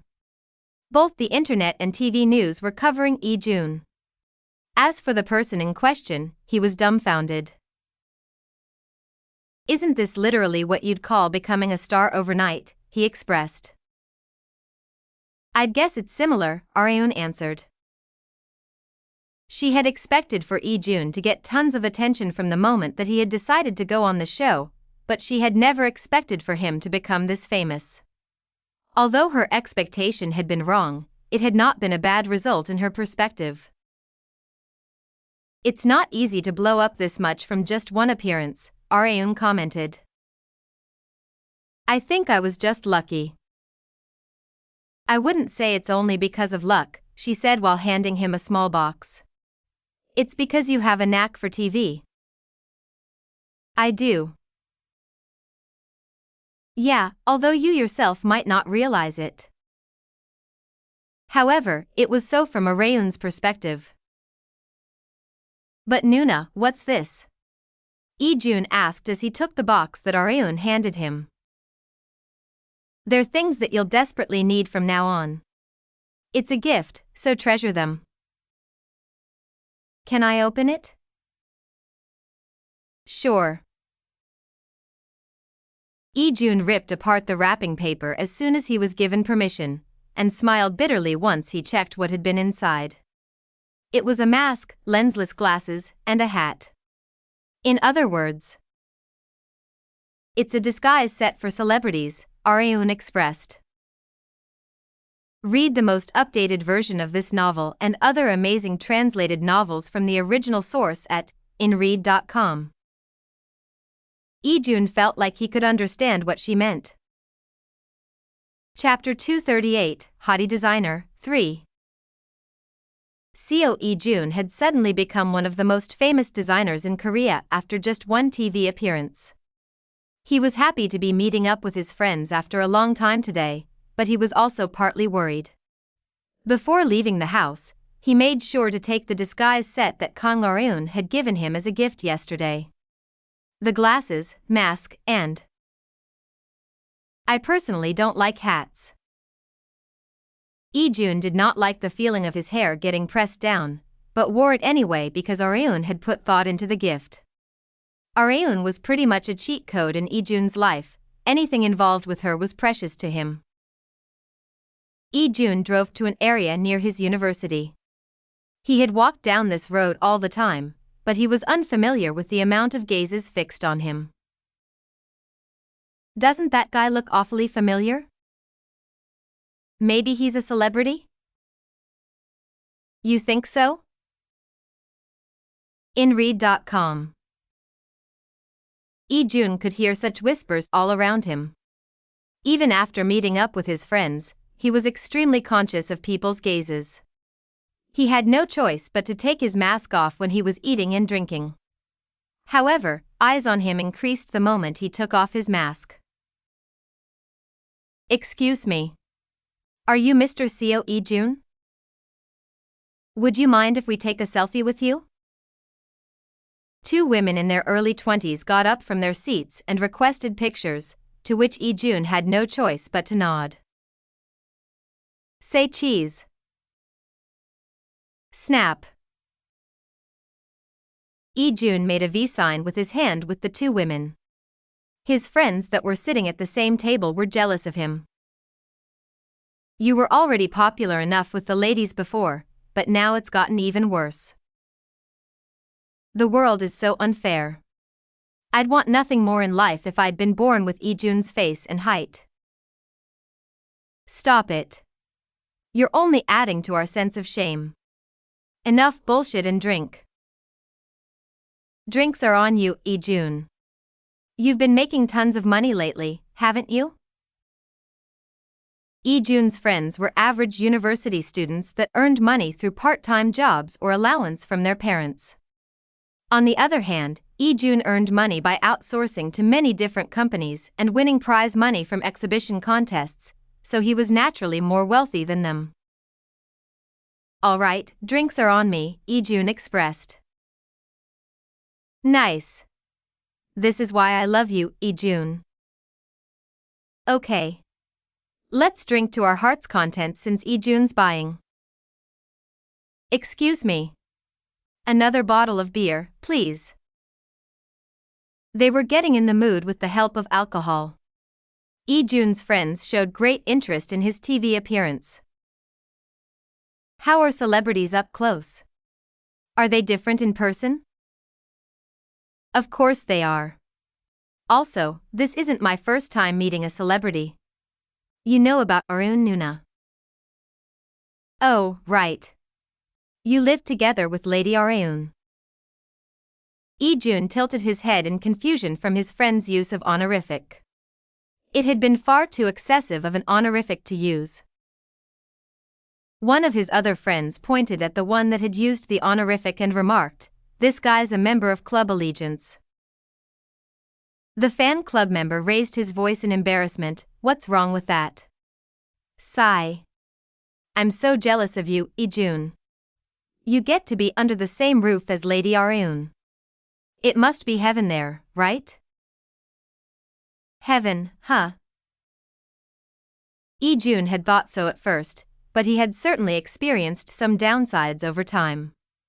He practically needed permission when using the bathroom, but the greatest danger was when Arun asked him to give her a massage. Another one of Lee-jun's friends asked him a question once the subject had switched to Arun. Doesn't Arun Nuna practically consider you a little brother? I'd guess that's why she lets you live with her. There's no way a woman would let just any guy live with her.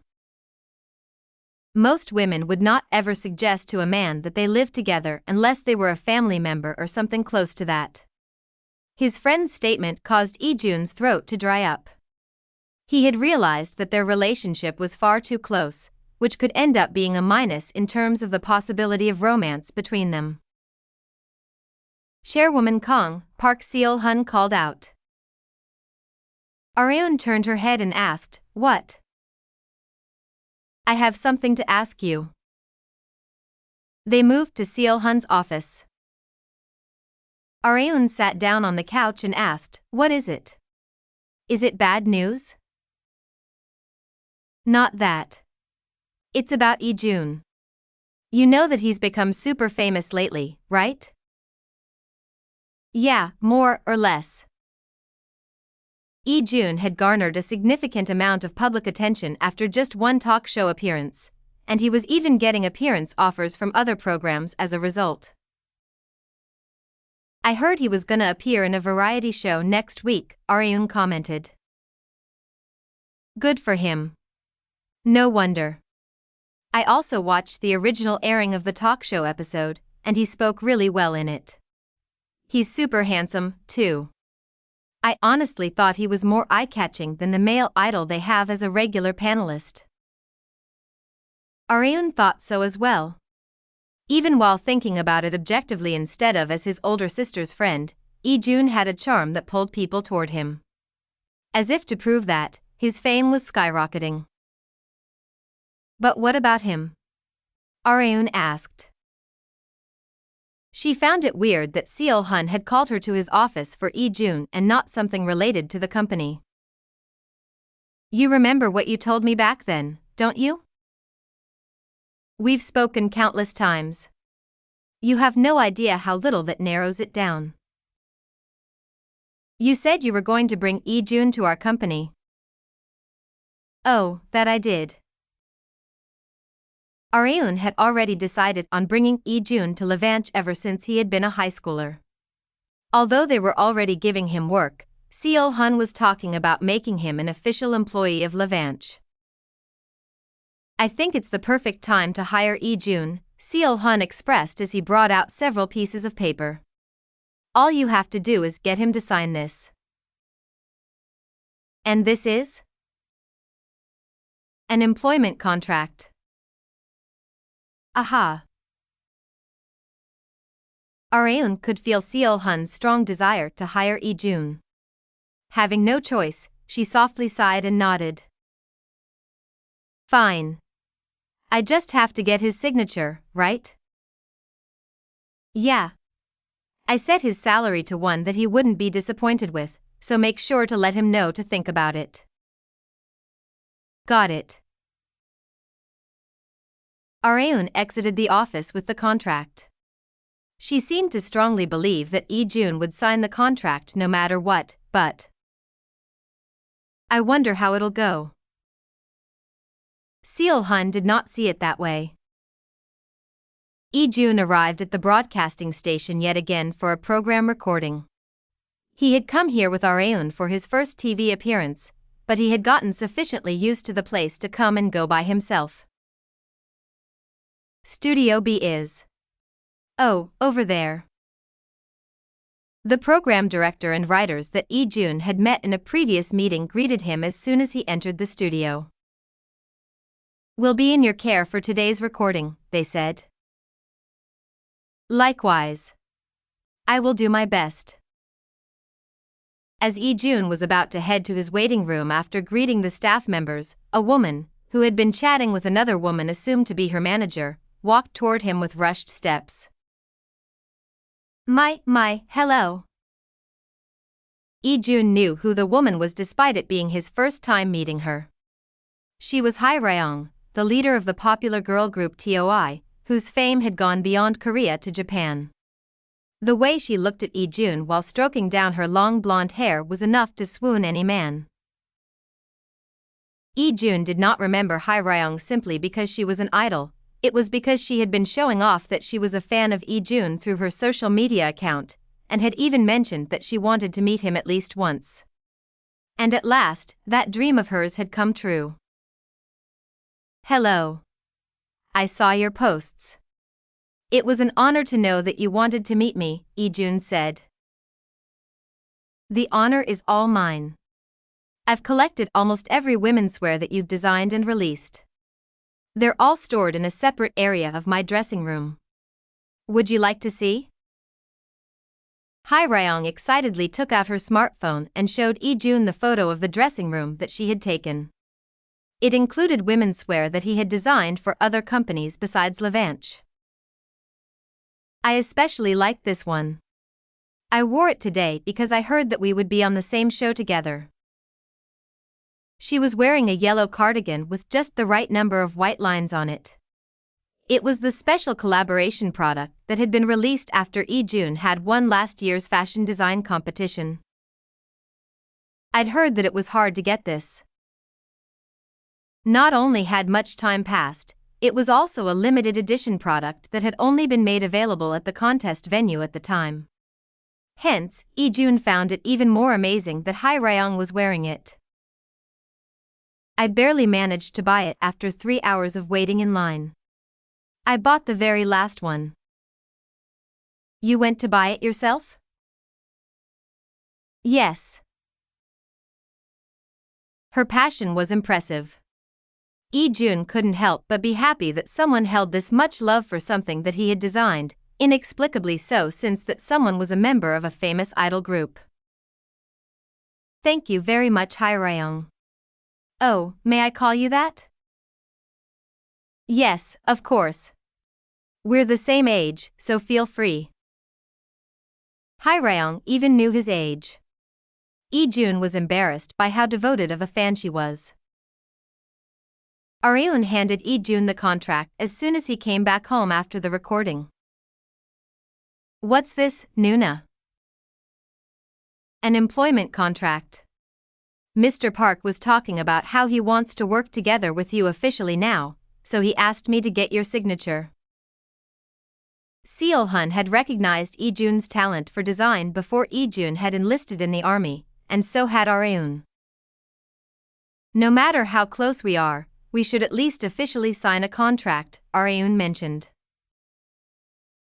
That's true. You don't have a pen, right? Just a sec, I'll bring you one.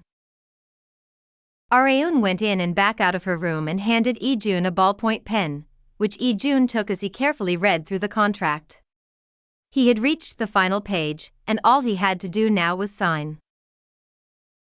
However, his hand did not seem to have any intention of moving. Chapter 239, Haughty Designer, 4.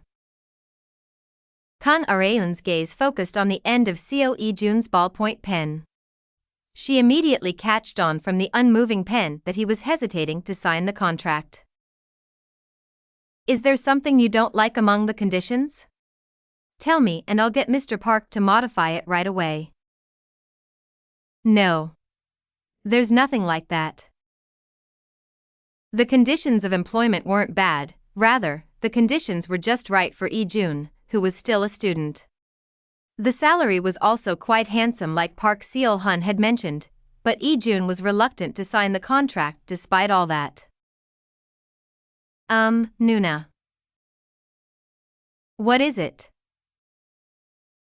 Do I have to sign this contract right away? No, it's nothing urgent. Mr. Park also said that you can take your time. Then could I sign it later? Although she was not showing it, Areun was quite surprised by Lee-jun's decision to put off the contract signing. Lee-jun had always said himself that he wanted to work at Levanche, so she couldn't help but find it weird that his attitude had suddenly changed. Well, I'm sure he's getting offers from tons of other companies. It was not a bad idea for him to compare Levanche's conditions of employment with those of other companies. After all, the choice was up to Lee-jun to make. Although Areun would be sad if he chose to work at a different company, she did not want to force him to come work for them simply out of attachment. Okay. Take your time thinking it through, Areun expressed. I'm sorry, Nuna. It's okay. It's your prerogative to choose the company that offers you better conditions. I have no place to meddle with that. No. It's not because I've been offered a job from someplace else. Then why? Lee-jun hesitated to answer. It had been because he had recently come to realize that being way too close to Areun could possibly become a detriment to the possibility of a romantic relationship blooming between them. Hence, Lee-jun had been thinking it would be a good idea to distance himself a little from her. However, he couldn't tell her this. I'll tell you when I get the chance next time, he said. Since when have you been this secretive? I'm not sure myself. Lee-jun did not want to do this either, but he had no choice this time. That was how important Areun was to him. As Areun was being driven back home after a film shoot, Chief Young, who had come to the set, brought something up to her. Areun. Do you have some free time next week? Free time? You see. Chief Young seemed troubled. It did not look to be about something good. You know Jong-yoon, right? Choi Jong-yoon Sunbae? Yes.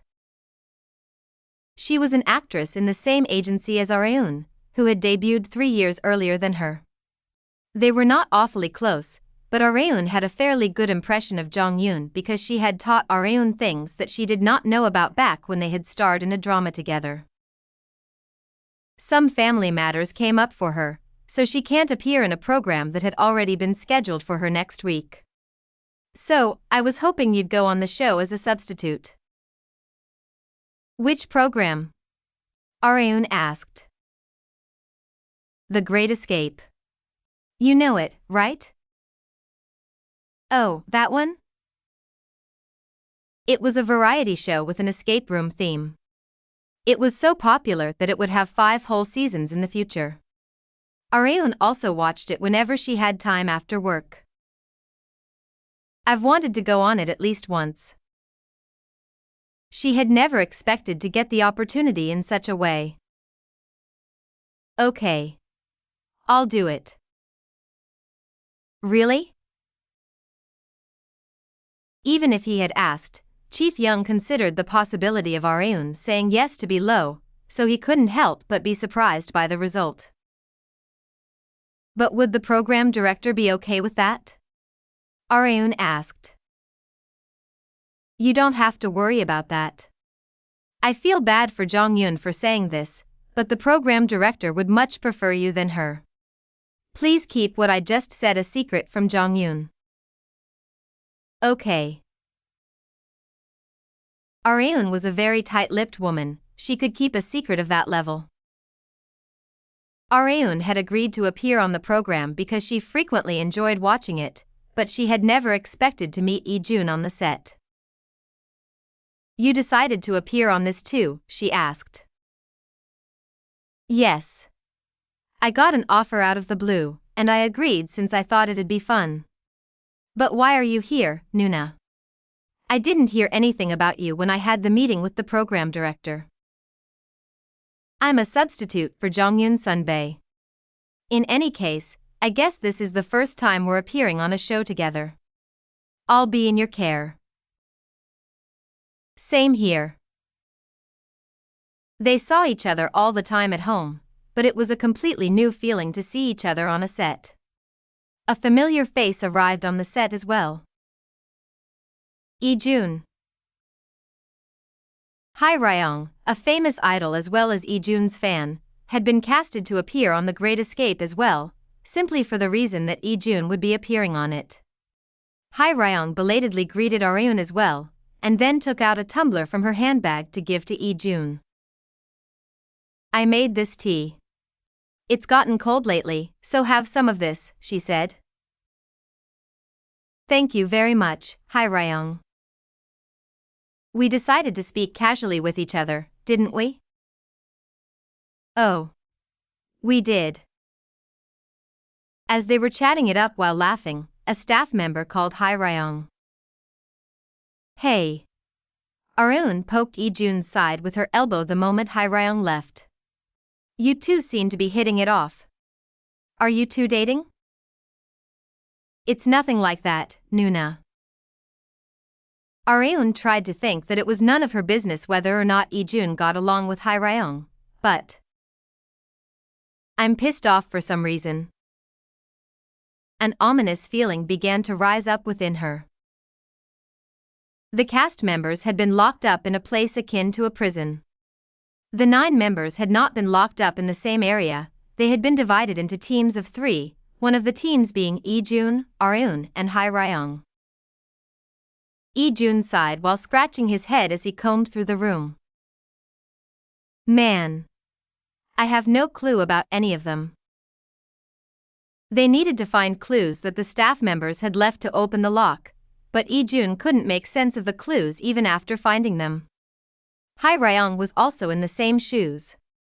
The two of them were blankly staring at a 3x3 number keypad. Lee-jun turned to ask Areun, who had been silent for a while now, "What do you think, Nuna?" "Me? About what?" "The code. Do you think you can solve it?" "I'd already solved it a long time ago." "Huh? Really?" Areun had been silent only for two reasons. The show wouldn't have enough content if they had solved it way too quickly, and she wanted to give chances for Lee-jun and Hae-ryung to shine. Hae-ryung remarked in astonishment, "I thought you were silent because you also had no idea like us." One of Areun's eyebrows slightly twitched. "Does this girl think I'm brainless?" Areun had not liked Hae-ryung from the start despite this being their first time meeting, also the fact that she was being overly friendly to Lee-jun. She remarked while pointing at the keypad, "Don't just look at the numbers. Take a look at the arrows next to them as well. Okay, let's try the first one step by step." Areun started from the top corner and then followed the arrows down, down, right, right, up, up, left and then left. "You see? We made a 0. We just do the same thing for the rest of them." "Oh my, you're right." "Wow. You're so smart, Nuna." "No, you guys are just dim-witted," Areun thought, but barely managed to suppress it from coming out. And just like that, Areun managed to deduce the 4 numbers of the lock combination. Kerchunk. The lock opened like she had predicted. Their team had been the first to escape. "Let's go search for the others." "Okay." Hae-ryung suddenly clung to Lee-jun while walking down a long hallway. "I'm so scared, Lee-jun. Could you stay by my side?" "You Lee-jun unconsciously looked over at Areun. Like he had expected, she was staring daggers their way. Lee-jun thought that Areun was far scarier than this hallway. Team Areun had finally managed to meet up with the others. As they were solving the puzzles one by one, darkness suddenly enveloped them. The cast members were in a fluster. As Lee-jun was hanging around while trying to figure out what was going on, he suddenly felt a warm sensation on his left arm. Someone had hugged his arm. As he was about to ask who it was. "Be quiet." Lee-jun froze from the familiar female voice. He had thought it was Hae-ryung at first, but it had been Areun, the woman whom he liked, who had suddenly linked arms with him. Areun looked up at him while sulking and said, "What?" "I'm scared, too." She was scared of ghosts, not the dark. But despite that, she pulled Lee-jun closer to her. Lee-jun unwittingly laughed as he witnessed this side of Areun. Areun asked irritatingly, "Got a problem?" "No, of course not." Lee-jun had thought that he should maintain a certain distance from Areun, but that thought had already blown away. He was the happiest in his entire life when he was this close to her, so he couldn't understand why he should keep his distance. Having realized that he had been wrong, he reached for his waist and turned off the mic attached to him. He then whispered to Areun so that no one could hear them, "Nuna. You'll be going straight home once the shoot is over, right?" "Yeah. I'll sign the contract when we get home." Lee-jun's straying feelings had once again taken its course back toward Areun. She smiled. Lee-jun could see her radiant smile as clear as day despite them being in the dark. "You should have done so from the start, punk," Areun expressed. "You're right. I'm sorry for making you worry, Nuna." Lee-jun had come to realize once again that he only had feelings for Areun. Chapter 240, A Bond from the Past, 1. Kang Areun had broken a sweat at the fitness center yet again today.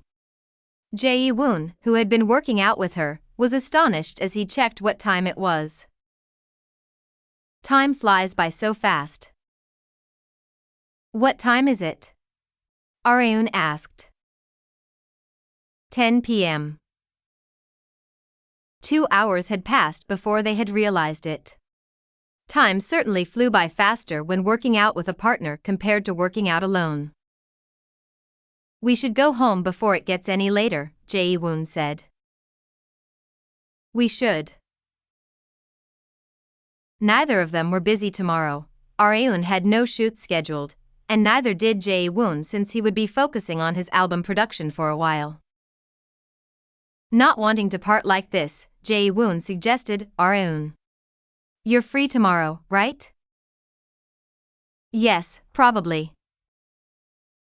She did not have anything in particular planned. Then why don't we grab a meal together tomorrow?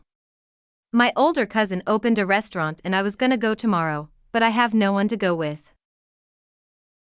Even if it was a restaurant that a relative owned, it was a bit awkward to go to a restaurant by oneself.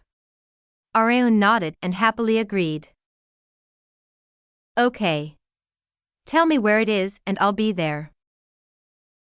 No. I'm the one inviting you, so I can't let you go through any trouble. I'll come pick you up, so all you need to do is make time. Jae-woon's heart was already racing with excitement. Areun giggled inside her head from seeing Jae-woon's expression that one could never see through a screen. As soon as Areun came back home, Seo, who had been sitting on the couch with Seo Jun, quickly called out to her. Areun. The Great Escape is on. Aren't you gonna come watch? The episode that Areun and Jun had appeared on just happened to be airing. At first, Areun had almost always watched every film, drama and variety show that she had appeared on, but she had no time nowadays.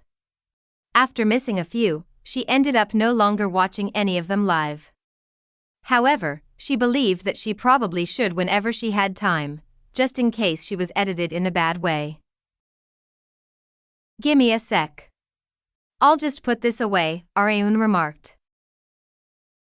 She put the sports bag that she always brought with her to the fitness center back in her room and went back out to the living room. This is when we were divided into teams of 3. The camera filmed Jun and Hae-ryung in thinking mode. Maybe we solve it like this? I'm not sure. Unlike the two of them who were having a hard time, Areun was as calm as she could be. EAD.com. Jun explained to his older sister what would happen next. Later, Areun Nuna's gonna solve the clues like magic. You see the arrows on the keypad? If you follow the arrows, they make 4 numbers. Seo slightly frowned because of her little brother's unnecessary explanation. Why are you spoiling from right next to me? She asked. Sorry. It just came out. Jun had been so excited that he couldn't help himself. Areun smirked. She also had times when she blurted out things because it felt so surreal to see herself on TV. She couldn't help but laugh from Jun's TMI remark that reminded herself of her initial days as an actress. I don't blame him for being so excited. The screen also showed Hae-ryung sticking awfully close to Jun after escaping from the prison cell. Areun raised her foot and poked Jun's back with it. Did you like that an idol was sticking so close to you? How could I, when you were staring daggers at me? I don't recall doing anything like that, Areun said as she poked Jun harder with her foot. She was swept over with both irritation and embarrassment. Jun did not falter much despite Hae-ryung's advancements because Areun had already stolen his heart. Nuna. Why don't we go on another program together next time?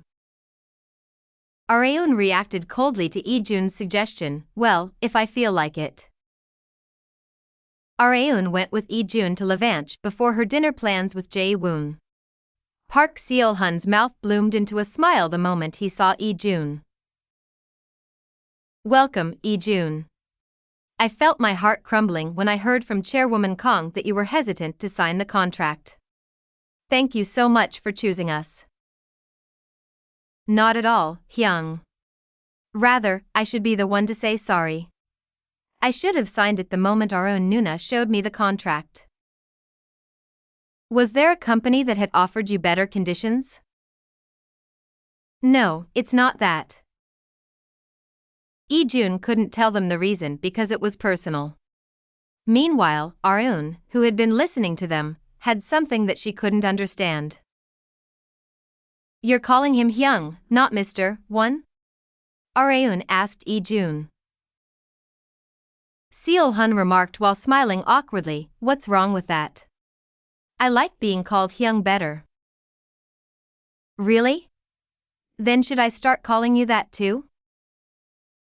No, you should be calling me Oppa. Arun narrowed her eyes. Are you saying that because you want a beating? It's just a joke, geez.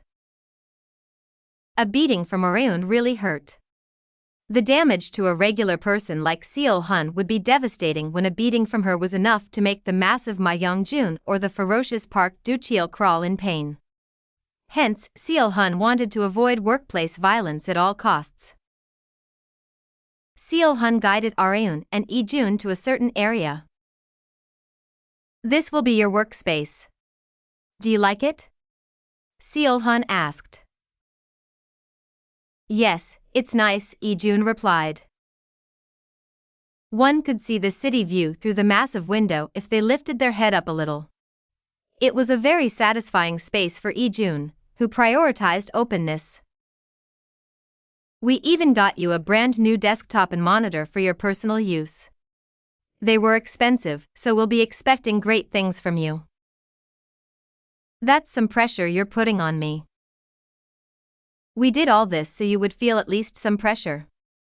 You'll have to work hard so that our company's sales increase.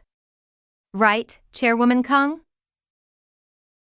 Arun decided to take Seo-hun's side this time and nodded in succession. Considering that Lee-jun's hands could generate hundreds of millions of won worth of profits, the money they had spent on this equipment was nothing. Besides, Levanche was not short on money.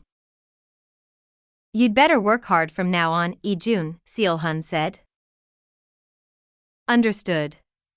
Oh, and Nuna, Lee-jun stated as he took out a small plastic bag from his bag, here's a gift. A gift? What is it? Arun asked. Take a look. Arun looked inside and was surprised to see what it was. Did you make these pants yourself? Yes. Please wear that if you have nothing else to wear on upcoming shoots. Arun first liked the fact that they were pants and not a skirt. Second, they were a mix of her two favorite colors, black and blue. In other words, they reflect all of my preferences, she expressed. That's right. There only existed one of them in the entire world, only for Arun. Thanks. I'll treasure it.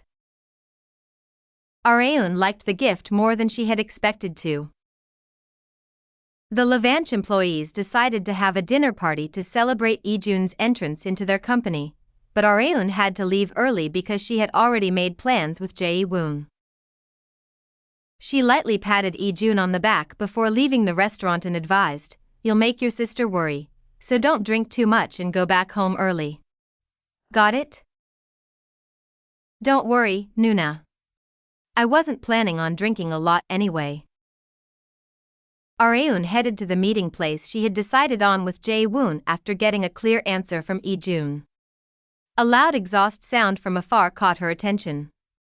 The luxury sports car looked familiar, it was the one that Jae-woon drove often. Sorry. Did you wait long? He asked. No. I just arrived. Get in. The restaurant isn't far, so it won't take long. Like Jae-woon had said, the GPS announced their arrival not even 15 minutes after Arun had gotten in the car. Is that the place, Sunbae? Yup. Eleni steak located at Cheongdam Ward. As if it was a twist of fate, Arun was very familiar with the place. This place is extremely famous. Although it was still too early for it to become famous since it had only just opened, it would soon become the #1 restaurant in Cheongdam Ward. Arun was sure of it since she knew the future. She had also eaten here a few times in her past life. Although the food was absolutely superb, she did not have fond memories of the place because of the people that she had been with at the time. Father loved this place. Park Chan-gil, the chairman of TP Group as well as the father of Arun's past self, Park Geon-Woo, had occasionally eaten dinner here with his family. Such memories prevented Arun from having a good impression of Eleni steak. But well, I'm not with my father tonight. Rau decided to shake off her past memories and purely enjoy this restaurant for its food. The restaurant was already bustling with people because today was their very first day of service. Everyone in the restaurant focused their attention on Jae-woon and Arun as soon as they arrived. My, look at that. It's Jae-woon and Kang Arun. The customers were confused about their presence. Hearing that Jae-woon had arrived, the restaurant owner Hwang Do-hyun dashed out to greet him. Jae-chang. Thanks for coming. Jae-chang was Jae-woon's real name. Everyone who had even a little interest in him knew that much about him. Arun also knew Jae-woon's real name, so she was not confused about who the restaurant owner had been referring to. The two men lightly hugged. Arun also greeted Do-hyun and walked over to their reserved seats. While they were heading there, someone called out to Arun. My, is that you, Arun? A familiar voice stopped Arun in her tracks. It was Park Hee-woo, who was staring at Arun in astonishment. Arun tried to happily greet Hee-woo, but her face froze because of the man standing behind her. Park Chong-gil. 1. This term in Korean is ajusi, which is how Koreans address men that are around their parents' age, or people that the individual considers old. Chapter 241, A Bond from the Past, 2. Kang Arun unconsciously gulped from the reunion with her father. She had not been this nervous even when she had come face to face with her mortal enemy Kim Han-Gyo. To Arun, her past father had not been someone whom she could compromise with. The two of them had a love-hate relationship, they were family, but Arun did not want to be closer to him. Park Chan-gil, who had always forced Arun down the path that he himself had walked down, had appeared before her eyes. Park Hee-woo expressed surprise and belatedly introduced Chan-gil to Arun. I'm sure you know who this man is, right, Arun? This is my father. Hee-woo knew Arun as one who had great interest in the financial world since Arun even owned a business. There was no way that anyone with at least a little interest in business wouldn't know Chan-gil, the chairman of TP Group, one of the top 3 conglomerates of Korea. Arun had known that Chan-gil had been a regular at this restaurant in the past, but I'd never thought that father would be here on their grand opening day. It was her first time learning this despite being father and son since they rarely spoke to each other. Chan-gil smiled and greeted Arun without knowing that his son was before his eyes as a woman. I am Park Chan-gil. I've heard a lot about you from my daughter. You're far more beautiful in person than on TV. Thank you very much, Arun unintentionally stuttered. She had no idea how to react to her former father calling her beautiful. Although she had never had to think about such a thing, there was one thing that she was sure about. It's not a good feeling. There was also something else that she shouldn't overlook. I'm not his child in this life. They were complete strangers, hence, she needed to act as such to avoid being suspected over anything from their very first meeting. Hee-woo mentioned something about her father to Areun. My father watches every single drama, film and program that you're in. Do you know what he said to me last time? He asked me if I could set up a meeting so that he could have a meal with you. Han-Gyo coughed several times after Hee-woo's sudden confession as if to tell her to stop talking. That meeting could have happened tonight, but Areun had unfortunately come with someone. Noticing that, Han-Gyo did not suggest they have dinner all together. Like Hee-woo said, let us have a meal together when the opportunity arises next time. I'm sure my wife would also love it if she gets to meet you. Areun's former mother was also a drama and film lover. It was no surprise that she was a fan of Areun, considering that Areun had been in many hit dramas and films. Areun forcibly smiled and answered, yes, that sounds great. Will Geon-Woo also be joining us? Han-Gyo was momentarily bewildered because he had not expected Geon-Woo's name to come out of Areun's mouth, but soon regained his composure and nodded. If that is what you'd like, then of course. But I didn't know that you knew my son. I'd gone to Japan to promote a film before, and he had been one of the bodyguards in my security team. Oh, I see. Han-Gyo seemed to be satisfied with the answer. Areun rode the momentum and mentioned more things regarding Geon-Woo. I've heard a few things about you from him. About me? Yes. He had mentioned that you may seem curt and cold on the outside, but he respects how persevering you are in pushing ahead with your own philosophy. Respect, my ass. Areun had never once respected her former father, but she had lied on purpose for one simple reason: she wished for her past self to remain in TP Group. Jae-woon Sunbae is waiting for me, so I should get going. Please excuse me. Areun quickly left. Han-Gyo replayed Areun's words in his head over and over again as if he had been entranced by them. Geon-Woo had quit bodyguarding soon after So Ha-jin had left their security team. He had been given courage from Areun's words and returned to TP Group. He had decided to confront his father instead of running away from him forever, and was in an endless battle with the pile of paperwork on his desk like always. An exhausted body also led to an exhausted mind. Geon-Woo had gallantly returned to TP Group, but he could feel his initial resolve growing weaker. I feel sorry for Areun, but... Thoughts of going back to his old life and cutting ties with his family again were coming back to him like the whispers of the devil. Just then, the employees suddenly sprang up from their seats and nervously greeted someone. Good morning, Vice President. Hee-woo slightly raised her hand to greet the energetic employees back. She did not come today because she had business with the employees. Park Geon-Woo. Why didn't you come yesterday? Geon-Woo had skipped out on their family dinner due to one reason or another. He answered his older sister sourly, as you can see, I was busy. They're nothing urgent. They are, since I'll be behind on my work if I don't get them done in a timely manner.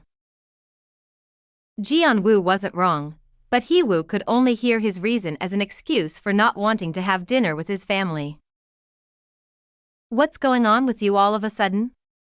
What happened to the Geon-Woo who boldly returned to the company? It's not sudden. I've always been like this. Geon-Woo had simply put his mind to something else thanks to Areun. He had always strived to live his life in his own way since a long time ago. Hee-woo sighed and mentioned what had happened last night. We met Areun at the restaurant. She did her best to talk you up to father. How? She told him that you've always respected him a lot. Hee-woo had obviously realized that Areun had been lying the moment that she had heard it, but she had kept quiet in hopes that Geon-Woo would be acknowledged by Chang-Gil and stay in TP group. Make sure to thank Areun when you see her next time, okay? Hee-woo remarked. But I don't even know her contact information, Geon-Woo replied. You don't? Weren't you close with her? Hee-woo had expected them to be close because there was no way that Areun would go this far to help Geon-Woo if they weren't. But contrary to her expectations, Geon-Woo and Areun weren't that close, rather, they had barely talked to each other. Hee-woo couldn't understand why Areun was helping Geon-Woo to such an extent despite that. Nuna. You know Areun's phone number, right? Yeah, but why? Because I want to meet her. Geon-Woo was determined to get some answers from Areun. Areun had expected to get a call from Hee-woo that Geon-Woo wanted to meet her. It's no wonder, since I blatantly took my past self's side. There was no way that Hee-woo wouldn't find it strange. Areun would think so as well in her shoes. I ended up doing that at the restaurant before I had realized it. Areun had two main reasons to keep Geon-Woo at TP Group. First was to prevent her past self from working for Kim Han-Gyo, and second was to consolidate her relationship with TP Group as her supporter. However, Areun herself knew more than anyone else that it would be extremely difficult to pull off. Because Park Geon-Woo is me. Rau could say this because she knew how she was better than anyone else. She expected Geon-Woo to have a lot on his mind at this time, so she had purposefully talked him up to Chang-Gil to push him a bit more forward. Director Do Ha-young knocked on the door of Areun's office late in the evening. Chairwoman. You have a guest. Let him in, Areun quickly answered without even asking who it was. Moments later, Geon-Woo entered her office. Areun looked to Ha-young, who was standing behind Geon-Woo, and remarked, You can go, Director Do. Yes, ma'am. Areun had come face to face with her past self yet again. She smiled and asked why Geon-Woo had come to see her. I've heard that you wanted to meet me. Yes. I've been curious about something for a while now, Geon-Woo expressed. Go ahead. There was only one thing that Geon-Woo wanted to ask Areun. Why are you caring for me this much? To Geon-Woo, Areun had been nothing more than someone that he happened to meet, but her attitude toward him had been far too affectionate despite that. Excessive kindness occasionally led to doubt, just like now. Areun maintained her smile. It was like a mask to conceal her disturbed mental state from confronting her past self. Vice President Park had a lot on her mind regarding you, her little brother, so I simply decided to help out. That was the reason out of formality, but the real reason was something else. Are you having trouble staying in TP Group? Areun asked. To be honest with you, I am. There's no such thing as an easy job. I'm sure you'll be fine once you get used to it, so just hold on a little longer. Just then, Geon-Woo asked, What do you think will happen if I decide to go back to my old life? Areun answered firmly, You'll meet the worst possible end. And how would you know that? Because I can see the future. Areun was not joking, and this was not a recommendation, but a warning. If Geon-Woo were to return to being a bodyguard and ended up getting in her way like Park Eun-soo currently was, she would consider even her past self an enemy. In a sense, TP Group was a fenced-off garden to keep Geon-Woo safe. It'd be good for you to stay there. It would also be good for Areun, considering how serious she was about her revenge. Chapter 242, Drag Down, 1. The spokesperson, film shoots were coming to an end. Kang Areun, who was wearing a black female suit that her character Na Ji-young frequently wore, checked the attire in front of the full-length mirror. I've worn mainly normal outfits in spokesperson shoots compared to all the other dramas and films I've been in. Areun had not shot scenes in overly disheveled clothing except the scene where she had been kidnapped by young Han-sik's men. She preferred this much better since it also meant that she did not have to wear special makeup. Even the smallest injuries took a very long time to create through makeup, and that time transformed into fatigue for Areun. Hopefully I only star in productions like this from now on. It was not hard to do since there were countless film and drama directors who wanted Areun. It was a famous star's exclusive privilege to choose which film or drama they wanted to star in. Not even Areun had ever expected to be given such a privilege in her entire life. Chief Young had talked about always keeping an eye out for the next production that she wanted to star in, but there was something more important than that right now. Focusing on this film comes first. Only by making spokesperson a hit could Areun deal an effective blow to Kim Han-Gyo. Director Seo Young-mun called over Areun and Min Se-min as the set was busily getting ready.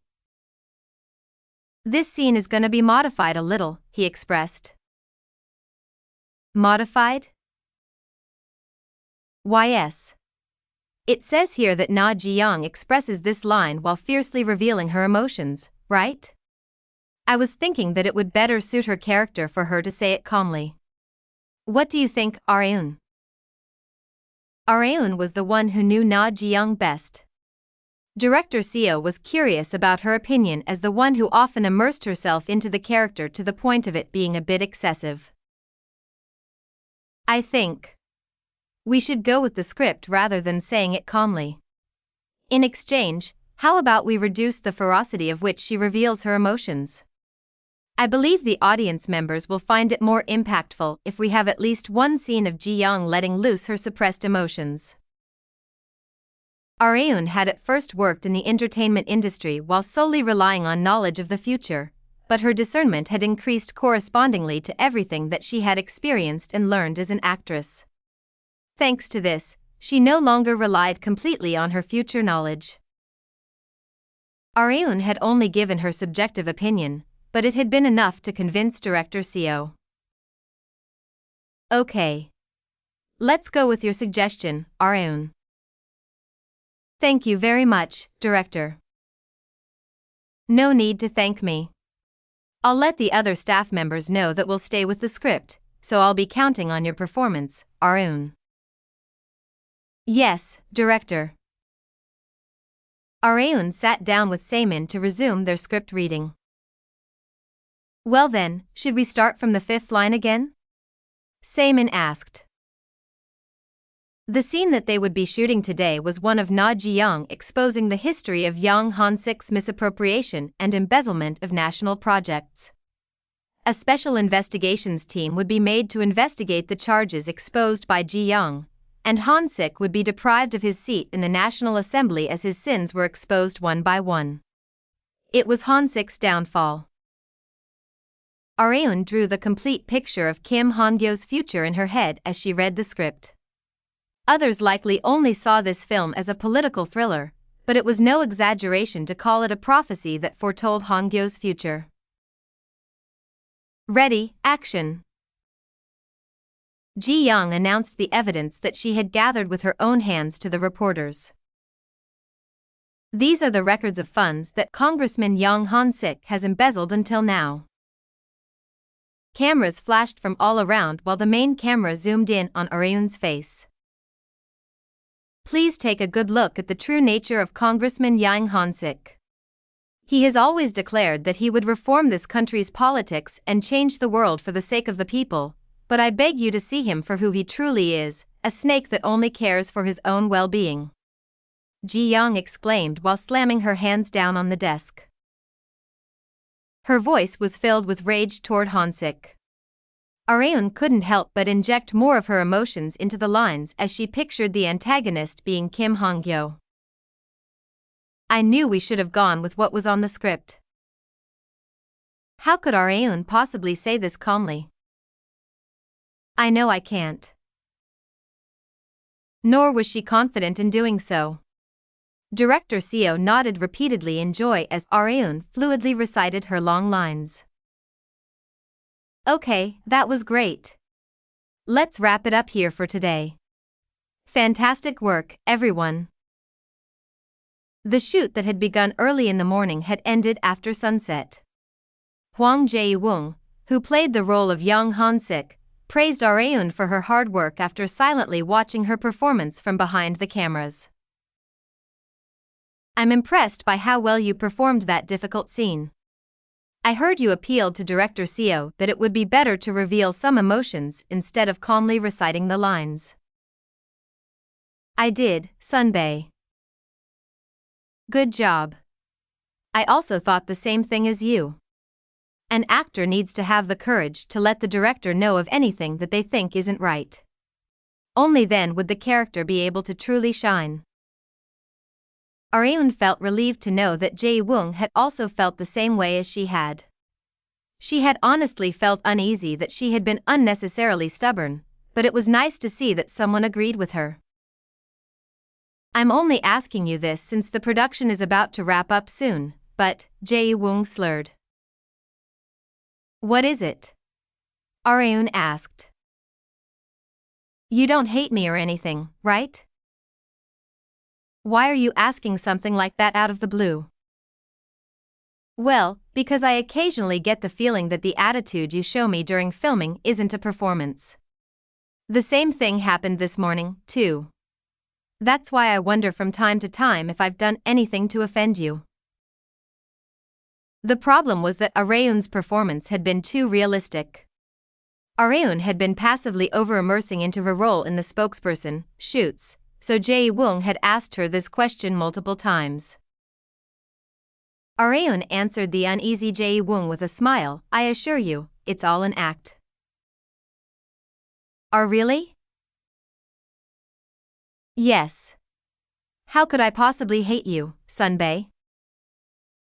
Areun simply hated Yang Han-sik, who had been made to emulate Kim Han-Gyo. It had nothing to do with Jae-woong as a person. In that case, I'll be counting on you until the end, Jae-woong remarked. Likewise. Have a safe trip home, Sunbae. Okay. See you tomorrow. Areun got into Shin Yubin's car after seeing Jae-woong off. You're gonna go straight home, right? Yubin asked. Yes, although I'm gonna go straight back out. Why? There's someone I have to see. A friend? No, Areun replied while smiling meaningfully. I'd call them a comrade more than a friend. It was much more appropriate to call them a comrade with the same purpose. Areun decided to take a shower as soon as she came back home. She stood in front of the bathroom mirror stark naked and tilted her head in confusion as she looked at herself. Something's off. Having gotten an inexplicably strange feeling, Areun took a quick shower and headed to her room after covering herself in a towel. She used to walk around naked when she used to live with just Seo, but she had no choice but to watch her conduct after Seo-jun began to live with them. It was to avoid a situation that they would both be embarrassed about. Areun took out the underwear that she normally wore because she needed to get ready to go out. The moment she put on her bra, she stared at her breasts after her suspicions had been confirmed. She had thought that her bras had been feeling a little tight lately, but she was now sure of it. They've gotten bigger. Areun clicked her tongue. I thought I was done growing. She was already uncomfortable enough with how much they shook when she exercised. She unconsciously sighed. Seo, do you have any spare underwear? Areun asked. My underwear? Why? My chest feels a bit tight. It's stifling, so I was wondering if you have any of a larger size. Iseo's expression instantly turned ice cold. Mine are smaller than yours. Oh, really? Areun had not said it on purpose to bully Iseo, but she had unintentionally hurt her roommate's feelings. I guess I should go buy some new underwear. It was a huge hassle to buy underwear when she was already extremely busy. Soo-jin avoided working until late at night ever since the kidnapping incident, since she wanted to avoid the same thing from happening again. She tried not to go around at night whenever possible, but tonight was an exception because there was someone who wanted to meet her. Soo-jin was in a deserted cafe where she was the only customer. She worked on a draft of her article on her laptop on the second floor while waiting for the other person. Step, step, step. Just then, Soo-jin heard a multitude of people climbing the stairs. She estimated it to be around 3 people, and she had been right on. One of them was Ma Young-jun, whom she had already gotten familiar with, and there was also a woman that she had never seen before. And lastly, the masked woman that had been stirring the political world as of late. Have you been well, reporter on? The masked woman asked. Yes, thanks to you. I wouldn't be typing on my laptop keyboard like this if you hadn't saved me that day. This was the first time that Soo-jin had met the masked woman after the kidnapping. She was curious about what the masked woman had been doing all this time, but she was skeptical that the masked woman would tell her anything even if she had asked. Hence, Soo-jin decided to suppress her nature as a reporter and hold off on asking questions. The masked woman handed Soo-jin a USB drive. This is the video that I took of you back when you were kidnapped. By the way, Congressman Kim Han-Gyo is also in it. I'm sure there would be an uproar if people saw this. Yes, but don't release it just yet. Then, when should we?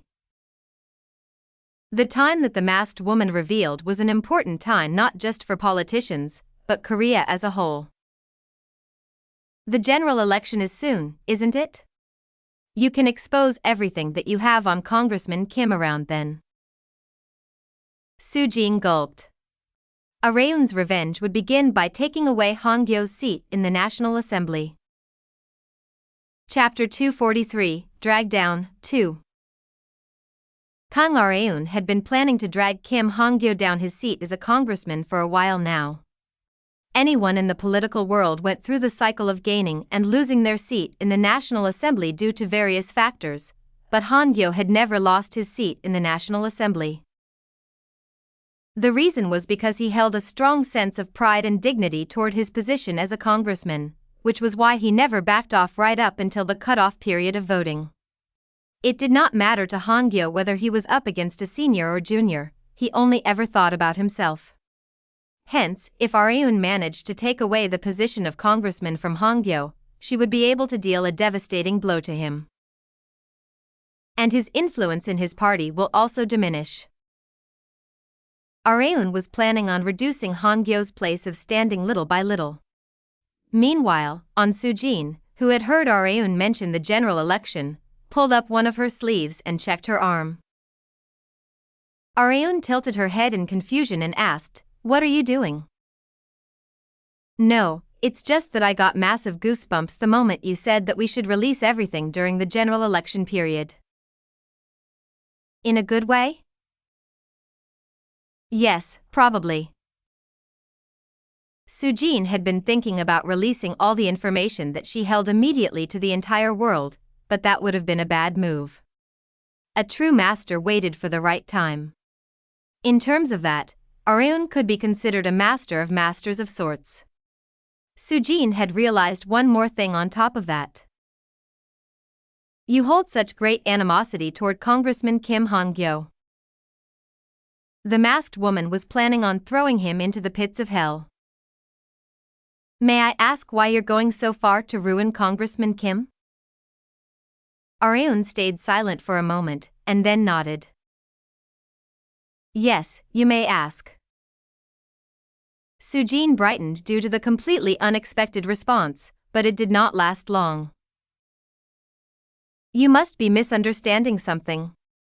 I said you can ask, but I never said that I would answer. Sujin knew as much. A bitter smile appeared on her visage and she took the USB drive that Arun had handed her. Please let me know in advance when you would like me to release everything, Sujin remarked. Thank you, reporter on. I should be the one thanking you. It no longer mattered who the masked woman was. What Sujin knew for sure was that the masked woman had saved her from certain death by the hands of Han-Gyo. It was no simple feat to betray someone whom one owed their life to.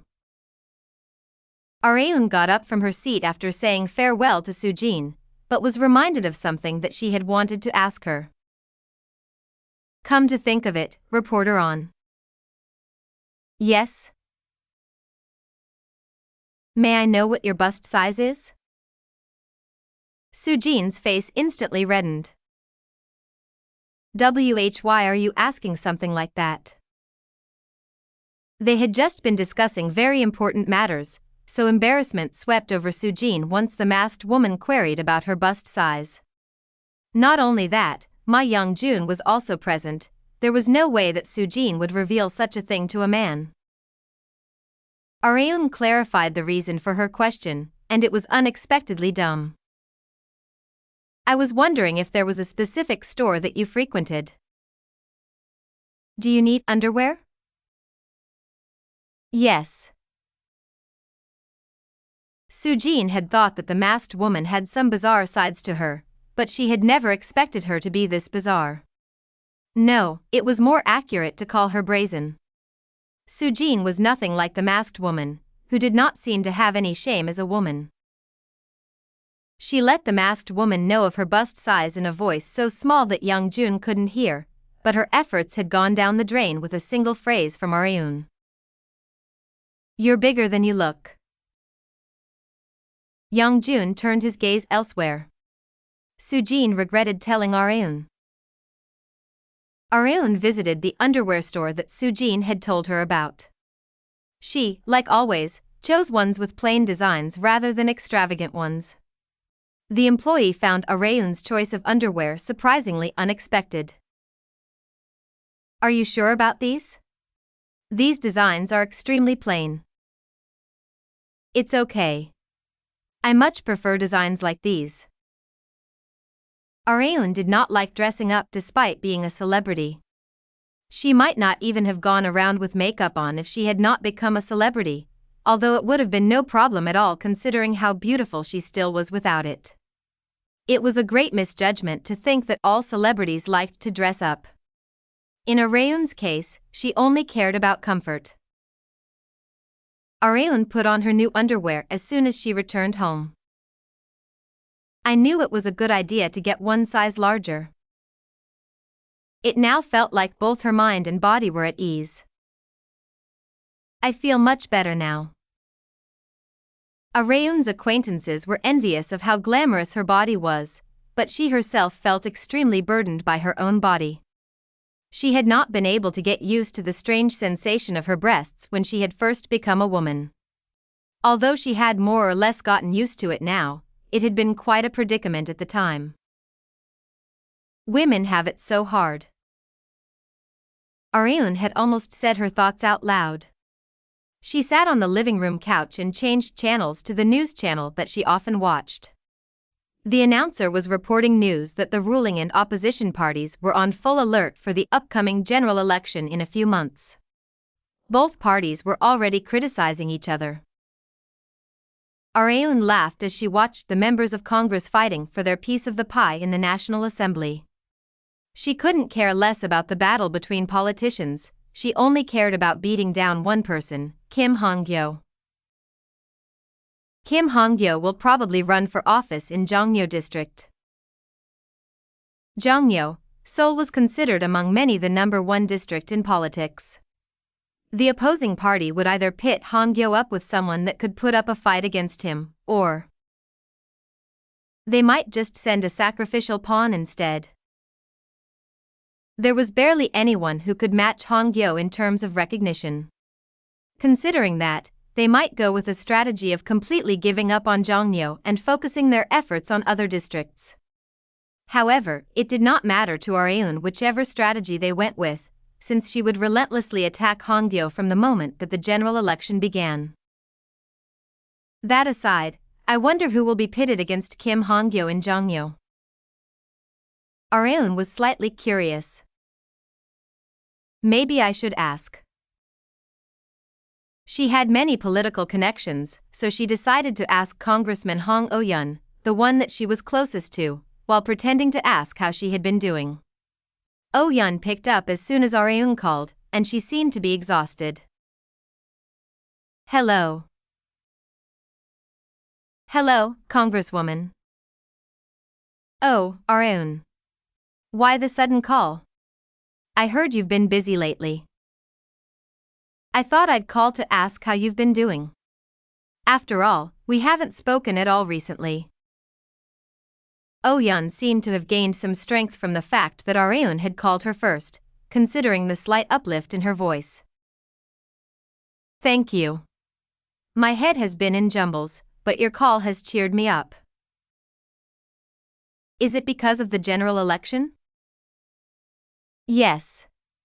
It's been so hectic lately. It was understandable.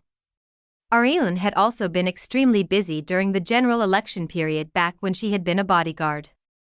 Although she had not been a politician, she understood how Oh-yun was feeling since she had guarded a famous politician during many of those hectic periods.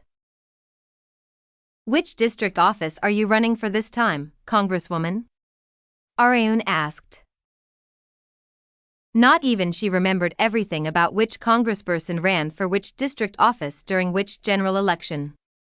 She of course remembered the backgrounds of considerably famous politicians, but Congresswoman Hong could not be considered a famous politician. The Congresswoman's answer had been enough to shock Areun. I think it'll be Jeongyo. The phrase quirk of fate popped up in Areun's head. She had never expected Congresswoman Hong to be the one facing Han-Gyo. She was greatly shocked at first, but the gears inside her head turned furiously moments later. This was not a quirk of fate. It might be an opportunity. Areun began to draw up a plan inside her head. Meanwhile, Oh-yun seemed to be feeling massive pressure from her placement. My party seems to be giving up entirely on Jeongyo, so I'm basically a sacrificial pawn.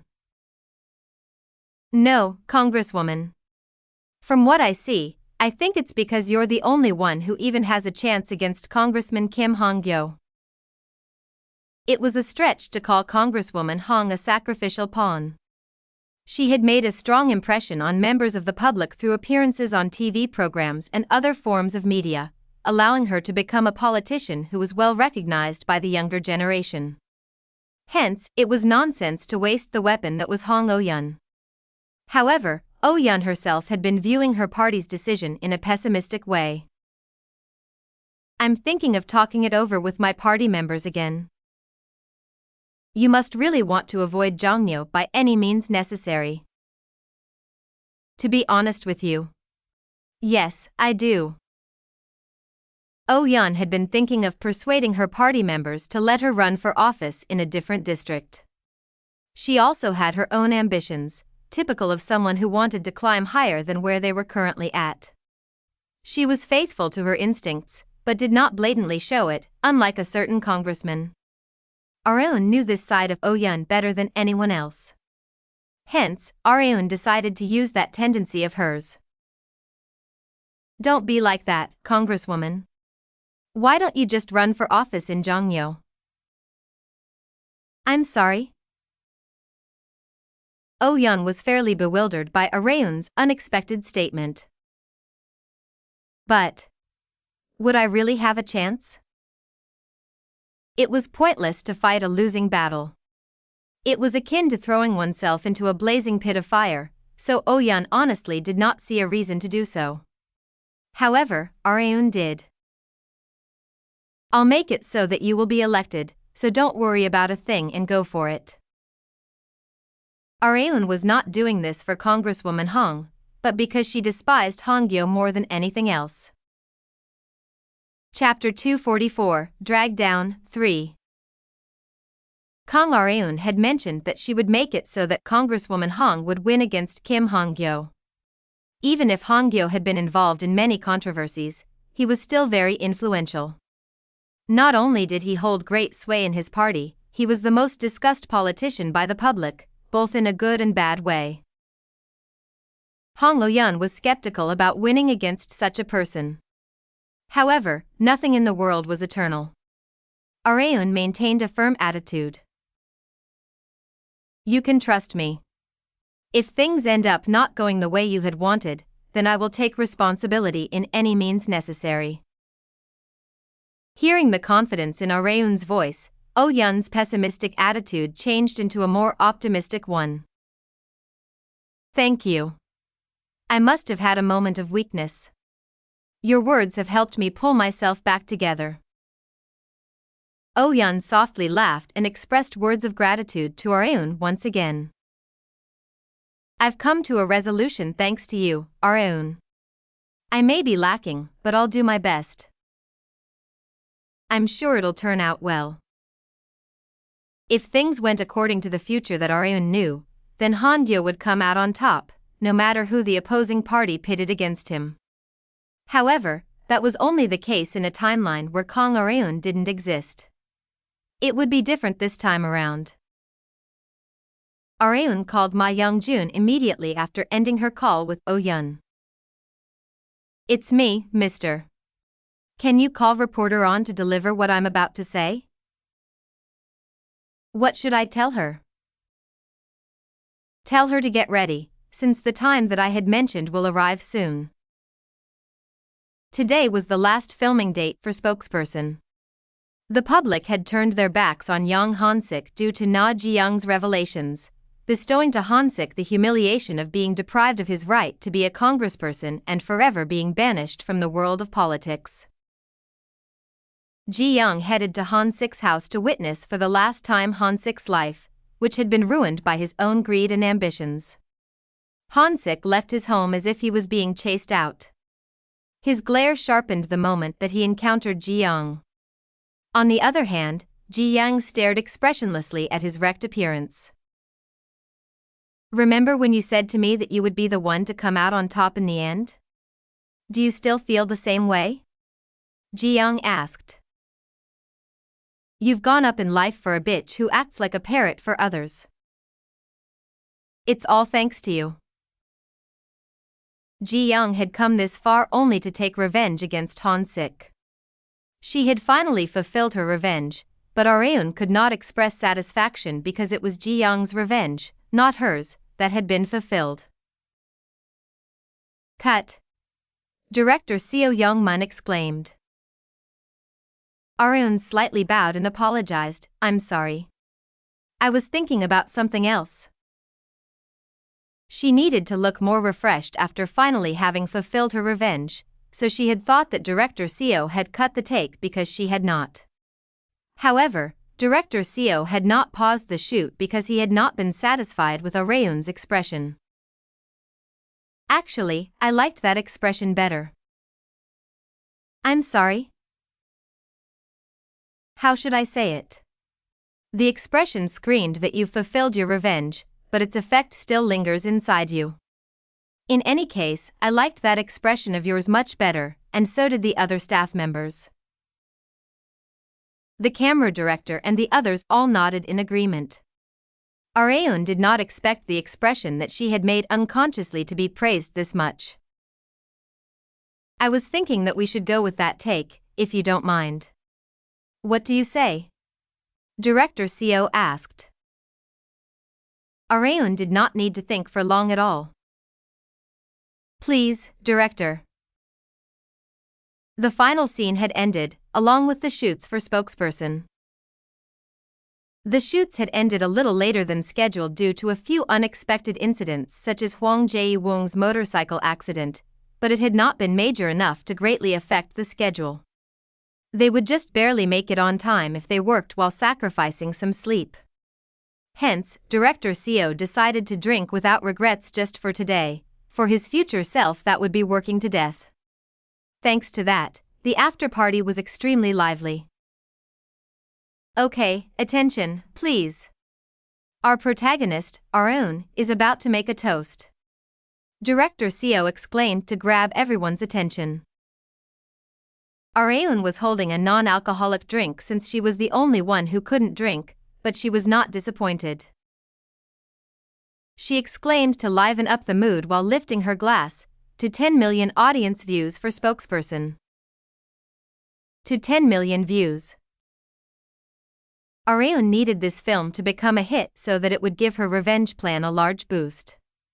She returned to her seat after making the toast, and drank from her glass as she replayed the bittersweet moments of the shoots. This one felt more exhausting than the others. Arun had imposed her own situation on her performances so many times that she had occasionally forgotten what was real and fake. However, it had also been a good thing because she had been able to perform as realistically as possible thanks to it. Arun wanted to tell Director Seo something before he got any more drunk. Director. What is it, Arun? He seemed to be fairly drunk from how red his face was already, despite it having not even been 30 minutes since the after-party had begun. I'll leave the editing to you, Arun said. Well, isn't that obvious? Director Seo had expected her to ask him for some amazing favor, but that had not been the case at all. Director Seo told her not to worry while pounding on his chest with his fist. Whether this film became a hit or a flop now all came down to Director Seo. No matter how much of her soul Arun put into her performances, it would be meaningless if the cinematography was terrible. It needs to reach at least 10 million in audience attendance. It needed to, no matter what. Before the film was released, Arun made a list of all the injustices that Han-Gyo had committed to send to reporter On Soo-jin. It was far too dangerous to email it to her, so she ordered Ma Young-jun to deliver it by hand. Young-jun said in a deep tone as he received the USB drive, "Can we really ruin Han-Gyo with this?" He still did not know what exactly was in the drive. He could not even imagine what his action would bring to Korea as a whole. Arun nodded and asked in return, "Why? Are you getting cold feet after coming this far?" It was an extremely dangerous task. No one knew what would happen if they got themselves involved in the coming storm. However, Young-jun confidently answered, "Of course not." He had long since decided to erase the concept of fear the moment that he had decided to be on the same boat as Arun. Hearing that, Arun smiled. "Thanks for being my hands and feet for all this time." Young-jun doubted his ears for a moment. "What did you just say?" he asked. "I said, thanks." My God. It was an extreme rarity to hear that word from her. He couldn't believe that Kang Arun, who treated her subordinates like slaves, would ever say thanks. "I guess the sun's gonna be rising in the west tomorrow." "I hope so. It'll be quite a sight to behold," Arun remarked while laughing and gestured at Young-jun to go. Young-jun left her office, but he couldn't bring himself to step away from the front of her door. He did not know why, but he had a feeling for some reason that the number of times that he'd be meeting and talking to Arun like this was limited. Arun and her co-stars attended the premiere of the film's spokesperson. She was with Min Se-min, Ji Han-suk, Wang Jae-woong, and director Seo Young-mun. As the only woman out of the five, she climbed the stairs up to the stage while slightly lifting up the hem of her red dress. She was given a massive amount of interest from the reporters as soon as she went up on stage. "Why don't we start off with introductions? Let's start with you, Arun," the host expressed. Arun raised the mic up to her mouth. Hello. I am the actress Kang Areun, and I play Na Ji-young. A simple and concise introduction was enough to gather everyone's attention. Areun had gotten accustomed to being up on stage in premieres. She carefully sat down in a relaxed manner. The chairs were fairly tall, so it was more accurate to say that she was slightly resting her butt on it rather than sitting down. Thank God the skirt is long. Areun did not have to worry about the inside of her skirt showing. After the others finished with their introductions one by one, the host asked Areun a question once again. Areun, you're associated with being strong-willed, so we assume your character in this film to also have that same trait. Are we right to make that assumption? The host had asked about the character Na Ji-young's traits. Areun nodded to affirm the host's question. Yes, but you're only half correct. She has a calm and logical side to her, but she has an unexpectedly deep sensitive side to her as well. In other words, she's not only strong-willed. Yes. There's no such thing as a flawless character. The same applied to Areun. Even if she possessed knowledge of the future, there were times occasionally when she hadn't been able to respond to abnormalities in an ideal way. To minimize such occurrences, she had been polishing her revenge plan ever since becoming a high school girl. And finally, she could see a glimpse of the end of the long tunnel. What do you think is the charm of this film, in your own words? Areun decided to bring out an answer that she had thought of long ago. I think it's the fact that it handled a circumstance that can most definitely happen in real life, in an entertaining manner. She emphasized the point that it could most definitely happen in real life. The moment that the audience members watched this film, they would think that the film was fiction, or that the story was far too over the top. However, such thoughts would vanish soon after the film was released.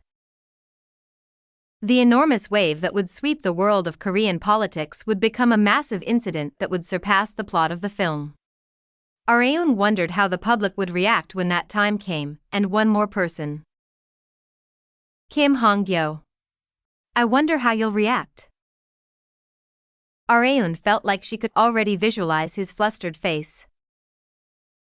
Chapter 245, Drag Down, 4. Kang Areun had put her heart and soul into spokesperson, and the release date was finally around the corner. She and her fellow co-stars posted on their respective social media accounts to promote the film before it was released.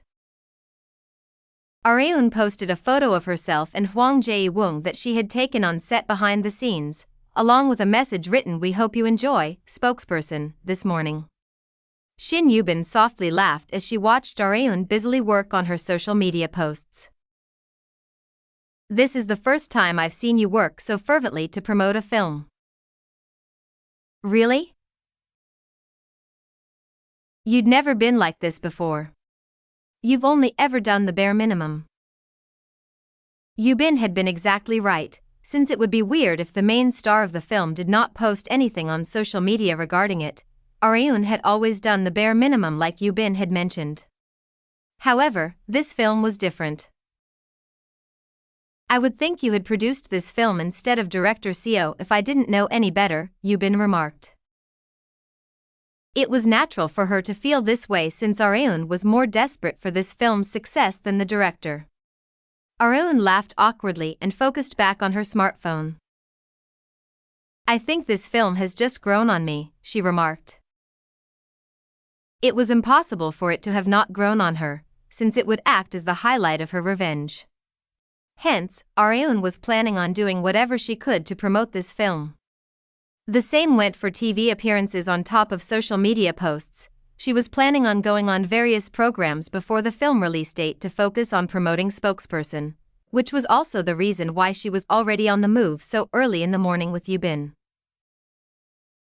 Yubin parked the car in the broadcasting station parking lot and quickly messaged someone. Han-Suk and Saemin have already arrived. They're in the waiting room, so you can go greet them, she said. They're both rather early. The two of them had been postponing their variety show appearances due to their busy film shoot schedule. Although they were both mainly actors, they also liked going on variety shows, especially Min Se-min. He had once been considered a high commodity among variety program directors. In addition to that, the set was on full alert since Areun would also be appearing with him. Areun quickly greeted the program director and head staff members, and then headed to the waiting room where the guests were gathered. "Good morning, Sunbae." "Oh, Areun. You're here." Ji Han-suk greeted Areun first. She couldn't see Se-min, he had likely gone to the bathroom. "Yes. I'm sorry I'm late." "No, you're right on the scheduled time. You weren't late at all, so there's no need to apologize. That aside, I've been so nervous ever since I'd woken up since I haven't appeared in a variety show in a while. How about you?" Areun looked relatively calmer than Han-suk. "Well, I'd appeared in a few programs while we'd been filming, so I'm not that nervous." "Right, I guess you had." Han-suk always thought whenever he saw Areun that she was a very diligent junior. Se-min returned to the waiting room as they were chatting. "Huh? Hey, Areun." "Hi." Areun and Se-min had ended up speaking casually to one another after they had gotten closer through the film shoots. Se-min had seniority over her in terms of experience, but since they were the same age, they felt more like friends than work colleagues. Han-suk asked as if to feel them out, "You guys have gotten so close." "Yes. We had so many scenes together, so we'd met often on set," Se-min mentioned in embarrassment. They had met so often that they had naturally gotten closer. Han-suk was very envious of Se-min. "Areun," Han-suk said. "Yes, Sunbae? You can also." He was about to mention that she could also speak casually to him, but a staff member's sudden appearance interrupted him. "The recording preparations have finished much earlier than expected, so please get ready." "Understood." That was enough chit-chat, it was now time to work. Areun, Han-suk and Se-min could be considered the three main characters of Spokesperson. The host and regular panelists of the variety show that they had appeared in, Speaking with the Stars, were staring at them in satisfaction. "Our guests today sure are a sight for sore eyes. I'll say. It feels like we're the guests today. It's kind of hard to believe that people we've seen all the time on screen are right before our very eyes in person." The guests were usually the focus of every show, but even despite that, the three actors' presence really stood out. The production team could already hear the view ratings rising just from their visuals alone. "What made you all decide to come on our show?" the host, who was also a comedian, asked. Se-min answered jokingly, "Well, because there have been tons of rumors that your view ratings have been insane." The host and regular panelists laughed at his forthright answer. Se-min then raised his mic again after the laughter died down. "Jokes aside, it was my idea. I wanted to come on the show because I had made a promise. Do you all remember?" "Of course we do. You promised us back when you had come on the show last year that you would love to come back on if the opportunity arises." "Yes, exactly." No one would have said anything even if Se-min didn't keep this promise. It was not like he had signed an official contract to do so, and he could just make excuses that he was busy. But despite that, he had come back after a year to keep his promise. It was likely because of this part of him that variety program directors wanted him on their shows so much. The subject of discussion turned to Areun this time. "This is your first time coming on our show, right, Areun?" the host asked. "Yes, that's right. I've heard that you're a very difficult person to recruit." We'd like to thank you once again for coming on our show. The writers were so excited when they heard the news that the meeting room had been in complete chaos with them screaming in joy. The camera filmed the area where the writers were gathered, to which the female writers hid their faces with their hands in embarrassment. Areun had an overwhelming number of male fans at first, but she had made a lot of female fans over the years. To prove it, her fan club, Club Allegiance, now had a roughly equal ratio of male and female members.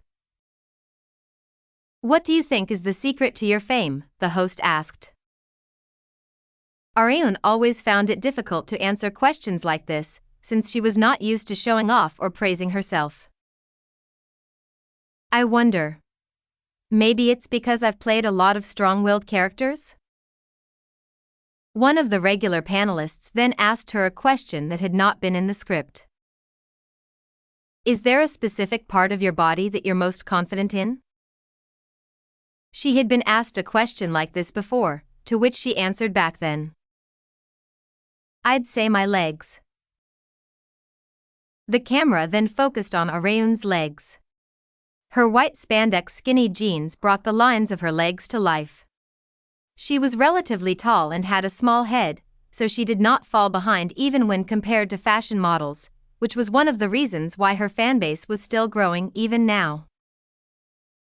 I've heard that your strong point was your ability to perform action scenes. Can we expect such scenes from you in the upcoming film? I'd love to say yes, but unfortunately, not this time. There was relatively very little physical action involved since the battles in the film were political in nature. The host continued, You must have been disappointed while shooting the film, then.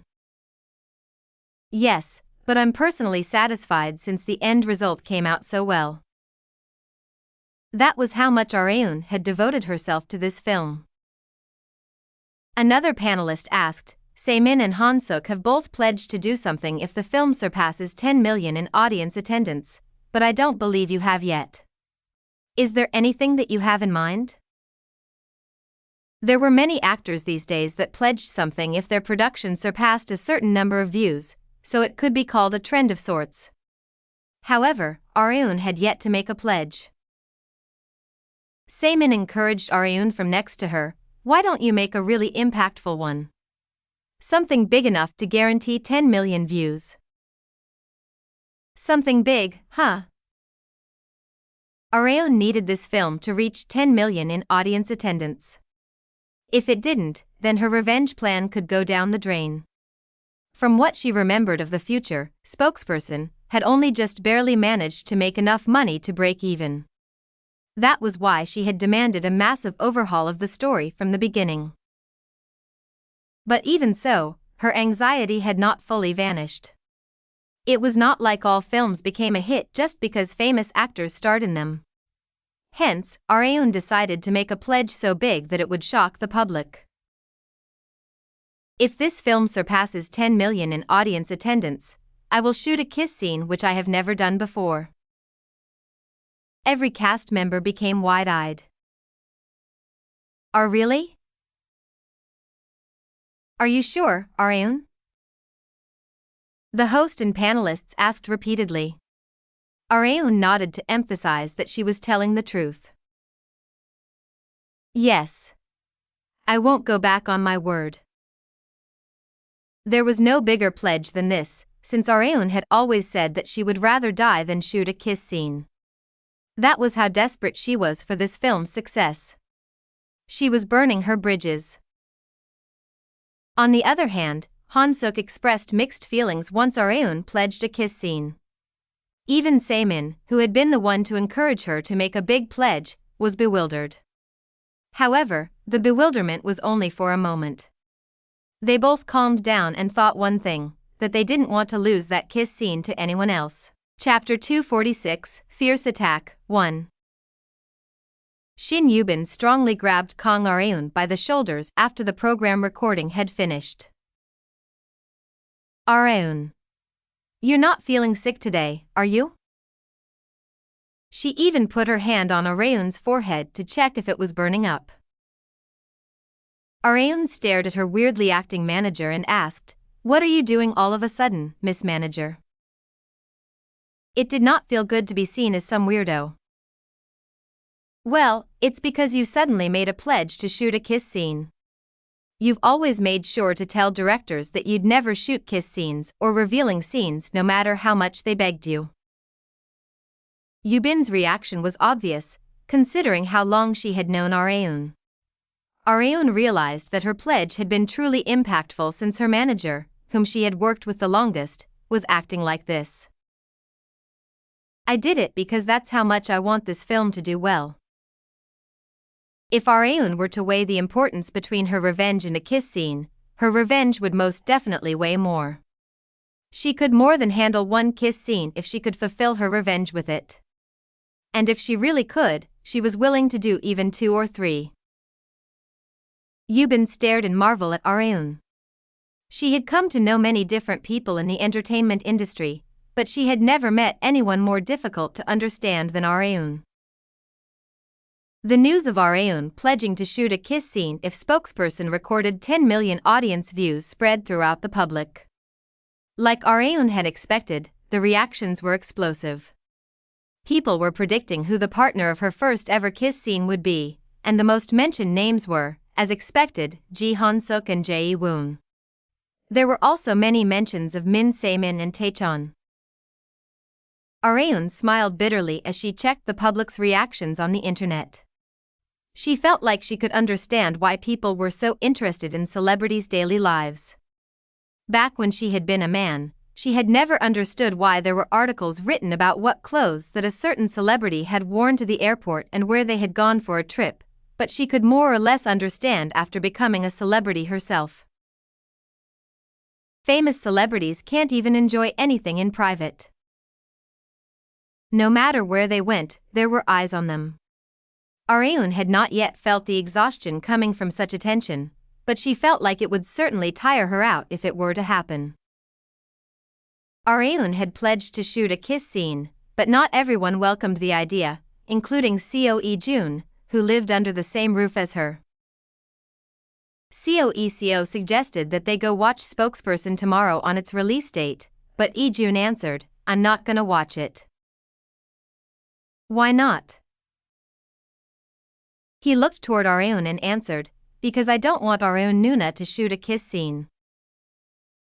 It was a form of jealousy. Areun smirked. It's not like I'm gonna get married to the person that I'm gonna kiss. Even so, I don't like it.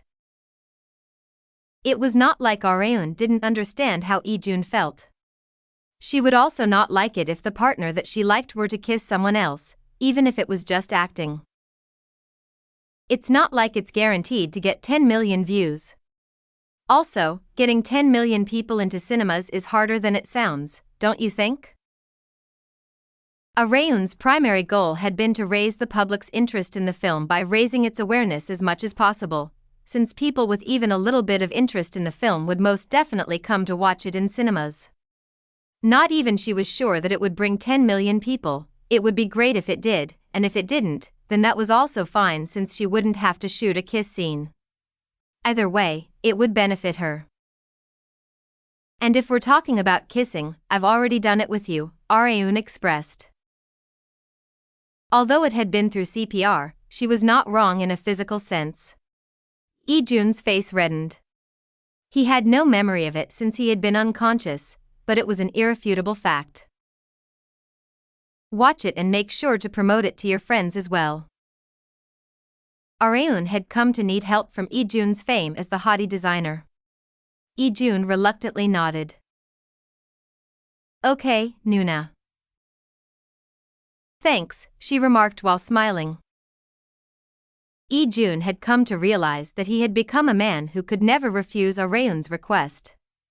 But even so, he did not find it to be a bad thing, since it was rewarding enough just to have the woman that he liked smile at him. Areun and Park Seo-hun headed to Chairman Ji's mansion in the car that team leader So Ha-jin drove. You have the gift, right, mister? It's right here, so don't worry. Keep your head in the game. We're here to discuss something extremely important. I know. Areun checked her makeup and attire with a compact mirror as soon as she got out of the car. Meanwhile, Hajin straightened out Areun's slightly wrinkled skirt for her. All done, Hajin said. Thanks. This might take long, so you can stand by in the car. Understood. Areun approached Chairman Ji's mansion with Seol-hun. She felt this every time that she came here, but the garden looks so nice. She often noticed things like this because she had been thinking about moving soon. Meanwhile, Chairman Ji got the news that Areun had arrived and showed himself along with his secretary. She bowed and greeted the chairman. Areun then pointed at the paper bag that Seol-hun was holding and expressed, "It's nothing much, but I've brought you a gift. It's a health supplement that's very good for you, so please have some often." Oh, you shouldn't have gone through the trouble. In any case, thank you. Chairman Ji noticed from Areun and Seol-hun's appearances that something was different from their usual meetings. You must have something you want to tell me, he said. Yes. Areun had said that she would come all the way to his home when they could have just talked in his company building. Chairman Ji wanted to hear what she had to say for now. Okay, let's hear it. Areun revealed the true reason why she had invested so much in building a relationship with Chairman Ji all this time. I'd like you to cut off Congressman Kim Han-Gyo's source of funds. It had been to entrust this role to him. Chairman Ji had been the source of Han-Gyo's funds in the beginning. Most of Han-Gyo's current source of funds had been people whom Chairman Ji had aided him in getting, or those whom he had some relations to. If Chairman Ji took serious action, it was more than possible to squeeze Han-Gyo dry. Chairman Ji was slightly bewildered by the subject that had been much more serious than he had expected. However, it was not like he couldn't understand why. There are 3 weeks left until the general election, I believe, Chairman Ji said. That's right. The result of the battle for Jeong-Yo between Han-Gyo and Hong Oh-yeon was almost certain. Most people expected Han-Gyo to win by a landslide. What Areun wanted was a great reversal, and to do that, she needed to fulfill some prerequisites. The most fundamental thing that one needed for an election campaign was money. If the candidate did not have money, their actions would be severely restricted. That was what Areun was aiming for. Chairman Ji felt strange to be asked something like this from Areun, since she had almost never requested anything from him. However, it was not completely out of left field since he had more or less realized that Areun had feelings of hostility against Han-Gyo. All right. Areun had been determined to stay however long it took to persuade Chairman Ji, but he had immediately agreed in contrary to her expectations. His decision had been too quick for it to feel true. Although it was definitely a good thing for Areun, she was also curious about why he had decided so quickly. I had expected you to ask me a lot of questions, Chairman. Areun had expected him to be curious about why she was asking for such a thing, but Chairman Ji thought otherwise. It's because I know that the more complicated something is, the more simply that you should think about it. Besides, I don't want to see him succeed anymore either. Chairman Ji had already refused to join forces with Han-Gyo. Although Han-Gyo was busy getting ready for the general election right now, he would definitely come to take his revenge for Chairman Ji's refusal once things died down. Hence, Chairman Ji was thinking of striking first. I don't want to be backstabbed by the same person twice, he stated. Areun smiled in silence. But can I ask you something? Chairman Ji asked. Yes, Chairman. Anything. Why do you despise Congressman Kim so much? He would have understood if Areun had also been backstabbed by Han-Gyo like he had, but she had not experienced anything like that. Hence, the chairman was curious about her reason. One of the corners of Areun's mouth rose. It's an ill fate from a past life. After her meeting with Chairman Ji, Areun went to meet Jae-woon, who would be heading out for his next world tour the day after tomorrow. Were you surprised to hear that I wanted to meet you? Areun asked. Jae-woon strongly nodded and answered, actually, something else shocked me more. What is it? The pledge that you made. Areun's pledge had become a hot topic everywhere. However, it was not guaranteed that she would be shooting a kiss scene since the film had only just been released. It might have been thanks to her pledge or a different reason, but the film had recorded 400,000 in audience attendance on just the first day, which was not a small number at all. It might actually reach 10 million at this rate, Jae-woon remarked. That'd be great. Areun did not seem very worried, which was fascinating to Jae-woon. You absolutely hated shooting kiss scenes, didn't you? Did you find a male actor that you want to kiss or something? He asked. It doesn't have to be a man. Gasp. A woman then, perhaps? Who knows? I guess it would depend on what kind of production it is. Jae-woon was getting swept all over the place by Areun's words. He shook his head after belatedly coming to his senses and got straight to the point. You said you had something important to tell me, right? I'd say it's more sensitive than important. What is it? There was something that Areun wanted from Jae-woon. I'd like to support Congresswoman Han-Gyo in this general election, and I was wondering if you could help me. I'm not asking you to blatantly back Congresswoman Han, just hinting at it indirectly is enough. It was considerably risky for a celebrity to support a specific politician, even indirectly. Jae-woon was a celebrity with an extreme amount of influence, so it would definitely be effective if Jae-woon were to accept her request. Jae-woon thought deeply, and then accepted Areun's request soon after. I've appeared on a variety show with Congresswoman Han before, so I'll post a selfie that I'd taken with her at the time and post it along with a comment saying, "Good luck, Congresswoman Han." Is that good enough? Yes, that's more than enough. Thank you very much. But I have a condition. Jae-woon wanted to set a condition that matched the difficult favor that Areun was asking of him. Can I reserve the kiss scene that you had pledged? Chapter 247, Fierce Attack, 2.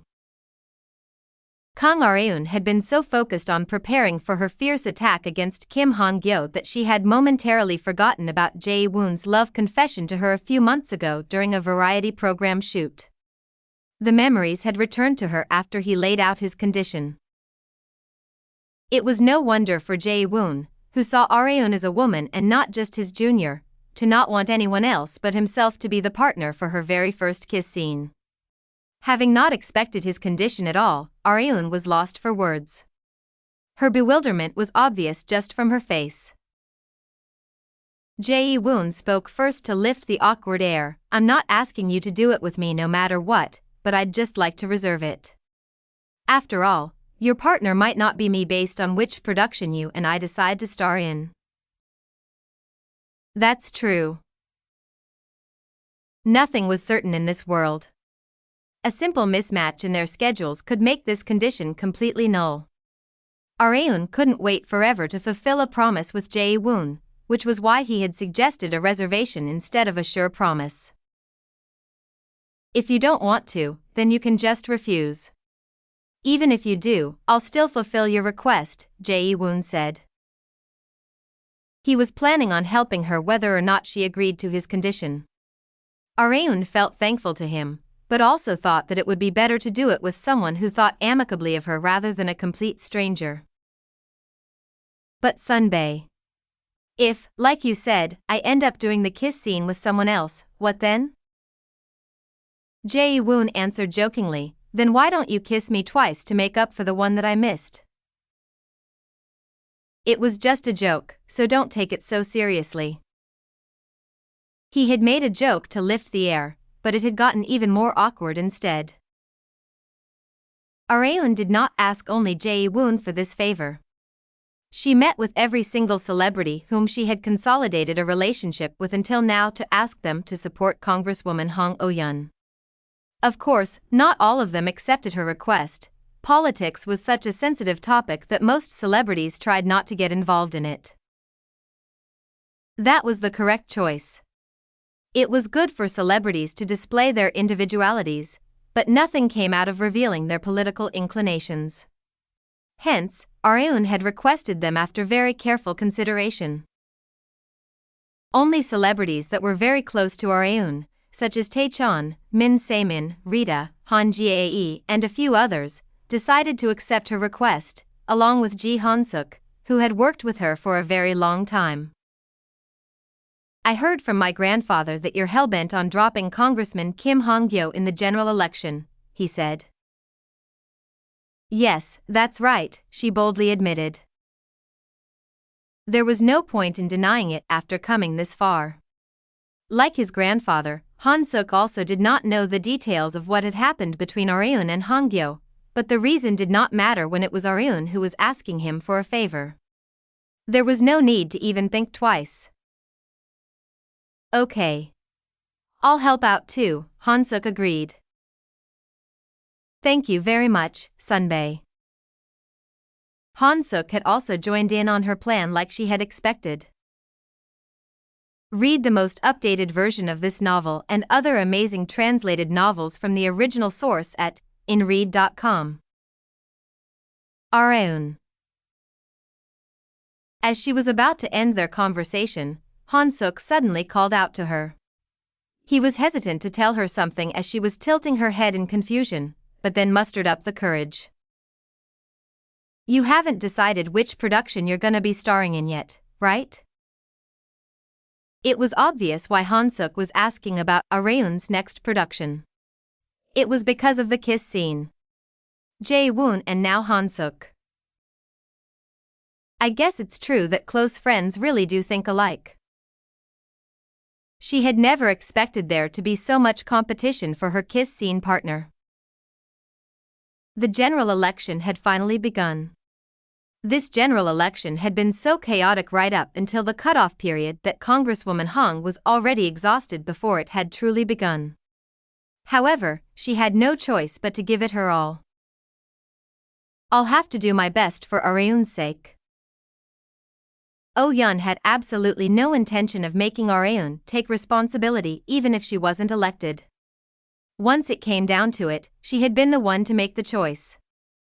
Just the fact that Areun had told her that she would do whatever it took to let her win had been enough to give her strength. Congresswoman. As Oh-yeon reclined on her chair to relieve as little of her fatigue as possible, her chauffeur quietly called out to her.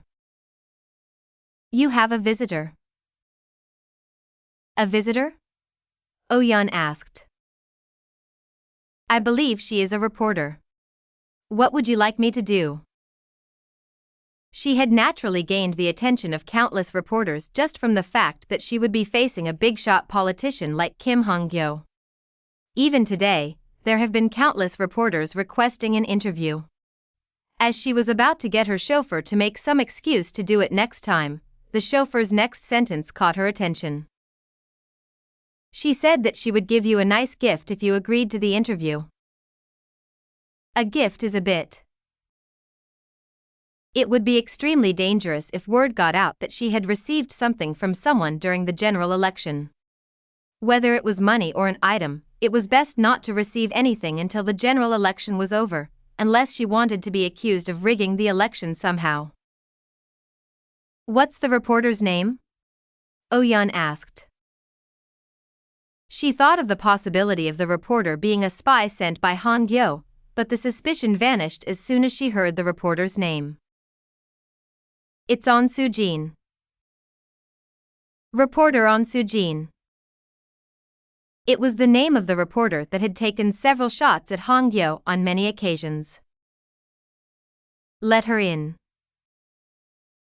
Are you sure? The chauffeur asked. It's fine if it's that reporter. Probably. Moments later, Sujin entered Oh-yeon's election campaign office after being guided by the chauffeur. Sujin greeted first. It's been a while, Congresswoman. It sure has. It's been since the parliamentary inspection, right? Yes. Thank you for the kindness you've shown me back then. Oh-yeon giggled bitterly and pointed to the chair across from her for Sujin to take a seat. Sujin let down an extremely stuffed backpack on the floor before sitting down. Oh-yeon asked as she stared at the backpack that looked heavy from just a glance, "You must have a lot of things in there." "I do. It contains my gift for you." Oh-yeon replied with a troubled face, "I'd be in huge trouble if I receive anything from someone during the general election period. Wouldn't it be bad for both you and me if the election committee investigated us because of it?" She tried to politely decline, but that did not stop Sujin. In the first place, the only reason she had come to meet Oh-yeon was to give her this. "I'm sure you'll change your mind once you see what it is." She opened the backpack, took out its contents and slammed it down on Oh-yeon's desk. It was a bundle of paper so thick that it couldn't be held entirely with one hand. Oh-yeon asked while wide-eyed in confusion, "What is all this?" "It's a record of Congressman Kim Han-Gyo's injustices." "Pardon me?" Oh-yeon also knew that Han-Gyo was by no means clean of sins. Everyone had at least one skeleton in their closet. However, the number of skeletons in Han-Gyo's closet transcended human imagination. Oh-yeon began to quickly raid through the papers that Sujin had brought. Several of the allegations that Oh-yeon herself had posed before were in there, but in far more detail than what she had found out at the time. "You'll see once you confirm them for yourself, but everything written on there is the truth," Sujin stated. "How did you get all this?" Oh-yeon asked dumbfoundedly. Sujin answered concisely, "I have an anonymous informant." The stage had been sufficiently set. All that was left for Areun to do now was to wait until her preparations took effect. The battle for public opinion began as soon as the general election opened. Areun had given Oh-yeon through reporter on everything that Oh-yeon could use against Han-Gyo, her opposition. Oh-yeon was using the newfound information very effectively to continuously deal fierce attacks on Han-Gyo. Even last evening, she had not stopped pumping out all kinds of allegations involving Han-Gyo for the entire one-hour debate. Due to this, almost every form of news media had put the allegations against Han-Gyo on their headlines. The unjust profits made through the development of a new city, misappropriation of public funds. The rabbit hole was endless. It even included things that even Areun had no idea about. He's like an onion, there's just no end to the layers. Even as a former close associate of Han-Gyo, Areun had never expected for him to be involved in so many injustices. "Well, it's much better for me." Now that she had given to Oh-yeon every single piece of information that she had gathered through an ungodly amount of time and work, all she needed to do now was to watch the battle play out with popcorn in hand. Spokesperson, the film that Areun had starred in, was also being discussed among the public as the perfect portrayal of the battle between Kim Han-Gyo and Han Oh-yeon by pure coincidence, just like Areun had planned. Yang Han-sik, the villain of Spokesperson, was similar to Han-Gyo in so many ways that he was being cursed even for the sins that the character had committed. This was the exact synergy that Areun had desired. Many people online were slandering Han-Gyo while saying that what's happening in reality feels more like fantasy than the film, which only raised the film's popularity even more. Spokesperson surpasses 5 million in audience attendance. Will Spokesperson be the very first 10 million film of the year? The unexpected rise of political films. The Spokesperson Syndrome. Is this real or fake? Spokesperson gains a massive boost thanks to the general election. How high will it go? The higher the film went, so did the condemnation against Kim Han-Gyo with it. Also, the more blazing the debates between Han-Gyo and Oh-yeon became, the more it boosted Spokesperson's popularity. Everything was going in Areun's favor. However, there was just one thing that made her uneasy. At this rate, I'll really have to shoot that kiss scene. Areun had a feeling that she wouldn't be able to take in the news of 10 million audience attendance with joy alone. Chapter 248, Fierce Attack, 3. There were 5 days left until voting day. Kim Han-Gyo, who had come to a market with his campaign personnel for canvassing, felt something was off. The market vendors who had always waved at him whenever they saw him were treating him rather coldly today, and some were blatantly avoiding eye contact with him. The reporters who had followed him focused their cameras on the market vendors' reactions. It was very bad for Han-Gyo if this went on. He spoke to save face as well as to reverse the situation. The vendors must be so busy that they can't afford to give me any attention. Ha ha ha. Han-Gyo's laugh had never sounded so awkward and embarrassing in his entire life. He had been a star ever since entering the world of politics, and had lived his life while being showered by the public's support and cheers. However, all of this had suddenly changed. The faces of a husband and wife who owned a rice soup restaurant instantly turned foul the moment Han-Gyo entered the restaurant. The husband gestured to Han-Gyo while wearing gloves and said, "We're not open, so get out." "I'm sorry? You're not open?" It was a barefaced lie. There were already 5 customers occupying 2 tables. It was not like there were no tables available either. The reporters quickly snapped photos of Han-Gyo, who was on the verge of being chased out by the rice soup restaurant owner. Han-Gyo laughed awkwardly and said, "Haha. Sir, please don't be like that and sell me a rice soup as well." Rice soup? Why? Are you cosplaying as the working class after all that you've done? Fucking hell, I wake up before dawn and work my ass off to pay for my son's college tuition, but what gives you the right to take hundreds of millions of won from those colleges? Huh?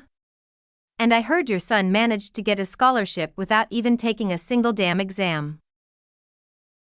Han-Gyo had no choice but to stay silent as he was barraged with the working-class father's sorrow and rage. Congresswoman Hong Oh-yeon had also brought forward the injustices related to his son Kim Chi-yeol. They were not simply allegations either, she had also provided surefire proof, so the public had taken it as a genuine fact. Get out of my restaurant before I throw salt at you. Han-Gyo unconsciously took a few steps back after seeing the husband actually bringing a bucket of salt. The owner must be in a bad mood today. I'll come again next time. Han-Gyo was receiving cold glares even after coming out into the market alley. His current reputation was far too bad to pacify the people. He had never expected the atmosphere to be this sour. Han-Gyo smiled as if everything was all right and said to the reporters, "The vendors must be having a bad day. The atmosphere here is quite gloomy. At times like this, we all need to come together and vote for someone who can bring the working-class economy back to life." Passers-by exclaimed while Han-Gyo was talking, "You're tripping if you actually think that someone is you. Mind your own goddamn business. I'd rather die than vote for you, so stop wasting your time here and go home. I heard you'd even kidnapped and threatened a reporter who defamed you. You're a wolf in sheep's clothing. You demon. Hong Oh-yeon is far better. Everyone, let's vote for candidate Hong Oh-yeon." Han-Gyo could tell that the minds of the people were shifting more toward Oh-yeon than himself. He suppressed his gloomy expression with all his might and quickly left the scene as if being chased by something, along with the personnel who had come along to help in his campaign. Han-Gyo returned to his office, and his expression was not great at all, as everyone could expect. He sat down on his chair and threw the ashtray on his desk with all his might. Shatter. The sound of a glass display cabinet breaking reverberated throughout the office. The campaign personnel were startled by the sound and hurriedly opened the door to his office. What's wrong, Congressman? Are you okay? They worried for his safety, but it did not help to unspoil Han-Gyo's mood. Oh-yeon had been attacking him relentlessly. He felt embarrassed at himself for not having been able to make any sort of rebuttal against the materials that she had prepared against him during the last debate. There was no way that she alone would have been able to collect that much material. She must have an informant. There was only one person that Han-Gyo could think of, the masked woman. He had once thought that the masked woman's identity was On Soo-jin, but he had come to realize after the kidnapping attempt that his guess had been massively off. If it wasn't her, then who could possibly be attacking him? Han-Gyo went through every single individual that had grudges against him, but it's no use. There are so many that I can't narrow them down at all. Han-Gyo came to regret the sinful life that he had lived until now. At this rate, will I actually lose? He, who had only lived the life of a victor, faced the biggest crisis of his life. There was only one more day left until voting day. Areun had appeared on a radio show along with Ji Han-suk to promote their film. The singer Han-Gyo, who was the host of the show, remarked full of affection, "Areun is a very good friend of mine, so you have no idea how happy I was when she agreed to come on our show as a guest. It's a request from a friend, so of course I should," Areun said. Gaae herself, not the production team, had requested Areun's appearance, which was why Areun had gladly accepted the offer. However, her aside. "I'd never expected you to come on as well, Sunbae," Gaae said to Han-suk. Gaae had not been able to contact Han-suk to directly give him an offer since they had no relation to each other. Although it was good for the show if they came on together, it was a bit unexpected from Gaae's perspective. Just then, the writer gave Gaae a short peek of a cheat sheet. Gaae asked Han-suk in surprise after taking a look. "Apparently, you contacted the production team first, saying that you wanted to come on the show. Is that true, Sunbae?" "Yes. As a regular listener of 2 o'clock Music Date, I've always wanted to come on as a guest at least once. That's why I contacted them first, since I thought it was the perfect opportunity, with our film doing so well and all." However, there was one more hidden reason. Han-suk had contacted the team himself because he had heard that Areun was going to be coming on the show. However, he couldn't reveal that reason. One slip of the tongue would cause a swarm of scandal articles. Gaae said to Areun while checking the script, "Your film has become a massive hit, hasn't it?" "It sure has," Areun replied. "From what I know, it has already reached 8 million in total audience attendance. Experts say that it will easily reach 10 million. How do you feel about that?" "Well, how else but feeling grateful for everyone who has taken interest in our film." A film reaching 10 million in total attendance was an extremely difficult feat in Korea. There was also a lot of attention on the villain character Yang Han-sik. About the villain Yang Han-sik, there are a lot of discussions about it having been inspired by Congressman Kim Han-Gyo. What's your opinion on this, Areun? I can't say for sure. I have absolutely zero knowledge about anything related to politics, but I can't say that they aren't similar at all. It's likely just a coincidence, but a lot of the allegations brought out against him are fairly similar to the ones in the film's plot. An article had been published just today that a special investigations team would be made to investigate the allegations put out against Han-Gyo as soon as the voting finished. All that was left was to wait and see whether or not Han-Gyo would be elected. That was enough talk of politics. GAAE switched the focus to the other hot topic among the public. Areun. You pledged to shoot a kiss scene, didn't you? Will you really be staying true to it? Areun nodded and replied, yes. I never go back on my word. She absolutely hated the idea, but her lips were a cheap price to pay if it meant that she could prevent Han-Gyo from being elected. Have you decided on your next production yet? I'm sure you would have been contacted by tons of production companies, considering the scale of your pledge, GAE asked. Han Suk's ears perked up. Like GAAE had mentioned, it was normal for Areun to get tons of offers for various productions, but there were especially many these days. There were a few that piqued Areun's interest, but I'm thinking of taking a short break for now. I feel like I've been working without rest for so long, so I need some time to get things sorted out. I'm not planning on starring in anything for the time being.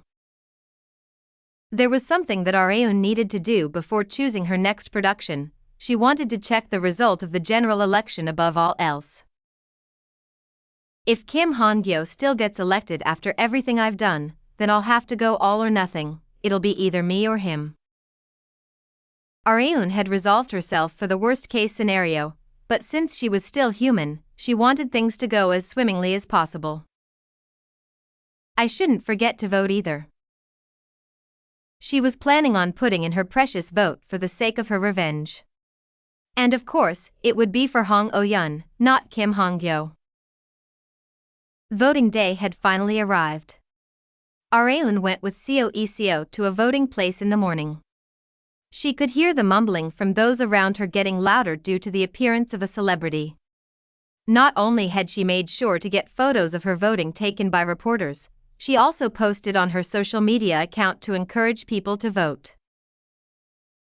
Since public opinion was already significantly skewed toward Oh-yeon in a positive way, Areun believed that it would only benefit Oh-yeon the more people voted. Areun glued herself to the news channel to check the voting results live as soon as she came back home.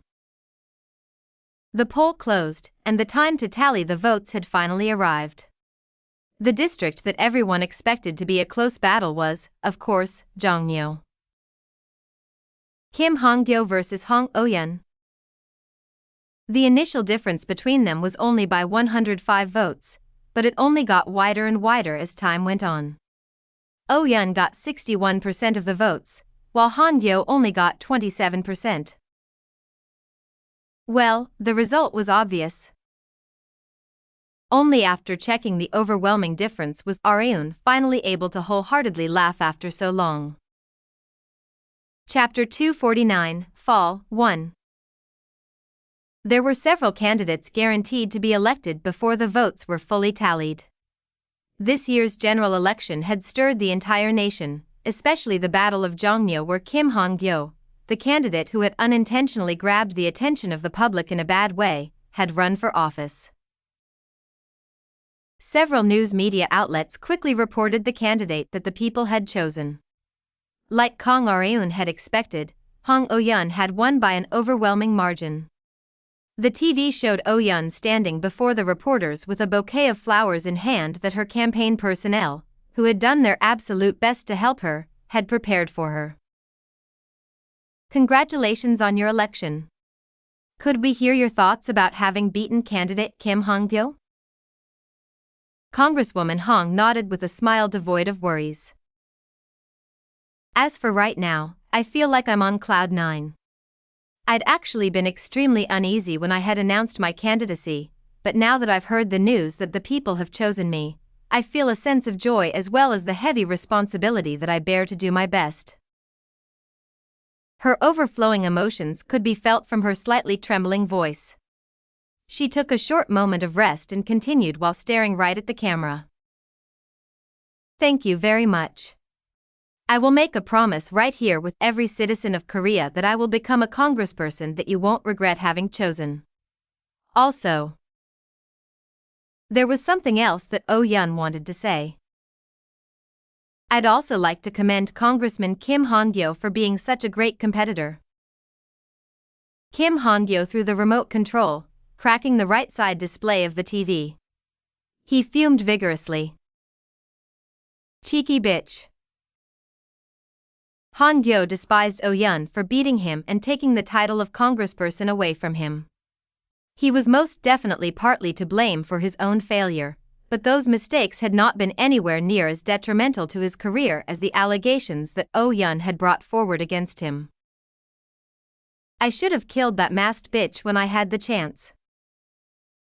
Slam, slam, slam. His rage was not quelled even after striking the armrest of his chair multiple times. Han-Gyo already knew that doing this would not turn back time, but the fact that he knew this enraged him even more. Ha! Han-Gyo's sigh contained a myriad of emotions. He hung his head down and wiped his face with his hands several times. He had planned to use the momentum gained from this general election to plan his presidential campaign, but that had all gone down the drain. No, it might have been better if it had only gone down the drain. Congressman, his chief secretary cautiously opened the door to his office and said, "The public prosecutor's office has issued you an order for attendance." The countless allegations brought up by Oh-yeon needed to be investigated to confirm their legitimacy. Han-Gyo had not said it himself during the election, but over 90% of them were the truth. He wanted nothing more than to bury them using any means necessary, but he could no longer do that since Oh-yeon and her team had already given the prosecutor's office all the materials that they possessed. All that was waiting for Han-Gyo now was to be brought to justice. Areun had mixed emotions as soon as she heard news that Han-Gyo had failed to be elected. It's not over yet. To be more specific, there was still more that she needed to take revenge for. Her objective had not been only to foil his plan to be elected into the National Assembly. Her final goal was the complete ruin of Kim Han-Gyo. Areun had filled out the return application form with the thought of completely demolishing all the connections, wealth, and fame that he had amassed over the years. Han-Gyo had gotten used to only looking up, but he would now have to take a different point of view. I'll make sure you know the feeling of falling down. Seo looked weirdly at Areun, who was smiling in absolute delight as she stared at the TV. Did something good happen? You've been smiling non-stop since earlier. Something good? Sure did, Areun answered. She then turned her head toward the refrigerator and asked, "We still have beer left in the fridge, right?" We do. But why? Because I feel like having a drink today.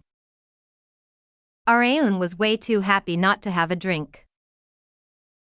Having no idea what was going on, Seo asked in worry, "Are you sure? You're bad at drinking." I want to treat myself today. Seo's confusion did not disappear even after Areun had explained to her. Areun had only drunk a 335 milliliters can of beer last night, but she was suffering from a hangover headache the next morning. For God's sake. Why the hell is this body so weak to alcohol? Areun couldn't understand no matter how hard she thought. However, she still retained memories of what had happened, unlike last time. She remembered drinking with Seo and then going back to her bed to sleep. So I can drink one can without losing consciousness, huh? Areun was slowly but surely getting a feel for her drinking limit. As she was sitting in the living room, Seo Jun, who had been back at his parents' place, opened the front door and greeted Areun. Good morning, Nuna. I'm back. Welcome back. How's the cafe doing? As great as always, thanks to you and Jae-woon. Even last night, things were so hectic because customers kept coming when it was almost time to close. After Areun and Jae-woon had their date at Starlight Road aired on TV, the cafe had practically been named a landmark by the younger generation. Dad was going on about expanding the place or setting up a branch cafe around next month. The latter sounds good too, if he's capable of managing multiple shops. The current famous cafes had all started out this way. It was better to prepare for the next step while they still had the momentum. Anyway, good work for helping out your parents when you also have work at the company, Areun remarked. I can't say no when my parents are asking for help. They mentioned that they had hired a lot of part-timers this time around, so I won't be called out on such short notice like yesterday. That's good. Areun needed Lee-jun to be the core designer of Levanche. As the chairwoman of the company, it was obvious that she wanted Lee-jun to focus only on his design work. He went into his room to unpack his bags, came back out and looked inside the fridge. Areun Nuna. Did my sister drink the beer that was in here yesterday? Yeah. With me. You drank too? Lee-jun doubted his ears since Areun never even indulged in a single sip of alcohol. But you don't like drinking, he remarked. There are times when I crave it. Really? His expression carried a hint of disappointment. He might have been able to join them if he had also been here last night. My sister had told me that you turn super cute when you're drunk. I guess I missed my chance to see it. Shut up. You won't ever get to see that side of me, so don't get your hopes up. Areun had only drunk because Iseo had been the only one present. She never would have drunk in front of Lee-jun, Ji Han-suk, or Jae-woon. If anyone else, it would be her older brother Kang Ara-hook. Come to think of it, I should tell him to sell those stocks soon. Areun had gone all in on the fact that Congresswoman Hong would be elected. She had practically swept all of Congresswoman Hong's themed stocks long before the election even began. The rate of profit easily surpassed 50%. The stock prices only went up as her chances of being elected rose, so it was now time to sell. Areun texted Ara-hyuk to sell all of Congresswoman Hong's themed stocks before the market closed today. As she was about to go back to her room to sleep some more, a call stopped her in her tracks. It was from Congresswoman Hong. She had to take it. Areun congratulated her as soon as she pressed the answer button. Congratulations on your election, Congresswoman. Thank you so much. It's all thanks to you, Areun. No, I didn't do much. Areun was not wrong. All Kang Areun had done was give her some courage. Most of the assistance had come from the masked woman. However, Congresswoman Hong wanted to repay the courage that she had received from Areun no matter what. Would you like to have a meal together today? Today? But aren't you busy? It was her first day being elected, but she was trying to free up some time on her extremely busy schedule for Areun. That's how thankful I am to you. Areun was fine with it. Hong Oh-yeon had become a star politician who had come out on top against Kim Han-Gyo. Areun would most definitely get something out of becoming closer to her. I understand. I'll see you in the evening, then. Areun decided to take the time until then to think about what to buy as a congratulatory gift. A meeting between the young congresswoman who had stirred the entire nation and a top star actress would most certainly garner way too much attention, so Oh-yeon decided to invite Areun to her home instead. It was Areun's first time visiting Oh-yeon's home. I'd heard she was born in a rich household. She's definitely well off. Although it wasn't as large as Han-Gyo's mansion, it was definitely not a home that a member of the working class would be able to afford. Oh Yun's expression instantly brightened the moment she saw Areun. Welcome, Areun. Here's a congratulatory gift. Oh, you shouldn't have. Even if people often said this phrase, no one in this world disliked being given gifts. The corners of Oh Yun's mouth refused to go down. You must be hungry. Let's talk as we eat. Okay. The main focus of their conversation was the general election result, as expected. Apparently, Congressman Kim Han-Gyo won't even be attending the campaign disbandment ceremony. I'm not surprised, considering how it turned out. Han-Gyo was likely too ashamed to be in front of people after having been deprived of the title of congressperson that he had held for so long. The prosecutor's office had begun to investigate him, so it was one bad thing after another for him. However, that was not the end of it. I'd only heard this in passing, but there's a certain rumor going around regarding Congressman Kim, Oh Yun mentioned. What kind of rumor? Areun asked. Her ears perked up. There's been fierce discussions among members of his party about expelling him. Areun had managed to hear some excellent news from Congresswoman Hong. She recalled her own past. She had been used and mercilessly abandoned, but it was now Han-Gyo's turn to suffer that same fate. Chapter 250, Fall 2. The news of Kim Han-Gyo in danger of being expelled from his party really hit home, especially to Areun. It shocked her even more than his crushing defeat in the general election. Expulsion was nothing less than massively impactful, considering Han-Gyo's position and influence in his party. He had been in the party ever since he was newly elected, climbing the ranks up to the representative position that he held now. He had been an indispensable pillar to his party, but had now become a nuisance that only held the other congresspersons of his party back. I've heard that this is being discussed by the newly elected congresspersons.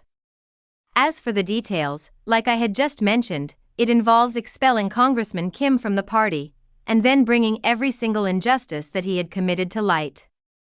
One of the congresspersons has even suggested they take measures so that the money that Congressman Kim had extorted is returned to the national treasury, Congresswoman Hong Oh-yun said. The congressmen must really have gotten on their bad sides. Yes, I can't really blame them. The entire party's approval rating had fallen by 30% just because Congressman Kim Han-Gyo was a member. This could not only cause the members to lose in future general elections, but even affect a future presidential election. Taking the future into account, it was likely the better choice to expel Han-Gyo from the party. No, it was definitely better. The party members had made the right choice. They'll likely put out an official statement in the near future. Once they do, the party won't be able to just ignore it. It was not the case for newly elected congresspersons, but the senior congresspersons would be extremely conscious of Han-Gyo. Just then, a fantastic idea popped up in Areun's head. How about I just ruin the senior congresspersons one by one? If the tower refused to crumble by itself, she just needed to destroy its pillars one by one. Thank you very much for the information, Congresswoman. Areun had only planned on simply congratulating Oh Yun and having a meal with her, but she had ended up earning an unexpected profit. Areun had acquired a list of senior congresspersons that Han-Gyo was close to, without needing to go out of her way to find out herself. It was all already inside her head. Especially among them, Kim Han-Gyo's right and left hands were Congressmen Jo Soo-wong and Jean Pillow. The two of them had been recruited to the party by Han-Gyo himself. Due to that, their loyalty toward Han-Gyo was undoubtedly high. Areun decided to make those two her targets during the lull that came after the election.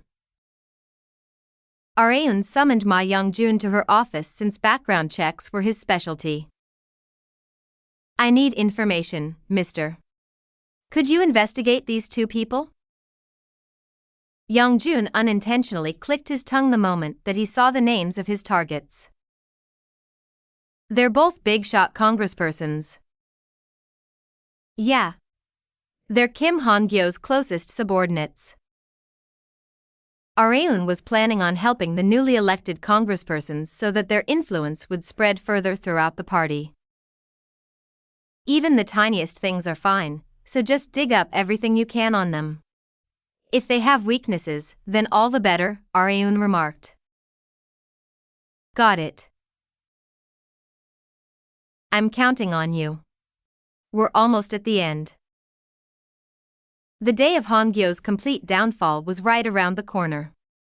Areun felt delight the closer that she got to her ultimate goal, revenge. However, Young-jun had a question regarding her revenge plan. Can I ask you something? What? Is it a hard question? It might be, depending on how you take it. Shoot. Areun decided to judge after hearing the question. What are you going to do after ruining Congressman Kim Han-Gyo? Young-jun asked. Areun couldn't give an immediate answer to his question. Areun had pursued nothing in life except her revenge against Han-Gyo.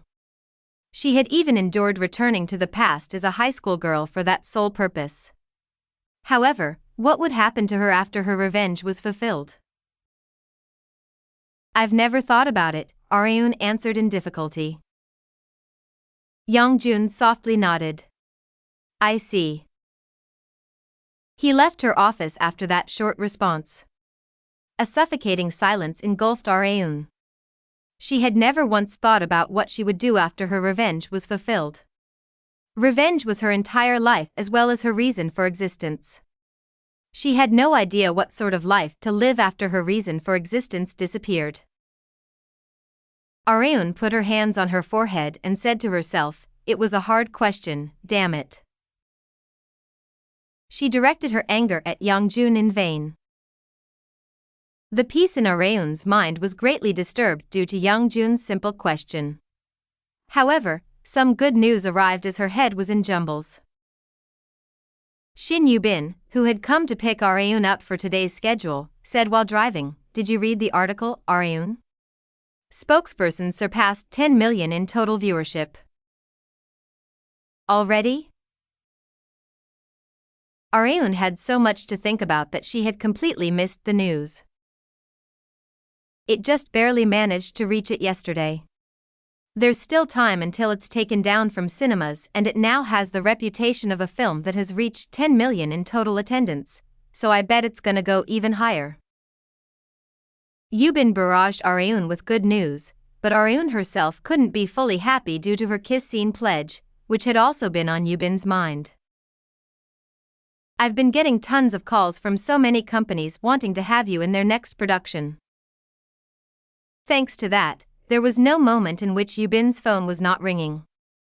Areun had also ended up with a massive pile of scripts to read through.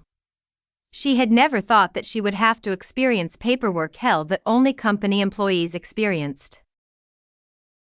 Hadn't I mentioned that I was going to be taking a break? Areun said. That's what I've been telling producers, but they kept begging for you to at least agree to star in their production since they can postpone it however long you'd like. Chief Young and I almost feel sorry for them. They were desperate for Areun to star in their production to the point that they were willing to give her any form of compromise that they could possibly give. Film and drama producers alike did not want Areun to be given away to someone else, so they were doing whatever it took to get a definitive answer from her. Even so, don't let that pressure you, and take your time to think about it. Okay? Yubin mentioned. Okay, I will.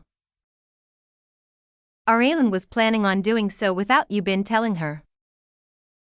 Oh, and you remember the stage event scheduled next Tuesday in celebration of Spokesperson breaking 10 million in total attendance, right? I thought that was TBD. Has it been made certain now?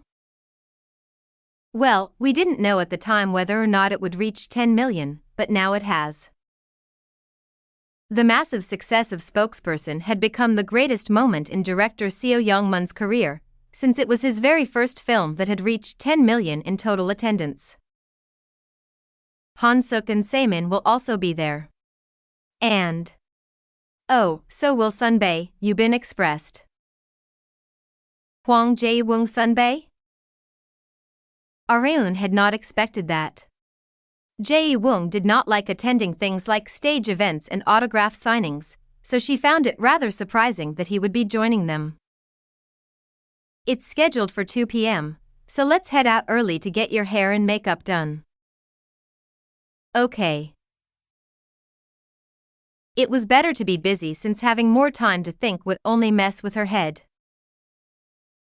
Areun had gotten rather accustomed to waking up early in the morning. She took a shower as soon as she went into the bathroom, dressed in casual clothing and left her home. Yubin's car arrived at her home as soon as she came out. Yubin was in the driver's seat, and Areun's stylist Ryu Hyun was in the seat next to the one that Areun would be sitting in. We're gonna dress you up as soon as your basic makeup is done. Is that fine with you? Hyun asked. Yes, but what will I be wearing today?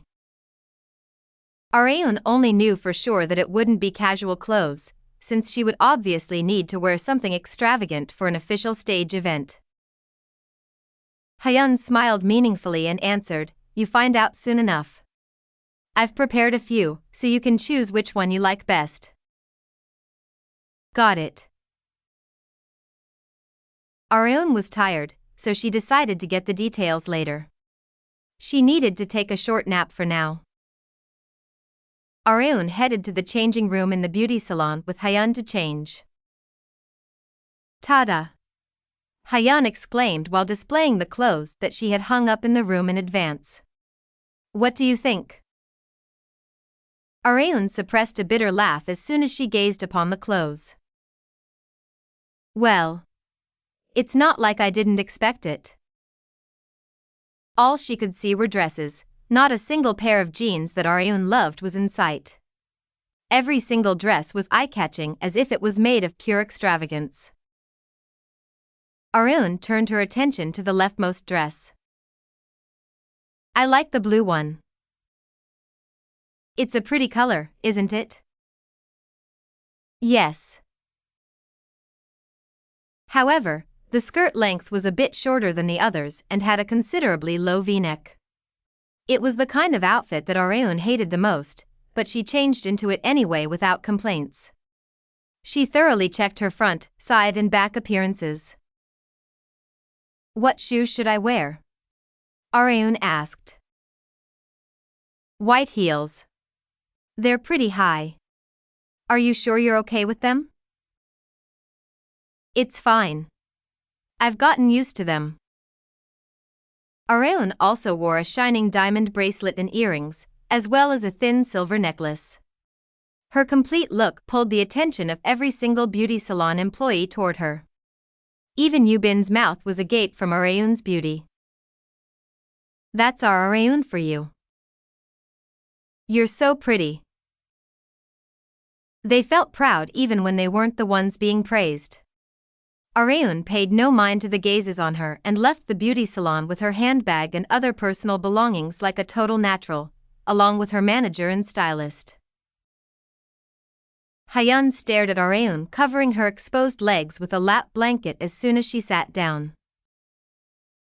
"Areun, I feel like you've gotten way more feminine lately." "I have." "Yeah. It might be natural since you're a girl, but back then, you were a lot rougher than you looked, wouldn't you say? But I think that side of you has disappeared lately. You've become more refined." Areun had become more feminine before she had realized it. Youngjun's question popped up in her head. What would her life be like after fulfilling her revenge? The usual compliments of her being pretty, beautiful, and having become more feminine hurt more than usual today.